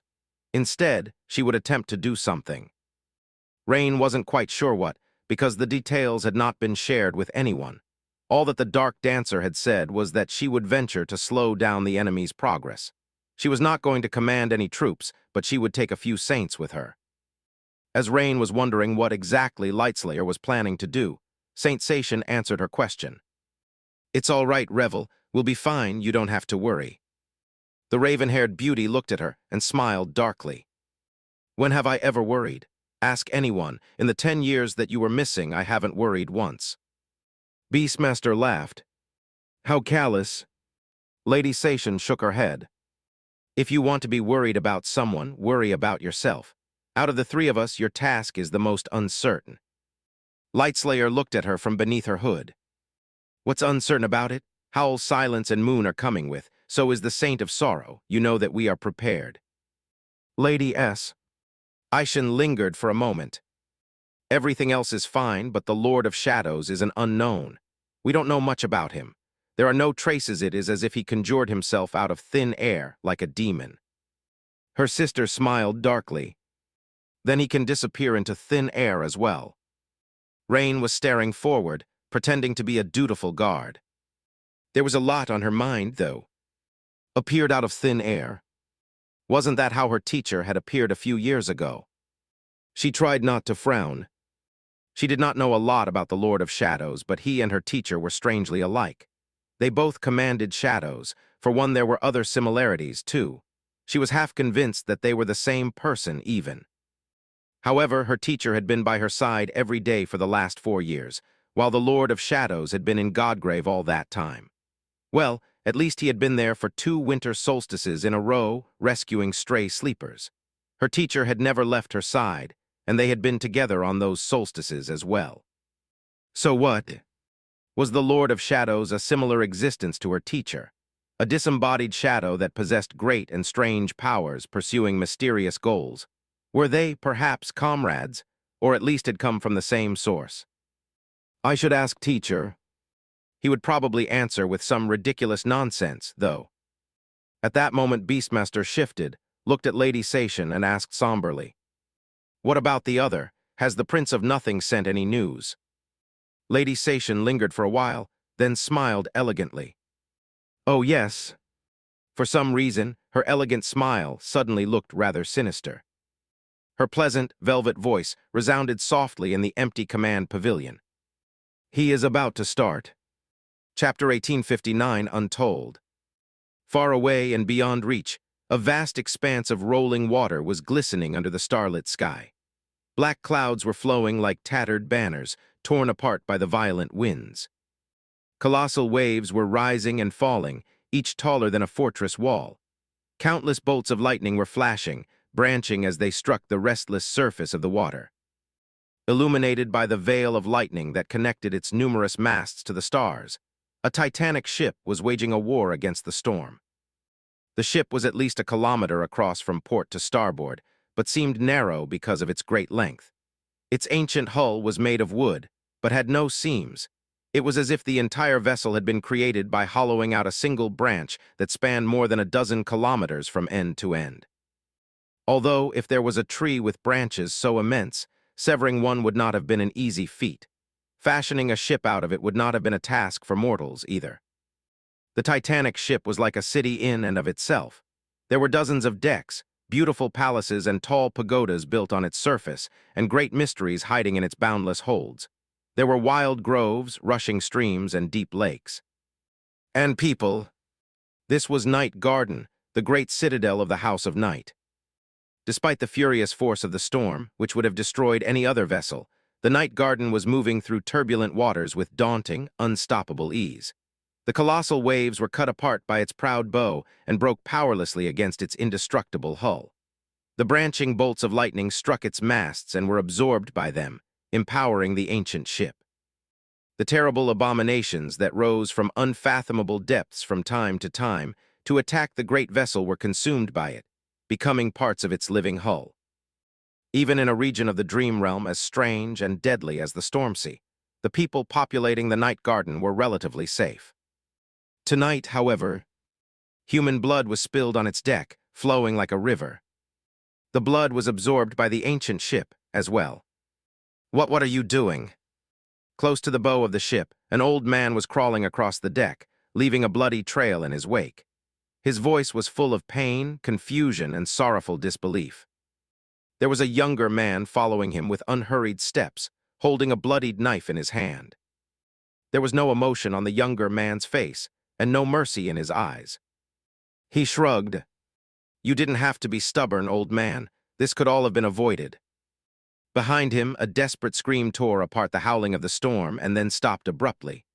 There were more screams further away, some of them full of fear, some of them full of rage. But with each minute, there were less and less of them. The old man gritted his teeth. "You've lost your mind." His killer sighed, then rubbed his face tiredly with a bloodied hand. For a moment, he seemed incredibly exhausted, a spark of some unknown emotion finally finding its way into his eyes. I'll admit there might be some merit to your argument." With that, he leaned down, grabbed the old man by the ankle, and dragged him back while raising the knife. But th. And again, who hasn't?" The old man looked at him with horror. His lips trembled. You are not my son." The younger man froze for a moment, then suddenly chuckled. The hint of emotion drained from his eyes, leaving only terrible coldness. I've heard that one before." The knife fell down like the guillotine's blade. The storm raged on. "Wake up, Sonny." Sonny couldn't help but flinch, overcome by a strong sense of déjà vu. There was a voice in his head telling him to wake up. Thankfully, it was not the voice of the nightmare spell. It was Cassie's voice, albeit at that moment, the two sounded eerily similar. "Why does she?" He was confused for a moment, but then remembered that not everyone was truly familiar with the strange nature of his existence. His original body in Godgrave was asleep, so Cassie must have assumed that she needed to wake him. His over 2 incarnations, however, very rarely slept, so there was no need for her to bother. "What is it?" There were a few moments of silence, as if Cassie was confused. Then she responded, a sense of urgency in her voice. "You need to return to the camp." Standing in the great hall of the nameless temple, Sunny frowned. The avatar hiding in Rain's shadow was momentarily disturbed as well. When was the last time Cassie had lost her composure like that? He could barely remember. "What are you talking about? I am in the camp." She answered almost immediately. "The Lord of Shadow has to return. Something strange is happening." Sunny looked at the gates of the temple. It was a long way from the southern edge of the dead god's breastbone to the eastern reaches of the collarbone. He could make it relatively fast by abusing Shadow's step, but it would still take considerable time and drain his reserves of essence. Still, Cassie would not have called him back without a reason. "What exactly is happening?" There was a moment of silence, and then she answered in a tense voice. "The House of Night is on the move. The king has summoned Nephis and Morgan. I'll tell you more the moment I learn it, so hurry, no, wait." Cassie hesitated a little. "There is no time. Return to NQSC. I'll pick you up and bring you back to the camp. That will be faster." Sunny raised an eyebrow behind the mask. So they finally decided to act. I wondered when they would. He had a suspicion that the House of Night would not remain on the sidelines of the war despite their desperate efforts to claim neutrality, a suspicion strong enough that it could very well be called certainty. He had known that something like this would happen ever since that clash with the skinwalker outside Ravenheart. Cassie and Nephis knew as well. In fact, they had accounted for this eventuality in their plans. At the end of the day, it did not really matter to them which side gained an advantage in the war, because, eventually, both sides would have to be destroyed. But Cassie still sounded tense. "Why?" Suddenly, he regretted his caution. Maybe he should have tried to infiltrate the command pavilion of the Song Army, after all, or pressed Rain to share military secrets with her usually disinterested teacher. There is only one way to find out. Actually, there were many ways to find out, but that was neither here nor there. Frowning deeply, Sunny reached into his soul and pulled on the tether. Chapter 1860 Turn of Fortune. There were plumes of smoke rising above NQSC. Leaning against a dirty wall in the depths of the outskirts, Sunny looked at the towering black pillars silently. A police PTV sped by, flooding the deep darkness of the night with bright lights of the blaring siren. He hid himself deeper in the shadows and crossed his arms. Several locations, most of them close to the city center. Fires were not a rarity in NQSC, but not on that scale, and not in the affluent districts at the heart of the city. What had happened? Was the agreement to leave the war out of the waking world broken already? "How far are you?" There was a moment of silence. "Less than a minute." Soon, a luxurious PTV screeched to a halt in front of him. The passenger door opened, and Cassie stepped out of the vehicle, looking a little disheveled. She remained motionless for a few moments, then turned in his direction, winced, and hurriedly smoothed her hair. Sunny emerged from the shadows and walked over. "What the hell is happening?" For now, he was wearing the mask he had fashioned himself. So, it was the only opportunity to have an honest conversation with Cassie. Once they reached Godgrave, he would have to don Weaver's mask in order to keep his secrets. Was the compound of Clan Valor attacked? The Dream Gate Relay? Storage facilities? She hesitated briefly, then shook her head. "It's all the House of Night. Their strongholds across the city have gone up in flames. It's total chaos." Sunny was surprised. "They were attacked." A deep frown creased Cassie's delicate brow. "For now, it seems like infighting." "What?" It took him a moment to process the information. The members of the House of Night were fighting among each other. Was there a schism among the leaders of the great clan? Unlike Song and Valor, which were monoliths held together by shared blood and familial bonds, the House of Night had been born from an alliance of a dozen legacy clans, a decision dictated by the meteoric rise of the two great families, to a large extent. so he could entertain the idea of internal strife, resulting in an open conflict during these trying times. However, something did not smell right. Sonny had a few ideas about who could have been behind the whole mess, but he was not certain. Cassie sent the PTV away and then faced him. Her expression was a little strange. "There are defectors." He raised an eyebrow behind the mask. "Where are they defecting to?" The blind seer seemed troubled. Several prominent figures of the House of Night appeared at the gates of Clan Valor's stronghold here in NQSC, bloodied and with their family members in tow. They are asking for an asylum. Now that was simply bizarre. Sonny felt troubled as well. "Where are they now?" Cassie offered him her hand. "They are passing through the Dream Gate. The king will negotiate with them or interrogate them, depending on the situation, personally. Everyone worth anything were summoned back to the camp. The situation might turn more dire than we had anticipated." He sighed, then took her hand and dismissed "Definitely not me." Before summoning Weaver's mask, he looked at Cassie somberly and said, "Let's go see what all the noise is about then." Soon, he was standing on the emerald grass of the Ivory Island. Sonny could see that the camp was much more lively than it should have been. The Sword Army had already ventured to carve a path south, with countless awakened soldiers, masters, and saints leaving the safety of the fortified stronghold. The progress was slow, but methodical and steady. If the cloud veil did not break and the jungle was not incinerated, Saint Tyrus would part the clouds herself. Blinding sunlight would flood the bone plain and turn the crimson growth, as well as those abominations that were not fast enough to escape into the hollows, to ash. Then, after the Cloudville repaired itself, the army would advance. They would clash with the regrowing jungle and the nightmare creatures being born in its scarlet depths, pushing toward the fissures in the bone that served as the source of the dreadful infestation. The battles were punishing, dire, and often prolonged, but with champions like Nephis and Summer Night spearheading the offensive, the Sword Army was slowly gaining ground. Once they reached the fissures and cut the roots of the jungle in the area, its remnants would be burned, and a fortress would be constructed around the fissure. A containment detachment would be left to garrison the fortress, tasked with preventing the jungle from extending its tendrils to the surface again. By now, there was a disorderly chain of a dozen of these fortresses and numerous smaller forts extending west, almost all the way to the point where the collarbone and the breastbone connected. Considering the current state of the main camp, though most of the saints leading the expedition force had been recalled ahead of the scheduled rotation. Sonny did not know what exactly happened in NQSC, but he was quite confident that the fortune of the Sword Army was about to turn for the worst. Those song sisters have been acting too calm indeed.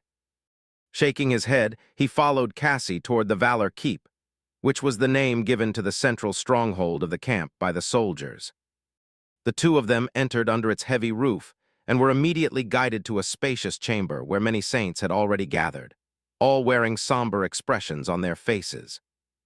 "Lady Cassia, have you received any news? What exactly happened?" Cassie smiled briefly at the dashing rivalin of Aegis Rose and shook her head apologetically. "I am on my way to see the king. There will be more clarity soon." A knight of valor arrived, then hurriedly led Cassie and Sonny deeper into the stronghold. Soon they entered a smaller chamber. There were only a few people inside, all of them among the strongest and most important champions of the Sword Army. The King of Swords himself was sitting on an unadorned chair that had been carved out of stone, wearing a cold expression. Morgan was standing behind him, her usual air of polite amusement gone. Nephis was leaning against a wall, her white armor smeared with ash. Sonny spared her a brief glance, then looked away.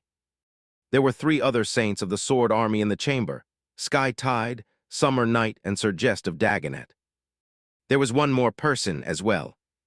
A handsome man was kneeling in front of the stone throne, his sunken face marked by pain and fatigue. His presence possessed a mystifying depth to it, as if most of him was hidden from sight.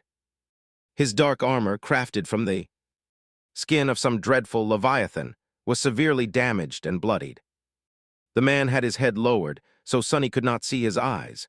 However, his black hair, strangely enough, had slight accents of dark blue.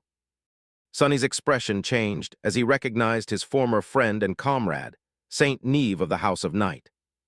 Cassie, meanwhile, bowed deeply. "I brought him, your majesty." Anvil spared her a glance and nodded. "Just in time."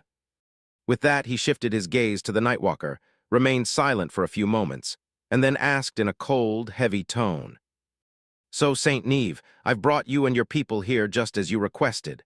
Now I think it's time that you give me an explanation. There are reports that the armada of the House of Night is on the move. Night Garden itself has set sail, so tell me, what exactly are your elders scheming?" Neve shivered slightly and lingered for a while, as if gathering courage. Eventually, he took a deep breath, straightened, and looked the King of Swords straight in the eyes. When he spoke, his voice sounded firm. "You are mistaken, Supreme Anvil. My elders are not scheming anything. In fact, they are dead." Neve paused for a moment, and then added hoarsely, "They have all been turned. The House of Night is no more." Chapter 1861, Homecoming. Thick fog shrouded the shores of a nebulous sea. Below it, waves continued their eternal assault on the indifferent barrier of land, dreaming of washing it away. They rustled quietly, just like they had rustled for eons. Not far away, the water was louder. There, a wide river fell into the sea, a deep inlet created by its estuary. Currently, there was a group of riders moving along the shore. Their steeds were echoes of slain abominations. Their enchanted armor was damp with morning dew. Their vermilion cloaks bore the insignia of clan valor.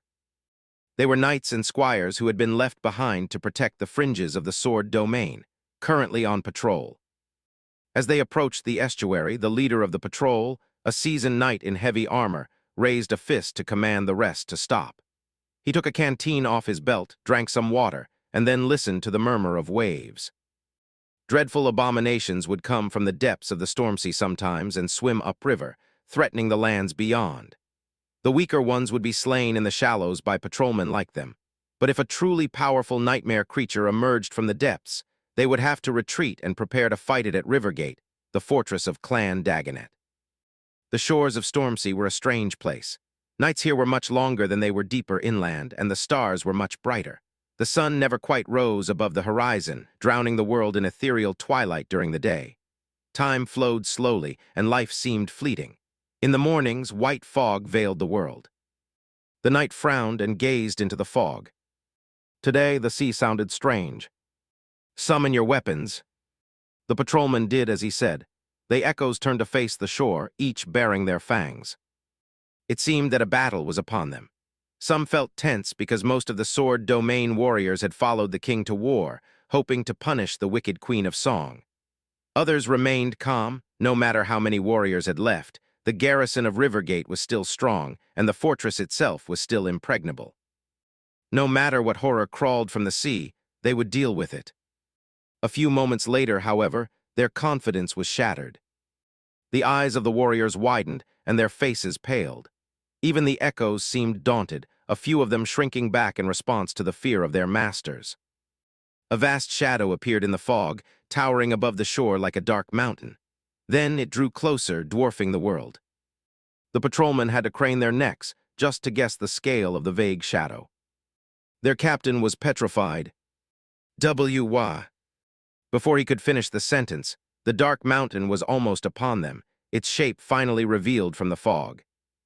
It was the bow of a Titanic ship. Back. They did not have time to react before the world shuddered. The estuary was deep, but not deep enough. The gargantuan vessel rammed the underwater slope of the shore at full speed, splitting it apart.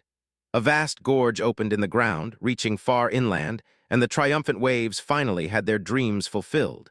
The roaring water rushed into the abyssal chasm, causing the river to change course. For a few moments, the bow of the ship flew even higher, and then slowly plummeted down. When it fell, there was another quake. Countless tons of foaming water were displaced and thrown into the sky, and the Titanic vessel slid forward hundreds of meters before finally coming to rest, beached and leaning slightly to the side. The tranquil shore had turned into a scene of utter devastation. The scale of it was so immense that the human mind struggled to come to terms with it. The colossal ship lay on the sand like a dark mountain, rivers of water cascading down from its ancient hull. The barnacles encrusting the lower parts of it were like a map of bygone eras, glistening bleakly in the dim radiance of twilight. The patrolmen had been thrown to the ground by the successive quakes. Still stunned and horrified, they slowly climbed to their feet. Some raised their weapons hesitantly, others tried to mount their monstrous steeds. But all of them were staring at the monumental silhouette of the beached vessel. That was why they all noticed when a human figure appeared on the bow, so high above them that it looked no larger than an ant. The figure stood motionlessly for a few moments, gazing down. Then it took a step forward and fell, landing on the tilted slope of the ship's hull. The figure slid down the ancient wood, gaining terrible speed, then pushed itself off its surface and plummeted down. He landed into the shallow water with a splash, then straightened gracefully and took a step forward. It was a man clad in dark leather armor. He was tall and slender, with pale skin and raven-black hair. His face was sharp and thin, not exactly handsome, but at the same time strangely beautiful. His eyes were like two pools of liquid silver that reflected the world back on itself. His gaze was cold and chilling, as if a deep dark ocean was barely contained beneath the thin film of mirror-like silver. Despite the fact that the man was alone, the crowd of patrolmen reeled back, each overcome by sudden dread. He walked across the shallow water, surrounded by swirling mist, and stepped onto the shore. There the man knelt, reached down, and carefully, almost tenderly, picked up a handful of sand. Ignoring the warriors of the sword domain, he looked at it for a while, then slowly made a fist and let the sand slip through his fingers.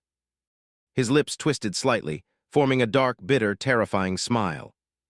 Standing up, the man turned his gaze to the patrolmen and walked toward them with unhurried steps. They gripped their weapons tighter. The knight who had led the patrol glanced at the Titanic ship, then asked hoarsely, "The Night Garden, who are you? Why are you here?" The man answered in a calm tone, "Me, I am Prince Mordred of Valor, the rightful heir of these lands." The eyes of the knight widened slightly, while Mordred added with a cold smile, "And I am here to take what is mine." The patrolmen shuddered. Their leader gritted his teeth. "It's you, you vile creature, the only thing that we will give you is death." Continuing to walk in their direction, Mordred laughed. "I see someone has a very high opinion of himself." His laughter stopped abruptly, and he pierced the knight with an eerie, frightening gaze. "But are you sure that you are worthy?" A moment later, more figures appeared on the bow of the Night Garden. Mordred smiled. "Because I have 13 transcendent bodies on that boat. I'm also the sole ruler of the Storm Sea, the master of the Night Garden, and the owner of all the citadels of the South. Well, I guess, technically, the citadels belong to Queen Song, but why care about the technicalities?" The knight paled. His hands trembled as he raised his sword, and a single word escaped from his lips. "Traitor."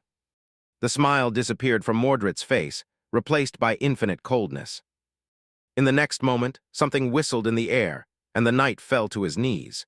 His head rolled off his neck and fell into the sand, which was painted red by the torrent of steaming blood. Mordred shifted his gaze to the remaining warriors. He remained silent for a few moments, and then smiled pleasantly. "One should not forget his manners, don't you think? Ah, but today is a special occasion. On such a special day I am inclined to be forgiving, so the rest of you may go. Go on, run away. Oh, and tell your masters." As the warriors of valor slowly backed away, then turned to run, he watched them escape silently and added with a dark gleam in his mirror-like eyes, "Tell them that I am coming." Mordred closed his eyes and inhaled deeply. "I am coming home." Chapter 1862, Puppet Master. The nature of the war had changed overnight. The sword domain had dominated the conflict from its very first day. Their army was stronger, their progress was faster. They suffered fewer casualties and gained more benefits. As time went on, their advantage seemed poised to inevitably snowball into an overwhelming superiority. Even though the two armies had not clashed directly yet, the warriors of valor were already winning. All it took was a single person to completely reverse the situation. That person was Mordred, the firstborn of the King of Swords, who served the Queen of Worms now, ironically enough. When Sonny first heard Neve's proclamation, his eyes widened behind Weaver's mask. The House of Night. After the Chain of Nightmares, the position of the third great clan was severely weakened, without a sovereign to rule it and a Reamgate to bring countless settlers to their territory. the House of Night lost the ability to compete against valor and song. Its standing and resources were still immense, but nowhere near the power of the two burgeoning domains. Nevertheless, the House of Night had not given up without a fight.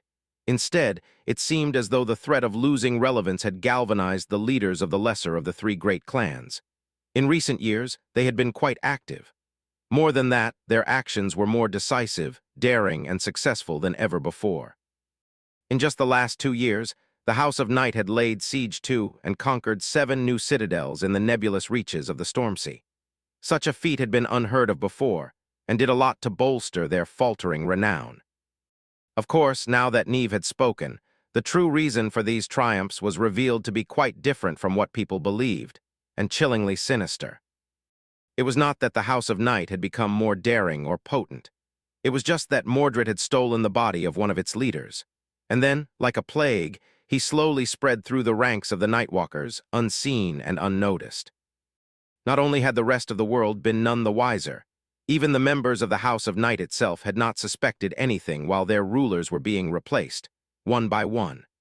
Not even the families of those taken by the Prince of Nothing were able to discover that their parents, children, and siblings had been switched. There had been moments of friction and conflict, of course. There had been tension and a feeling of unease, a subtle sense of alienation from those who had been closest before an eerie feeling that something was not quite right.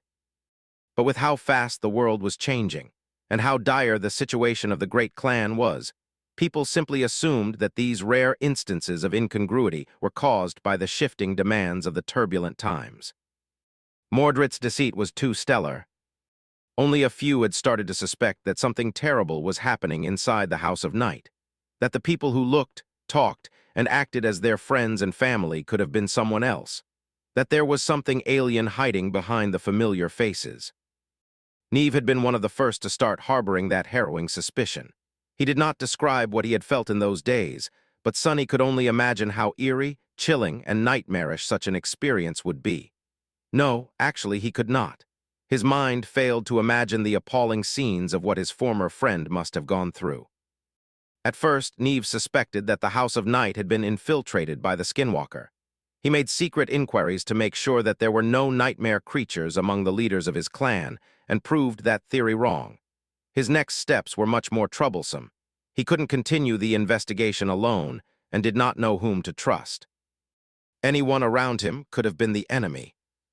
He did discover a few trustworthy allies in the end, though. They tried to ascertain the scale and depths of the encroaching corruption, but it was already too late. They had run out of time. All that they had managed to do was prepare a path of escape for themselves and their families. That was how they ended up in front of the Valor compound in NQSC, asking for asylum. Sonny sucked in a stifled breath. Curse him! It seemed that Mordred had fully inherited Soul Stealer's transcendent ability. He was able to split his soul, and that, in turn, allowed him to possess multiple vessels at the same time. The vessels he had collected in the last 4 years, without ever being discovered, were the saints and other key figures of the House of Night. There seemed to be some limit to his ability, at least, otherwise, he would have taken everyone, not just the most valued champions of the great clan.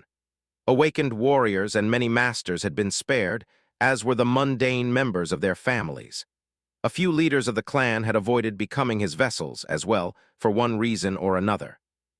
Finally, he had revealed himself and took control of the Stormsea once the Sword Army became entrenched in Godgrave, leading a pincer attack on his father's domain from the south. That was what had caused the recent bloodshed. Mordred was cleaning house, eliminating those whom he had failed to possess. Sonny was both appalled and impressed. He had suspected that Mordred was facilitating secret negotiations with the House of Night on behalf of Kai Song. What he had not expected was that Mordred would simply become the House of Night. Only 3 of the Night Saints, including Nephis, had escaped. A few more had been eliminated when Mordred openly attacked.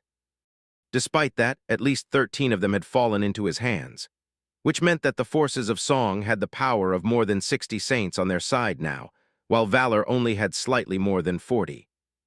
Worse than that, no. That the sword domain was being attacked, Anvil would have to split the forces of his army to prevent his son from conquering his kingdom. That would leave those who remained in Godgrave at a dire disadvantage. But that was not all. Mordred had not only taken the saints of the House of Night, he had also taken all the citadels that used to belong to the third great clan, adding them to the domain of the Queen of Worms, thus breaking the balance vastly, enhancing her power. Among them was the Night Garden, meaning that Kai Song controlled two great citadels now. More than that, Mordred was free to conquer the citadels of the Sword domain, denying their power to Anvil. Rivergate would probably fall in the matter of days from there. The Prince of Nothing could easily reach Bastion or assault other citadels in the heartland of the Dream Realm. The situation was dire. However, before Neve was even done speaking, Morgan cursed and dashed out of the chamber. Before too long, the walls of the stronghold shook, and a cacophony of screams rose above the war camp. Chapter 1863, Repercussions. Neve had not finished his tale yet when Anvil finally showed a reaction. Before, he sat motionlessly, looking at the kneeling saint with a cold and heavy expression. His steely eyes remained calm. Sonny expected the king to display some kind of emotion at the mention of his son, but there was no change. Now, however, he finally moved. All Anvil did was give Morgan a glance, but she suddenly cursed and dashed out of the room. For a few moments, the stone chamber was enveloped by silence. Neve looked at the king tensely, not sure what was going on. Anvil studied him for a bit before saying evenly, "That is enough. I understand what happened now." Sonny was leaning on a wall with his arms crossed. He did not turn his head to look at Cassie, but spoke in his mind. "There are no mirrors on the Ivory Island, are there?" Her response came a few moments later. "There are, however, the entire island is protected against that man with special enchantments. The royals themselves set them up. Valor has been preparing to deal with Mordred for a long time, so they have developed many measures." Sonny was somewhat relieved. However, he knew that those measures could not be universal. Since the members of the royal clan had to be personally involved, inscribing the warding enchantments had to be an expensive and intricate endeavor. Make sure that those fire keepers that are in the camp remain on the island, then. Those of them who had been with Nephis in the jungle should not try to come back for now either. His original body was already making sure that Echo did not leave the marvelous mimic. Sonny knew Mordred too well, so he had a good idea about what would happen next. And indeed, before too long, they heard a cacophony of screams. The king did not give any of them permission to leave, and Sonny did not want to expose how vast the reach of his shadow sense was. So none of them moved. Only Neve seemed to flinch. "Your Majesty, what is?" However, Anvil silenced him with a heavy gaze. Finally, there was a hint of emotion in his eyes. That emotion was cold, smoldering wrath. "You don't need to be concerned, Saint Neve. It is just a minor inconvenience." Sonny was not sure if the inconvenience was really that minor. He commended Neve for being able to sense Mordred's machinations when no one else had, however. The Nightwalker was too naive to think that his attempts to assemble allies to resist him would have escaped the Prince of Nothing. There was only one explanation for why Neve had been allowed to survive. It was that one of his trusted allies, or a few, were Mordred's vessels. He had used Neve and other asylum seekers to carry him across the Dream Gate and bring him to the encampment of the Sword Army.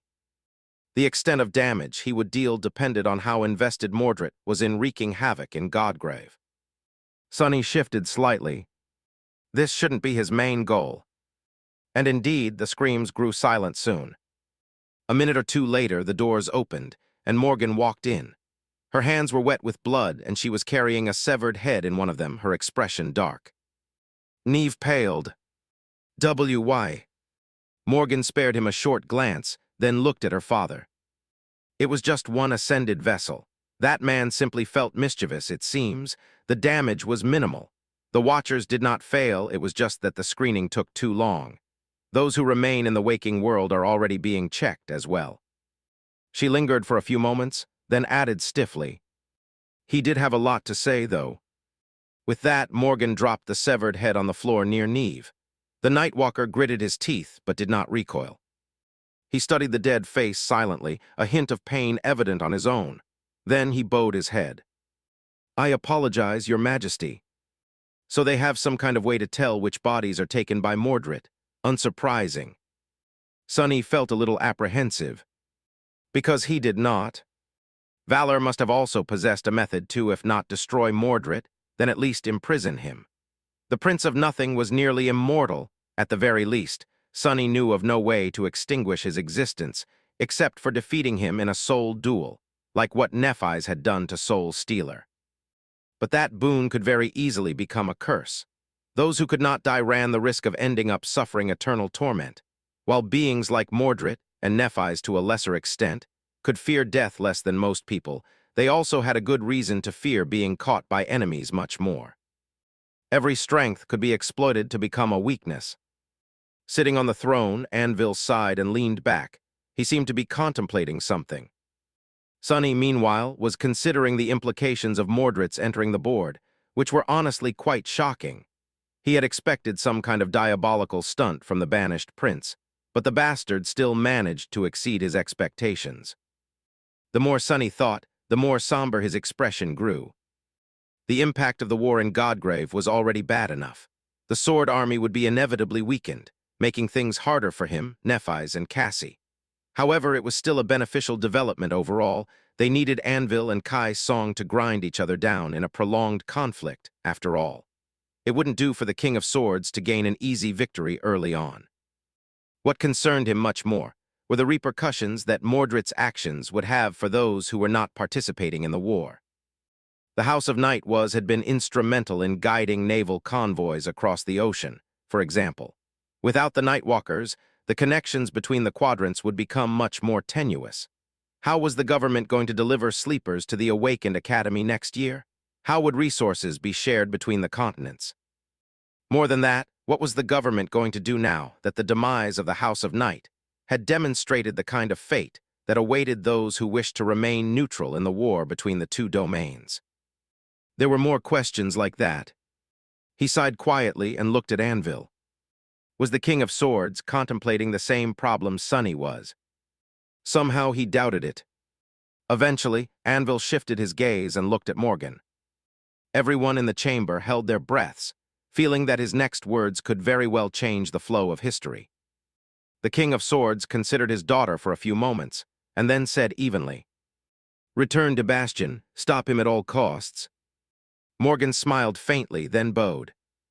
"How many saints can I take with me?" Anvil simply raised an eyebrow. "He is one man, you alone should be enough." Morgan's lips trembled slightly. She straightened and looked at her father with the same faint smile. "That man has the company of a dozen taken saints. Am I supposed to stop him, all of him, alone? That hardly seems fair." The King of Swords looked away from her and shrugged.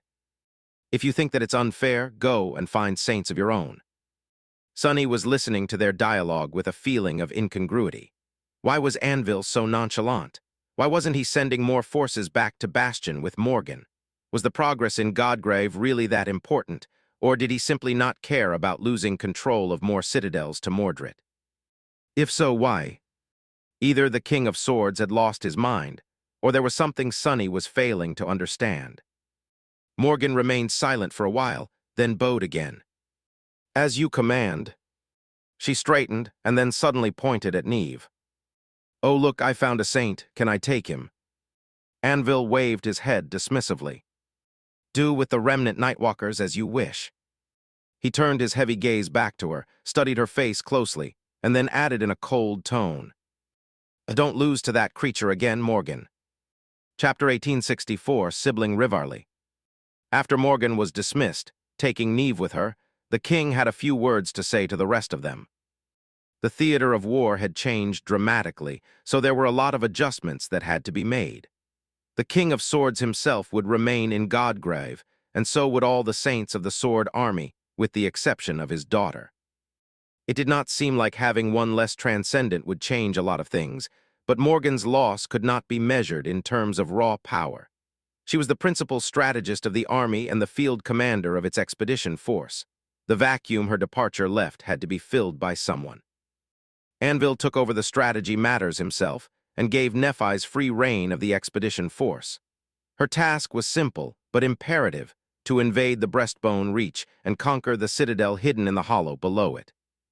Sunny's raiding party was dissolved before even leaving the nameless temple.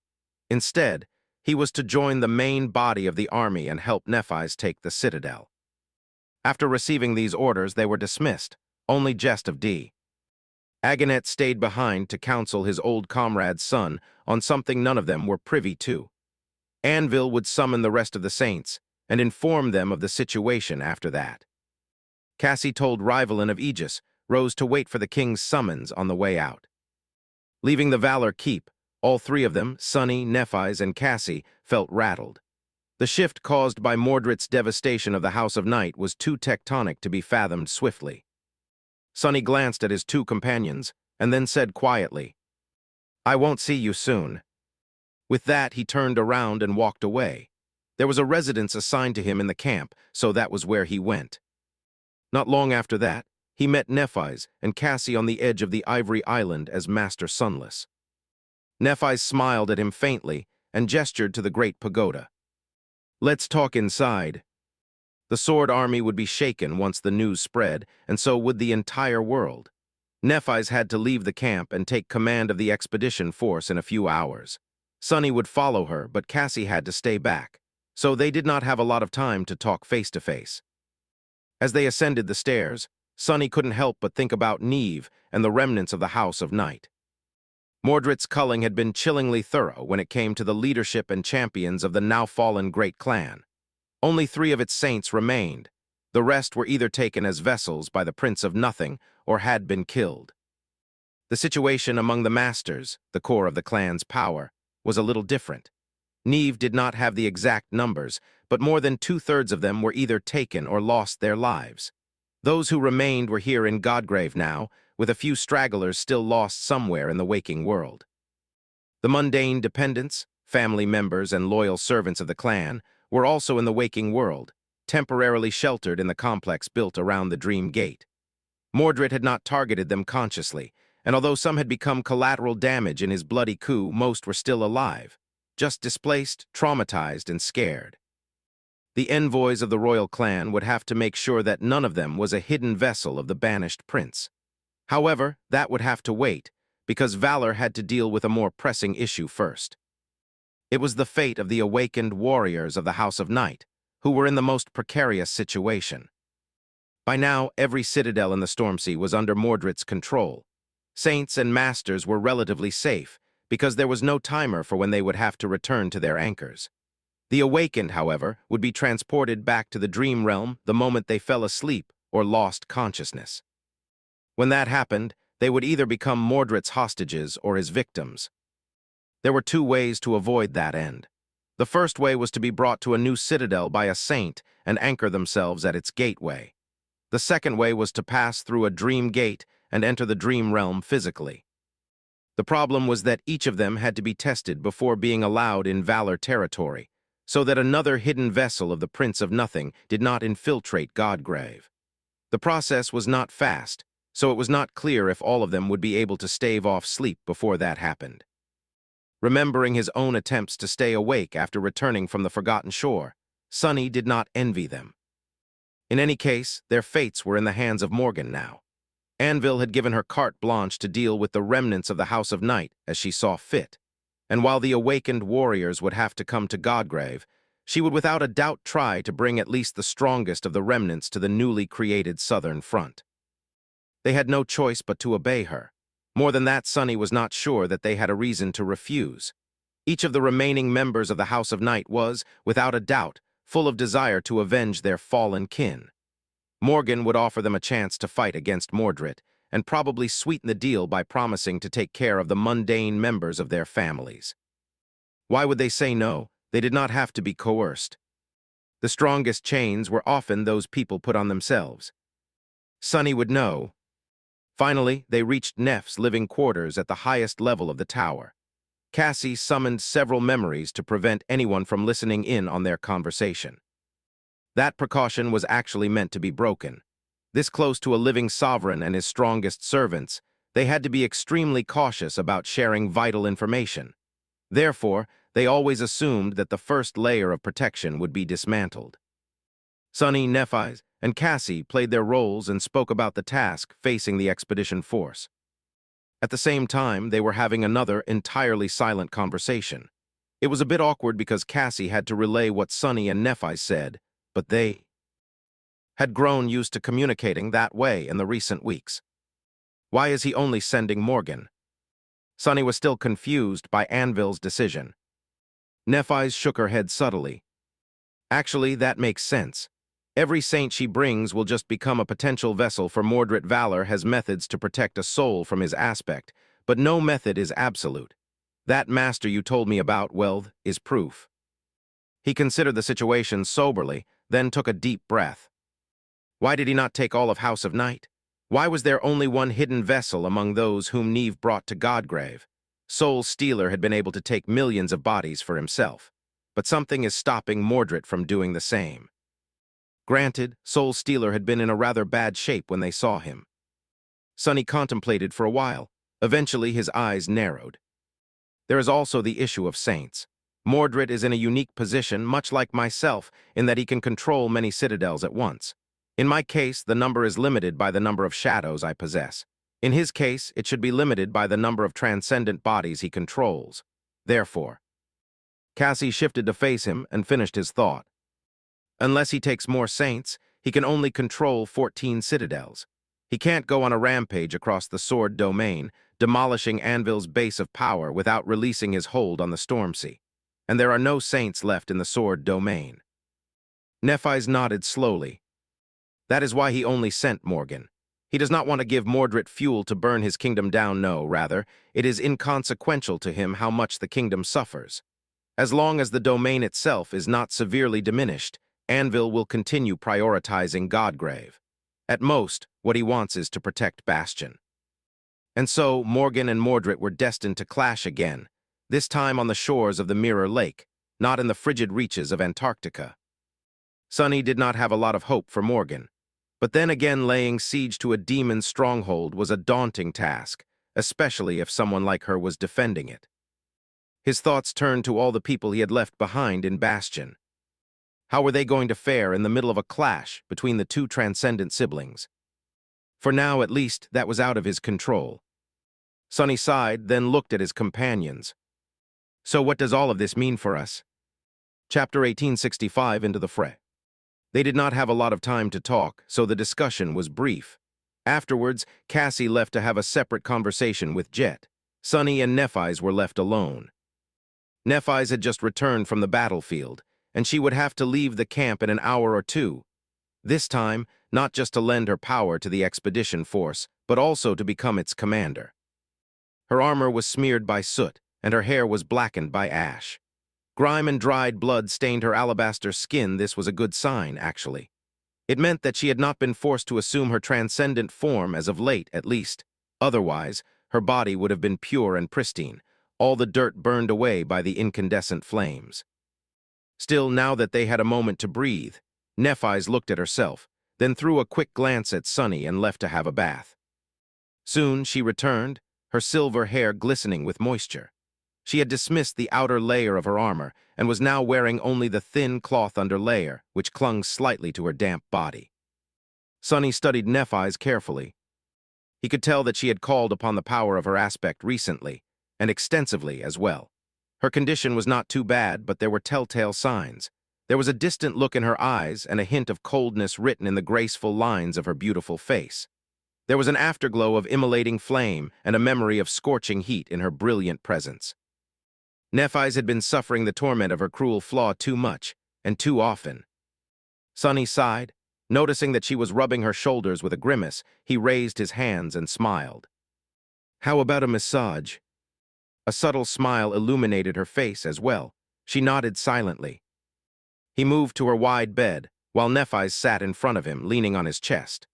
Sonny placed his fingers on her shoulders and got to work, kneading her tense muscles with masterful ease.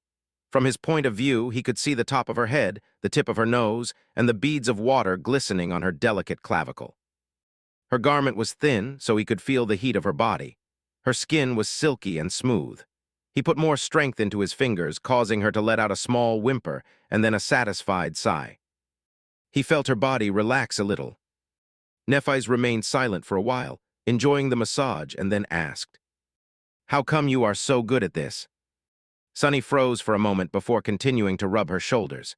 He would have really preferred to keep the source of his massage skills a secret, but sadly, his own flaw compelled him to answer.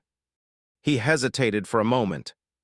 Well, one of my attributes makes me particularly good at all kinds of handiwork.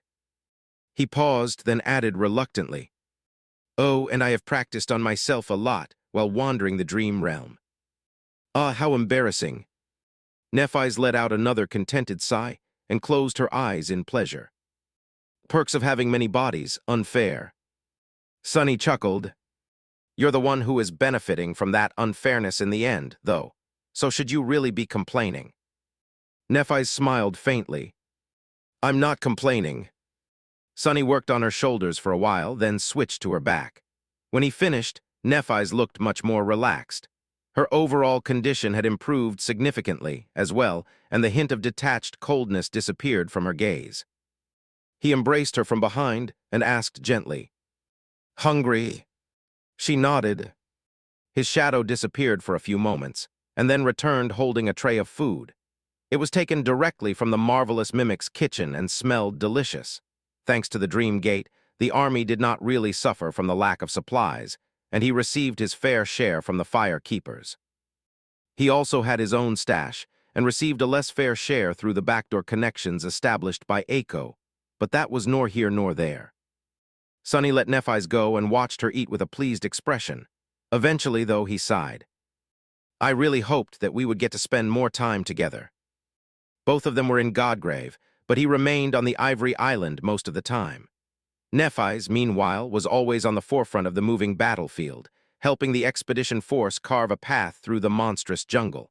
There was a rotation system in place to let the legions and their commanders rest and recuperate, but hers was a special case.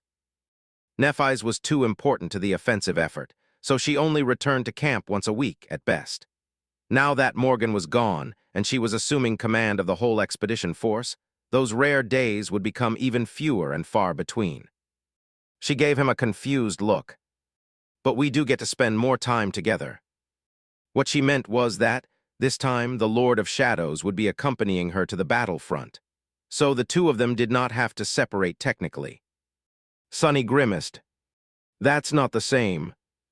The Lord of Shadows was still him, but that incarnation of his was stuck wearing a suit of armor and a mask all the time. The temporary encampment of the expedition force was also not a place where one could get privacy, let alone share tender moments such as this one. Sunny had not exactly expected that they would get many opportunities to go on dates in Godgrave, but that did nothing to quench his greed. He had barely got the taste of being with Nephis, and he wanted more. He wanted to experience all the profound things that lovers experienced, and all the stupid things too. Sadly, war, especially one as dire and dreadful as this one, was a terrible background for romantic encounters. Damnation, what does a man have to do to take his girlfriend out on a date? The answer, apparently, was to conquer a death zone and kill a couple of sovereigns. Noted. Nephis finished her food and looked at him silently for a while. Eventually, she said with a hint of a smile in her voice, I am still happy that the Lord of Shadows is coming with me this time. Sunny couldn't help but raise his chin a little. He coughed. Are you? Oh, that guy, he's not bad, I guess. Nephis gave him a nonchalant look and lingered for a few moments. Then she sighed. I wouldn't mind if he was a little bit bad, though. Sunny gave her an intense stare. That can be arranged as well. A couple later, Nephis and the Lord of Shadows left the war camp, accompanied by the returning saints. In those hours, the Sword Army had been shaken by the appalling news. The treacherous Queen of Worms had eradicated the House of Night and took control of the Stormsea. Now, her forces were mounting an invasion from the south, threatening to annex the defenseless rear territories of the Sword Domain. Many of the soldiers had families and friends there. They were rattled, dismayed, and frightened. Many were scared of what the disastrous attack would mean for them here in Godgrave. The morale of the army suffered a tremendous blow. In these circumstances, Nephis had to project an image of absolute confidence, which she did, instilling the frightened soldiers with a sense of renewed determination and hope. Her brilliant figure was like a symbol of bravery and steadfast will. Anyone who saw her couldn't help but feel something stir in their souls and straighten their backs unconsciously. And so her flames spread. A dark figure that walked by her side attracted much less attention. And yet, those who saw it felt calmer as well, albeit for an entirely different reason. Changing star of the immortal flame was valiant and noble. But the Lord of Shadows, that man, he was sinister and ruthless. And now he was entering the fray. Chapter 1866, Cutting the Red Tape. NQSC was in chaos. The damage dealt to the city by the bloodshed in the strongholds of the House of Night was minimal, even though some of the battles had briefly spilled onto the streets. However, the blow dealt to the morale of the citizens was severe. The news of what had truly happened was slow to spread, and this time, even the government propaganda machine was not sure how to handle the unprecedented and ominous event.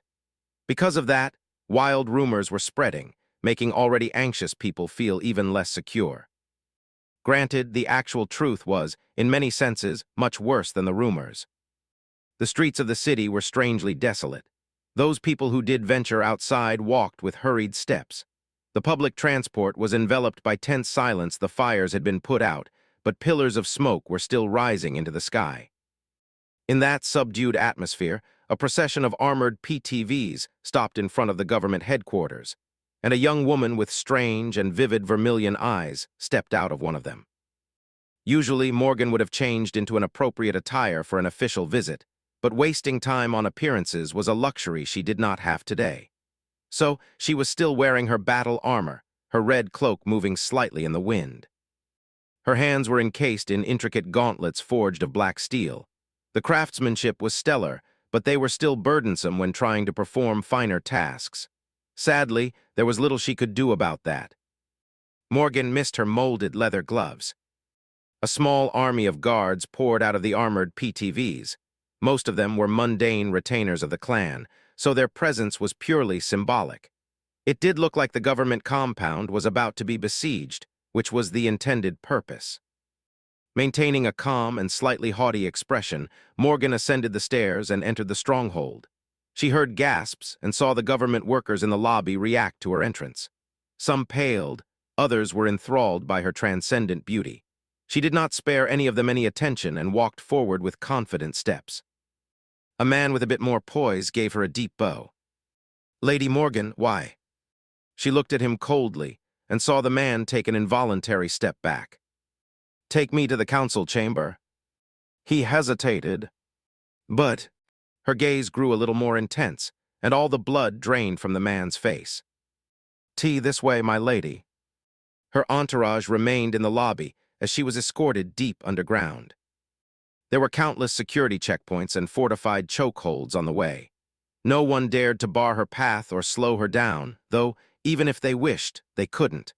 There would have been a complicated dance of diplomatic procedures on any other day, but today, Morgan was not in the mood. The decision-makers of the government had mostly likely given their permission, as well. Soon, she entered a spacious conference room. The room looked painfully ordinary, considering its purpose, but that was entirely the point. The government was aggressively utilitarian in everything it did, as if to constantly remind its members of their purpose and function. There were a couple dozen people inside the room, gathered around a projection table, both mundane and awakened. The government did not discriminate between the two, and its leaders were a mix of those who carried the nightmare spell and those who did not. In fact, the current chancellor was a mundane man, as was the previous one. Morgan did not pay him any attention, though. Instead, she focused on 5 individuals.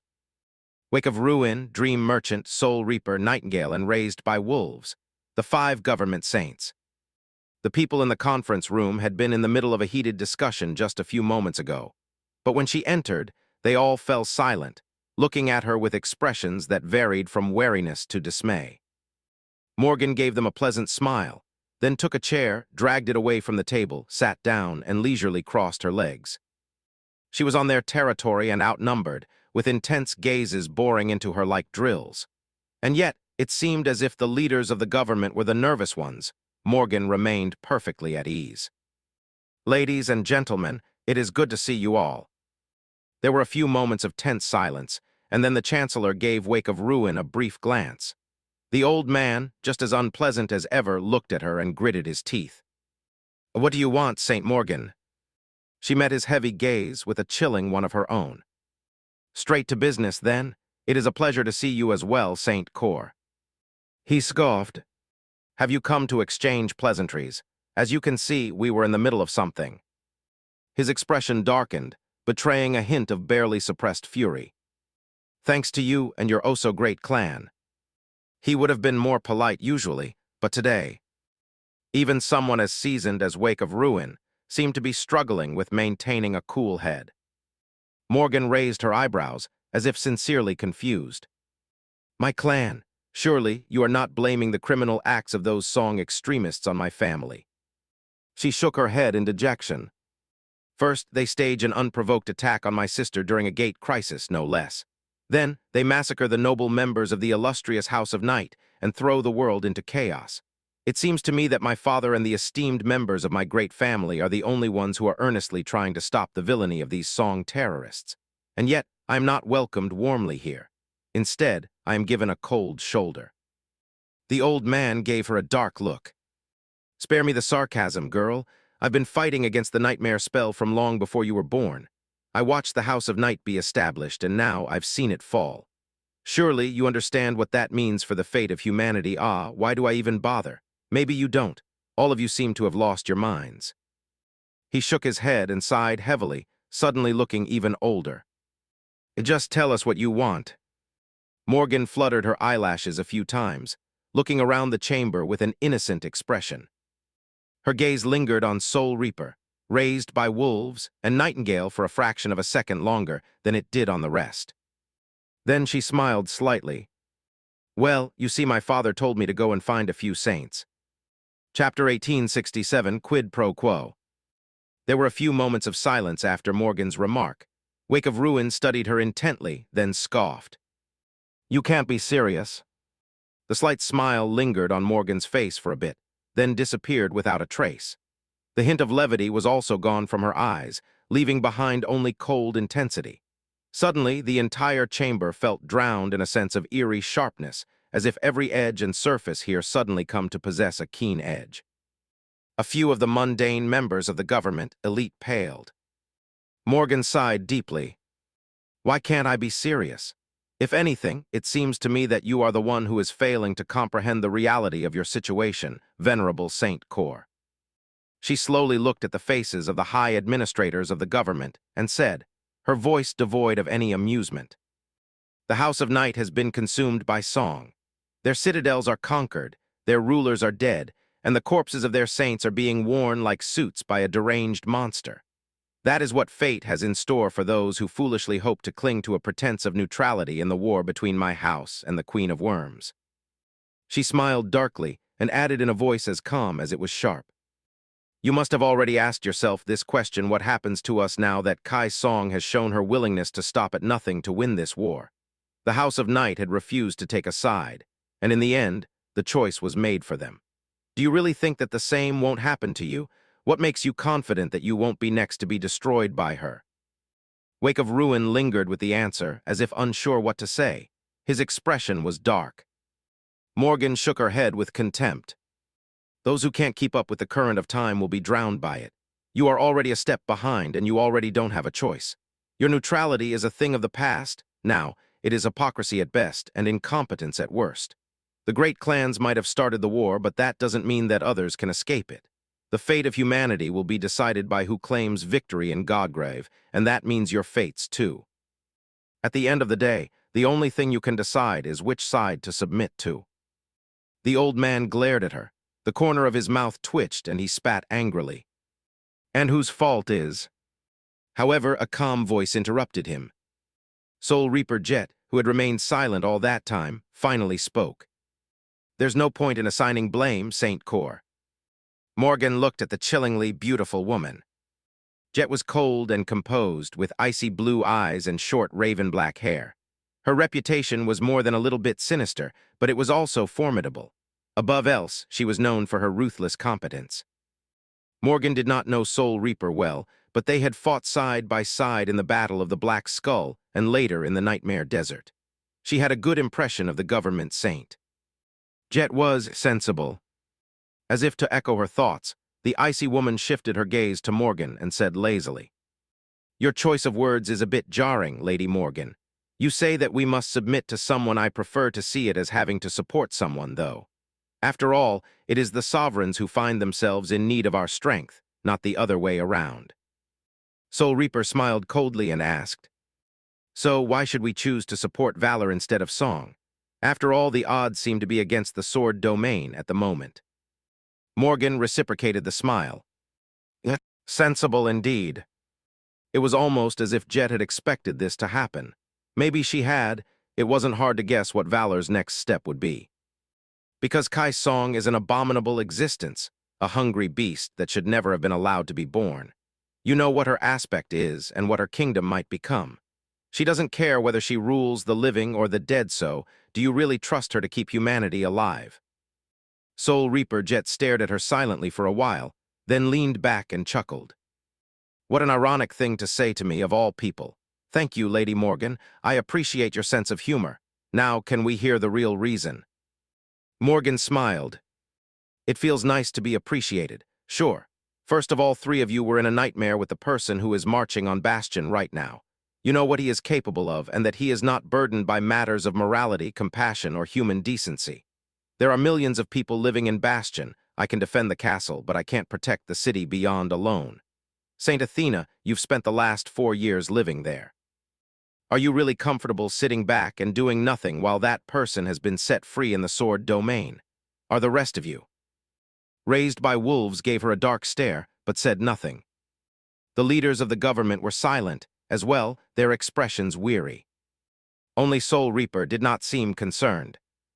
It is a bit funny to hear a member of Clan Valor lecture us about morality and compassion, but fine. That is indeed a viable reason, albeit a rather weak one. What else?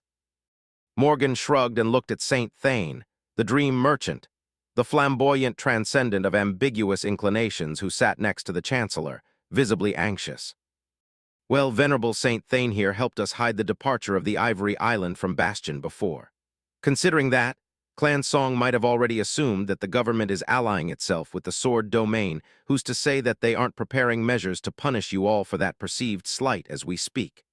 Since you are already under threat of being punished for the crime you did not commit, you might as well go ahead and commit it. Saint Thane's heavily mascaraed and painted eyes widened.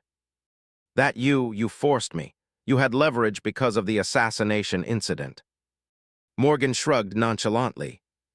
The fact of the matter is that it did happen, and those Song sisters are quite vindictive.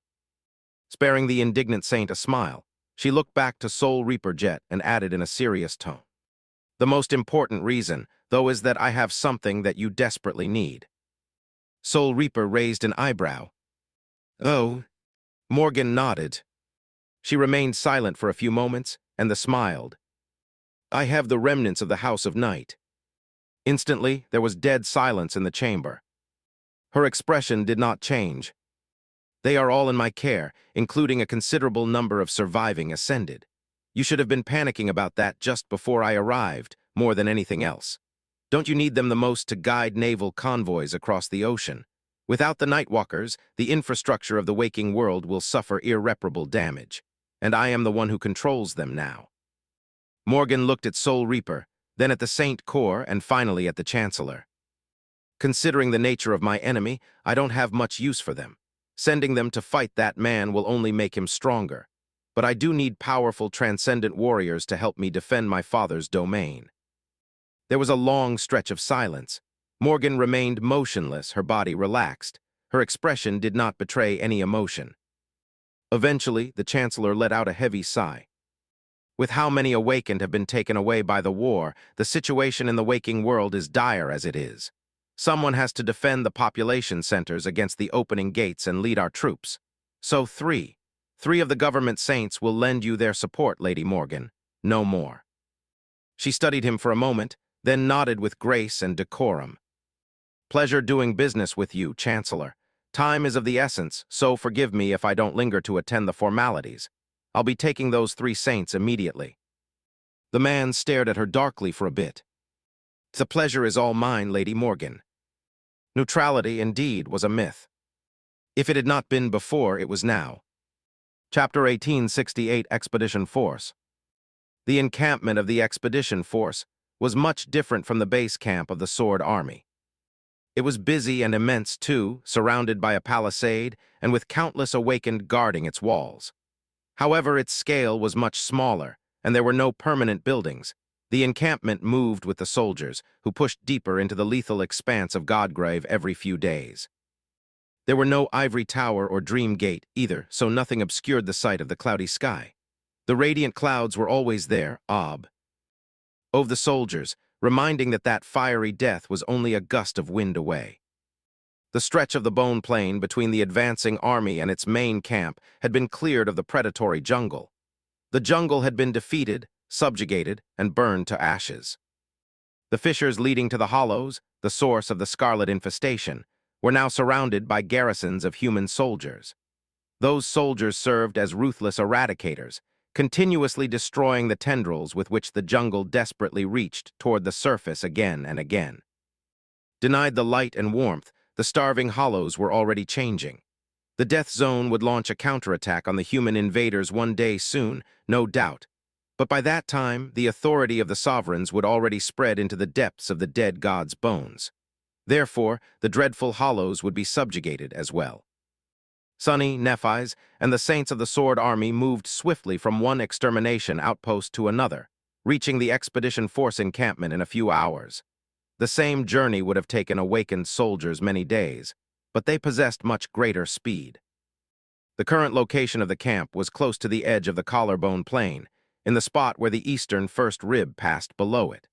So, Sunny could see a sea of vermilion leaves stretching south far below him, connected to something that looked like an ascending mountain range in the distance. That was the Great Breastbone Reach, the goal of the expedition force.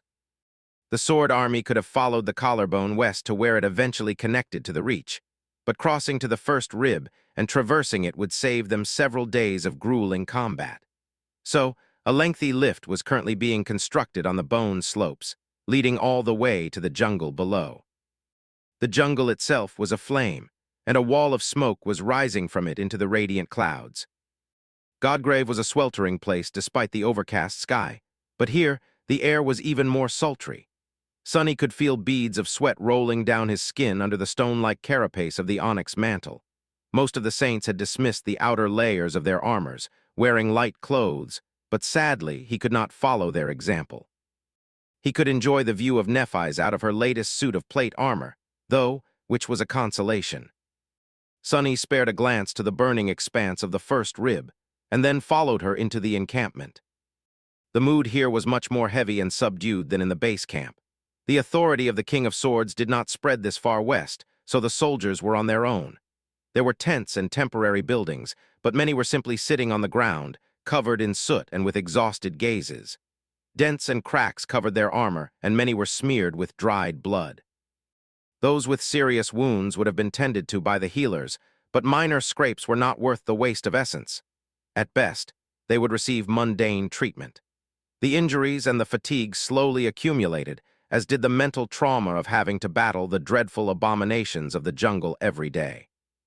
The lack of nighttime, meanwhile, was wreaking havoc on people's sleep and perception of time.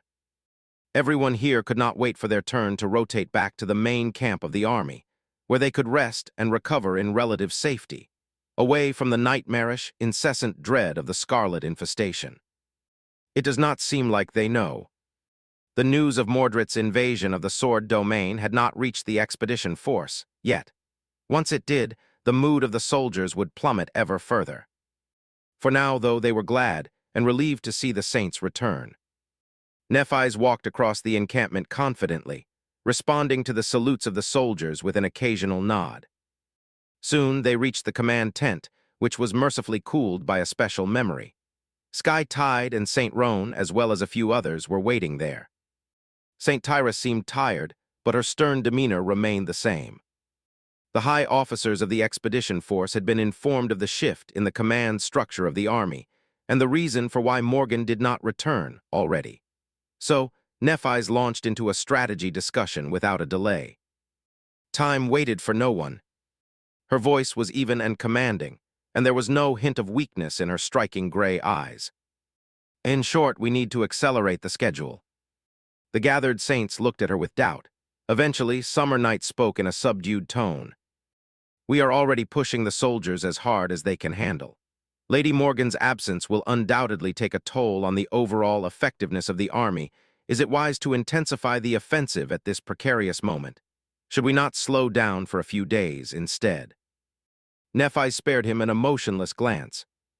It would have been a good decision if the circumstances allowed it. However, the situation has changed.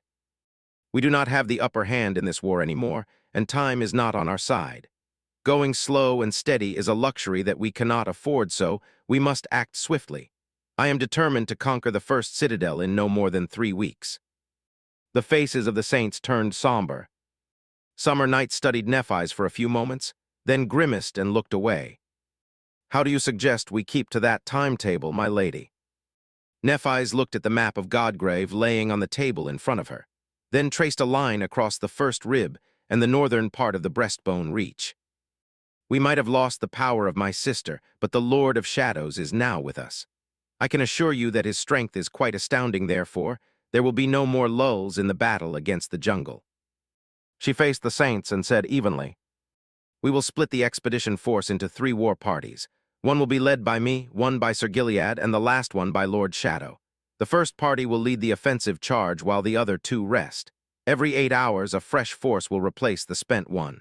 By advancing in 3 shifts, we will be able to maintain a much faster pace. Additionally, she moved her finger to a particular spot on the map.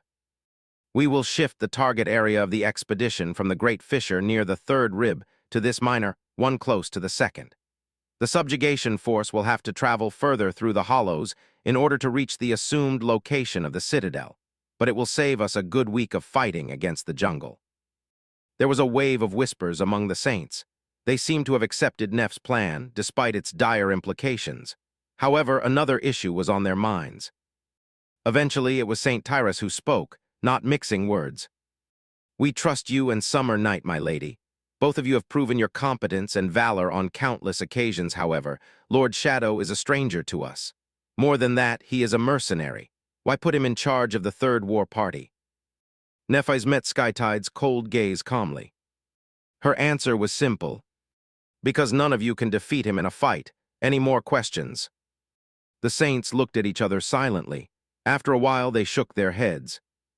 St. Just of Dagonet gave Sonny a curious gaze. The old man smiled amicably and asked in a light tone, Are you really that great? Sonny stared at him from behind Weaver's mask, then shook his head. Who, me? I don't even know how to hold a sword. The pointy end should be aimed at the enemy, right? Or wait, was it the other way around? St. Just gave him a long look. Goodness gracious, finally, someone with a sense of humor. Chapter 1869, War Machine. A few hours later, the great war machine of the Sword Domain was set in motion. The encampment surged as a myriad of soldiers were called upon by the foreboding rumble of the war drums. Dozens of legions were gathered into march formations and ventured outside the stronghold walls, making the ground shake. The tents were taken down, the temporary buildings disassembled. Even the tall palisade itself was being dismantled. The sharpened stakes would be transported with the army and raised to form it anew at the next campsite. Awakened warriors were moving in a strangely orderly chaos. Countless echoes were on the move, as well, some pulling heavy wagons, some to accompany their masters into battle. The enormous scale and somber spectacle of it all were nothing short of daunting. Feeling the booming sound of the drums reverberate in his bones, Sonny could not help but let his heart respond to the low, stirring beat. The blood flowed faster in his veins, growing hotter, and yet a sudden chill brushed against his skin. He had witnessed the start of the subjugation campaign from the Ivory Island, but he had not observed the expedition force in action until now. It was a grand, grim, and unforgettable scene. A damnation! Sonny was no stranger to war, and had participated in his fair share of massive military engagements. But even the most large-scale battle in Antarctica could not compare to the subjugation offensive of the Sword Army in terms of impact, awe, and sheer scale. Meanwhile, he was meant to be in charge of a third of this grandiose combat force. Sonny was one of the most seasoned fighters of humanity and had rich experience commanding troops as well. Still, he spared a few moments to appreciate how bizarre and unsuitable the fact that he had been entrusted with this duty was. But then again, a war like this one had never happened before. So there wasn't really anyone fit for this responsibility out there, not in the Sword Army and not among the enemy champions. He was no worse than the best of the best. If there was one glaring flaw Sonny possessed, though, it was that he was not as well integrated into the expedition force as Nephis and Summer Night were. Luckily, he was in charge of the Third War Party, which meant that he had 16 hours to observe T. He other two in action, and familiarize himself with the warriors he would be leading into battle.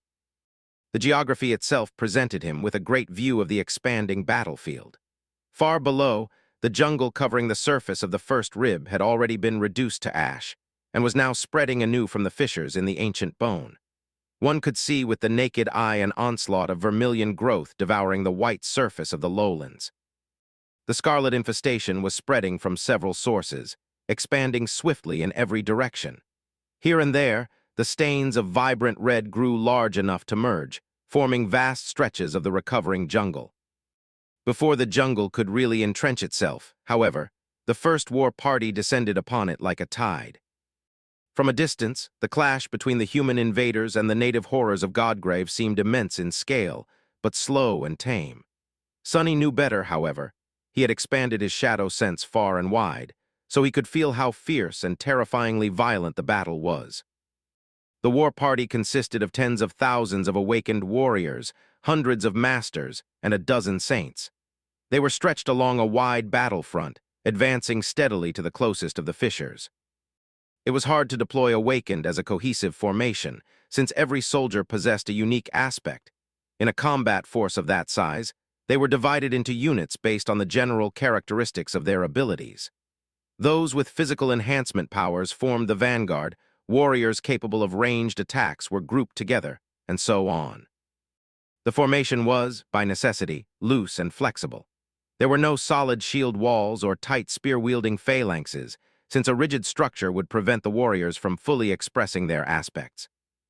Such a manner of deploying troops was optimal, but put a lot of strain on the middle-rank officers, who had to possess both a keen mind and a deep understanding of tactics in order to manage their span of the overall formation with enough finesse. Impressive. Fortunately for Sonny, the Sword Army was extremely disciplined and highly capable. Its core, after all, was composed of the seasoned veterans of the Valor Crusades, the famed subjugation campaign that had spanned several decades, bringing many regions of the Dream Realm into human hands. The knights and squires of valor, as well as many retainers of the vassal clans, were more than familiar with this kind of warfare, albeit maybe not quite on such a scale. Even though the number of awakened and masters had exploded since the Chain of Nightmares, and the seasoned warriors were a minority now, the legions were assembled specifically in a way that put veterans in charge of inexperienced recruits, thus instilling the whole army with the same competency. The result spoke for itself. The jungle was being slowly but inevitably pushed back and incinerated. After observing the battle for a little while, Sonny concluded that he could become an effective commander of such a force in theory. Of course, he would need a few months to truly learn the ropes. 16 hours were woefully insufficient to achieve any kind of acceptable result, so there was no point in trying. Luckily, he did not really need to. The middle-rank officers were already more than capable enough to manage the soldiers and keep the formation from falling apart. His role was different. He had to create the conditions for the war party to face the dread of the scarlet infestation from the most advantageous position. Far below, there were flashpoints of fearsome violence ahead of the steadily advancing formation. These flashpoints were centered around the Saints and the elite forces supporting them. They were the ones who eliminated the most dangerous foes, faced the most dire threats, and made sure that the war party only fought against perils that it could handle. The bloodiest and most fearsome flashpoint was where Nephis and the Firekeepers fought. White flames were rolling like waves, and entire swathes of the jungle were obliterated, the corpses of the abominations teeming in the scarlet undergrowth turning to ash. Nephis moved strategically from one crisis to another, solving them before the danger could befall the main formation. The pace she set was truly unforgiving. She had to face and destroy lethal horrors and insidious hazards without reprieve, one after another. The dire onslaught of them was both constant and appalling, and even with her great power, she could barely meet the deadly demands of the battlefield. That was why she also directed the rest of the saints accompanying the war party, sending them to handle those threats that she herself could not reach in time like a nimble conductor. As long as Nephis did her part well, there was no need for her to personally involve herself with the main formation. Sonny frowned behind the mask. He could do that as well. The problem was that the intensity of the battle was truly chilling, and while Nephis was holding fast for now, she still had 7 hours to go before summer night, and the second war party replaced her tired troops. And this was only the first day of many. The bloodshed would not pause until they crossed the first rib, ascended the breastbone reach, and pushed the jungle far enough south to reach the designated fissure. By Sonny's calculations, each war party would have to lead the charge at least a dozen times, or much more likely north of 20. Would the soldiers endure the hellish marathon? What about the saints? There was another issue as well. Nephis had the fire keepers to support her and assist the other saints in her party, a core force of seasoned elites who helped her stay in control of the battlefield. Sir Gilead had a similar group of elites supporting him. As well, the most seasoned and skilled veterans among the Knights of Valor would follow him into battle. Sonny did not have a force like that, though. Instead, he had Saint, Fiend, and Serpent. Chapter 1870 Career Advancement. Eventually, it was Sonny's turn to enter battle. By then, the expedition force had already pushed the jungle many kilometers away from the slopes of the Collarbone Plain. A temporary camp was established near the system of massive lifts that the army had used to descend to the lowlands, and the soldiers from the first war party were fast asleep despite the suffocating heat, their tired bodies covered in sweat. Flakes of ash were swirling in the air. By then, Sonny had replaced Weaver's mask with "Definitely Not Me," shaping the lesser memory to resemble the divine one. After some hesitation, he also commanded it to change the color of his hair to white. It was a bit nostalgic. The reason for the sudden masquerade was entirely pragmatic, though. After observing Nephis and Gilead lead their parties into battle, he realized that it was important to not only kill the nightmare creatures, but also to be seen killing them by the soldiers. The very sight of their commander fighting could instill the warriors with strength, provided that the commander was a menacing presence on the battlefield. Both Nephis and Summer Night were highly visible wherever they went. Nephis had her white armor, silver hair, and blinding radiance. Sir Gilead was simply made of light when he assumed his transcendent form. Sonny, however, was like a mass of darkness when he fought. Considering his dire mobility, the soldiers would barely be able to tell where he was. Therefore, he used the enchantment that Definitely Not Me had inherited from Autumn Leaf to change the color of his hair. Hopefully, that was going to alleviate the problem somewhat. Sonny had also discussed the upcoming battle with the saints assigned to his war party. There were 8 of them, all hailing from the vassal clans of Valor. He had no prior impression of most of them, except for Saint Rivalin of Aegis Rose, who was either the father of the young Master Tristan, whom Sonny had beaten in a duel once. Saint Rivalin, also known as Shield Wall, possessed an aspect that excelled in defense and terrain control. Both were useful qualities in a battle such as this, so Sonny had high hopes for him. He had almost expected that the proud legacy saints would be reluctant to obey a stranger with no background like as himself, but they accepted his authority silently. The words spoken by Nephis seemed to have had the desired effect. All transcendents were warriors tempered by countless life-or-death battles, and those who had met death respected strength above all else. They were also professionals and knew the importance of discipline for a military force. In battle, there was no time to second-guess your orders and question your superior. To survive, one had to trust their commanders and hope that those above them knew what they were doing. Luckily, Sonny was well-versed in all things having to do with slaughter. The war party set forward long before the agreed-upon time, marched across the scorching surface of the bone, and assembled into a battle formation behind the combat line. Sonny was giving his last instructions to his saints. "I'll remind you one last time. Remember, this is a marathon, not a sprint. There will be another battle tomorrow, and the day after that, and the day after that, until we either reach the second rib or all die miserable deaths. In fact, the fighting will become much fiercer once we ascend the reach, since the great hollow inside it is much larger and populated by much more harrowing things. He stared at them from behind his dark mask. Don't be a hero, preserve your bodies, conserve your essence. Above all else, safeguard your life. You might think that it is a noble deed to sacrifice yourself to save 1,000 soldiers, but without your strength, 10,000 will die the next day. A living coward is more useful to me than a courageous corpse. St. Rivalin gave him a measured look, then sighed and shook his head. It's of no use, Lord Shadow. We are of the sword domain, which means that most of us have siblings, spouses, children, and friends out there among the soldiers. It is a reasonable thing to sacrifice a few to save many, but if there is someone you treasure among those few, all reason goes out of the window. It is not a question of courage or cowardice, really just selfish interest. Sonny stared at him coldly. Keep your selfish interest to yourself, then. As a saint of the sword domain, I expect you to prioritize the needs of the army above your own. If you fail your duty and jeopardize the mission out of misguided sentimentality, I might just kill you, as well as your siblings, spouses, children, and friends, myself. St. Rivalin seemed a little indignant. The gallant man ground his teeth silently, then gave him a stiff nod. None of us will jeopardize the mission, Lord Shadow. Sonny looked away. Good, now prepare. He had to follow his own advice as well. Not the part about staying alive and keeping a cool head, but the part about rationing his essence and treating the battle as a marathon. Luckily, Serpent was with him and would be able to replenish plenty of his essence as they went. However, Sonny still had to be conservative with what he did and how intensely he fought.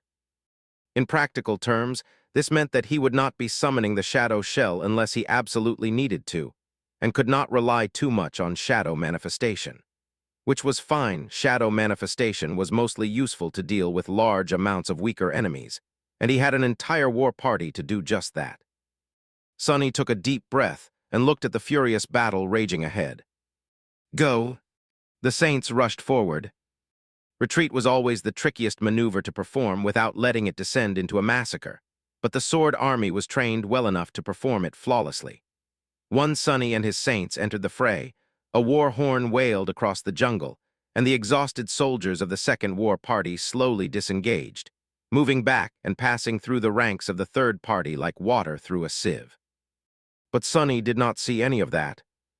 Gaining terrible speed, he sent a pulse of essence into his muscles and pushed himself off the ground, soaring into an astonishing leap. He shot over the battle formation of the second war party, the line of echoes moving in front of it, and a wide stretch of the scarlet jungle beyond, landing with a thunderous boom on the crawling carpet of red moss. Immediately, there was movement all around him, the jungle coming alive to consume and digest the invader. Sonny reached into the shadows and pulled a black odachi out of them, raising it into a high stance. Suddenly, it struck him that the humbly named war party was, in fact, larger than the entire first evacuation army, at least as far as the number of awakened warriors went, and much more powerful. And he was in charge of the whole thing. If that is not a career advancement, then I don't know what is. Sonny extended his shadow sense far and wide, then took a step forward. Let's do a good job. Chapter 1871, Shadow of Death. Sonny allowed his shadow sense to expand like a tide, enveloping the entire battlefield. The battle line established by the previous two war parties stretched across many kilometers, so an avalanche of information instantly poured into his mind, threatening to overwhelm him.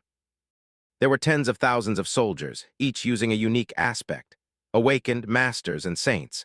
There were countless abominations as well, ranging from lumbering monstrosities to vast swarms of tiny vermin. There was the jungle itself, too, moving, growing, hungering.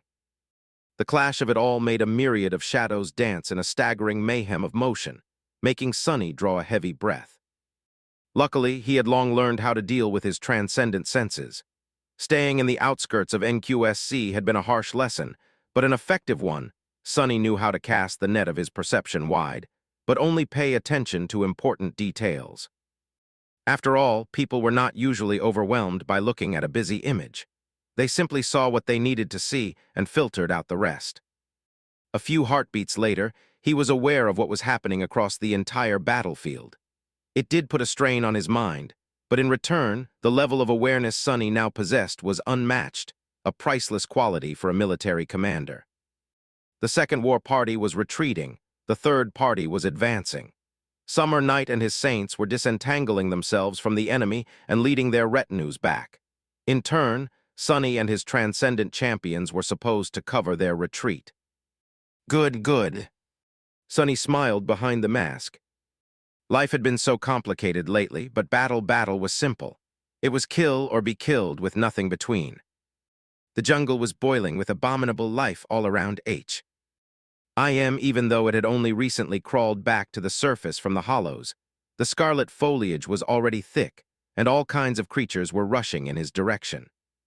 His war party had its work cut out for it, but these infantile horrors were not for him to deal with. Some distance away, spread out in the jungle, the saints were already engaging with the enemy. Sonny took another step forward, and his shadows suddenly split, separating into 3 inky silhouettes. Then the inky darkness surged. A graceful stone knight rose from one shadow, 2 ruby flames igniting coldly behind the visor of her helmet. She raised her round shield and calmly struck its rim twice with the blade of her black sword. A towering fiend forged from black silver rose from another, his carapace littered with blade-like spikes. Each of his claws was like a razor-sharp dagger, and infernal flames were burning with hungry malice in his demonic eyes. Finally, a great serpent slithered from the third shadow, its body like an endless onyx wall. The serpent twisted its neck, which was like a black tower, and its enormous head rose above the jungle, observing the sea of scarlet moss and dense foliage from far above.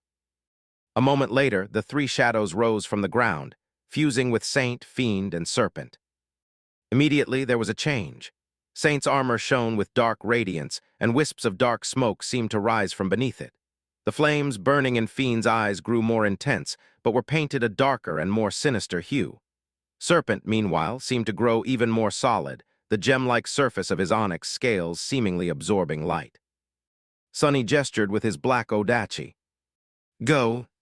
Saint silently moved toward the left side of the battlefront. Serpent slithered toward the right side like a torrent of darkness.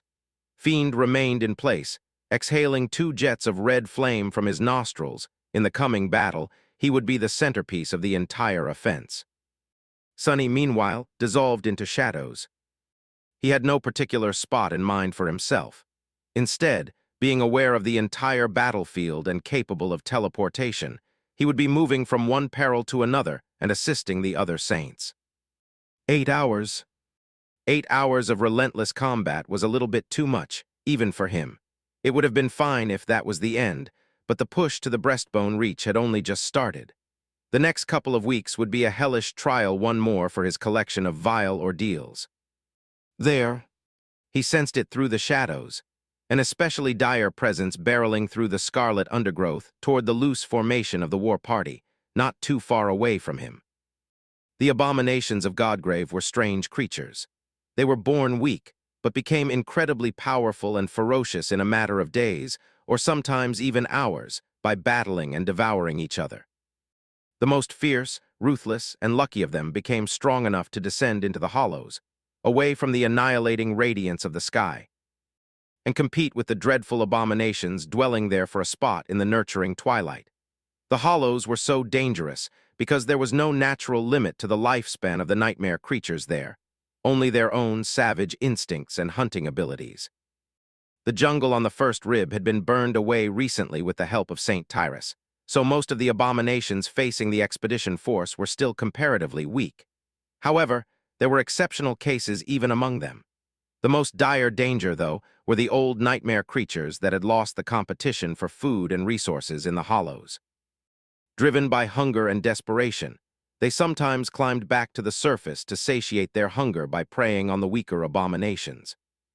Their situation might have been desperate, but their power and experience could not be underestimated. The awakened soldiers had no hope of standing in the way of these old monsters, so they had to be eliminated at all costs. The creature Sonny had senses was one of these seasoned predators. Emerging from the shadows, he barred the path of the vile creature. One look at it, and Sonny's expression turned somber. A great monster. The great monster was gaunt and weakened, its body covered in festering wounds. Its power seemed to be greatly diminished, and honestly it looked on the verge of toppling to the ground, dead. The Hollows must not have been kind to this dreadful creature in recent years, or maybe even decades. But a dying beast was often the most dangerous. There was a feverish gleam in the bloodshot eyes of the abomination, and a hint of predatory cunning in its demented gaze. Sonny himself, meanwhile, was not in his best state. His three shadows were out there accompanying saint, fiend, and serpent, so he was devoid of any augmentations. All he had was his raw strength as a transcendent terror. And his skill. And, of course, my wills. He was the shadow of D. Eth, after all. If he willed something to die, his determination had to be worth something. Then die. Chapter 1872, Burning Bright. The great beast resembled an enormous, emaciated tiger with black fur and red stripes. No, the red markings on his gaunt body only looked like stripes. In truth, they were festering wounds that revealed vibrant red flesh and the sprouts of tall, blood-red grass growing from the rotting meat. There were motes of crimson light drifting above the grass, made pale by the radiance of the Cloudville. Those motes were living beings, tiny fireflies that fed on the monster's blood and propagated in his infested flesh. Sonny felt a wave of revulsion wash over him when he recognized the vile nature of the beautiful shimmer. The great tiger must have looked breathtaking once, in the dim twilight of the hollows, but now it had been reduced to this ghastly and hideous state. At the same time, Sonny felt a pang of regret. He wanted to learn the creature's name, but sadly the nightmare spell was silent. Once he killed the enemy, its familiar voice would not whisper into his ear, revealing a hint of the great monster's story. He had never seriously considered it, but it was really a shame to kill enemies without learning anything about them. At least their shadows remained in his soul sea, as silent reminders that they masters had existed once. He almost called upon Cassie to ask her to take a look at the great monster, but then abandoned that thought. She must have been busy with her own important tasks. Now that Mordred was on the verge of ravaging the sword domain, clan valor would lean heavily on their seneschal and best diviner. Even though Cassie could not see the future anymore, her aspect was still capable of revealing the secrets of the present and the past to her. So he did not want to bother Cassie unless the enemy he had to deal with was at least a devil. With those, knowing about their unholy powers in advance could mean the difference between life and death. A great monster, meanwhile, was nothing more than a dreadfully powerful, rabid animal. The world might bend to its will, but that will could not be too sophisticated. This one in particular was severely weakened, on top of that. Fiend. Making sure that the great monster's bloodshot eyes caught the sight of him, Sonny raised the Odachi and dashed forward. He was weaker and slower than the abomination, but that did not matter. Because he could sense the movements of the monster's shadow and dive into its corrupted mind. Using shadow dance, he could somewhat guess where the tiger would strike and when. A moment before the giant paw of the mighty tiger shattered his armor and broke his body, Sonny turned into a shadow and slid under the terrible claws. A moment later, he assumed his corporeal form again and delivered a swift strike to the chest of the enormous creature. His Odachi did not deal a lot of damage, but it did cut deep. He had aimed for one of the open wounds on the body of the abomination, bypassing the adamantine barrier of its tough hide. His goal was not to deliver the black tiger a serious wound. Instead, he just wanted to bring it pain. And bring it he did. The great monster let out a tortured, demented roar. A split second later, Sonny was already dashing back. He had gotten too close to the emaciated creature, and especially to the beautiful motes of red light drifting in the air around it. Sonny was wary of the tiger, but he was much more wary of the crimson fireflies. In fact, he wanted to avoid being near them as if they were a plague. He landed on the moss a few dozen meters away from the abomination and raised his Odachi again, attracting its attention. Before, the great monster was looking at him as if Sonny was food, but now there was pure hatred in its frenzied gaze. Good, come on, come get me. The giant tiger lunged forward. This time, instead of advancing to meet it, Sonny retreated instead. He fled across the scarlet jungle, evading a barrage of lethal attacks. The tiger was like a hurricane of blood-red darkness, devastating everything in its path. The white surface of the ancient bones resisted its dire might and its sharp claws, but everything else was obliterated. The moss, the vines, the young trees, and even the weaker nightmare creatures. Only Sonny remained unscathed, leading the great monster away from the war party. On the way, they passed Rivalin of Aegis Rose. The gallant saint was engaged in a battle against a corrupted tyrant and its newborn minions, single-handedly holding the entire swarm back. He was not dealing the tyrant any damage, but he was also preventing it from reaching the soldiers. Noticing the rolling wave of destruction and the terrifying silhouette of the giant tiger at the heart of it, as well as the white hair of the Lord of Shadows dancing in the wind, Saint Rivalin froze for a short moment. His eyes widened a little.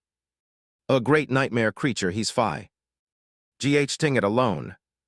Then, he had no time to be distracted anymore. However, just then, a cold voice reached him from a distance. The Lord of Shadows was eerily calm, considering his dire situation. "Hold tight, shield wall. I'll come to assist you in a little while." Then the terrible monster and his slippery prey moved out of sight. Sonny was sweating under the onyx mantle. Actually, it was quite incredible that armor granted him an unreasonably high resistance to the elements, and he was a saint on top of that. Despite that, the suffocating heat of Godgrave made him sweat more than he had in the last 4 years.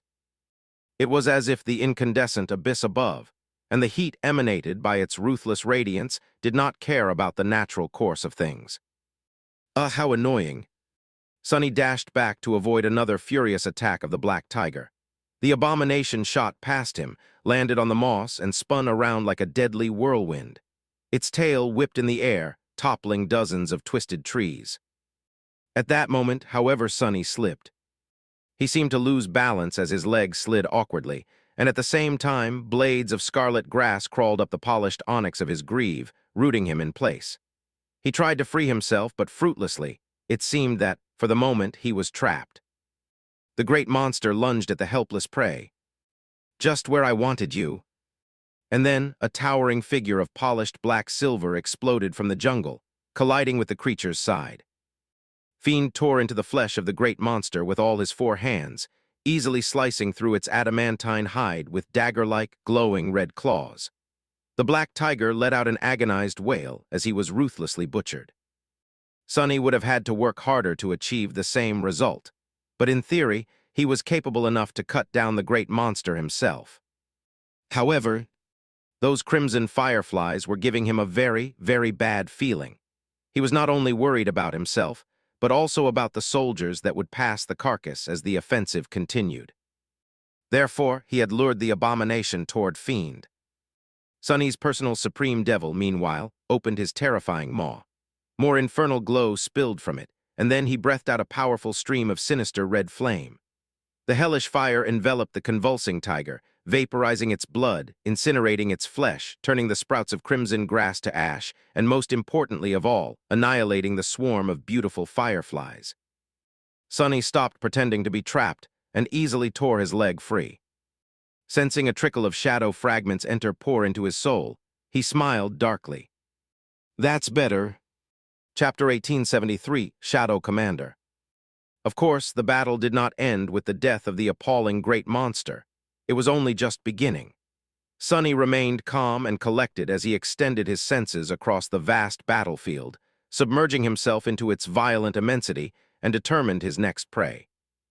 In moments like these, he had to be strategic. Every step had to be deliberate, every action had to be precisely calculated. He had to be effective, but above that, he had to be efficient, both in his own actions and in how he used the people and tools at his disposal. Otherwise, the battle formation would not be able to contend against the overwhelming force of the enemy sooner or later. The authority vested in him was great, but the threat facing the war party was greater. If he wanted his army to prevail, he had to be surgical in how he moved around the battlefield and had to command his champions with both finesse and foresight. Luckily, Sonny already possessed a decisive advantage when compared to other generals. His detailed, comprehensive, and instantaneous awareness of everything that was happening on the battlefield. While not as blatant as his other powers, his shadow sense was a miraculous ability. It was, perhaps, the one power that made him seem like a demigod the most. "I'm a general now." Sonny left the smoldering remains of the great monster behind and rushed to his next appointment. It was to help Shield Wall deal with the corrupted tyrant that the Saint was struggling against, which would take a few minutes at most. After that, the battle turned into a blur. He moved across the battlefield like a shadow, emerging from the darkness to clash with the most dangerous foes spawned by the Scarlet Infestation. Ghastly beasts, vast swarms of abominable vermin that flowed like a tide, grotesque plants that sprawled across hundreds of meters, waiting for prey to walk into their hungry maws or grabbing them with thorny vines. After a while, Sonny felt his curiosity wane. He could not even be bothered to remember the endless parade of deadly horrors he had to destroy, let alone wonder what they were called. All he wanted was to cut them down as swiftly and safely as possible, then move on to the next crisis.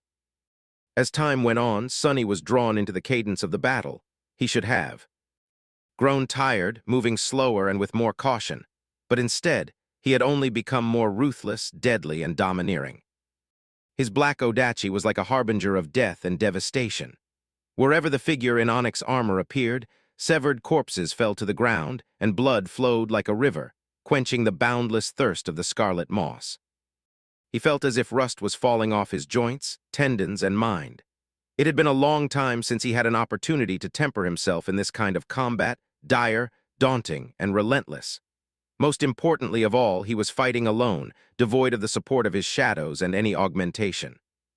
Sonny had grown used to relying on his overwhelming strength in the last few years. His strength was usually enhanced manyfold by the shadows. Saint and Fiend were always fighting by his side, and more often than not, he faced his enemies while embraced by the soothing darkness of a shadow shell. It was such a change of pace, to face death armed with nothing but his sword, his skill, and his cunning once again. Such a battle was a dire challenge, but not an unwelcome one, rather. It was strangely nostalgic. Sonny was almost enjoying himself, or rather, he would have if not for the fact that there was no space in his mind for any unnecessary emotion or thought. His mind was on the verge of overloading as it was. In this state of extreme and endless mental strain, everything became sharper, clearer, and more vivid. The past and the future disappeared, leaving only the present to exist. People often called it a state of flow, however. Sonny did not agree with such a definition. The word flow suggested something calm and tranquil, like smooth water. But what he felt was harsh and violent, full of a furious desire for destruction. Like raging flame. Let's burn, then. The world around him was burning anyway. As the war party advanced forward, the soldiers set the Scarlet Infestation aflame. There was no other way to destroy it. No matter how many nightmare creatures the soldiers killed, no matter how many trees and slithering vines they cut down, the jungle itself was a ghastly predator. Every blade of grass and tuft of moss was either deadly itself or was potentially hiding a lethal threat. Therefore, each legion had at least one centuria composed of awakened with a high affinity to fire. Their job was to cleanse the white bone surface from the Scarlet Infestation after the worst of the fighting was done. The war party clashed with the nightmare creatures, cut them down, then set the jungle aflame, and advanced once the scarlet taint was reduced to embers and ash. The air was suffused with unbearable heat. Sonny and the Saints, however, were fighting ahead of the battle formation. Therefore, they often found themselves surrounded by smoke and fire, fighting the most dreadful abominations amidst the burning jungle. The world was like a dark, fiery hell if hell was sprawled on the bones of a dead god and wanted to consume them. Despite that, the 8 saints under Sonny's command remained undaunted. He had to give credit where credit was due. These men and women were made from sterner stuff. Even though even a transcendent was not safe in the dreadful hell of Godgrave, and all of them were struggling to contend with the dire perils of the Scarlet Jungle, none flinched in the face of danger. Instead, they held fast and tenaciously overcame one nightmarish challenge after another, showcasing stalwart excellence. Each was a force to be reckoned with, better yet. Each was unique, possessing powerful aspects, mighty transcendent forms, and fearsome battle arts. Especially the minority of them who had become saints before the chain of nightmares, and had therefore spent much more time coming into their power. Sonny was not arrogant enough to tackle every obstacle personally. He knew that he had to pace himself, but more importantly, he knew to use the best available tool to solve a problem. Just like in the case of the great monster he had slain at the start of the battle, the fact that he could defeat an enemy did not mean that he was the best person to do so. His aspect was inherently flexible, but depending on the situation, someone else could very well be a more optimal choice to deal with it, like Fiend had been in the clash with the Black Tiger. Sonny was not a lone warrior today, he was a commander. Therefore, he used the tools at his disposal, the Saints, with calculated finesse and frugal efficiency. Time, effort, and human lives, those were the resources he could not waste, and had to make sure that as little of them as possible was expended. Of course, the most effective tools at his disposal were his shadows. Chapter 1874, Lords Lieutenants.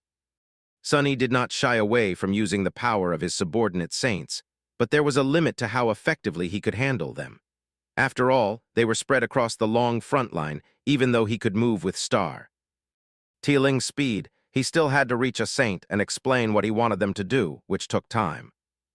His shadows, however, answered his mental command and knew exactly what he wanted from them without the need to use words. In addition to that, each of them was also more fearsome than any of the saints under Sonny's command. Therefore, they acted as the three pillars of the entire offensive, moving ahead of the soldiers to defend them from the more powerful foes. Unlike Sonny, who moved constantly from one threat to another, his shadows mostly remained in rigid positions relative to the battle formation of the war party, and drew the threats to themselves instead. Saint defended the left wing of the battle formation. The graceful stone knight fought with methodical and ruthless precision, but left utter devastation in her wake. Her black blade was elegant and chillingly lethal, using the least amount of effort and motion to deliver fatal wounds to the nightmare creatures attacking her in a constant flood. Her shield, on the other hand, was barbarous and savage. When it was not blocking an onslaught of devastating blows, it was crushing and mangling the bodies of abominations like a wrecking ball made of pure darkness. Its black surface was slick with blood, and its rim had a few dents in it. However, her shield did not yield, just like Saint did not yield. Her movement seemed unhurried, but somehow, the tide of abominations that would have drowned anyone else never seemed to overwhelm her. She moved through it with indifferent grace, and severed bodies fell to the ground everywhere she went. Blood flowed, severed limbs and mutilated corpses littered the smoldering moss, and frenzied roars shattered pitifully against her cold, indifferent silence. Serpent defended the right wing of the battle formation. Its presence was not the most striking, but it was the most eerie. Sonny's sole companion rarely stayed in one shape for a long time, switching between them to respond to the situation in the most fitting way. Sometimes, a giant onyx snake slithered through the burning jungle, swallowing weaker abominations, or coiling its great body around the towering monstrosities to suffocate them in its crushing embrace.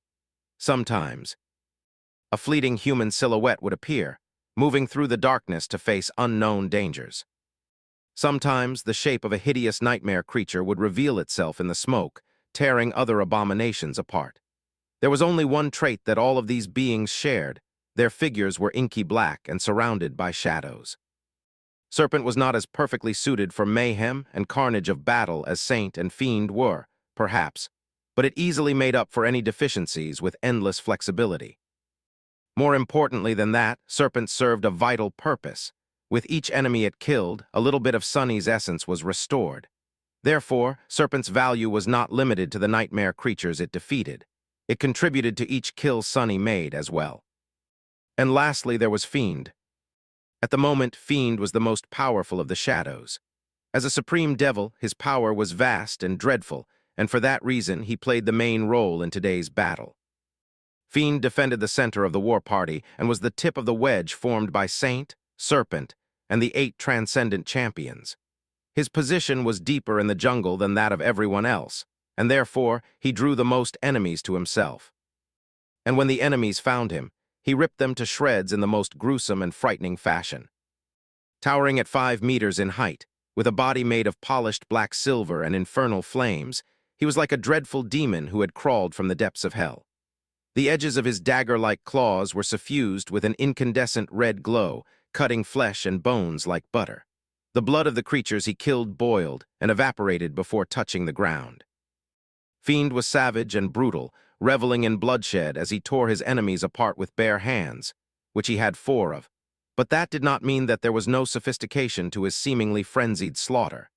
It was, in fact, a chillingly calculated and shrewd affair merely masquerading as mindless barbarity. He not only retained the devious cunning and diabolical intelligence of his original self, but had also been taught by Saint.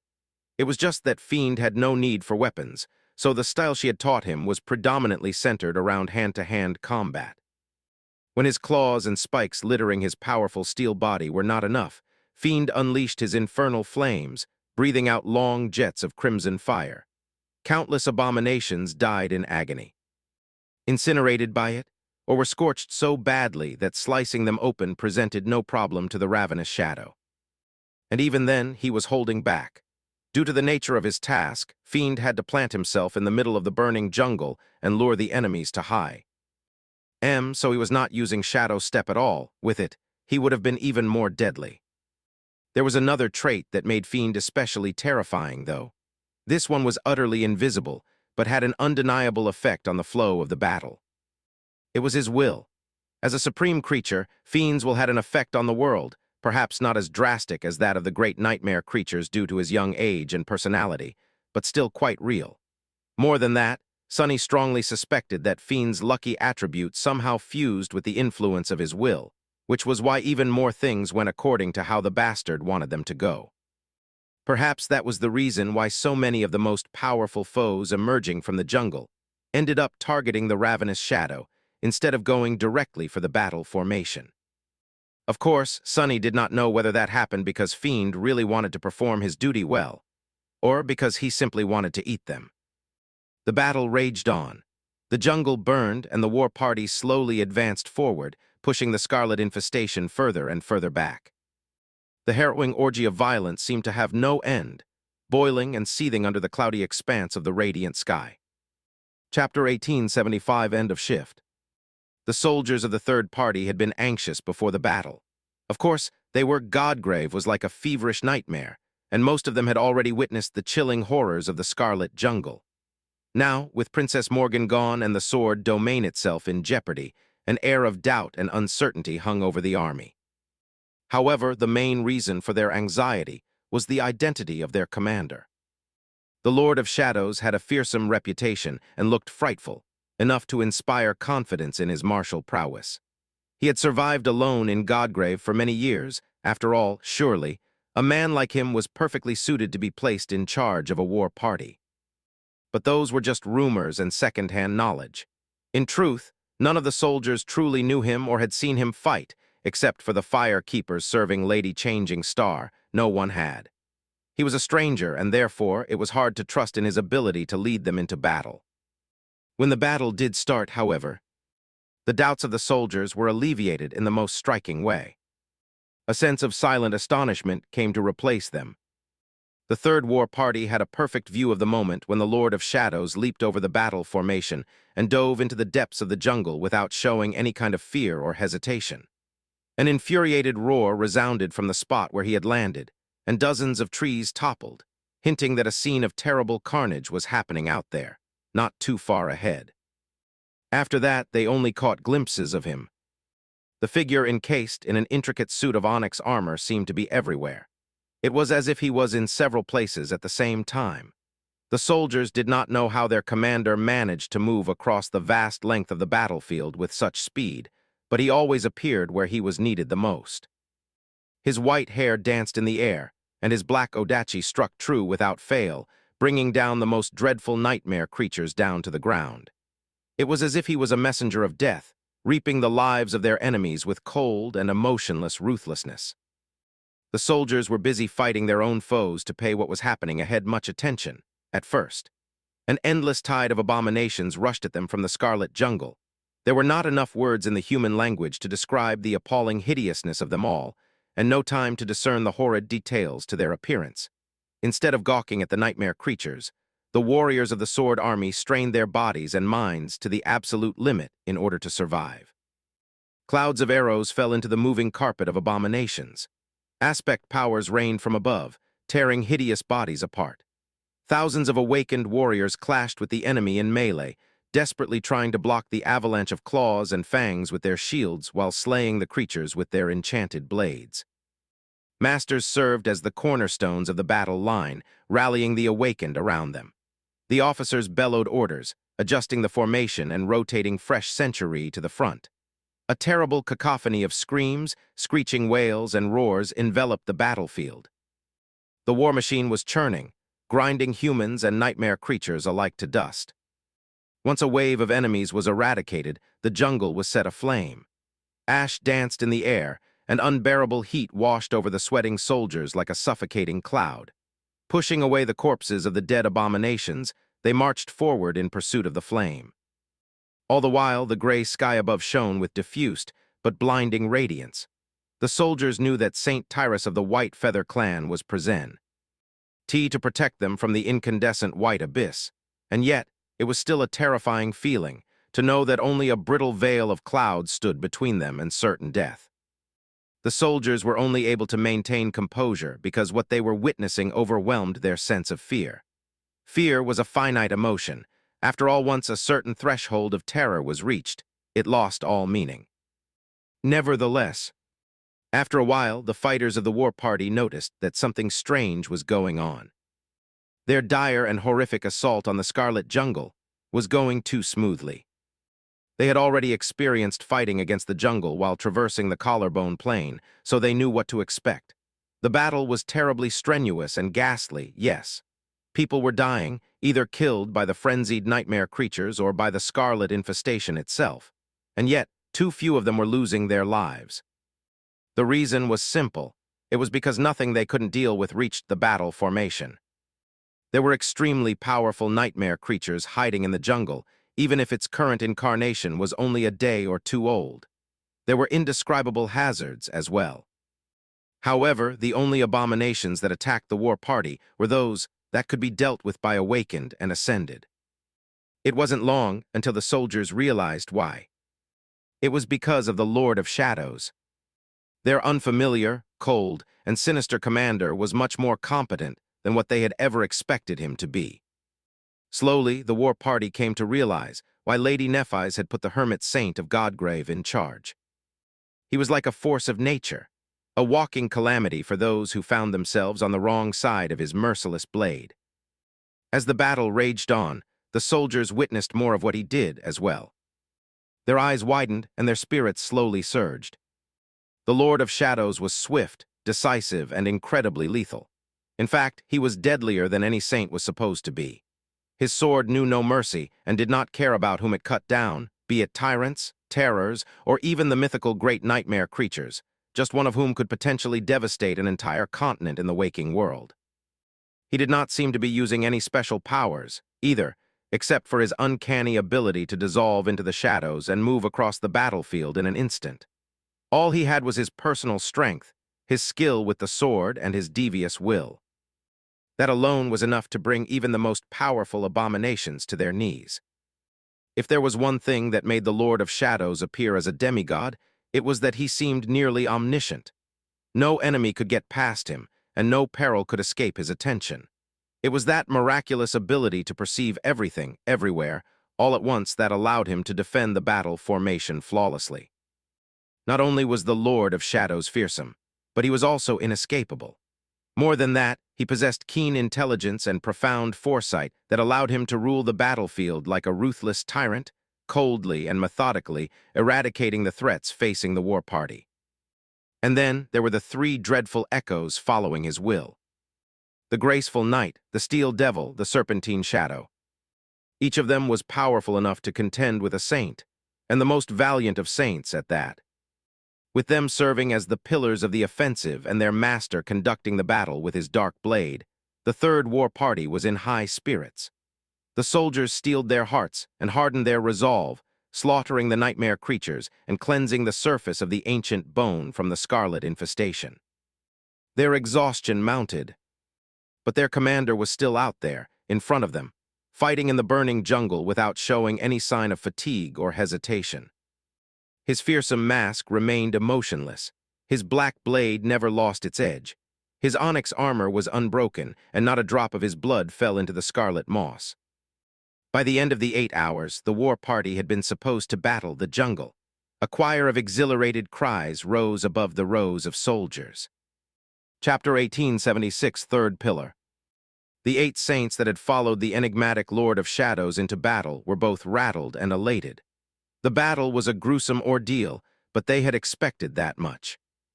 What they did not expect was to learn just how powerful their sinister commander had turned out to be. The Lord of Shadows was a singular existence because, unlike the rest of them, he was not a vassal of the King of Swords. He was a mercenary saint that Lady Nephis had somehow convinced to pledge his blade to the sword domain's cause. Therefore, she knew him best. So nobody had doubted her promise that they would not be able to defeat him in a fight. Nevertheless, it was a startling shock to witness the transcendent sellsword in action. Not only was he immensely powerful and chillingly lethal, he was a Cetulian existence of the same caliber as the other 2 field commanders of the expedition force, Changing Star herself and Summer Night, the most renowned paladin of the great clan Valor. The saints had thought that the expedition force had 2 pillars, but now they knew that there were 3. By the time the shrill wail of the war horn signaled them to retreat, the way they looked at the Lord of Shadows had changed completely. Sunny was a little bit amused by their change of attitude. I used to live in this damned place alone of my own free will. What else did they expect? That I'm a weakling? Hearing the war horn, he let out a tired sigh and prepared to pull back. He could sense Nephis enter the range of his perception, followed by the fire keepers. Once she and the other saints of the first war party advanced, Sunny commanded his shadows to retreat and followed suit. Soon he found himself behind the battle line, surrounded by his 8 transcendent subordinates. Now that their shift was over, Sunny suddenly felt the weight of fatigue crash into him like a mountain. He was tired, dehydrated, and covered in sweat. It was to the point that he did not know what he wanted to do more: summon the endless spring to quench his thirst, or summon it to wash himself. In hindsight, Antarctica wasn't that bad. At least it wasn't so damn hot there. Dismissing his shadows to let them mend the scrapes they had received in the nurturing darkness of his soul, Sunny gazed at the exhausted saints and raised an eyebrow behind the mask. "What are you waiting for? Retreat to camp. We only have 16 hours to recover before the second round starts." Rivalin of Aegis Rose sighed. "You really know how to raise morale, don't you, Lord Shadow?" His usually gallant voice sounded a little bitter. Sunny stared at him coldly. "Why, yes, I do. I doubt you'll like my methods, though." Shield Wall almost seemed to shiver, then looked away with a cough. Not paying him any more attention, Sunny headed in the direction of the distant camp. His armored boots scraped against white bone. The stretch of the first rib they were crossing had been enveloped by the scarlet jungle before his war party cleansed it. There was ash in the air, and piles of burned abomination corpses were smoldering here and there. Once the battlefront moved further away, someone would arrive to harvest soul shards from them. But for now, the carcasses simply carpeted the ground, helping one realize just how terrible the battle had been. Sunny sighed. It is only the first day. Soon they reached the line of tired soldiers. The warriors were covered in soot and dead tired, but their sunken eyes were shining brightly. For some reason, the war party was in the process of assembling into a march formation, but when Sunny and the saints approached, everyone paused for a few moments. He felt thousands of gazes wash over him like a tide, and then a deafening cheer rose above the sea of soldiers. Surrounded by a crowd of cheering soldiers, Sunny felt a cold chill run down his spine, and a sudden sense of dread grasp his heart with icy claws. He almost stumbled. It was because he recognized their chant. "Glory, glory, glory." Sunny's face was hidden behind a mask, so no one could see his expression. The shadows populating the battlefield moved as he halted and gazed at the soldiers silently. He remained motionless for a few long moments, and then continued walking. "Move out." His voice was colder than the frozen depths of hell. The cheer exploded in volume briefly, and then died out. The tired warriors followed their general across the corpse-littered battlefield back to camp. How bothersome. Sonny did not have much to do once the war party returned to the base of the dead god's collarbone. Mercifully, he did not have to handle the minutiae of managing an army out of battle. He simply wanted to dismiss his mask and armor to clean himself and drink some water, but considering the nature of the Lord of Shadows, that was harder to accomplish than it should have been. In the end, he wasted some essence to step away from the camp through the shadows, refresh himself, and then come back. His soldiers had eaten and were now asleep, some in the tents, some simply on the ground. Most had dismissed the outer layers of their armors because of the heat, so there was a lot of skin in sight. It was a stark contrast to what he was used to from Antarctica, where everyone had always tried to put on as many layers of clothing on themselves as possible. Sonny studied the scene of the camp silently, then shook his head. I hate jungles. Since the Lord of Shadows did not have to sleep, he walked to the lifts and climbed some way up the slope of the collarbone to observe the distant battle. To his surprise, there was another figure sitting on the edge of the wooden platform, doing the same. It was a strikingly handsome man with a valiant profile and a thoughtful gaze. His lake blue eyes were calm, and his glistening hair was moving slightly in the wind. Sonny almost failed to recognize Summer Night out of his lustrous armor, but that angelic beauty was hard to forget. Sir Gilead. He sat down nearby, looking in the direction where Nephis was currently reducing the scarlet jungle to ash. Summer Night glanced at him, then turned back. Lord Shadow. The valiant saint remained silent for a moment before saying in a neutral tone, I observed your battle. Your reputation is well earned.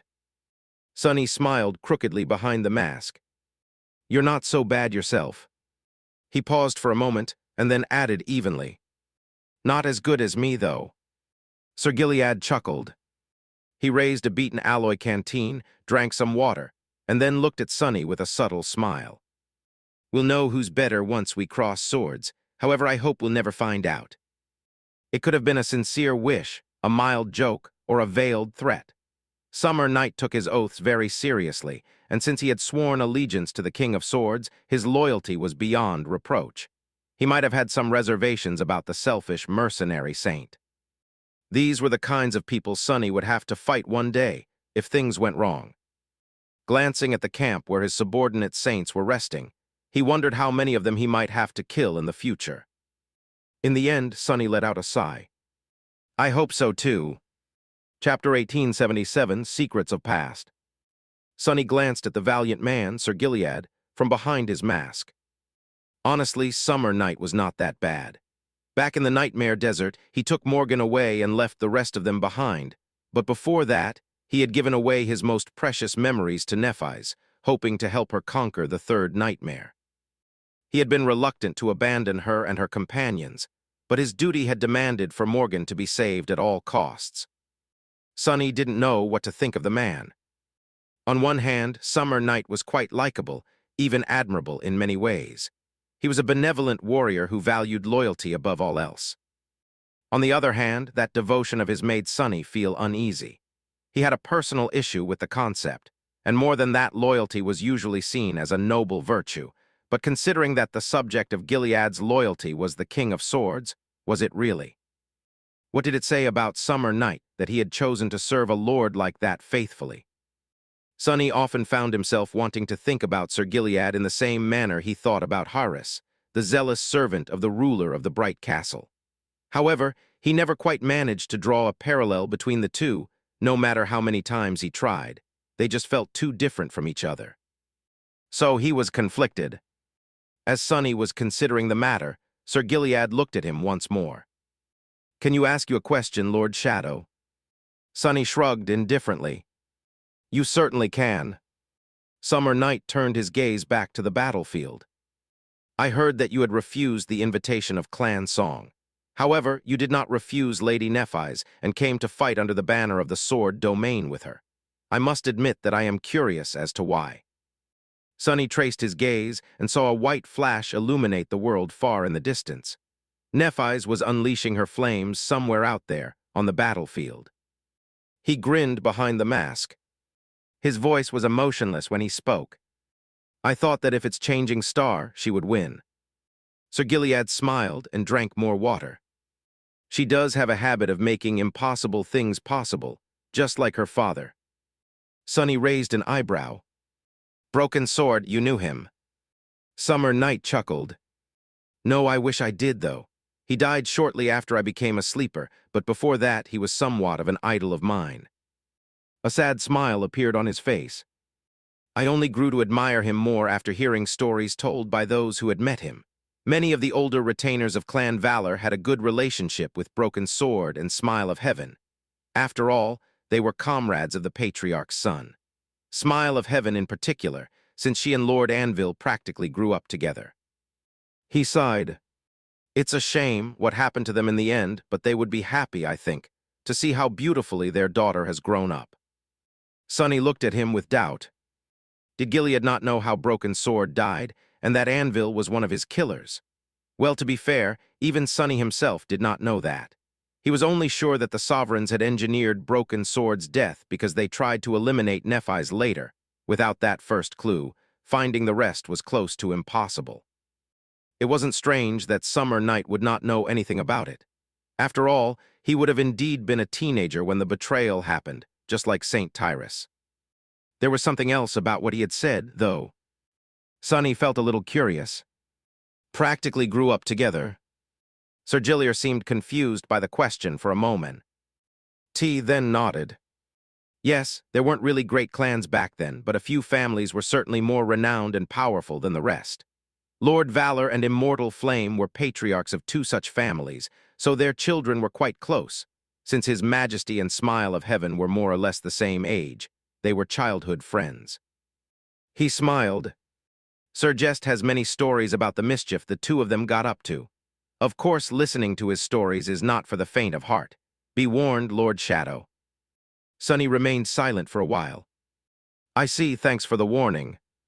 It made sense that Anvil and Smile of Heaven had known each other since childhood. Their families were two of the most prominent families of that time, after all. Their parents had been the most distinguished champions of the first generation and would have fought side by side many times. The future great clans had been a small and tight-knit circle. Still, Sonny had not considered that fact before. In truth, he rarely thought about the Sovereigns as real people, if at all.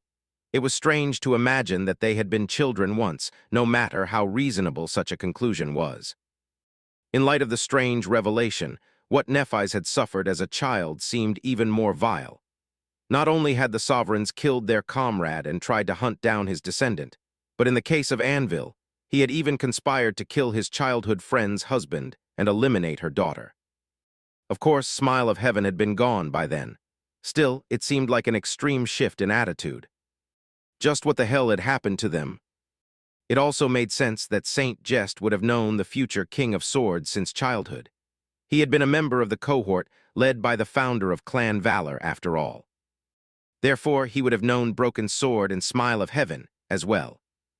Maybe he even knew something about how Broken Sword had died and how Anvil attained supremacy.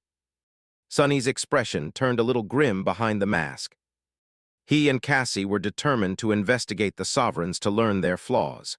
Getting to the bottom of the Immortal Flame clan's fall was not directly tied to that investigation, but then again, it very well could be. There were very few people who knew enough to be a useful source of information for them, and even fewer of those people were within their reach. Saint Jest was one such person. However, Sonny doubted that the amicable older gentleman would be inclined to share what he knew with them. How troublesome! He suppressed a sigh and looked at Summer Night. Should I try to pull more information out of him? No, it was probably not a good idea, at least not now. Even if he did not really show it, Sir Gilead was already doubting the Lord of Shadows, which was reasonable. A man who put so much value in loyalty had to have reservations about a person who seemingly only cared about self-interest. So Sonny could not appear too eager to learn the secrets of the King of Swords. Gilead's convictions might have been naive, but the man himself was no fool. He was carefully scrutinizing his every word, no doubt, evaluating how dependable the Lord of Shadows really was. For now, Sonny's motives for joining the Sword Army were indeed seen as unclear and therefore questionable. Not only that, But he had not even pledged his allegiance to clan valor itself. Instead, he made a pact with Changing Star as an individual. Should Sunny make his motives seem a little more transparent and a bit less suspicious? Why not? He smiled. You said that Lady Nephis has grown up beautifully, yes. Summer Night raised an eyebrow, seemingly confused by the sudden question. I did. Sunny stared at him for a few moments. Do you think about Changing Star's beauty often? His already cold tone grew even chillier at the end. Gilead blinked a couple of times. Do you? Sunny responded evenly. Quite a bit. Summer Night stared at him in bewilderment for a few moments, then looked away and coughed. That her I see. I am sorry to disappoint you, Lord Shadow, but Lady Nephis already has a young gentleman in her heart. Sunny grinned behind the mask. So what? I hear that he's a pampered fool of a master, pleasant to look at but nothing much beyond that, a useless person. Sir Gilead coughed again. I'm not, I don't think. Ah, look at the time. My war party will have to enter battle soon. Actually, I was supposed to perform a few inspections if you'll excuse me, Lord Shadow. With that, the valiant saint rose, gave Sunny a polite bow, and jumped down from the platform. His movements weren't hurried at all. Sunny watched him leave with a satisfied smile. Well, then that went well. After that, the motives of the Lord of Shadows should seem quite clear. Albeit perhaps just as questionable as before. Chapter 1878, Interim Results. After Summer Night left, Sunny remained on the platform observing the battle that raged in the distance. The battle was entering an especially fearsome stage due to the fact that the expedition force was nearing one of the cracks in the surface of the first rib. It was from there that the scarlet infestation was spreading, and therefore, the perils facing the soldiers were more dire in the vicinity of the dark chasm.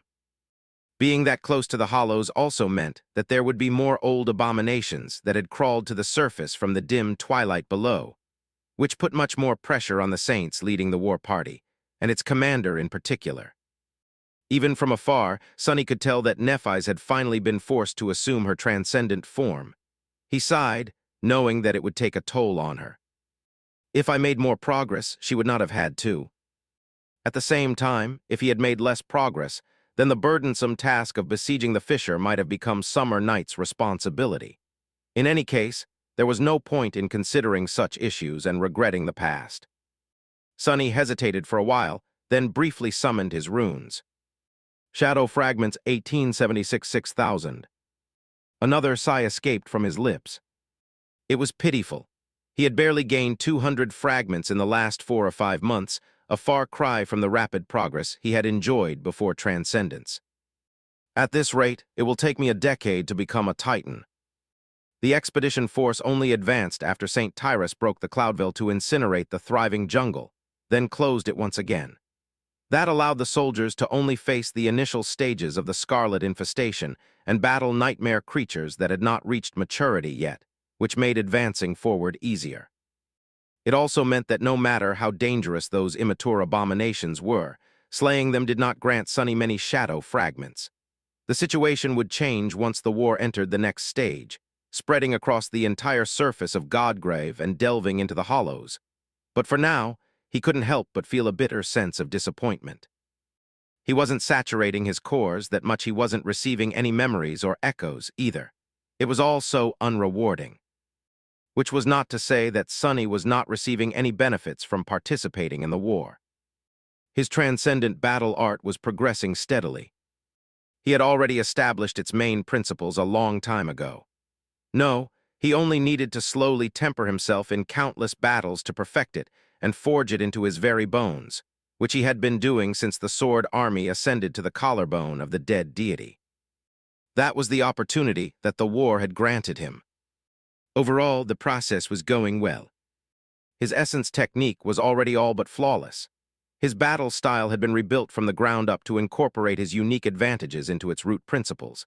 The ability to sense shadows and see what was happening behind his back, the tenacious nature of his blood and bones, the power to change the weight of his body and limbs at will, shadow step, various forms of shadow manifestation. All of these powers, when incorporated into a combat technique comprehensively, changed it on a fundamental level. Sunny simply needed practice and experimentation to iron out the last kinks and truly master the art he had designed. The relentless battlefield of Godgrave was a perfect arena to achieve just that. There was only one element of his transcendent battle art that he could not practice freely yet. It was the seamless cooperation between multiple avatars that he had envisioned after becoming a saint. After all, Sunny was hiding that ability of his from everyone except his closest allies. Well, there was another element as well. The last element, which had to do with spirit and will. He simply did not know how to approach it and elevate his transcendent battle art to a supreme one, so there was no progress on that front. I'm still growing stronger.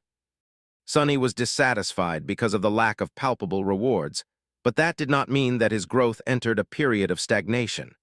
If anything, his power was growing deeper, as he was shoring up his foundation in preparation for the final, vital leap.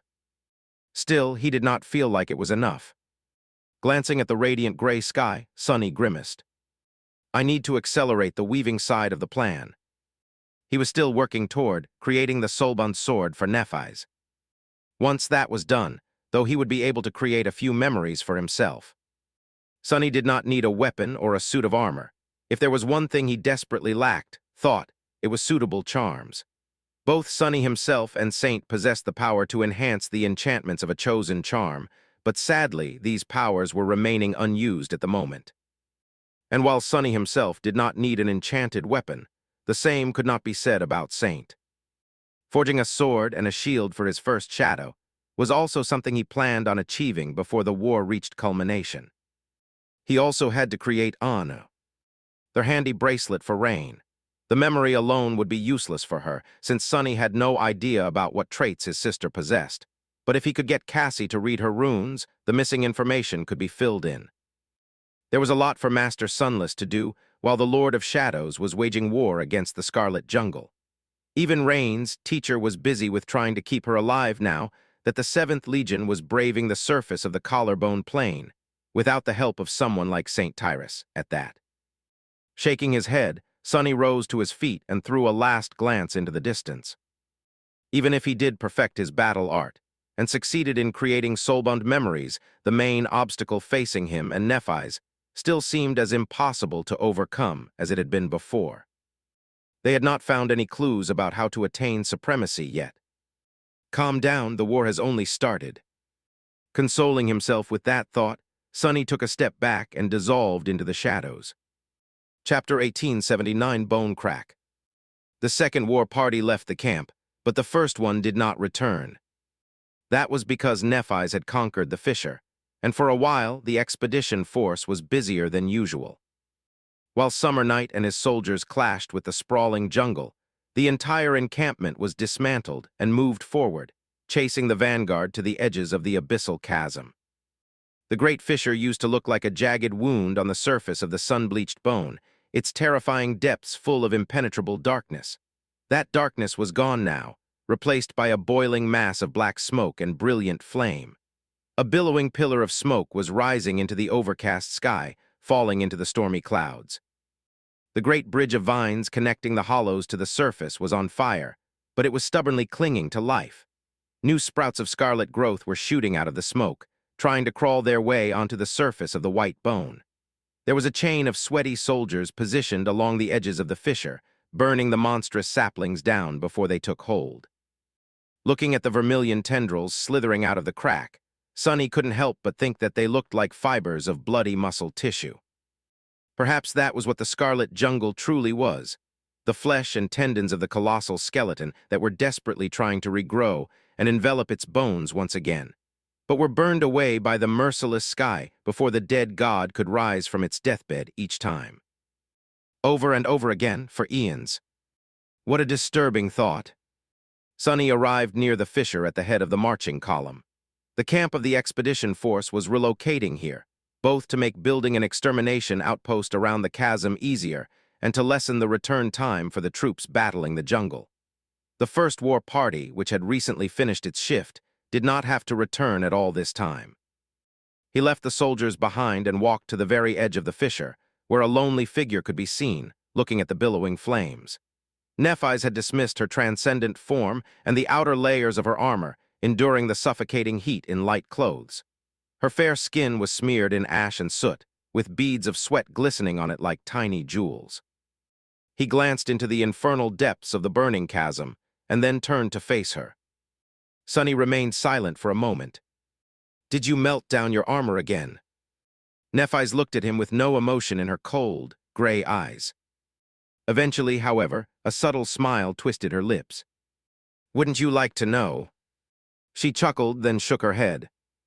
"No, I was careful. I can't keep requesting new suits of armor from the enchanters of Clan Valor. They are already quite cross with me, to be honest." In this camp, wearing this mask, Sunny could not make Nephis delicious food and comfort her, chasing away the emotionless coldness dwelling in her eyes with the warmth of human touch and connection. However, he could at least show her that there was someone she could lean on here. Master Sunless could do the former, but only the Lord of Shadows could do the latter. So wearing the mask was not all bad in the end. He sighed, then said with a hint of envy in his voice, "Well, you are fighting great nightmare creatures every day. I am sure you will receive a durable memory armor sooner or later." Nephis looked doubtful. "Maybe, but haven't you noticed? Now that we are fighting more powerful abominations, the rate at which the spell bestows us memories seems to have reduced considerably. I am not even talking about echoes. I'm not sure I've even seen a supreme echo before, except for that silver devil of yours." Sunny was surprised. "Really, I haven't noticed." He had killed some great abominations before being erased from the tapestry of fate, the vile thieving bird's spawn, Daron of the Twilight Sea. He had received a memory both times, but then again, Sunny used to be fated. Chance and probability had always been in a mess around him before. Nephis nodded. "I slowly realized it over the past 4 years, and these days in Godgrave only confirm that suspicion. Well, it makes sense. It must take more of whatever it is that the spell uses to create memories and echoes to fashion them out of truly powerful abominations. One supreme memory must be worth 10,000 awakened ones, so it is being frugal. There were 1,000,000 awakened in the world, but only 3 sovereigns, so her conclusion made sense. Sunny still felt bitter about not being able to receive bountiful rewards from the spell, but his bitterness had been alleviated a bit. Come to think of it, it's good news for us. Otherwise, with more than a decade to prepare, the sovereigns would have been drowning in supreme memories and echoes, maybe even sacred ones. They could still possess those, but at least not a vast arsenal of them. It also made Sunny much more valuable, since his knowledge of weaving was deep enough to craft supreme memories, provided he had suitable materials and a few supreme soul shards. Looking into the billowing flames, Nephis asked suddenly, "Do you remember what you felt when you received your first memory?" Sunny raised an eyebrow, surprised by the question. "My first memory? Well, if I remember correctly, I was full of indignation, because it was so useless." He paused for a moment, then added with a smile, "But after a while, I came to appreciate it. In fact, I value it more with each year that passes. It might not be powerful or useful, but it is a memento of the things that I left in the past. Being able to remember is a precious thing sometimes." Sunny glanced at Nephis and asked, "What about you? What did you feel when you received your first memory?" She blinked a couple of times. "Me, honestly, I was in no state to feel anything when I received it, since it happened at the very end of my nightmare. But later, when I had time to examine it, I guess I felt humiliated, because of how glad I was to receive a boon from the spell."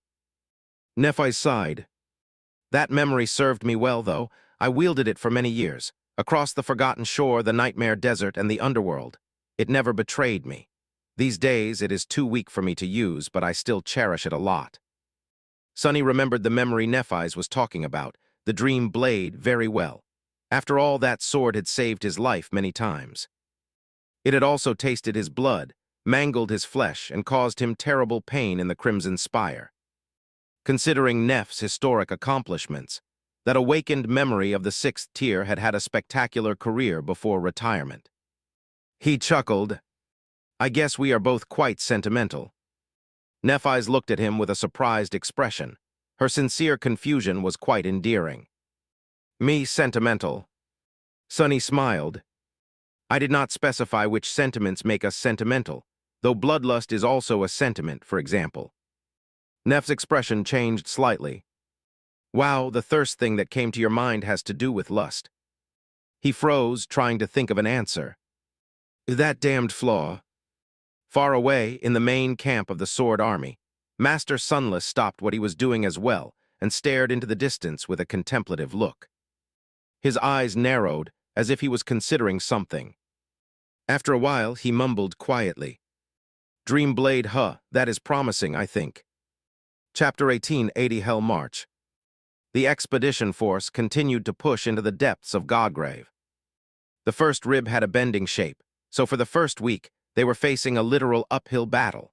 Sometimes, the treacherous slope under their feet was so steep that the fallen soldiers rolled down the bloody ground, crashing into the second row of the battle formation. The unforgiving pace of the offensive was only made more cruel by the difficult terrain and the battering heat.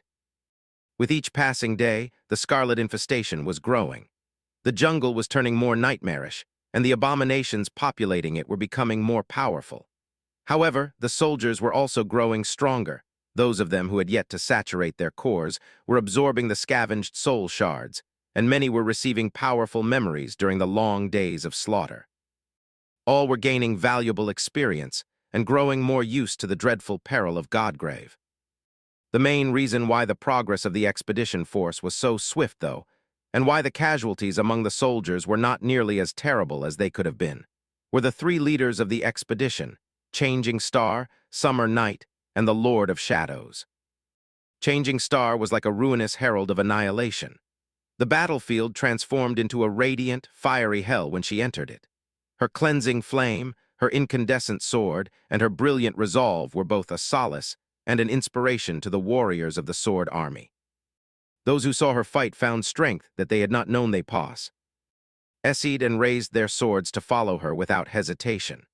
More than that, the memories of those who fought by her side would be imbued with a newfound power, and all but the most fatal wounds her followers received were quickly healed by her soothing flame.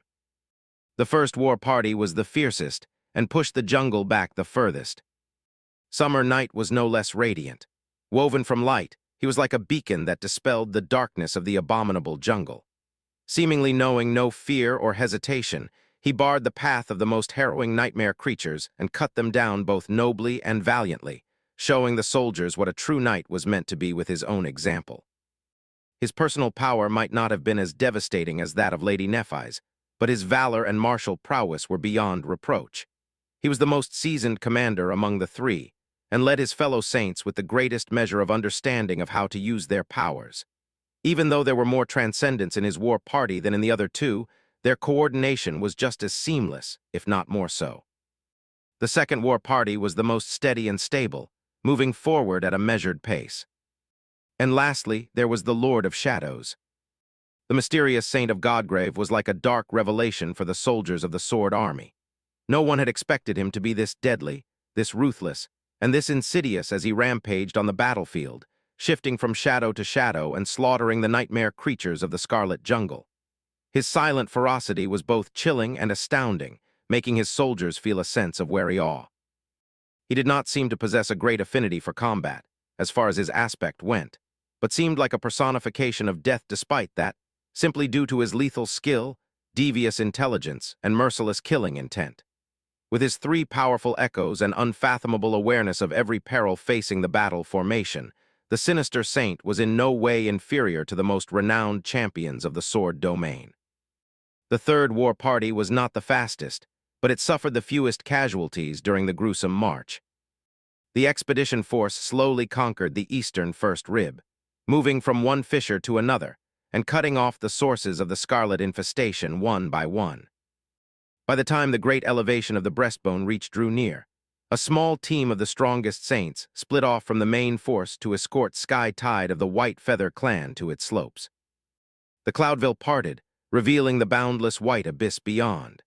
Torrents of blinding light poured down, and the soldiers of the expedition force witnessed the unforgettable spectacle of the vast expanse of the Reach being devoured by flames in terrified silence.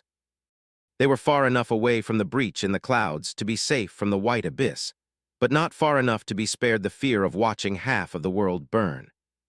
After that, the progress of the expedition force slowed down considerably, and grew much more perilous. That was because Saint Tyrus had finally exhausted her essence after protecting the soldiers for more than a week. Without the aegis of her power, nothing could save them from the merciless heavens anymore. They suffered the first breach 3 days later while scaling the slopes of the dead god's breastbone. It was a short one, only lasting a few hours, but many soldiers still lost their lives and became ash, their bodies scattered by the wind. If there was one small consolation, it was that the abominable jungle and the vile creatures populating it burned with them. The Cloudville broke one more time before St. Tyrus regained her powers, to the same result. The expedition force pushed south, slowly carving a path across the vast expanse of the enormous breastbone. The soldiers were tired. The 16 hours of rest they received between having to go to battle were nowhere near enough for them to regain their vitality. The battles themselves were long and harrowing, reaping too many lives each time. The tide of nightmare creatures seemed endless, and the suffocating heat was hard to endure. Worst of all, the geography of the breastbone reach prevented them from permanently cleansing its surface from the scarlet infestation, at least now that they were pursuing a different objective. Even if an extermination outpost was established around a fissure, the jungle would sooner or later spread to it from another direction. Therefore, the expedition force moved south without leaving itself a path of retreat. A few days after they moved on, the infestation reclaimed the cleansed portions of the Bone Plain, enclosing the human army from all sides. It would only be banished from these lands permanently if the citadel in the hollows was conquered, and the authority of the King of Swords spread to the breastbone reach. Advancing forward was getting harder with each day. And yet, after 3 weeks of the night, Marish Marathon, the battered army finally reached its target. In front of them, an enormous crack split the white surface of the ancient bone, and in the darkness below, unknown horrors awaited. From here, the best warriors of the expedition force would attempt to brave the hollows to reach and conquer the citadel that lay in the dark depths. Chapter 1881, Leaving the Camp. For the last few days of the dreadful march across the bones of the dead deity, Godgrave had been different from before. That was because the stormy clouds that always obscured the sky, suffused with blinding radiance, had finally given birth to an actual storm. Strong winds assaulted the Bone Plain, and a torrential downpour fell like a flood. The scarlet jungle had turned marron in the desaturated twilight, pressed down by the heavy rain. The dark chasm of the great fissure was drinking the torrents of water like a hungry maw. Standing at its edge, 14 saints were looking down with somber expressions. The expedition force had just claimed the area around the vast crack that split the plain. The soldiers were busy building a fortified encampment. This time, they would be remaining in one place for some time, besieged from all sides by the hungry jungle, so it had to resemble a fortress. All awakened warriors and masters were remaining on the surface. So were Summer Knight and about half of the transcendent champions that had participated in the expedition. Their task was to defend the camp and make sure that the soldiers survived. The 14 saints facing the fissure were those who would be venturing into the hollows to conquer the citadel. Nephis and Sunny were among them. So were Saint Jest of Dagonet, Rivalin of Aegis Rose, and Roan of White Feather as well. The rest were all exalted warriors that Sunny had come to know over the past few weeks. Not too long ago, this many transcendent champions would have been seen as a dire force capable of rivaling a great clan. Here in Godgrave, however, they were grim and uneasy, looking into the dark fissure with wary eyes. St. Jest suddenly let out a soft chuckle. I just know there's a good joke somewhere here. Let's see, there's a deep, dark crack in front of us, and we're supposed to enter it entering, crack damn, what can it be? It's on the tip of my tongue. The rest of the saints stared at him with silent reproach. Eventually, a beautiful woman with auburn hair, the matriarch of one of Valor's vassal clans, said evenly, Please abstain from trying to joke, Sir Jest. The older man glanced at her dully, then looked away with a dejected mumble. Really, now you were much more fun as a little girl. The beautiful saint did not respond, but her glare intensified. After that, Rivalin of Aegis Rose broke the silence by addressing Sunny in his usual gallant manner. Lord Shadow, you know the hollows better than any of us. What should we expect? The obnoxiously dashing man had not changed at all since the first day of the expedition. The rest of them looked ragged and worn down, covered in sweat and soot, but he was clean and freshly shaven, with not a scratch on his resplendent golden armor. Even though his hair was messy and wet because of the rain, it somehow managed to look purposefully styled that way. The relationship between him and Sonny had somewhat changed, though. Saint Rivalin was much more friendly and respectful toward the Lord of Shadows now, while Sonny couldn't really dislike the pompous legacy anymore for a very silly reason. It was Rivalin's transcendent form. When Sonny first saw it, he was a bit mesmerized. Shield Wall transformed into a towering beast with 4 stubby legs and hide so tough that it looked as if he was covered with plates of heavy armor. A single massive horn protruded from the beast's nose, longer than a ship's ram. It was the legendary rhino. As it turned out, Sonny had a soft spot for rhinos for obvious reasons. He had never expected to see one in the flesh, but now that he did, disliking Saint Rivalin was harder than before. He stared at the dashing man coldly. The sight of his mask was quite unnerving, so Shield Wall's gallant smile grew a little forced. Sonny sighed. Imagine the surface of Godgrave, but 10 times worse. The jungle never burns away, so it is much thicker. The nightmare creatures are older and more powerful. 14 of us are strong enough to handle great abominations, but down there in the hollows there are cursed beings as well. Those we cannot provoke, so you will follow me quietly, and I will make sure that we don't wander into their hunting grounds. Saint Rivalin nodded grimly. At that moment, Roan took a step closer to the edge of the fissure, then turned and looked at Nephis with a smile. Then, Lady Nephis, shall we? With that, 2 powerful wings appeared behind him. As the 2 saints in the team who were capable of flight, Roan and Nephis were supposed to descend into the hollows first, along with Sonny, who cooed. LD turned into a crow. Roan's transformation had surprised Sonny as well. He had always assumed that the easygoing man would turn into a noble griffin, but in hindsight, there was no reason to think that. The griffin Echo Roan used to ride on the chained isles, as it turned out, was a gift from his wife. It was not an ordinary echo either, but rather her aspect legacy. By now, the noble beast had reached transcendence and served as a protector of their daughter, awakened Tell. Saint Roan himself, meanwhile, could turn into a mighty winged lion. The giant creature was just as handsome as his human form was, with gorgeous white fur and enormous amber eyes. And since Sonny had designed the belated apology with the purpose of being able to accommodate a saint's transformation, the giant lion's body was usually encased in intricate armor. Saint Tyrus and Roan must have been quite a sight, soaring high in the sky together. Nephis summoned her own wings and nodded. Let's go. With that, she jumped over the edge and plunged into the darkness. Sonny and Roan followed, and soon they saw the great hollows sprawling beneath them. Chapter 1882, Entering the Hollows. The hollows had undergone a striking transformation, looking very different from how they usually did. There was still a vast and hollow expanse hidden inside the breastbone of the dead deity, drowning in darkness and overgrown with vermilion jungle. Monstrous trees and ferns towered like towers, the thick canopy of scarlet leaves fusing into a tumultuous red sea. Great pillars of light were falling from the immense dome of white bone here and there, plunging some areas of the jungle into a dim twilight. However, there was a rainstorm raging on the surface today. So, the light was not the only thing pouring through the cracks in the bone. Grandiose waterfalls flowed down into the jungle, as well, plunging into the vermilion canopy as they connected the floor of the hollow to its dome akin to foaming pillars. The jungle seemed to have come alive, quenching its boundless thirst. However, there was more water than it could swallow. Vast lakes and deep, raging rivers had formed throughout hollows, turning them into a world of powerful currents. Some of the furious rivers were wider and more abundant than most rivers in the Sword domain. In fact, when the hollows were flooded, a network of them connected the interior of the titanic skeleton like a great waterway.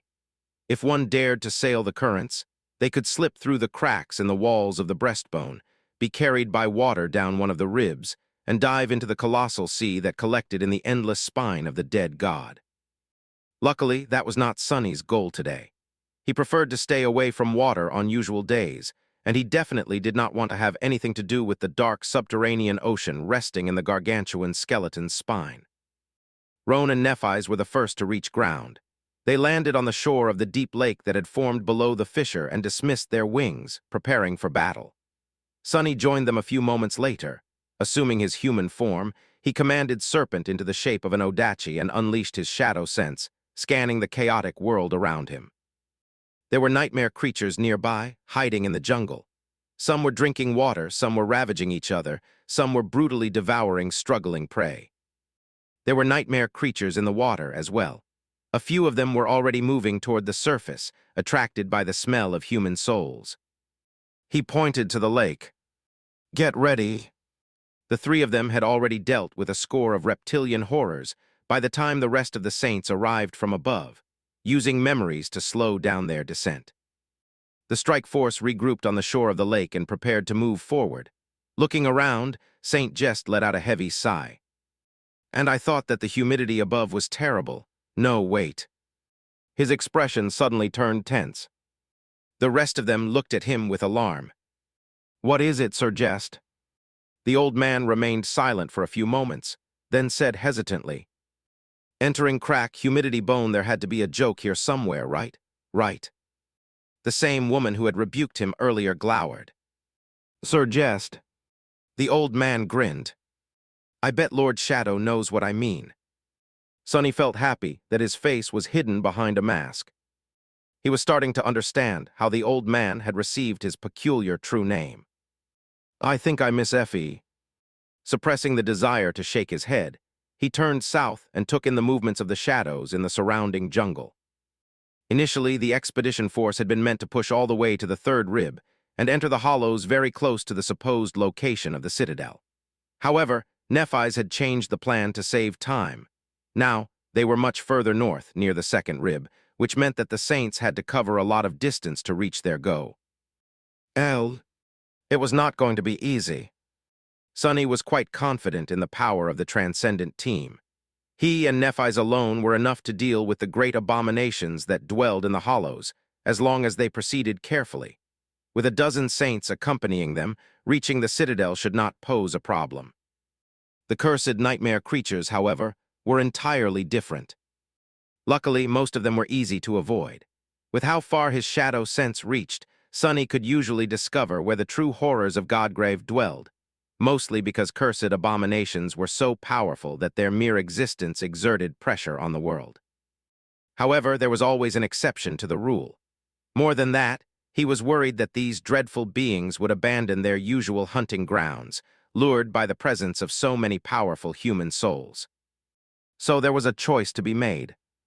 The strike team could move toward their goal with utmost speed by assuming their transcendent forms, or they could take it slow and proceed forward as humans, spending several days to brave the jungle.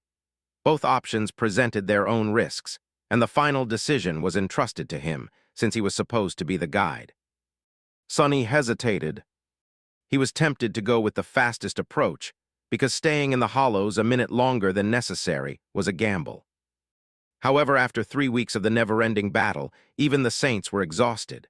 Worse than that, they were all running low on essence, and not everyone was like him, who could sustain his transcendent form indefinitely, or at least most of it, since keeping all of his incarnations manifested still consumed his essence.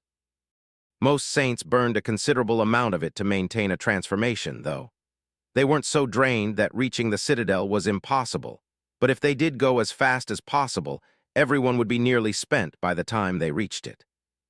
And Sonny had a feeling that slaying the guardian of the gateway would demand more than a little effort, even from a team as powerful as this one. So going slowly and spending a few days restoring their reserves seemed like a more prudent decision. Let's go with this plan then. In any case, their advance could only be called slow when compared to the speed of their transcendent forms.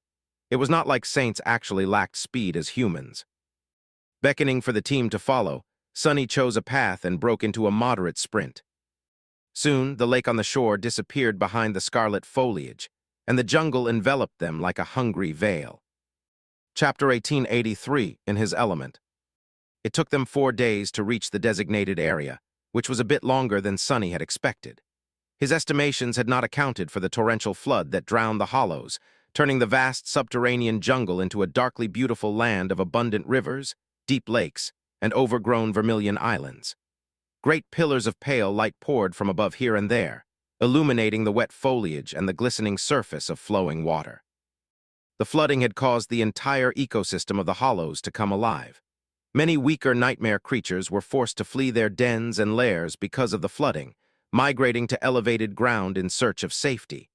There were fearsome predators lurking in the water, having waited a long time for the chance to hunt and gorge themselves once again. However, the migrating abominations were easy prey for the stronger horrors who ruled the highlands, and many ended up devoured anyway. The hollows were always a cruel place, but for these last few days they had become a scene of unimaginable carnage. Rivers of blood were being spilled under the shroud of scarlet leaves, and terrible wails resounded from the darkness without end. The 14 saints made their way south. Sunny guided them through the jungle with utmost caution, but it was impossible to stay safe in this vibrant hell.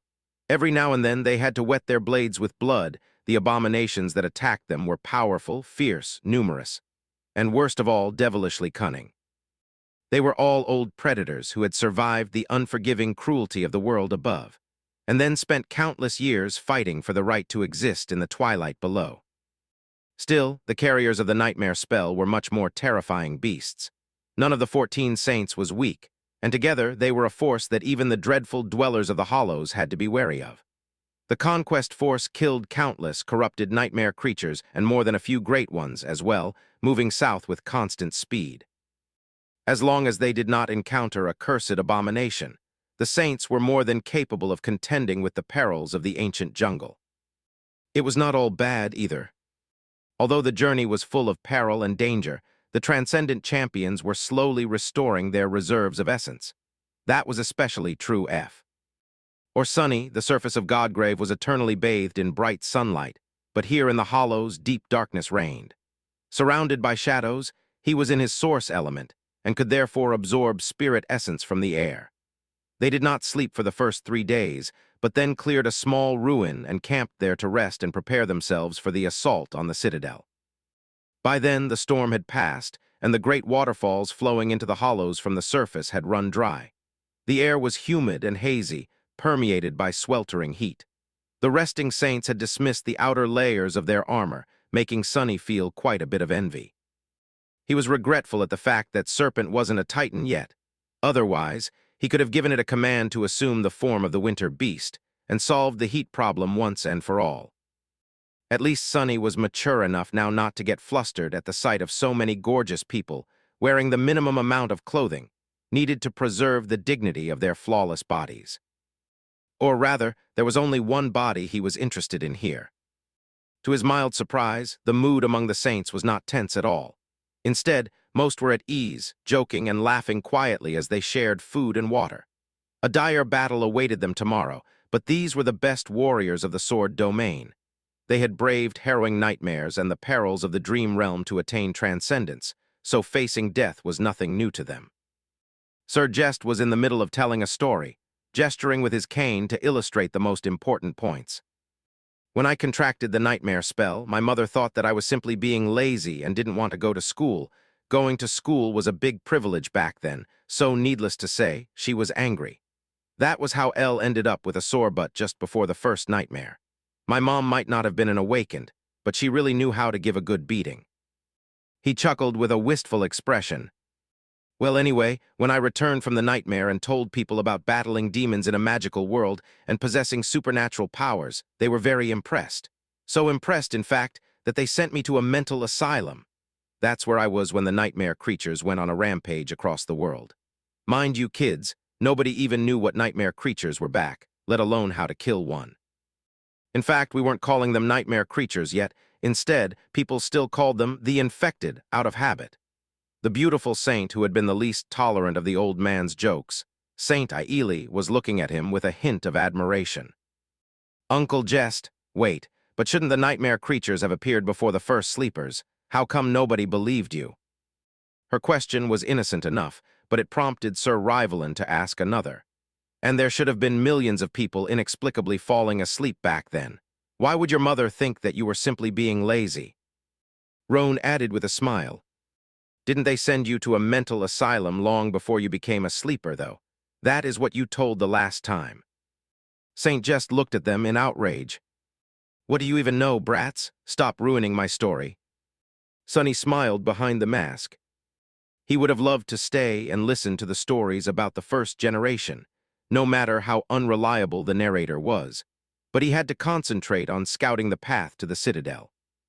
So he left the Saints to rest and wandered outside, sending 2 of his shadows south. Unlike the other members of the conquest force, he was tense. Both because the creature guarding the Citadel was truly terrifying, and because of another reason. "I've made a mistake." Back when Mordred invaded the Sword Domain, Sonny had been too hasty. He answered Cassie's call and arrived at the main camp of the Sword Army not knowing that his orders would change. Instead of raiding Song's supply lines, he was here in the Hollows preparing to help Anvil expand his domain. The problem was that the Lord of Shadows was here in all his glory. All 4 shadows that comprised this persona of his were here present, which meant that there was none left in the nameless Ample. Sation and Deathsinger were currently in the process of conquering a citadel of their own, far west. Beastmaster was protecting the stronghold of the Song army and slowly cleansing the western reach of the Collarbone Plain. Lightslayer had never shown herself after the War Council, so he had no idea where she was. The Queen of Worms was aware that the Lord of Shadows had allied himself to Valor. It wasn't hard to deduce that he would be used to disrupt their supply lines. Was Revel leading a small force of elite warriors to repel the supposed raid party? Or had she planned to assault the nameless temple itself? If so, it could be troublesome. Sonny's citadel was not defenseless, even if he wasn't. Personally, Nightmare was protecting it. More importantly, it had the Guardian, the invisible being that no mere saint could sense, let alone destroy. And Sonny himself was much closer to the southern edge of the Breastbone Reach now than he had been before. He could return to the nameless temple relatively quickly, if need be. Better yet, he could travel to the waking world and step back into the great hall of the nameless temple in mere minutes. But still, Sonny was uneasy. "I'll send a shadow back right after we conquer the Citadel, just in case." Losing the nameless temple was not an option, so he had to be careful. Frowning behind the mask, he turned his gaze south. Tomorrow, they would face the guardian of the old ruin and challenge it in a battle. And after that, the nature of the war in Godgrave would irrevocably change. Chapter 1884, Scarlet Garden. They set out in the morning, which wasn't any different from the day in Godgrave. The jungle, which had been teeming with nightmare creatures before, gradually became quiet and eerily empty as they moved further south, making the Saints tense with its sudden tranquility. Even the plants, which were as predatory as the beasts in the Scarlet Jungle, remained still. That was because the conquest force was entering the land, which belonged to the master of the old ruin, the creature they were meant to defeat. As they moved, Saint just happened to catch up with Sonny, who was leading the party. The old man was using his cane to swat away branches and vines, looking annoyed because of the heat and humidity. That guardian were supposed to kill. What kind of creature was it again? Sonny turned his head briefly, giving Saint just an impassive look. "I do not know. Although I explored the Hollows casually, I never failed to avoid getting too close to this place. All I can say is that the guardian of the Citadel is a great nightmare creature of a higher class, a terror perhaps, maybe even a titan." The old man chewed his lips. "A great terror, really? Gods, the world is changing. It used to be that the existence of such beings was merely a theory. In fact, I remember mocking a bunch of academics viciously for suggesting that something this unreasonable exists. And here I am, on my way to battle one. Who's the fool now, huh?" Sonny smiled behind the mask. "I'd say that we are all fools for choosing to face such a creature voluntarily." He paused for a moment, then added in his usual cold tone, "Still, what's wrong with being a fool?" Saint Just gave him a surprised look, then laughed. "Exactly, I couldn't have put it better myself. What a poignant sentiment now, we just need to work on your delivery." Soon enough, the canopy of the jungle parted, and they found themselves on the shore of a vast lake. Dozens of rivers joined to form it, and even though the storm had already passed, the lake was still full and deep. At the center of the lake, a tall structure rose from the water. It looked both like a beautiful temple and a grand castle. However, that castle was unlike any other that Sonny had seen. Its walls were made out of pale wood instead of stone, not out of boards or logs, though. Instead, it was as if countless white trees had grown and fused into a seamless whole to form the shape of a towering structure. The entirety of it was one great keep that resembled a pagoda, with layers of tiled roofs, deep eaves, and triangular gables. The crimson tiles of the sloped roofs were worn and faded, but they must have been vividly scarlet once, just like the canopy of the jungle. The white temple was overgrown with vermilion moss, with vines and tree branches protruding from the gaping holes in its broken roofs and empty windows. As such, it almost looked like a vertical garden that rested in the middle of the lake. Sonny studied it with unease, but also with a sense of curiosity. He wondered what purpose that beautiful structure had served once, before the civilization that thrived in the hollows once was destroyed. Was it a sacred place where people came to worship, a stronghold to protect them from the perils of the shattered world, a logistical hub where the ships sailing to the far reaches of the hollows came to trade? Considering how many rivers connected to the lake, the latter would make sense. Or maybe all three of his theories were true, and the garden temple served many purposes while it was tended to by the ancient people. In any case, Sonny was pretty sure that Godgrave had been a part of Sun God's realm once. As such, the civilization of the Hollows would have been infected by the nightmare spell and destroyed as a consequence, just like the civilization of the Twilight Sea. He had witnessed some of what these people had been capable of in the ruins of condemnation. Although they had not possessed the technology and war machines of the waking world, the war god's realm, they were in many ways no less advanced than them, even superior in some way. Guards, judging by the ingenious sorcery, used to create the Usuras. Such a civilization had fallen, and now, nightmare creatures ruled over its ruins. Whatever sacredness the garden castle had once contained was gone, replaced by vile corruption. And the abomination whose lair it had become would be a terrible one, without a doubt. Sonny sighed and extended his shadow sense forward. Something was hiding there, behind the pale wooden walls. He could feel the eerie threat of it, but not much else. A damnation. He would have really preferred if it hadn't rained, and they could reach the citadel by walking. He was tired of diving into perilous lakes. The saints prepared for battle. Before too long, Saint Roan assumed his transcendent form. A beautiful lion with white fur and amber eyes suddenly appeared on the shore of the lake, the vital spots on his mighty body protected in an intricate armor. Turning his enormous head, the giant beast lowered one wind and allowed the rest of them to climb onto his wide back. The only exceptions were Nephis, who summoned her wings, and Sonny, who turned into a crow. The white lion let out a low, reverberating growl and pushed himself off the ground. A small hurricane was stirred by his wings, and he soared into the air, flying above the dark waters of the lake in the direction of the citadel. Sonny and Nephis followed. To his surprise, they reached the distant temple safely. The lake remained still, as if there were no swarms of dreadful abominations hiding in its depths. In fact, Sonny could not sense any movement in the water at all.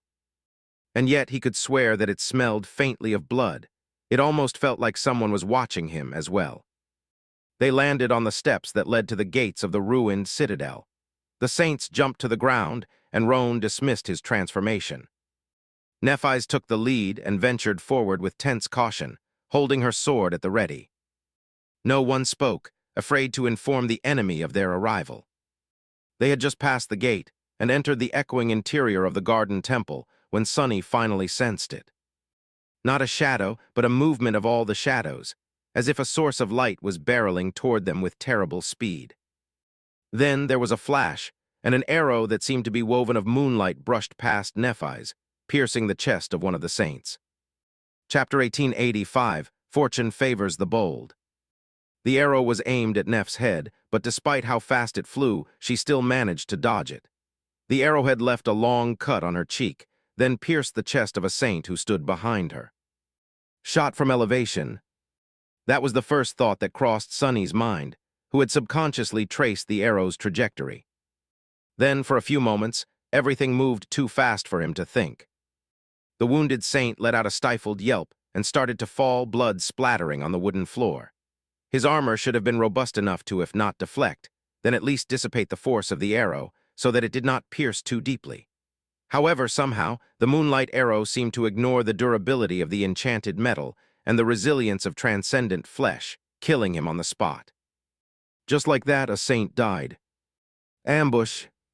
Before anyone else could react, Sunny called upon the shadows and summoned an impenetrable wall in front of them. Almost instantly, two more ethereal arrows struck it, the impacts producing thunderous bangs. That wall of shadows quaked and cracked. Nephis was already moving. Strangely enough, she wasn't lunging into the darkness to shorten the distance between her and the hidden archer. Instead, she was spinning around, searching for something beyond the gates of the castle. The thin cut on her cheek was yet to fill with blood, glowing softly with ethereal, pale light. Shield wall. Her sword was pointing to the outside. A split second after Sunny's wall materialized, Sir Rivalin had already answered her call. The air behind them shimmered, and an invisible force field manifested itself in the gateway of the citadel. Its faint contours resembled a grid of ghostly, interlocked shields. But before the shields closed, two more arrows, these ones made out of wood and steel, not moonlight, slid into the swiftly narrowing gaps, striking two more saints in the back. One struck the thin gap between the edge of a man's breastplate and his helmet, piercing his neck. The other hit the crack between the front half of a cuirass and the back half, slithering its way through the victim's ribs. The level of accuracy needed to perform such shots was unimaginable. The first saint was killed instantly, but the second survived despite the heavy injury. Still, he was temporarily rendered powerless. Unless a potent healer spent time treating his wound, he would not be participating in the battle.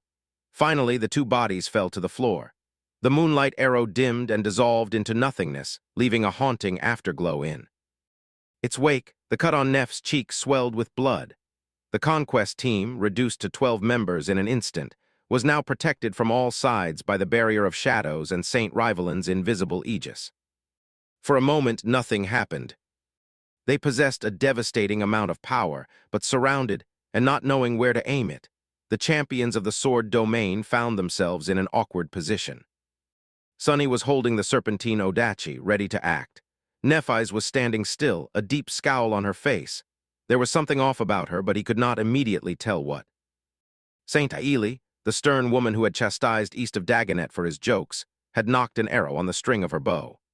The old man himself had twisted the handle of his cane, revealing it to be a hidden sword.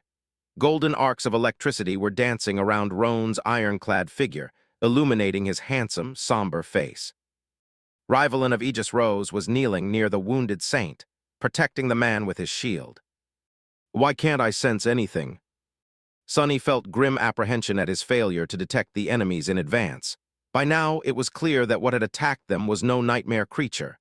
No, they were humans. Transcendent champions of song. His eyes widened slightly, and a crooked smile twisted his lips behind the mask. How daring!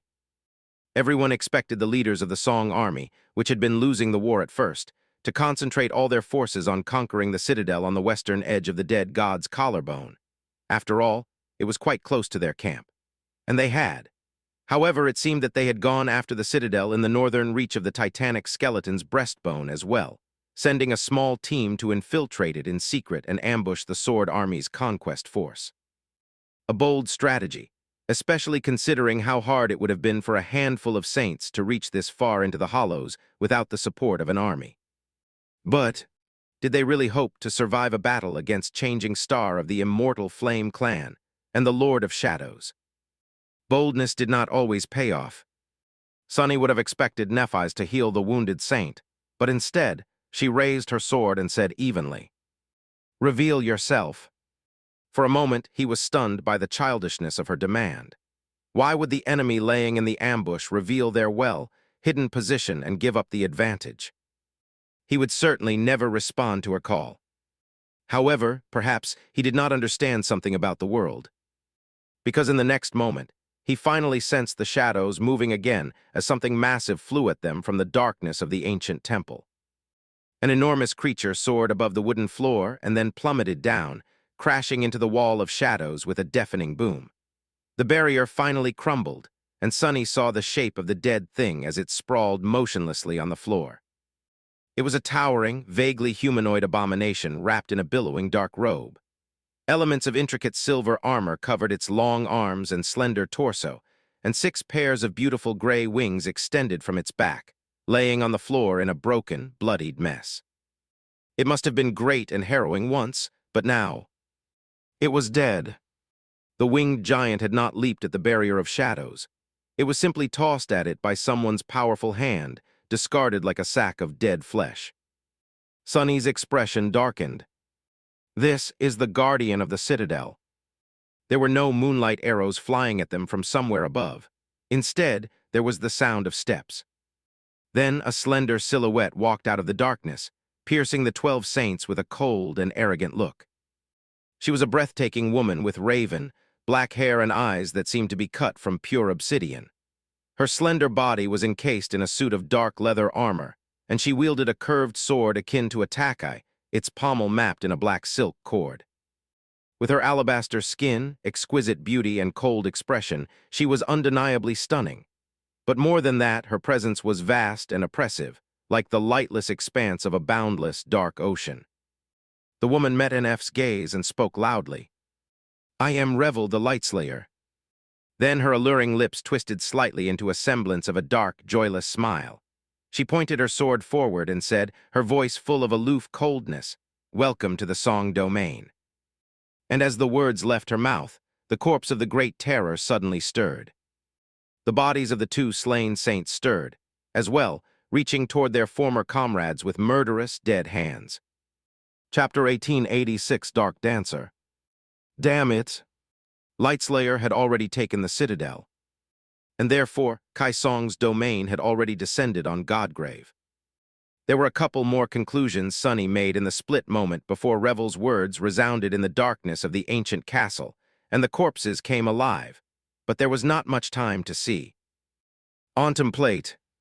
Since Revel was here, then the first arrow must have been shot by Moonville. The 2 from behind had to be Silent Stalker. Who else was here?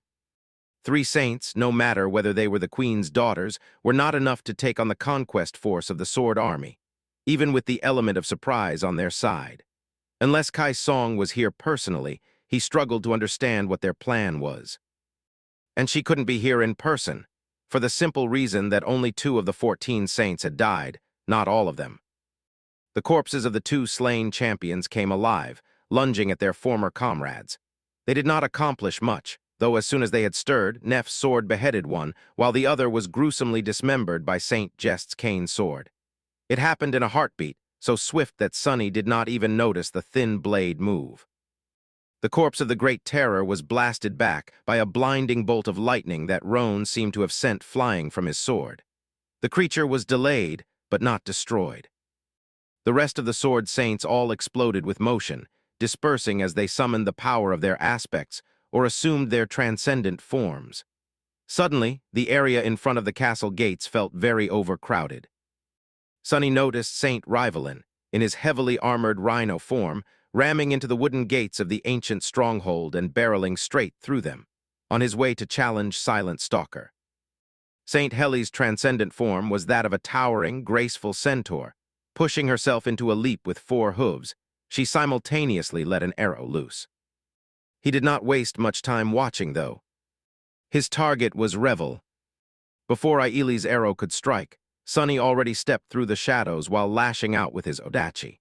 There was a heavy feeling in his chest. If his last conclusion was correct, then this would be his only chance to end the battle easily. Sadly, Lightslayer was too swift and too skilled. Dancing away with an easy step, he deflected his blow with her sharp due despite the sudden and unpredictable nature of his attack. He also dodged Heli's arrow with the same motion. "The Lord of Shadows, I presume." Her husky voice remained calm. Sunny cursed inwardly. In the next moment, a deafening howl seemed to shatter the world, and a bestial silhouette leaped from somewhere above, landing between the saints of the Sword Domain. A light smile twisted Revel's lips. "Your mind." With that, a tide of pure darkness suddenly drowned everything around them, true elemental darkness. It suffocated Sunny's shadow sense, turned him blind, and at the same time cut him off from his source element. A split second later, he felt space itself become twisted around him, and suddenly the clangor of battle grew distant. It was as if he was transported somewhere else in the castle, separating him from the rest of the conquest force. He didn't know whether that was some memory Revel used, a power of another song saint, or a component of the lake's citadel. However, he knew that wherever he was, there was someone else there with him. True darkness. True darkness was the natural enemy of shadows. With how unique and varied aspects were, Sonny knew that he would run into an awakened with affinity to it sooner or later. He also guessed what was happening after failing to sense the ambush and see Revel until she stepped in front of the saints of the sword domain. Why did it have to be one of Kai Song's daughters of all people? What did darkness even have to do with the lineage of Beast God, which the princesses of Song all seemed to share despite not being related to the queen by blood?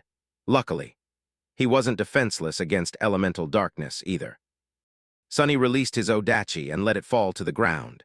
Before it did, Serpent abandoned the soul weapon form and turned into a nightmare creature that resembled an enormous firefly, one of the corrupted abominations Sonny had killed a long time ago in the burned forest. Darkness might have been the natural enemy of shadows, but it feared light.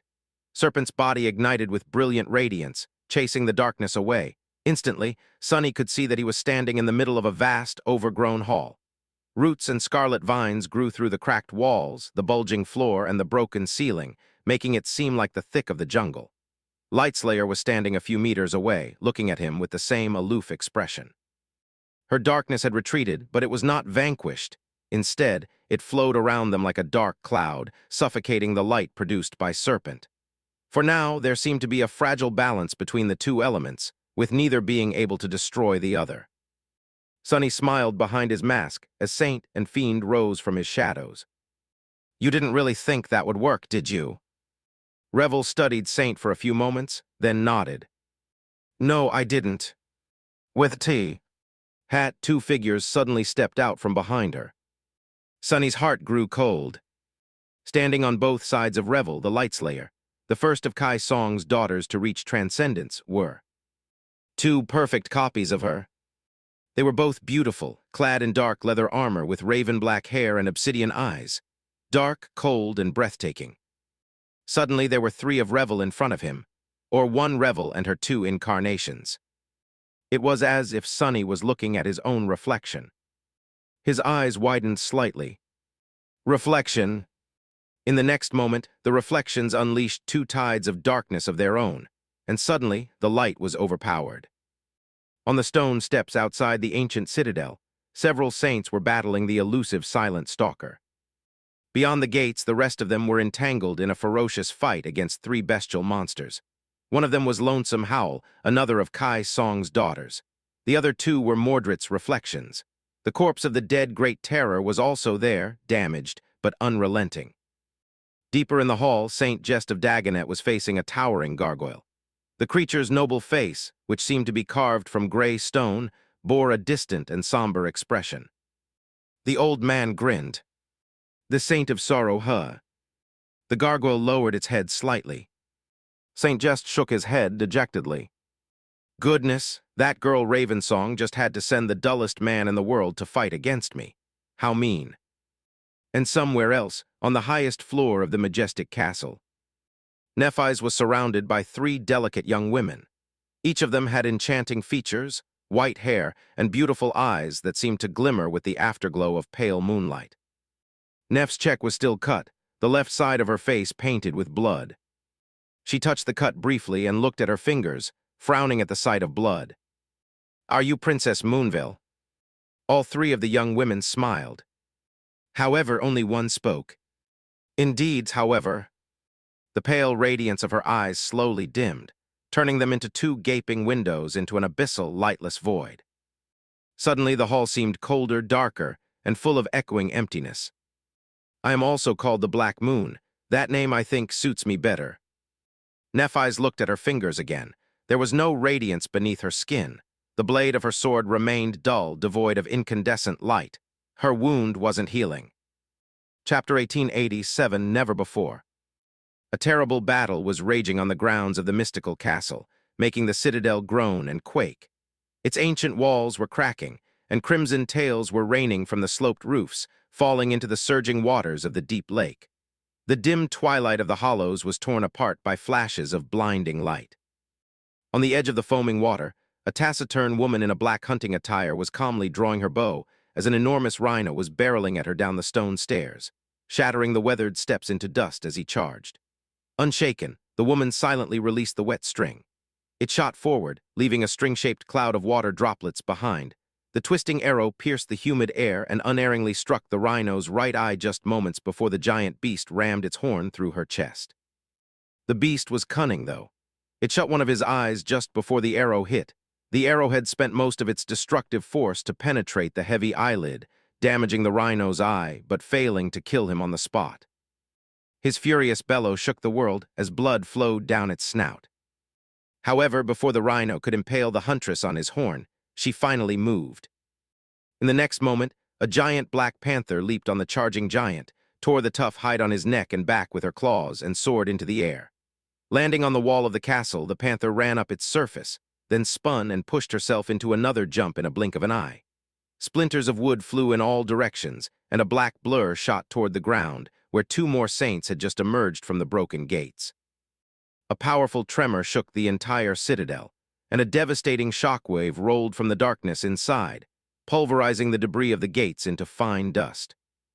The clash between shield wall and silent stalker would have been a harrowing sight for many. After all, it wasn't often that two saints fought each other, or at least it had not been before the Domain War. But today, it was just a minor spectacle happening on the fringes of the true battle.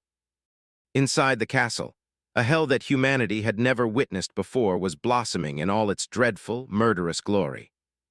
8 transcendent champions of the Sword Domain had clashed with Lonesome Howl of the Song Clan and the Saint of Sorrow, aided by 2 reflections sent by Mordred, the Prince of Nothing. These many human transcendents had never fought before. The violent forces released by the clash of the saints had wrecked the Intera, or of the ancient citadel, turning it into a scene of utter destruction. It might have withstood the fall of the civilization that had built it, the ruthless reality of the Hollows, and thousands of years of desolation. But it was slowly coming undone under the obliterating carnage of the bloody battle. The wooden walls were cracking. The floor was on the verge of collapsing. The ceiling of the grand hall was crumbling, supported only by the vines and the roots of the trees that had permeated the sacred castle over the countless years. Lonesome. Howl's transcendent form was that of a giant, monstrous wolf. Her fur was black like the night sky, and her bestial eyes were burning with frenzied red flame. Terrifying fangs were glistening in her enormous maw, each taller than an adult man. They were already painted scarlet by fresh blood. The Princess of Song herself had clashed with a noble lion, the two of them entangled into a devastating hurricane of white and black. Bolts of lightning were dancing in the air, and steaming blood was spilling on the shattered floor, flowing into the bowels of the ancient citadel. The 2 reflections had assumed the forms of terrifying black wolves as well. Only, unlike Lonesome Howl, who was a transcendent beast, both of them were supreme ones. They lacked the will and ingenuity of humans, but were much stronger. More than that, both of them possessed the divine lineage of beast god, just like the Princess of Song did, and therefore the Saints of Swords could not overpower the reflections despite their numerical advantage. And worst of all, the corpse of the great terror slain by the Song Sisters was moving, as well, risen by malevolent will, indifferent to pain and nearly indestructible. The bodies of 2 saints that had been killed in the ambush were moving too. The one dismembered by Jest of Dagonet was struggling weakly on the ground, unable to rise. The one beheaded by Changing Star's sword, however, stood up slowly, blood flowing down his lustrous breastplate from his severed neck. A moment later, he lunged at the nearest human, sinking his fingers into their flesh. Startled and momentarily immobilized, the grabbed saint activated one of his aspect abilities to sever the dead man's arms. However, he did not receive a chance to because of the delay. He failed to evade in time, and the paw of a frenzied wolf crashed into him, ripping open his armor, chest, and throat. The bloodied corpse fell to the ground. A few moments later, though, it moved, slowly rising back up. St. Just observed the harrowing scene with a wry expression. Turning back to the towering gargoyle he had been fighting, the old man smiled. "How vexing! Not only is my aspect useless against you, but you are even protecting the she-wolf pup against me. And that stone body of yours refuses to be cut. Ha! If that is not, Irony, then I don't know what is. Then his smile slowly turned dark, sinister, and eerily chilling. But you know, Sorrow's son. Something moved beneath Jest's clothes, and his form suddenly started to change, ripping them apart. His voice had changed, as well, growing deep and inhuman. The funny thing is, that only makes me want to cut you open more. There was a deafening crash somewhere above them, and the citadel shook once again, this time much more violently than before. A section of its outer walls collapsed, revealing the interior of several overgrown floors. A tide of darkness spilled from one of them, followed by two falling figures. Chapter 1888, a neat trick. Sonny was troubled, not only because he was facing Revel the Lightslayer and two reflections, separated from the rest of the group and having no clue how Nephis was doing, but also because the familiar voice in his head was silent. Cassie. There was no answer. Either the Song Sisters had a way to isolate those who entered the Citadel from the outside world, be it because of the Citadel itself, a mysterious facet of the Queen's domain, or some other means, or something else was happening on the surface, not allowing Cassie to split her attention. In any case, at that moment, Sonny realized that he had grown both accustomed and reliant on having the blind seer be his invisible companion. Her silence made him feel uneasy. But there was no time to dwell on that, because Revel was already attacking. The true darkness summoned by her and the two reflections had overpowered the light emanating from Serpent, drowning the overgrown hall once again. The giant firefly's body grew dim and bleak, its radiance snuffed out. Even the infernal glow of Fiend's fire was extinguished. Sonny was blind once again. He just barely managed to manifest a sword from the shadows before they were consumed by the darkness. He took a step back and moved his Odachi. In the next moment, a violent impact reverberated through his bones, and he felt a sharp blade being blocked by his own. Twisting it into a bind, Sonny calmly f'd his weight and delivered a crushing forward kick. There was the sound of soft soles scraping against wood, as if someone had leaped back, and his kick struck nothing but air. Almost at the same time, he heard an irritated growl, and a long jet of red flame momentarily pushed the darkness away, revealing the silhouettes of the fighters. Saint had moved to protect Serpent from the deadly attack launched by one of the reflections. Just as the hall became briefly enveloped in dim red glow, a sharp dew sword landed on her shield, sending a powerful shockwave rolling outward and tearing the ancient roots apart. Fiend had been weakened by true darkness. As well, the jet of flame he spat failed to catch the second reflection, and it leaped into the air, delivering a flying kick to his wide chest. Another shockwave cracked the floor, and the steel giant staggered back. Both reflections looked like the darkly beautiful Princess Revel. But Revel herself was standing in front of Sonny, just a few meters away. As both of them ignored the shockwaves and the light of Fiend's flame died out, her cold voice resounded in the darkness. A neat trick. She sounded both impressed by and indifferent to the fact that he had managed to deflect her first attack despite being blinded by the darkness. A moment later, her voice drowned in the deafening cacophony of his shadows battling Mordred's reflections. Crap. Sonny shifted his stance and defended his side. There was another impact, and although he prevented Revel's blade from biting into his armor, its tip still scraped against the onyx mantle, pushing him back and almost throwing him off balance. The reason Sonny was able to defend himself against the Lightslayer was simple. It was a combination of his experience and shadow dance, as well as the threefold augmentation of his shadows. He might not have had the time to glean the true essence of her battle style, but he knew enough to predict where she would attack from and how. More or less, she was too swift and powerful to be a mere saint, which meant that her aspect was granting her some kind of augmentation of her own. Still, Revel's sword was very similar to Atakai, and Sonny knew how to wield one very well. Her aspect, meanwhile, seemed to allow her impossible freedom of movement within the darkness, a trait reminiscent of the Black Knight of the ruined cathedral, whom Sonny had killed many years ago, as well as his own shadow step, in a way. In fact, Sonny and Revel even looked somewhat alike. It was not that their features were that similar. There were plenty of pale people with raven hair and dark eyes in the world. It was just that they shared a certain bleak style. After all, shadows could easily be mistaken for true darkness and vice versa. That was why Sunny could tell how she would try to kill him to a degree. He simply defended against what he himself would do. It had worked until now, but how much longer would it preserve his life? Without shadow sense, he could not peer into Revel's intentions with shadow dents. Without sight, he couldn't see what she was doing. She could betray his expectations and deliver a subpar attack just to throw off his predictions. She could gain an edge over him by simply being patient. She could even neglect him entirely and move to dispatch one of his shadows from behind first. Damn it! Sunny had not felt so powerless in a long, long time. The citadel groaned and quaked around them.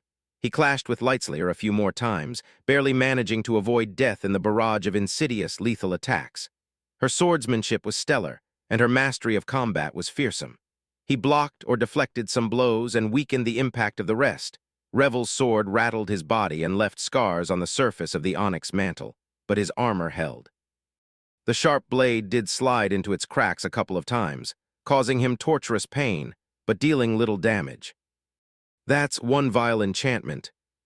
Revel's sword seemed to infect everything it touched with a plague of potent poisons, causing unbearable pain, paralysis, wasting, and necrosis all at the same time. Blood weave devoured them hungrily, preventing any of the poisons from spreading to his heart. A cold scoff came from the darkness. "Are you even human? I can't smell your blood at all." Sunny smiled crookedly behind his mask. "Human, no, I'm just a shadow. Shadows don't really bleed." Despite his smile, he was grim. Surviving Revel's onslaught was useless. The initiative was fully on her side, and his shadows were being tied down by Mordred's reflections. At least one of them had to be supreme, it seemed. Otherwise, Saint would have destroyed her enemy already. If this went on, he was going to lose. And then he would die. Well, not really. At least one of his shadows would be destroyed, leaving Sunny weakened and an incarnation short. But he would most likely survive. Even if all four of the shadows were killed, Sunny's soul would not collapse. After all, it was fortified by soul weave. A normal human soul would crumble and dissipate if its integrity was violated too severely, but he was different. As long as at least a shred of Sunny's soul remained, it would be able to one day restore itself. However, what about the rest of the saints of the Conquest Force? What about Roan? What about Nephis? He needed to think of something, a tactical shift, a new strategy. Sunny gritted his teeth. Then he gave his shadows a mental command. A moment later, Fiend turned around, rushed blindly at the wall of the overgrown hall, and collided with it at terrible speed. The great weight of the towering devil and his supreme power caused the entire citadel to quake. An entire section of the castle's wall collapsed, and Fiend, as well as the reflection pursuing him, tumbled outside, falling into the distant lake. In the chaos, Serpent scurried toward Saint and leaped into the air, turning into a serpentine Odachi. Saint dismissed her dark blade and grasped the hilt of the Odachi with an unshaken fist. And Sunny released the hold on his avatar, allowing the Lord of Shadows to turn into a one. The true darkness consumed the wild shadows, but it could not consume Sunny's own, just like he could not command or manifest the shadows of living beings. If his true body was here, he would not have been able to assume an intangible form, since there were no shadows for him to dive into. But the Lord of Shadows was a manifested avatar. Therefore, his natural form was that of a shadow to begin with. So, Sunny was able to abandon the physical form without losing control of the incarnation. He had become a shadow in the depths of a sea of darkness. For a moment there were four shadows, Haughty and his three companions, drowning in that sea. It felt eerie and unpleasant, as though something was gnawing at Sunny's very soul. However, he could still control the avatar. So he did something that he had never tried before. Followed by the other three shadows, he crawled across the floor in the direction where Saint was fighting against the reflection, and wrapped himself around her body, fusing with it like any other of his shadows would. Chapter 1889, Heart of Stone. True darkness was Sunny's natural enemy. However, to Saint, it was a weapon, because she had been born in the underworld, where darkness reigned. Heart of Darkness attribute description. A vestige of an ancient darkness dwells in this shadow's heart, granting her tenebrous powers. Mantle of Darkness ability description. Darkness embraces this shadow. When surrounded by darkness, and true darkness more so, her swiftness and might will increase. Her wounds will be healed, and her heart will grow fuller. Blade of Darkness ability description. The true darkness dwelling in this shadow's heart can be summoned in the form of a fearsome weapon, as long as the shadow has mastered the use of that weapon. The Blade of Darkness can slay those of flesh and those of spirit. It never dulls, never falters, and never breaks. Alternatively, the darkness can be summoned to augment a mundane weapon. When Revel summoned the tide of elemental darkness, Sunny's powers were suppressed. Fiend and Serpent were weakened as well. But Saint only grew stronger. There were not one but three sources of true darkness around the graceful stone knight, the Light Slayer and two reflections who had mirrored her aspect. Therefore, Saint's heart was overflowing with power. Her body was nourished by the darkness, growing stronger, faster, and more enduring. Most importantly of all, she wasn't blinded by the darkness. Instead, her perception had only become sharper. That was why Sunny had abandoned his usual ways. In most battles, he himself played the role of the main blade of the Shadow cohort. While the Shadows supported him, it was his task to deliver the fatal blow. But in the sea of elemental darkness, Saint was the best and only option. The rest of them were not only an inferior choice, but also a liability. So, Sunny had chosen to remove himself from the battle, betting everything on Saint. The taciturn knight was already empowered by the darkness. Now, three of his shadows had bestowed their blessings upon her. And lastly, Sunny did something that he had never done before, turning into a shadow. He wrapped himself around her stone-like body, hoping to add the fourth blessing to the other three. Surprisingly, it worked. Sunny felt himself fusing with Saint like his shadows had done in the past. It was a strange and indescribable feeling, not unpleasant, though. Rather, it felt natural and even a little euphoric, as if he was doing something that he had always been meant to do. Not that he could have before becoming a saint. Even now, Sunny did not know if something like that would have been possible if he attempted the fusion with his original body instead.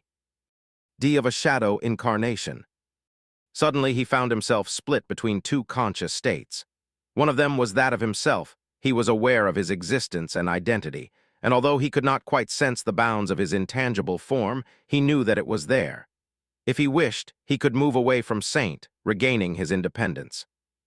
The other state, however, he would have gasped if he possessed a mouth to do so. Sunny had become one with the graceful stone knight. He was not in control of her body, but he shared her perception of the world. He could feel the coolness of the intricate onyx armor where it touched his stone-like skin, the subdued depth of the great power dwelling in his flawless body, the warmth of the divine flame that burned in his chest like an eternal engine, the flow of ruby dust in his veins. He could also hear everything Saint heard, which was more than even a transcendent human could, and see everything she saw. His field of vision was somewhat obstructed by the narrow slit of the visor of his helmet, but still surprisingly wide. Everything seemed different from how Sunny remembered it, not only because Saint's eyes were not at all like his, but also because she was much taller than any human, and her point of view was much higher. Sunny could also feel the more esoteric parts of her perception, the mass of darkness that dwelled in his heart, the flow of it around him, and other things there which had no names in the human language. It was probably what Cassie experienced when she used her ascended ability and shared all senses with another being. Saint was much more similar to a human than Sunny would have expected. However, at the same time, the structure of her body and her senses were entirely alien, and would have made him dizzy if not for the fact that Sunny had already become accustomed to inhuman perspectives through shadow dance and his extensive use of shadow shell. Only this way he was submerged into the alien point of view much deeper, further, and more comprehensively than ever before. It was quite a revelation. In any case, it was exhilarating. Sunny's own body was a well-oiled machine tempered in countless battles to be a perfect vessel for him, a pinnacle of athletic achievement. It was responsive, strong, nimble, enduring, properly conditioned, and most of all transcendent. However, Saint's physicality was something different. She was a masterpiece created by the demon of choice, after all. Her being was more solid, monolithic, and purposeful. It was a work of art as much as it was a living thing, and now its power was further enhanced both by the darkness and by the shadows. Sunny could also sense faint echoes of Saint's unshakable will. He could feel it. Her calmness, her cold confidence, her pride. A hint of recognition she felt while facing Revel. Because Revel was a beast spawn, and Saint had battled others of her kin in the Great War of old. How strange. Sonny could not read Saint's thoughts, but he did understand something about her. It was that the memories of her past life were not entirely gone.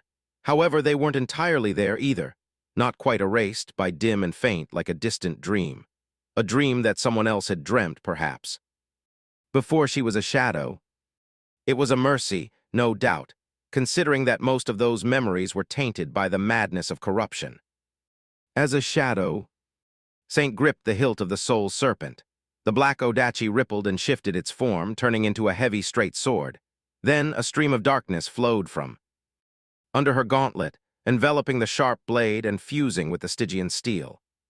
She turned her head and faced her two enemies, Princess Revel of the Great Clan's song and the abominable creature that mirrored her existence. Then Saint stared them down with cold indifference, calmly raised her sword and struck it twice against the rim of her shield. Sharing her senses, Sonny trembled with excitement. I think I understand why she does it now. Honestly, it felt rather cool. Chapter 1890 Dark Tide. Now that Sonny could see through Saint's eyes, the ravaged hall of the ancient citadel was revealed to him once again. It had changed drastically in a short span of time. The outer wall was partially missing, torn open by Fiend's charge. Splinters and debris littered the cracked floor. The scarlet vines and the roots of the trees that had protruded from the ceiling were decimated, filling the air with a sweet fragrance while they bled viscous and undoubtedly toxic sap. Everything was drowning in darkness. Before, Sonny had always seen darkness like a billowing cloud of nothingness, an impenetrable black barrier that was uniform and featureless, obscuring the world from his senses. However, now, he saw it in a new light, or rather, the opposite of light. To Saint's eyes, darkness was rich and full of nuance. It flowed all around them, its fluid torrents creating beautiful patterns in T. The air, moving, ebbing, changing almost like a living creature. The dark splendor of that scene was subtle and breathtaking. Sadly, Sonny had no time to enjoy the beauty of darkness, because Lightslayer was not wasting even a moment. To his surprise, Revel herself was like a part of the elemental darkness she had unleashed. When she moved, her body seemed to become one with the flow of it, dissolving into ethereal dark liquid before coalescing back into a tangible form. Because of that, she could travel to any point in the hall with such tremendous speed that it almost seemed instantaneous. The reflection, which mirrored her appearance perfectly, was the same.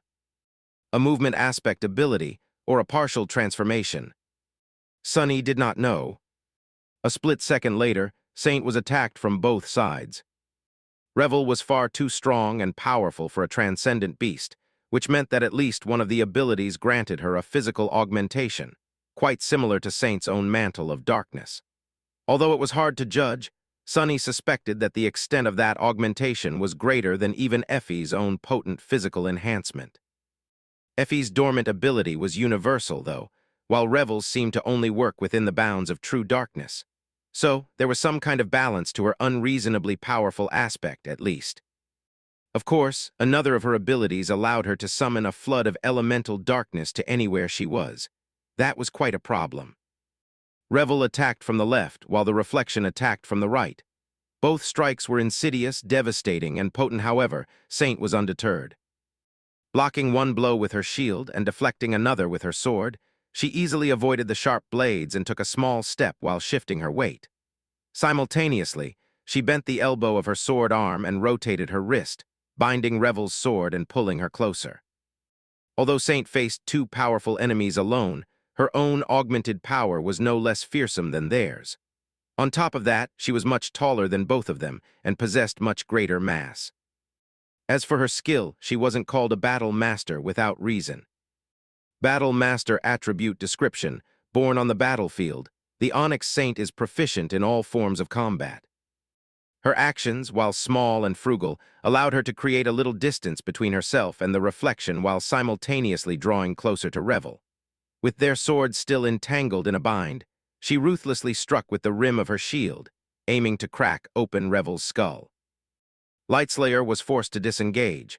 dissolving into a torrent of fluid darkness. She instantly moved several meters back.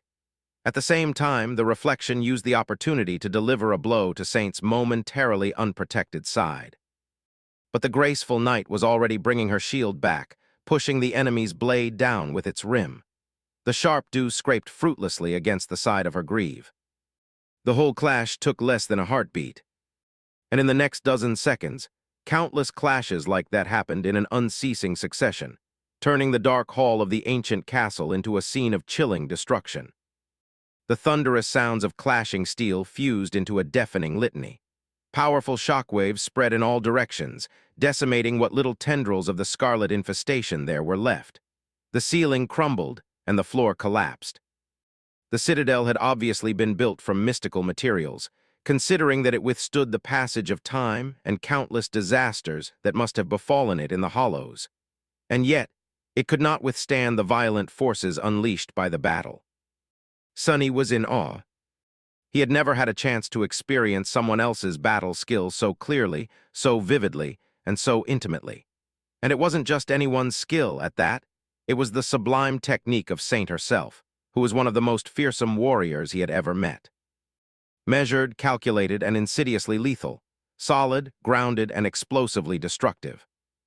It was both a joy and a privilege to be exposed to such excellence without any barriers, to not only observe how Saint fought, but also feel and experience it as if her body was his own, as was her will. Granted, the actual situation was quite dire. Saint plummeted through the broken floor and landed heavily on the wooden surface of the level below, which cracked slightly under her prodigious weight. Splinters and debris rained down, and darkness flowed from above, swiftly drowning everything around. Her intricate onyx armor was battered, its surface covered by cracks in a few places. There was some ruby dust scattered across the polished surface. As well, she had received several wounds. Luckily, her wounds were able to heal faster when surrounded by true darkness, and since Revel and her reflections had generously provided copious amounts of the rare element, those shallow cuts were already healed. Her two enemies followed, coalescing from the torrents of darkness and immediately resuming their assault. Neither side had a decisive advantage. While Saint was being pressed by Revel and the reflection, she was like an indomitable wall of stone-like metal. Their attacks shattered against her shield and armor, while her own blade was a lethal threat. Sadly, Saint wasn't able to harm either of her adversaries in turn. For the moment, the furious battle had reached a fragile stalemate. A few moments later, both Lightslayer and the reflection disengaged, their raven-black hair flying in the wind. Revel paused for a moment and looked at Saint, a harsh expression settling on her beautiful face. The Princess of Song remained silent for a second, then said in a low tone, "A creature of darkness, just where did that man find you?" Sonny did not have to answer, and Saint wasn't going to either. She stared down at Revel with her usual indifference, then raised her sword slightly, preparing to attack. However, at that moment, it seemed as if Lightslayer had come to a decision. She smiled coldly, and in the next moment the surrounding darkness enveloped her like a mantle. At the same time, the entire citadel suddenly shook, and a deafening sound of splintering wood reached them from somewhere high above. Chapter 1891, Negative Power. Earlier, on the highest floor of the ancient citadel, Nephis was standing in the middle of a blooming garden. All around her, heavy branches leaned under the weight of scarlet flowers, and a sweet fragrance permeated the air. 3 women surrounded her. One of them was Moonville, the Princess of Song. The other 2 were most likely reflections created by Mordred, the estranged son of the King of Swords. Drops of blood were falling from the cut on her cheek. Nephis looked at her fingers, which were smeared in blood, with a frown. They prepared well. The current situation was troubling enough, but what dismayed her more was how thoroughly the daughters of Kai Song seemed to be informed about Godgrave and the movements of the Sword Army. Venturing into the hollows should not have been an easy task. Otherwise, she would not have needed an army of awakened soldiers to carve a path through the scarlet jungle. She could have simply led a team of saints on a clandestine excursion. But she had not.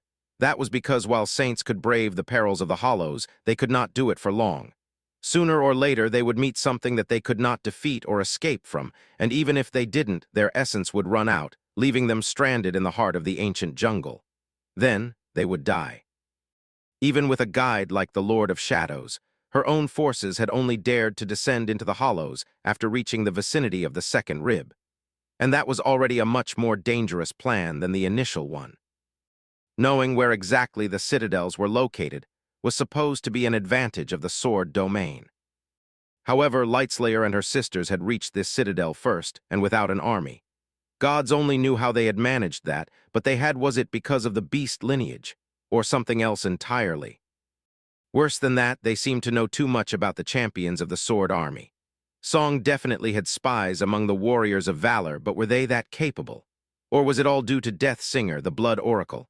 After all, although the future could not be glimpsed anymore, the same could not be said about the present. Or was it all the fault of the Prince of Nothing? Had he done more than just fight his way to the nameless temple when visiting the Lord of Shadows before the war? Nephis did not know, but she did know that the Sword Army, her army, had failed to outmaneuver the enemy. Now her saints were being slaughtered down below. The Lord of Shadows was fighting Dark Dancer Revel, whose powers seemed to directly counter his. And she herself was cornered by Moonville, somehow robbed of her powers. The situation was dire. Not only had Song managed to take control of the citadel, but they could very well deal a fatal blow to the Sword Army by eliminating 14 of its saint, including 2 of its strongest champions, herself and Sunny.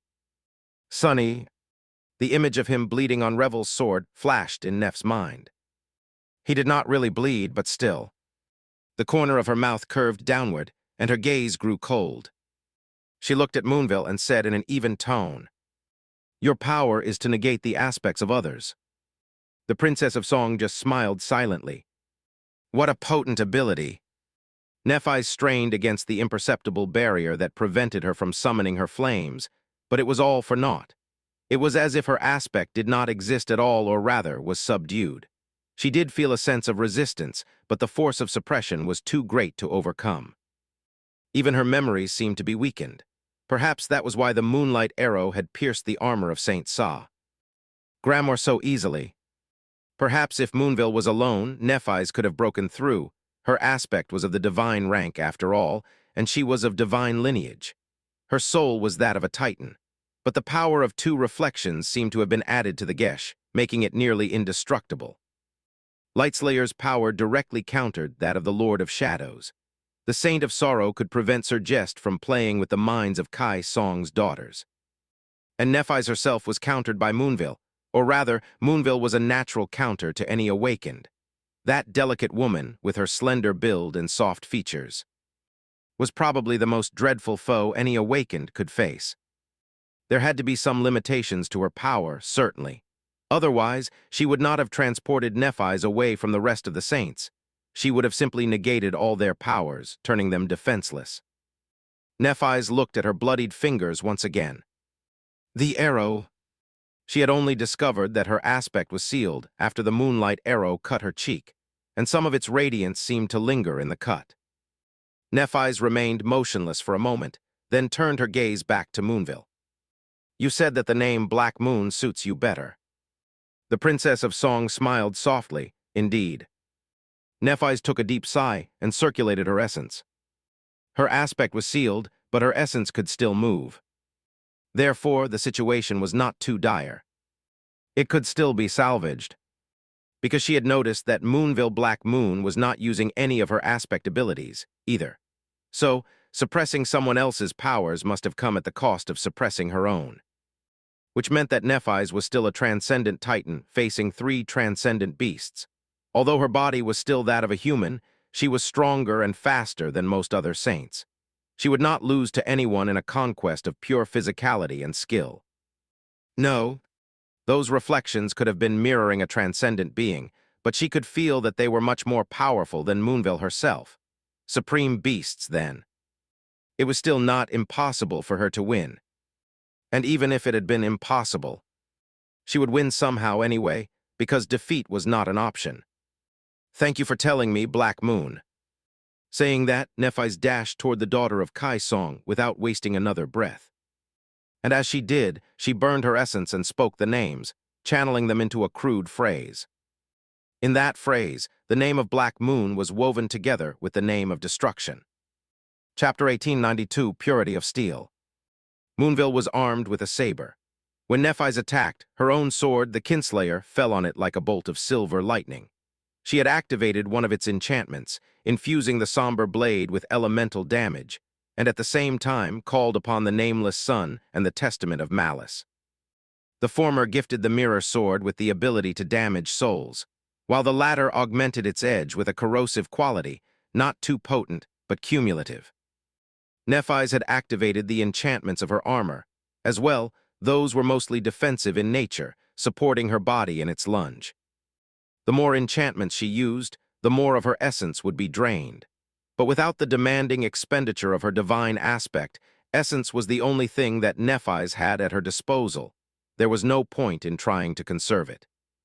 All her memories were augmented by the crown of dawn, which she had worn since the Forgotten Shore.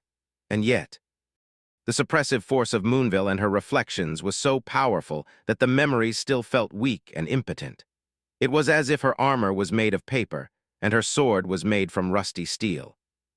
The Kinslayer still held, but Nephis had a feeling that she would have to request another suit of armor from the enchanters of Clan Valor after the battle was over. Sadly, they could not craft her a new body. Despite Moonville's soft appearance, she was a skilled fighter. Nephis would not have expected anything less from a princess of song. Additionally, her delicate body seemed to possess fierce, bestial strength. She deflected the Kinslayer easily, shifting her weight and placing her saber at an angle that would both channel and dissipate the force of the impact. Moonville's expression was calm. However, it changed the instant the two blades met. Nephis had barely started to construct the phrase, but it was already starting to shape the world. The blade of the saber was chipped deeply and almost shattered, while Moonville's bones almost snapped. The queen's daughter reeled back with a stifled hiss and looked at her opponent with a stunned expression. Nephis had no time to enjoy her shock. The two reflections were already upon her. There was a swarm of sparks swirling around her arm. The memory she was trying to summon only took a few short seconds to manifest. However, in a battle like this one, a few seconds could become an eternity. The world explode, dead into a whirlwind of violence. Nephis was strong and swift, but fighting against three enemies was a losing affair. Neither Moonville nor the reflections were weak, and they had the priceless advantage of being able to attack her simultaneously from all directions, working together to mangle her body and end her life. All Nephis had was her swordsmanship, but that was what she knew best. Everything seemed to disappear into the melodious song of steel. Her mind was cleansed of all unnecessary thoughts, entering a state of absolute, transcendent concentration. A million observations, conclusions, and calculations were being conceived in it at the same time. Nephis knew her every muscle, every tendon, every bone, every nerve. Her essence flowed and raged, enhancing her body just at the right time and in just the right amount. The length of her sword, the tensile strength of its silvery blade, the multitude of forces affecting what each impact did and how it was resolved, the movements of her enemies and those of her own, all of it was like a complicated dance that followed a beautiful logic, and one who understood that logic could set the pace and cadence of the dance. Above it all was another, much more labyrinthine layer, the layer of skill and intent. Nephis understood them well, too, granted. Her insight was inferior to what Cassie was capable of, and Sunny seemed to be as well. But it was enough to read what the enemy would do most of the time. So she held on. Her sword was like a flowing stream of silver metal, moving so fast that it almost seemed to turn into a sphere around her. Her every step, every move were flawlessly calculated and optimal, allowing her to defend against the three enemies at the same time. She blocked, deflected, and evaded a suffocating onslaught of blows, preventing Moonville from making her bleed. For now, it was strange to fight without using her aspect. Nephis had almost forgotten what it was like, to only rely on her trained body and her skill as a swordsman. True, she called upon her powers as scarcely as she could, always attempting to win without resorting to her aspect. But the circumstances rarely allowed it, and even if she managed to hold out, the knowledge that her flames were hers to command was always there. She had expected that having to fight without them, and even without the possibility of summoning them, would be limiting and suffocating. But in fact, it was liberating.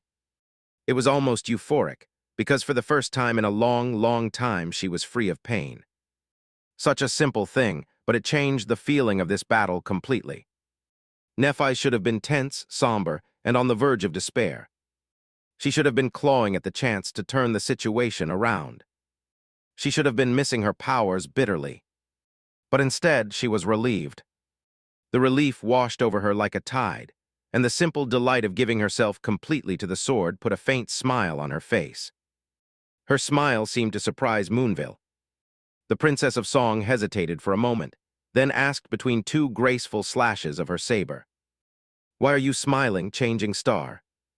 Nephis blocked an attack from one of the reflections, caught another blow on her vambrace and staggered back, feeling a stream of blood flowing into her palm. Her smile did not waver. "It's just refreshing to be powerless for once." With that, she released the hilt of her sword with one hand and outstretched her bloodied palm outward. At that moment, the swirling sparks finally manifested into a memory. That memory was a torch of black wood, a mass of ghostly blue flame burning in a silver cage on its top. The blue flames reflected in the placid depth of her calm, gray eyes. Chapter 1893, Child of Darkness. The garden temple standing in the middle of the dark lake shuddered, and for a moment, the dim twilight of the hollows was illuminated by a brilliant blaze of cold light. Powerful torrents of ghostly blue flame shot from the overgrown windows on the higher floor of the castle, extending dozens of meters in all directions like rays of a fiery star. The vines and branches covering the embrasures were instantly reduced to ash. For a split second, the world seemed frozen. Then, a net of brilliant cracks revealed itself on the ancient walls, and the entire top of the castle disappeared in the annihilating radiance of a violent explosion. A vast flower of blue flame blossomed above the dark lake.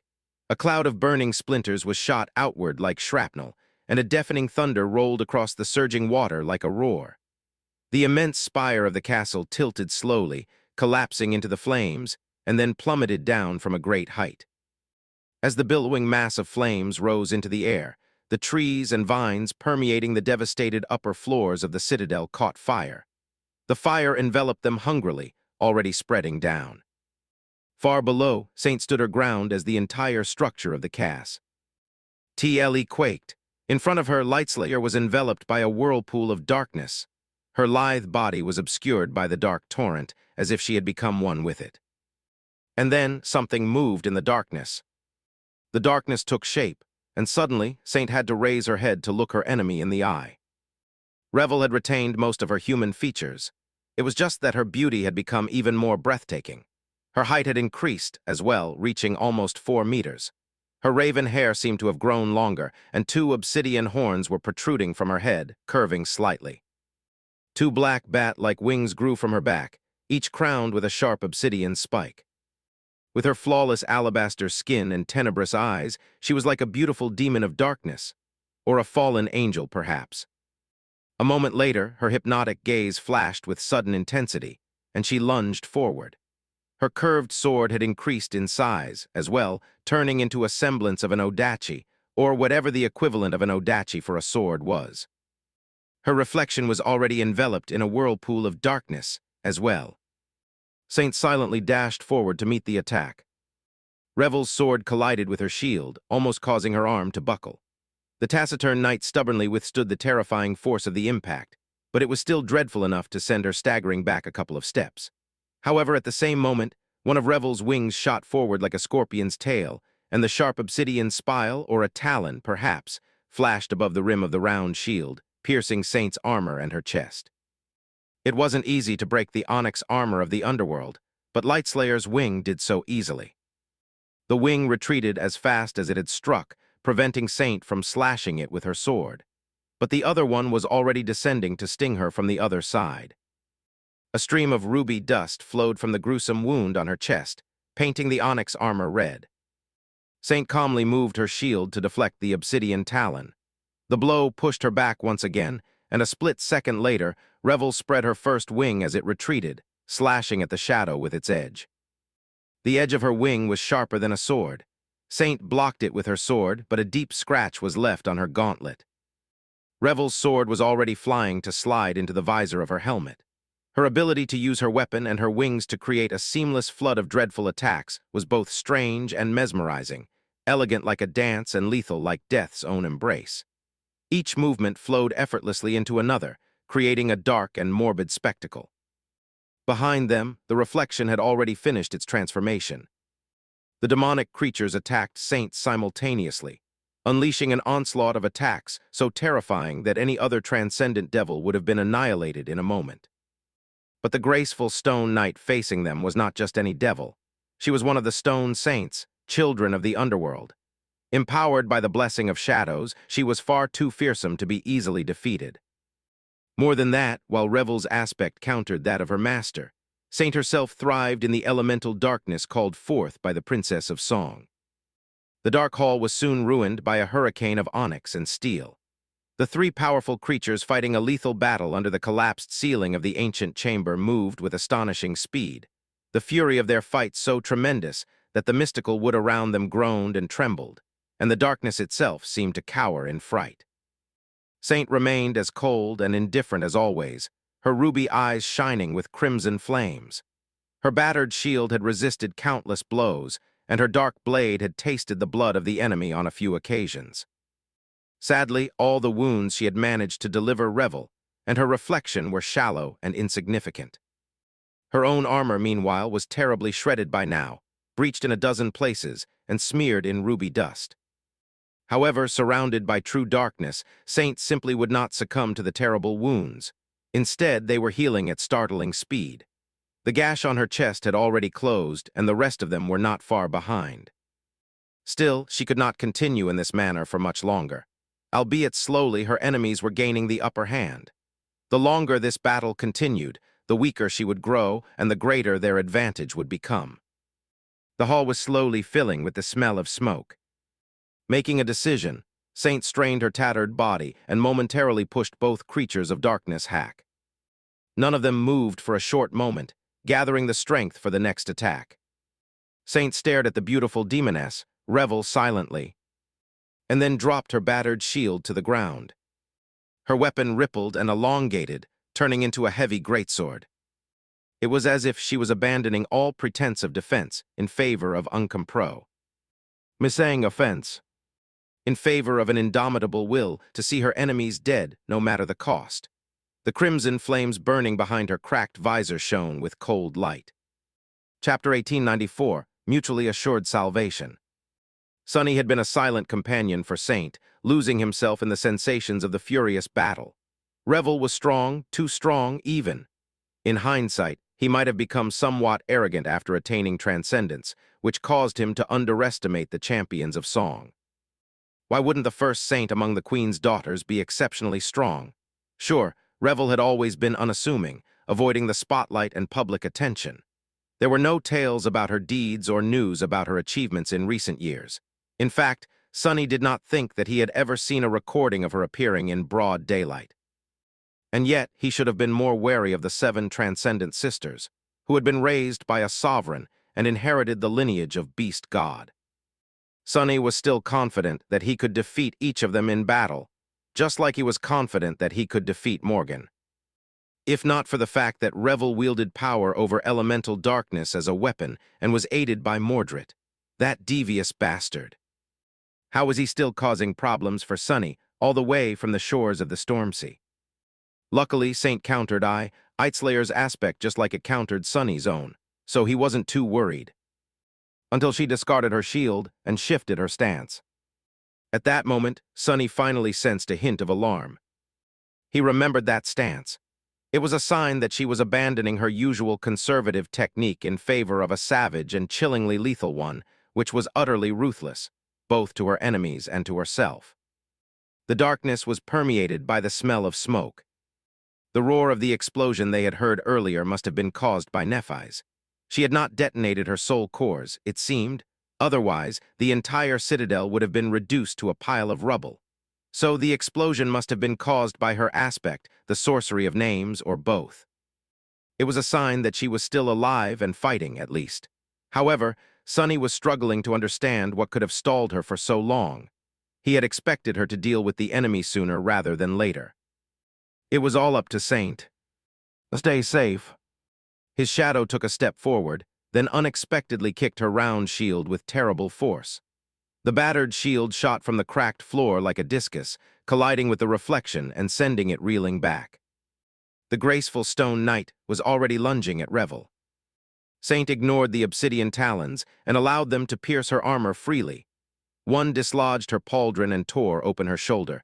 The other brushed against the side of her helmet, shattering it into pieces. Her hair fluttered in the wind, and her inhumanly beautiful face was revealed, expressionless and smeared in ruby dust. In the next moment, her dark greatsword collided with Revel's blade, threw it aside, and cleaved into her wing. Lightslayer's body was protected by leather armor, but her wings were not. Augmented by the elemental darkness, the black sword practically severed one of them, forcing Lightslayer to let out a pained groan. Pure darkness flowed from the severed wing instead of blood. But Saint was not done. No, she was only beginning. Not encumbered by the need to defend herself anymore, she had become a harbinger of death. Even if it was mutually assured destruction, her enemies were the ones being destroyed first, which put them in a difficult situation. Sunny stirred, starting to understand what Saint was doing. She slammed the crossguard of her sword into Revel's chest, pushing her back, then spun to deflect the attack of the reflection. Their weapons clashed, producing a shockwave, and Saint traded another wound with the enemy. She tilted her head to avoid being dealt a fatal blow, and the obsidian talon sank into her shoulder instead. Her ruby eyes flashed with cold contempt. Removing one hand from the hilt of the sword, she grabbed the talon, trapping it in her stone-like flesh to prevent the wing from retreating, and drove the tip of the sword through the reflection's abdomen. At that moment, Revel attacked from behind. For a few moments, the three of them were entangled in a bloody struggle, then disengaged, all bearing terrible wounds. Saint had been mangled more gruesomely than her enemies, but they had not escaped unscathed either. Sunny felt a sense of bitter rage at how hurt his taciturn shadow was, but at the same time, he wanted to laugh, because he had finally understood Saint's intention. In truth, she wasn't trying to sacrifice herself to kill the enemy. He would not have allowed her to anyway. Instead, she was betting her life on the fact that the enemy would not allow her to do so either. Saint was fighting Revel and her reflection, but Revel was only fighting, a mere servant of the Lord of Shadows. If she let herself be heavily wounded, or worse yet, killed, the Lord of Shadows would win. In other words, Saint could pursue the strategy of mutually assured destruction to defeat the enemy, but Revel could not, because all she would be destroying was a minion of the enemy, not the enemy himself. Devious. Had his noble, prideful Saint picked up a few treacherous tricks after following him for all these years? In any case, the battle reached a forced stalemate.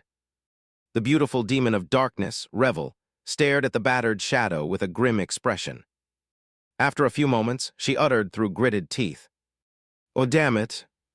Her mesmerizing voice sounded like the song of the lightless abyss, but Sunny was more interested in the emotion hidden in that one short word. It was anger. What are you going to do now?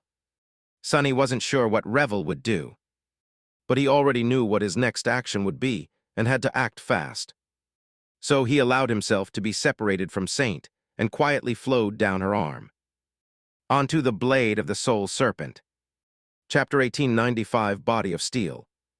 Sunny broke his fusion with Saint and glided onto the blade of the Soul Serpent, wrapping himself around the blade of the Serpentine Greatsword. Robbed of his support, the taciturn knight swayed slightly, however, considering how severely injured she was. That sudden sign of weakness did not look out of place. Reven did not notice anything, assuming that the inhumanly beautiful creature was simply wounded too terribly. Sunny fused with Serpent and was dazed for a split second. Being one with Saint had already been a strange enough feeling. However, becoming a sword was an entirely alien experience. Sunny had no blood, no eyes, no limbs. His body was rigid and uncompromising, forged for a single purpose, to cut, cleave, and carve, severing living beings from the concept of life. Held in the firm hand of his wielder, he was where he was meant to belong. His edge was sharp, his purpose was clear. His resolve was absolute. The difference between everything Sonny was familiar with and this adamant existence was so immense that his mind simply failed to fathom it. He wasn't even sure what part of him came from Serpent and what part of him came from the sword. There were countless nuances he was failing to comprehend, countless layers of himself he could feel, but not understand. However, even these few short moments were a revelation. While augmenting Saint, Sonny had already guessed that fusing with his shadows could guide him to the next step of shadow dance. But now that he had become one with Serpent in its soul weapon form, he made another guess. His shadows could augment memories, too. So, wouldn't his weaving undergo a tremendous improvement if he studied the memories by fusing with them as well? Was that the catalyst he had been missing in his quest to forge a soulbound sword? These prospects were both fascinating and tantalizing. Sadly, there was no time to consider them fully, because he was still in the middle of a dire battle, and that battle was about to reach its climax. The short moment of inaction was coming to an end. Revel and the Reflection were preparing to move despite their wounds. From what Sonny could tell, Lightslayer had made up her mind and chosen a solution to the problem posed by Saint. She was going to sacrifice the Reflection to destroy the servant of the Lord of Shadows, and then deal with the Master herself. At least that was what Sonny would have done. So he had to prevent that from happening. He regretted not having teeth, because right now would have been a perfect time to grit them. What would a sword with a set of teeth even look like? The sudden thought brushed against his mind, uninvited. It was better not to imagine. Saint now. He gave her a mental command. Before Revel and the Reflection moved, Saint shifted slightly. Her shattered armor groaned and ruby dust spilled into the flowing darkness. She raised both hands above her head, as if preparing to deliver a powerful downward slash. However, instead of it, the graceful shadow leaned forward and hurled the dark greatsword at Revel with all her transcendent strength. It was truly a foolish move, really. Not only could Lightslayer easily dodge or deflect the makeshift projectile, but Saint was also leaving herself unarmed and defenseless. A dire mistake in a fight that she was already losing. It was just that. As Revel moved her Essang Pseudo to swat the dark greatsword to the side, Sonny gave another command. Instantly, the sword rippled and changed shape, expanding into a vaguely human silhouette. That silhouette then swelled, turning into a monstrous figure as it landed heavily on the wooden floor and lunged at the Princess of Song. He had ordered Serpent to assume a new form. Sonny had considered carefully which of the silent shadows dwelling in his soul he would choose. Initially, his D turned to the most obvious one, the Black Knight of the ruined Cathedral of the Dark City, his old nemesis. The Black Knight had been a fearsome and dreadful foe. Best of all, he had commanded true darkness, possessing several potent abilities tied to it. It was by slaying the ruthless guardian of the cathedral that Saint evolved for the first time. Now that they were surrounded by the same element, Serpent could borrow the affinity to it from the Black Knight's shadow by assuming the form of the mass of darkness wearing a set of cursed armor. However, once Sonny contemplated the choice more, he realized that it was a poor one. The Black Knight had seemed formidable once, true, but he was merely a fallen devil. What had been a deadly foe once was now a trivial threat to someone like Sonny, and to Revel as well. Truthfully, none of the forms Serpent could assume could pose a threat to the Princess of Song, at least not anymore. If they had been the ones to ambush the forces of Song, the shape of the terror of L049, Sybil of the Fallen Grace, could have helped Sonny decimate the enemy. If they had been fighting in a vast open space, the shape of the remnant of the Jade Queen could have rained destruction on the enemies from above. But now none of these shapes could contend against Revel. She would destroy them easily, not wasting any time. And Sonny desperately needed her to waste it. So the shape that Serpent had assumed was that a creature that resembled a towering, monstrous mix between a human and a wolf. It was tall and covered in thick, wild fur. Its maw was bared in a bestial snarl, revealing terrifying fangs, and each of its claws was like a curved sword. It was the form of Saint Dire Fang, a fallen retainer of the great clan Song, whom Sonny had killed during the Battle of the Black Skull, and whose echo he later lost in the Nightmare Desert. Chapter 1896, Divide and Conquer. Serpent pushed himself forward with his powerful legs, while his long arms stretched toward Revel. or rather, toward where Revel had been a moment ago. In the shape of a sword, Serpent had no way to see, hear, or sense. In the shape of Dire Fang, it was blinded by the darkness, and so was Sunny. Of course, they weren't entirely aimless. One of Dire Fang's aspect abilities could tremendously enhance his senses, after all. They were so sharp that Sunny could hear the smallest of sounds, discern a myriad of smells, and even feel the vibrations of the floor intricately enough to pinpoint the movement of his enemies. So they had a good chance of reaching Revel. Sadly, they also had zero chance of defeating her in a brawl. As someone who had fought Dire Fang, Sunny knew perfectly well what the bestial body of the savage saint was capable of, and it fell way short of what Lightslayer could do. Worse still, Dire Fang's awakened ability, which augmented his physical might in proportion to the depth of wrath he felt, was all but useless when used by Serpent. The original saint had a brutal personality and an eerie measure of control over his emotions, but Serpent was not very wrathful. In fact, Sunny did not know if that shadow of his could even feel anger. Serpent had not inherited the transcendent battle art of the dead saint, either. In short, they would not be able to rip Revel apart with Dire Fang's claws. But they did not need to, luckily, because their goal was different. All they had to do was stall the Princess of Song long enough to give Saint a little room to breathe. And for that purpose, the shape of Dire Fang was perfect. Revel was strong enough, swift enough, and ruthless enough to kill another saint in a moment, especially in the depths of her whirlwind of darkness, after assuming her transcendent form. So Sunny was not going to compete with her in strength, speed, or skill. Well, technically, he was not going to make Serpent compete. Instead, he was going to hit her with a mental attack. Not the mystical kind, but entirely mundane, which did not make it any less impactful. The fact of the matter was that even someone as powerful as Revel would be momentarily stunned if a person who had died years ago suddenly appeared in front of them. Especially if that person was someone they knew, and knew well, like a loyal retainer who had served their clan for decades. And just as Sunny expected, he heard a shaken whisper in the darkness, almost inaudible if not for the incredible hearing of Serpent's current form. Fang. Revel might have only lingered for a moment, but that moment was all that Sunny and Serpent needed. Before their bestial body could be pierced by the deadly obsidian talon or cut down by the sharp blade, they reached the enemy. Fighting Revel while blind was not something that Serpent could do, but wrestling her at close distance, that was much easier to achieve.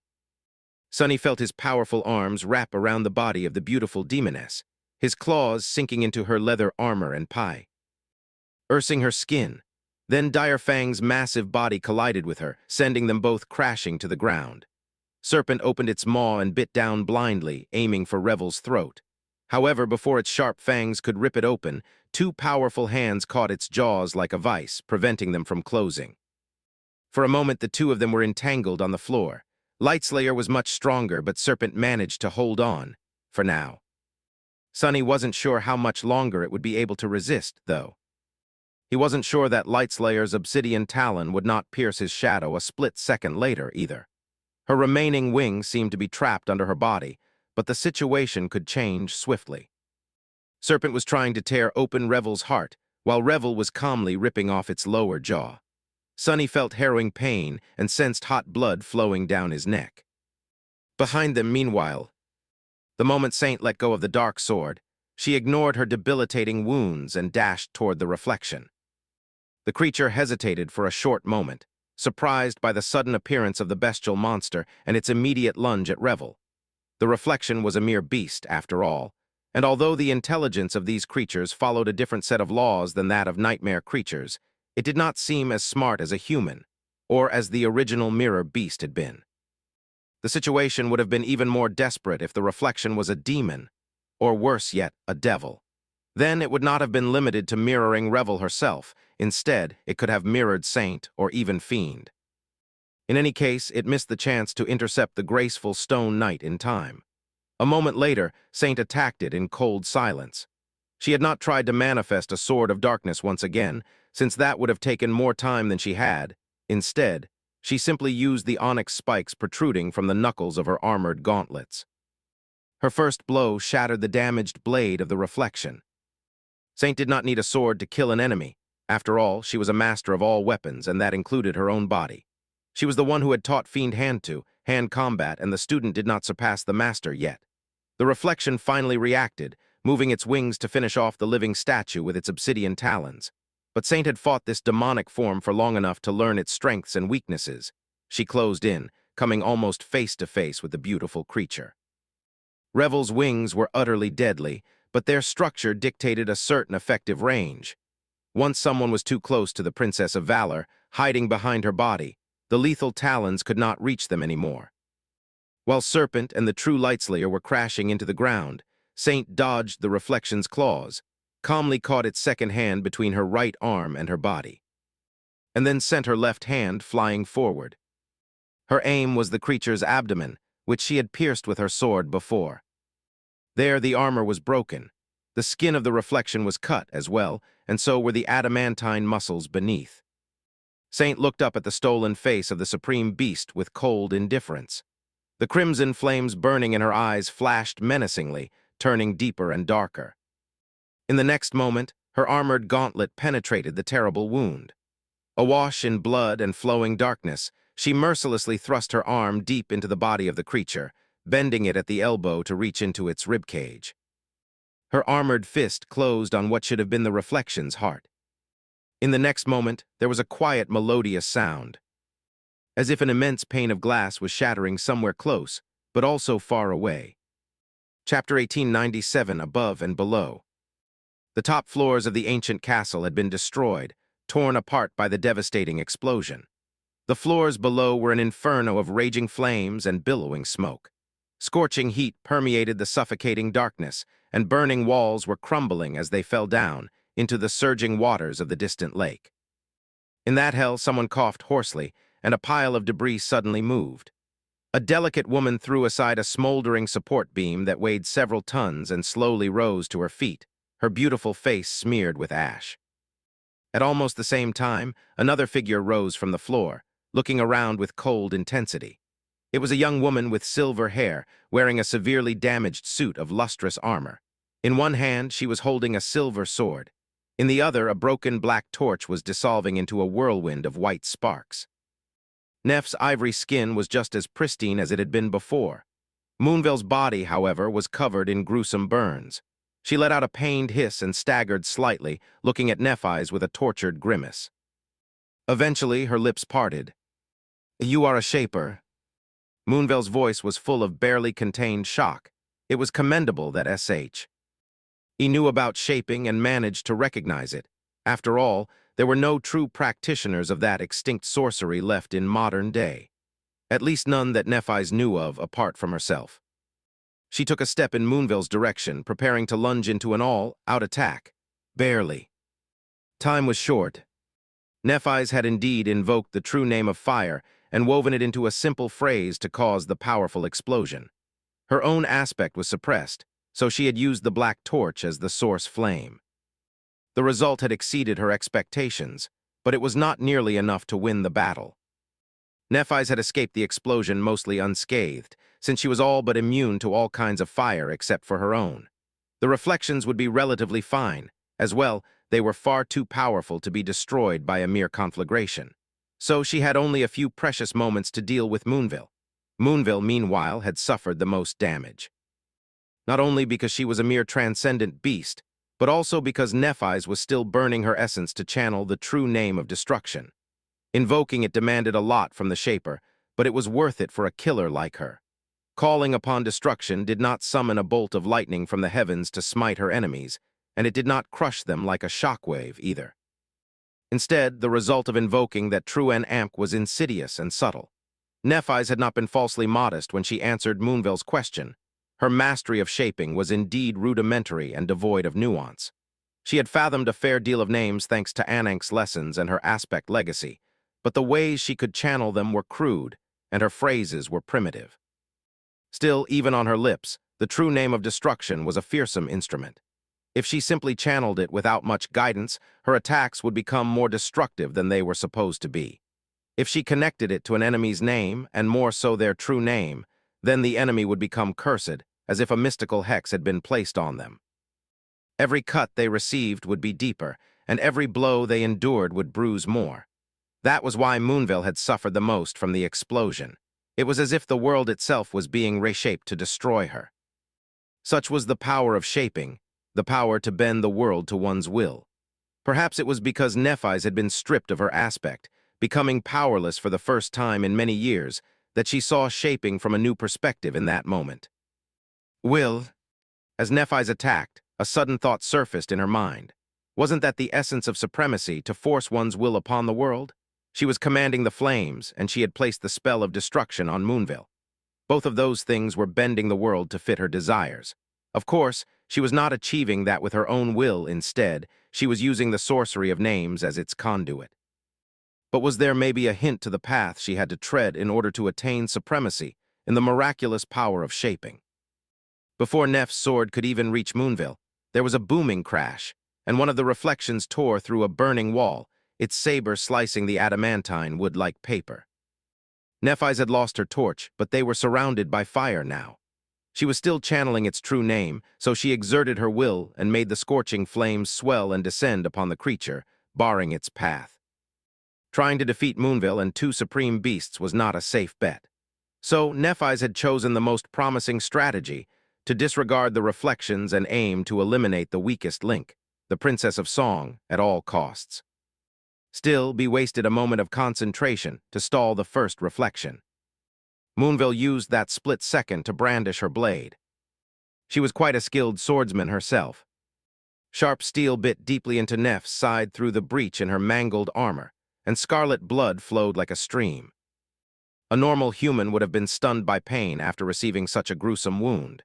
Even a trained, seasoned warrior would have reacted, trying to save themselves or reeling back. At the very least, they would have flinched. But Nephis did not react at all, as if pain did not matter to her, as if being cut by a sharp blade was nothing. More than that, she indifferently turned her body just a moment before the saber slashed her flesh, not to avoid it, but to make sure that it struck her ribs instead of plunging into her soft abdomen.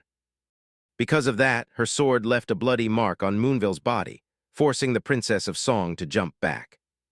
Not paying any attention to the bloody wound on her side, Nephis continued her assault. Her face was impassive, and her eyes were calm like two deep lakes. Inside, however, she was a little regretful, because she would not be able to enjoy liberation from pain anymore. Even if being cut by a sharp blade was a mild and meager torment, this wound was only one of many she would have to receive in order to win. As flames spread and Nephis clashed with Moonville, eerily indifferent to the excruciating agony and the harm being done to her body, the Princess of Song seemed more and more disturbed. Eventually she asked, a curious smile twisting her pale lips, "Changing Star, what kind of monster are you?" Nephis brought her sword down and said in her usual, even tone, "Monster." Her sword whistled as it flashed in the air, missing Moonville's neck by a mere millimeter. She turned her slash into a perilous thrust in one flawless, flowing motion. "I don't remember. I haven't been a monster in a long, long time." Far below, on the shore of the dark lake, Saint Rivalin of Aegis rose, let out a pained cry, and rolled down the stone stairs, leaving a bloody trail in his wake. His transcendent form had long crumbled, and he was a mere human once again. One of his eyes was missing, and his golden armor was breached in half a dozen places. Falling into the water, he let out a stifled groan and struggled to stand up. His enemies did not seem to be in a hurry to finish him off, and yet, his death was inevitable. Curses! Sir Rivalin swayed and fell to his knees, his blood mixing with the restless water. He looked up with a stalwart expression. A giant beast that looked like a graceful panther was slowly descending the stone steps.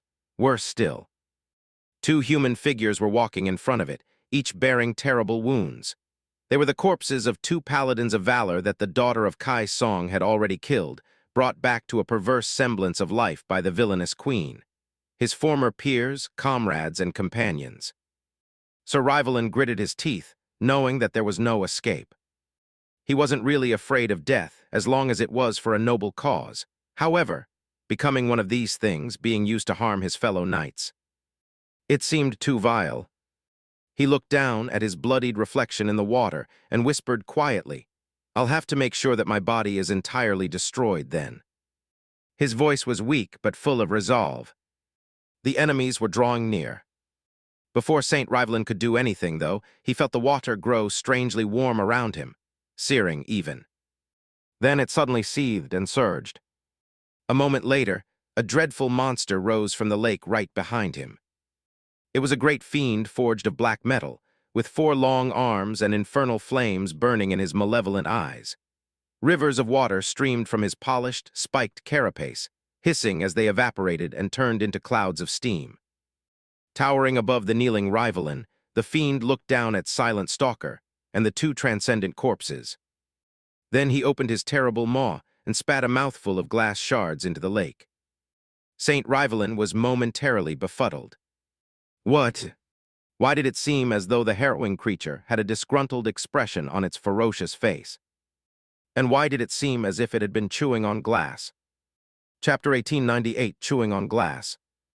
Inside the ancient citadel, a terrifying battle was drawing close to a grim conclusion. The interior of the great hall was devastated, and although smoke had not reached here yet, the dark expanse was permeated by sweltering heat. The shattered floor was awash in blood. The battle had not gone well for the Saints of the Sword Army. Most of them were already dead. Only 4 remained, each struggling to stay alive. St. Roan was battered and bloodied, his white mane painted red. His lightning had been extinguished, and although his enchanted armor, a gift from his daughter to celebrate his transcendence, had served him well, it was now a shredded mess of torn metal, a blow or 2 away from crumbling into a river of ethereal sparks. Sergest was surrounded from all sides. His transcendent form was that of a demonic abomination with goat-like horns and malevolent eyes, his gaze overflowing with terrifying malice. He had fared well against the Saint of Sorrow, dealing grievous wounds to his stone opponent, but as his fellow champions of valor fell one after another, the situation changed for the worse. Saint Heli was severely injured as well. Her sides were wet with blood, torn apart by terrible claws. Her beautiful face was pale from pain and fatigue, and her powerful bow had long been destroyed. Even her shield was on the verge of breaking apart, while her spear already had several cracks on its long blade. The 4th surviving saint was slumped on the wide back of the transcendent form, barely conscious from losing too much blood. He was the one who had been struck by Silent Stalker's arrow in the ambush. Ironically enough, others were dead, but he still clung to life. Despite that, he was of not much use in the battle. Their enemies, meanwhile. 2 dreadful great wolves were circling Roan, preparing to finish him off. They were Lonesome Howl and one of her reflections, both in much better shape than the winged Lee. The second reflection was pursuing Heli, barely kept back by her spear and shield.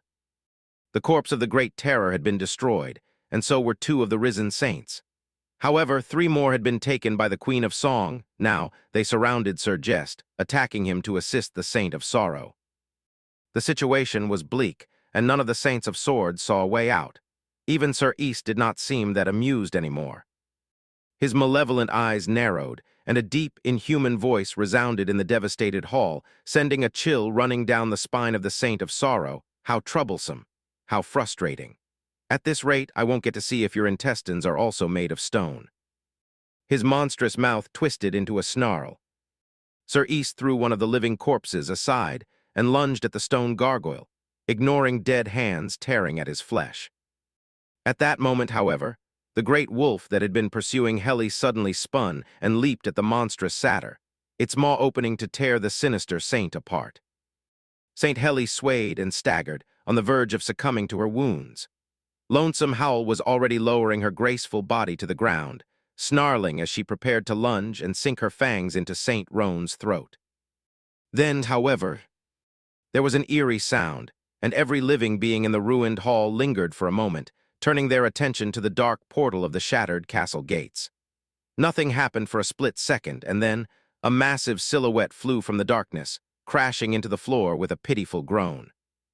It was an enormous black panther, her sable fur torn apart and soaked in blood. She was still alive, but just barely. Lonesome Howl froze for a split second. And in that split second, an infernal figure of twisted black metal silently appeared from the shadows in the middle of the hall. Fiend did not waste any time before plunging the already chaotic battle into a state of absolute carnage. His 4 hands moved at the same time. The lower pair slashed at 2 transcendent corpses, instantly reducing them to two piles of bleeding meat, while the upper pair reached forward and grabbed the head of the longing reflection. His dagger-like claws seared the thick for and easily pierced the wolf's skull. A moment later, he squished the supreme beast's head like a rotten pumpkin and tore it apart. Having learned a bitter lesson, Fiend did not try to take a bite out of the deceitfully appetizing reflection. That was not meat, instead it was tasteless glass. With his arrival, the flow of the battle instantly changed.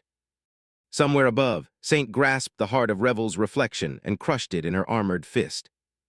There was a sound akin to a mirror being broken, and the dark creature froze, the light of life slowly disappearing from its beautiful eyes. Then, a strange ripple spread across its body, and a net of thin cracks revealed itself on its alabaster skin. A moment later, the reflection shattered into a rain of silver glass. The glass shards scattered on the floor and then dissolved into a stream of light, which was then devoured by the flowing darkness. Saint lowered her hand tiredly. Sunny only knew what had happened after hearing the faint sounds of breaking glass. Fused with Serpent, he was in the middle of a fierce brawl against the true Revel. Both the beautiful demon of darkness and the bestial monster Serpent had turned into were on the floor, their bodies entangled, trying to rip each other to shreds. Lightslayer was winning. There was a disgusting crunch, and a wave of blinding pain sent Sunny into a daze. Dire Fang's lower jaw was now almost torn off, hanging askew on several shreds of mangled flesh, a torrent of blood pouring down on Revel's arms and chest. Serpent shuddered and reeled back, involuntarily weakening its grasp on her body. That gave Lightslayer enough room to push the massive creature away and pull her leg up, placing it between its body and hers. Then, with a powerful kick, she sent the monstrous body of Dire Fang flying back. Still disoriented, Serpent crashed down a dozen meters away, making the floor quake from the force of the impact. Ugh. Sunny pushed down the excruciating pain and tried to access the situation, which wasn't easy to do, considering that he was still blind. Saint had to have destroyed the reflection, so... What was happening now? Chapter 1899, Mirrored Darkness. Sunny knew what was supposed to happen. In fact, it was very simple. The answer was nothing. Mordred's reflections were strange creatures, after all. They were neither dead nor alive, neither divine nor profane. A long time ago, when he killed the mirror beast on Reckoning Island, the spell had announced the kill, but did not whisper anything about his shadow growing stronger. Sunny was banished from the nightmare spell now, but the result would be the same. Killing reflections did not grant him fragments, and no shadow would appear in the silent stillness of his soul. Therefore, Saint was unlikely to receive any reward for slaying the supreme reflection, either. Even its darkness was merely a reflection of Revel's own, now that the living mirror was gone, and there was nothing left to reflect it. The false darkness would most likely disappear as well. Which was a real shame. Sunny really felt that Saint deserved to receive a boon after fighting a battle as dreadful as this one had been, especially considering that she had forged her path to transcendence by taking the essence of nightmare creatures wielding powers over true darkness. Sunny had never been clear on how exactly Saint was able to increase her class. He did not know how to help her reach a new rank without the assistance of the spell, either. So, he had hoped that defeating a being of true darkness, even if it was a reflection, would grant her some kind of reward. But it was not meant to be. Or so he thought. Even though Sunny could not see anything, he still felt a sudden shift in the atmosphere of the ancient castle. If he could see, though, he would have witnessed the dark splendor of what was happening around him and Serpent. Saint stood motionlessly, her unshaken hand still making a fist. Glass sand slowly poured from between her fingers, and at the same time the fluid darkness around her stirred. It flowed like a vast whirlpool around the graceful stone knight, whose ruby eyes continued to burn with cold crimson flames in the surging darkness. The ethereal vortex spun faster and faster, pulling more strands of darkness into its silent torrent. Some distance away, Revel was rising to her feet. Sensing something, she threw a sharp gaze at Saint. Saint met that gaze calmly, no emotion betraying itself on her inhumanly beautiful, flawless onyx face. At that moment, the torrent of darkness came alive and poured into her body. The darkness entered her chest like a raging flood and was absorbed into her fiery heart. But that was not all. Suddenly, Sonny felt a hint of a faintly familiar, terrifying chill. If he could see, he would have seen the mirrored darkness start to change in the absence of the slain reflection. Some of it dissolved into wisps of an eerie, chilling white mist. He knew that mist all too well. However, Saint was unmoved. Still staring at Revel silently, she remained motionless, and eagerly absorbed the wisps of the white mist as well. All of it happened in the span of several heartbeats, and by the end of it, the sphere of true darkness enveloping the hall of the ancient citadel had shrunk a bit. It still drowned their surroundings, though, trapping Sonny in its cold embrace. Revel smiled coldly. "It's so full of surprises." As she rose to her feet and looked around in search of her sword, a cold voice suddenly responded from the darkness. "Don't be shocked just yet." The voice belonged to Sonny, who had separated himself from Serpent and manifested his avatar into a corporeal form once again. Without the enhanced perception of Dire Fang's aspect, he suddenly felt deaf and lost. The true darkness enveloped everything around him, making him blind. It was an uncomfortable position to be in. But it had to be done. Serpent was more fragile than Saint and Fiend. It had already received plenty of gruesome wounds, so Sonny silently dismissed the bleeding shadow. Saint, meanwhile, was mangled even more terribly. He would have recalled her into the nurturing haven of his lightless soul. However, it was not time yet. Instead, Sonny spent more of his essence to take control of another incarnation, one of the three shadows that had remained fused with the graceful Stone Knight, augmenting her battered body. Instantly, he had returned to the previous state of unity with his taciturn shadow. He could see the ruined hall through her eyes, including his own back, which stood between her and Revel. He could also feel how weak and broken her body was. The flowing darkness caressed it softly, helping the terrible wounds heal, but they weren't healing fast enough, and the damage was too dire. Saint was in no condition to continue the fight. There was something else as well. Something about her had changed, but he couldn't quite tell what it was. It wasn't an evolution to a higher rank, and it wasn't an evolution to a great class either. However, there was definitely a deep, unfamiliar power taking root both in her body and in her soul, or rather, in the vast shadow that served as her soul. For now, it did not matter. Saint's inability to support him in the battle against Revel did not matter, either. Now that the Princess of Song was without support, Sonny was confident enough to face her alone. Especially because he wasn't blind anymore. Of course, seeing himself from Saint's perspective was a bit strange, as if he was observing himself in the third person. Being robbed of shadow sense left Sonny feeling dazed, too. But he was nothing if not supremely adaptable, even I. In this weird state, he could still fight and win. Defeat was not an option, and honestly enough, he had quite a burning desire to make Revel pay for hurting his shadows. Smiling viciously behind the mask, Sonny looked up at her. Now, first of all, he had to prevent her from reaching her sword. Serpent was gone, after all, and there were no shadows around to manifest into a weapon. So, Sonny was unarmed. If Revel did manage to pick up her sword, or lived long enough to dismiss it and summon it back, things could become problematic.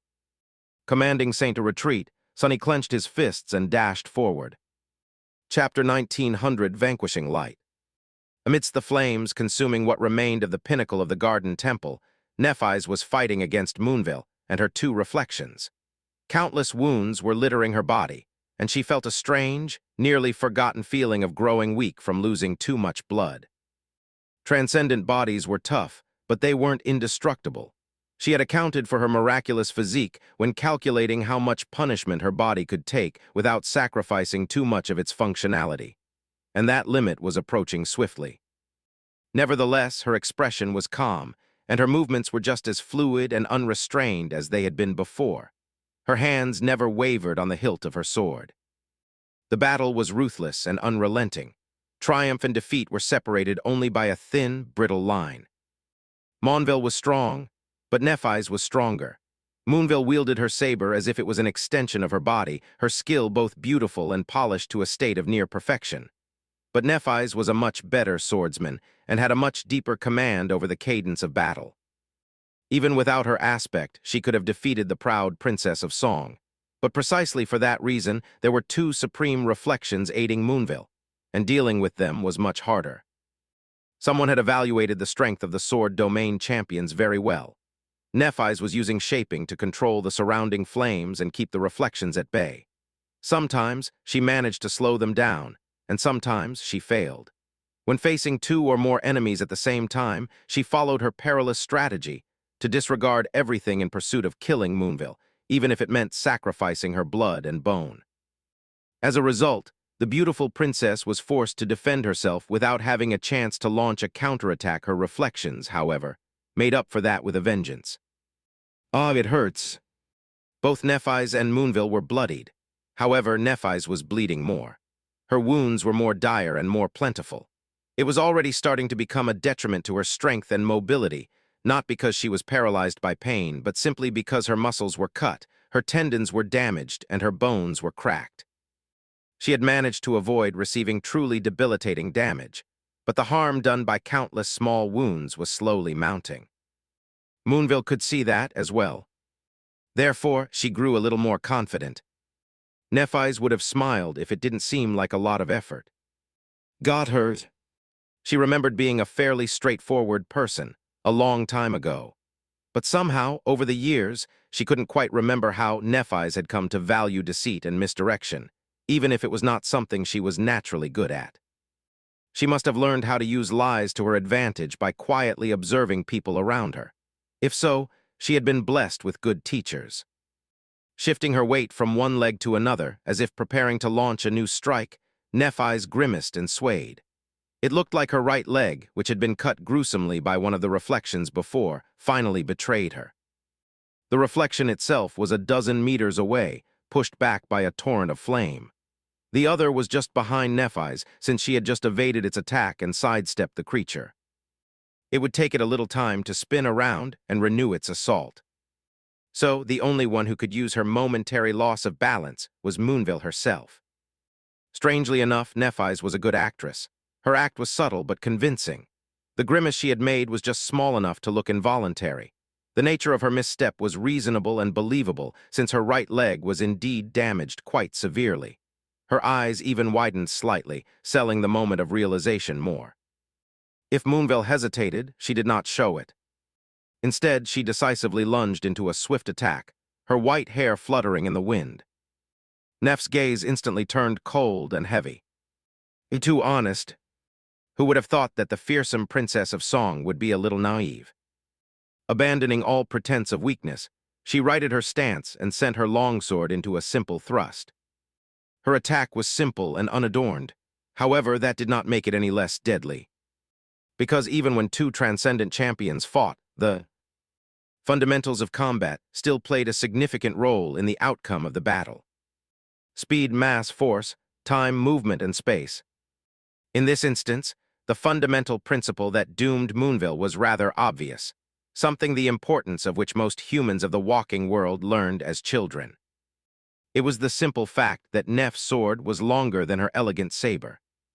And therefore, before Moonville could behead Nephis with a decisive slash, the kinslayer pierced her chest, penetrated her heart, snapped her spine, and exited from her back. Blood spilled on the floor. The saber clattered as it fell. The delicate woman stared at Nephis in disbelief, her beautiful eyes widening in horror. "I won." Nephs had achieved her goal. However, she did not feel any joy or elation.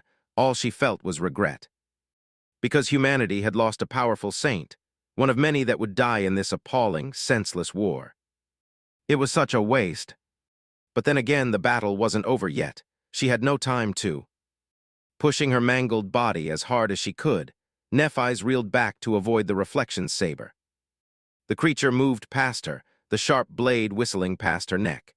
In the next moment, a small hand struck her in the chest, sending Nephis flying back. She hit the floor a couple dozen meters away and rolled awkwardly, her vision blurring momentarily from the terrible surge of pain. By the time she staggered back to her feet, both reflections were near Moonville. One was holding her in its arms, while the other was standing between them and Nephis. She pushed some air into her burning lungs. Now, what happens next depends on the nature of Moonville's aspect. Either the gesh placed on her would disappear with Moonville's death, unsealing her aspect, or it would not. If it was the former, she would be able to deal with the reflections quite easily. If it was the latter, things would turn really ugly. However, in the next second, something unexpected happened. Something Nephis had not anticipated, even though she should have. Moonville was dying, but her eyes regained their sharpness for a split second, piercing Nephis with a heavy gaze. And then, Nephis felt the seal binding her aspect suddenly fall apart. Moonville had released it. At the same time, the reflection holding the Princess of Song in its hands shimmered slightly, and changed, assuming a new form. Silver hair, fair skin, and calm gray eyes. A face that could have been beautiful if it was expressive and lively, instead of being cold and motionless like a lifeless mask. A lithe and slender body. It was her own face and her own body. The reflection had mirrored Nephis. She belatedly understood her mistake. A moment later, a soft radiance enveloped the hands of the reflection, pouring into Moonville's body. And Moonville's terrible wounds miraculously healed. Nephis stared at her from a distance, feeling dismayed. What a cheat! The Princess of Song was as good as new. Of course, now that Nephis had been given back her aspect, her wounds were also healing, and a raging flame was rising in her soul. For a moment, nobody moved. Moonville was panting heavily, looking at Nephis with a hint of wariness. Nephis, meanwhile, smiled a little. On the other hand, that works as well.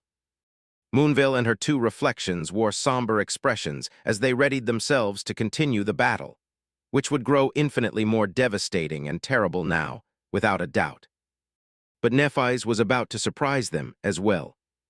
She unleashed the suppressed power of her aspect, assuming the incinerating form of the radiant spirit. At the same time, she called upon the sea of flames surrounding them, wrapping it around herself like a mantle. However, she did not direct all that fiery power at her enemies. Instead, she aimed it at the wooden floor beneath her feet. Surrounded by blinding light and a raging tide of immolating fire, Nephis fled from the battle and rushed down, piercing one level of the ancient citadel after another like a falling star. Countless layers of mystical wood parted in front of her, crumbling into ash, as she burned a scorching path into the depths of the castle. Lower and lower still, until she plunged into a sea of impenetrable darkness, vanquishing it with her light.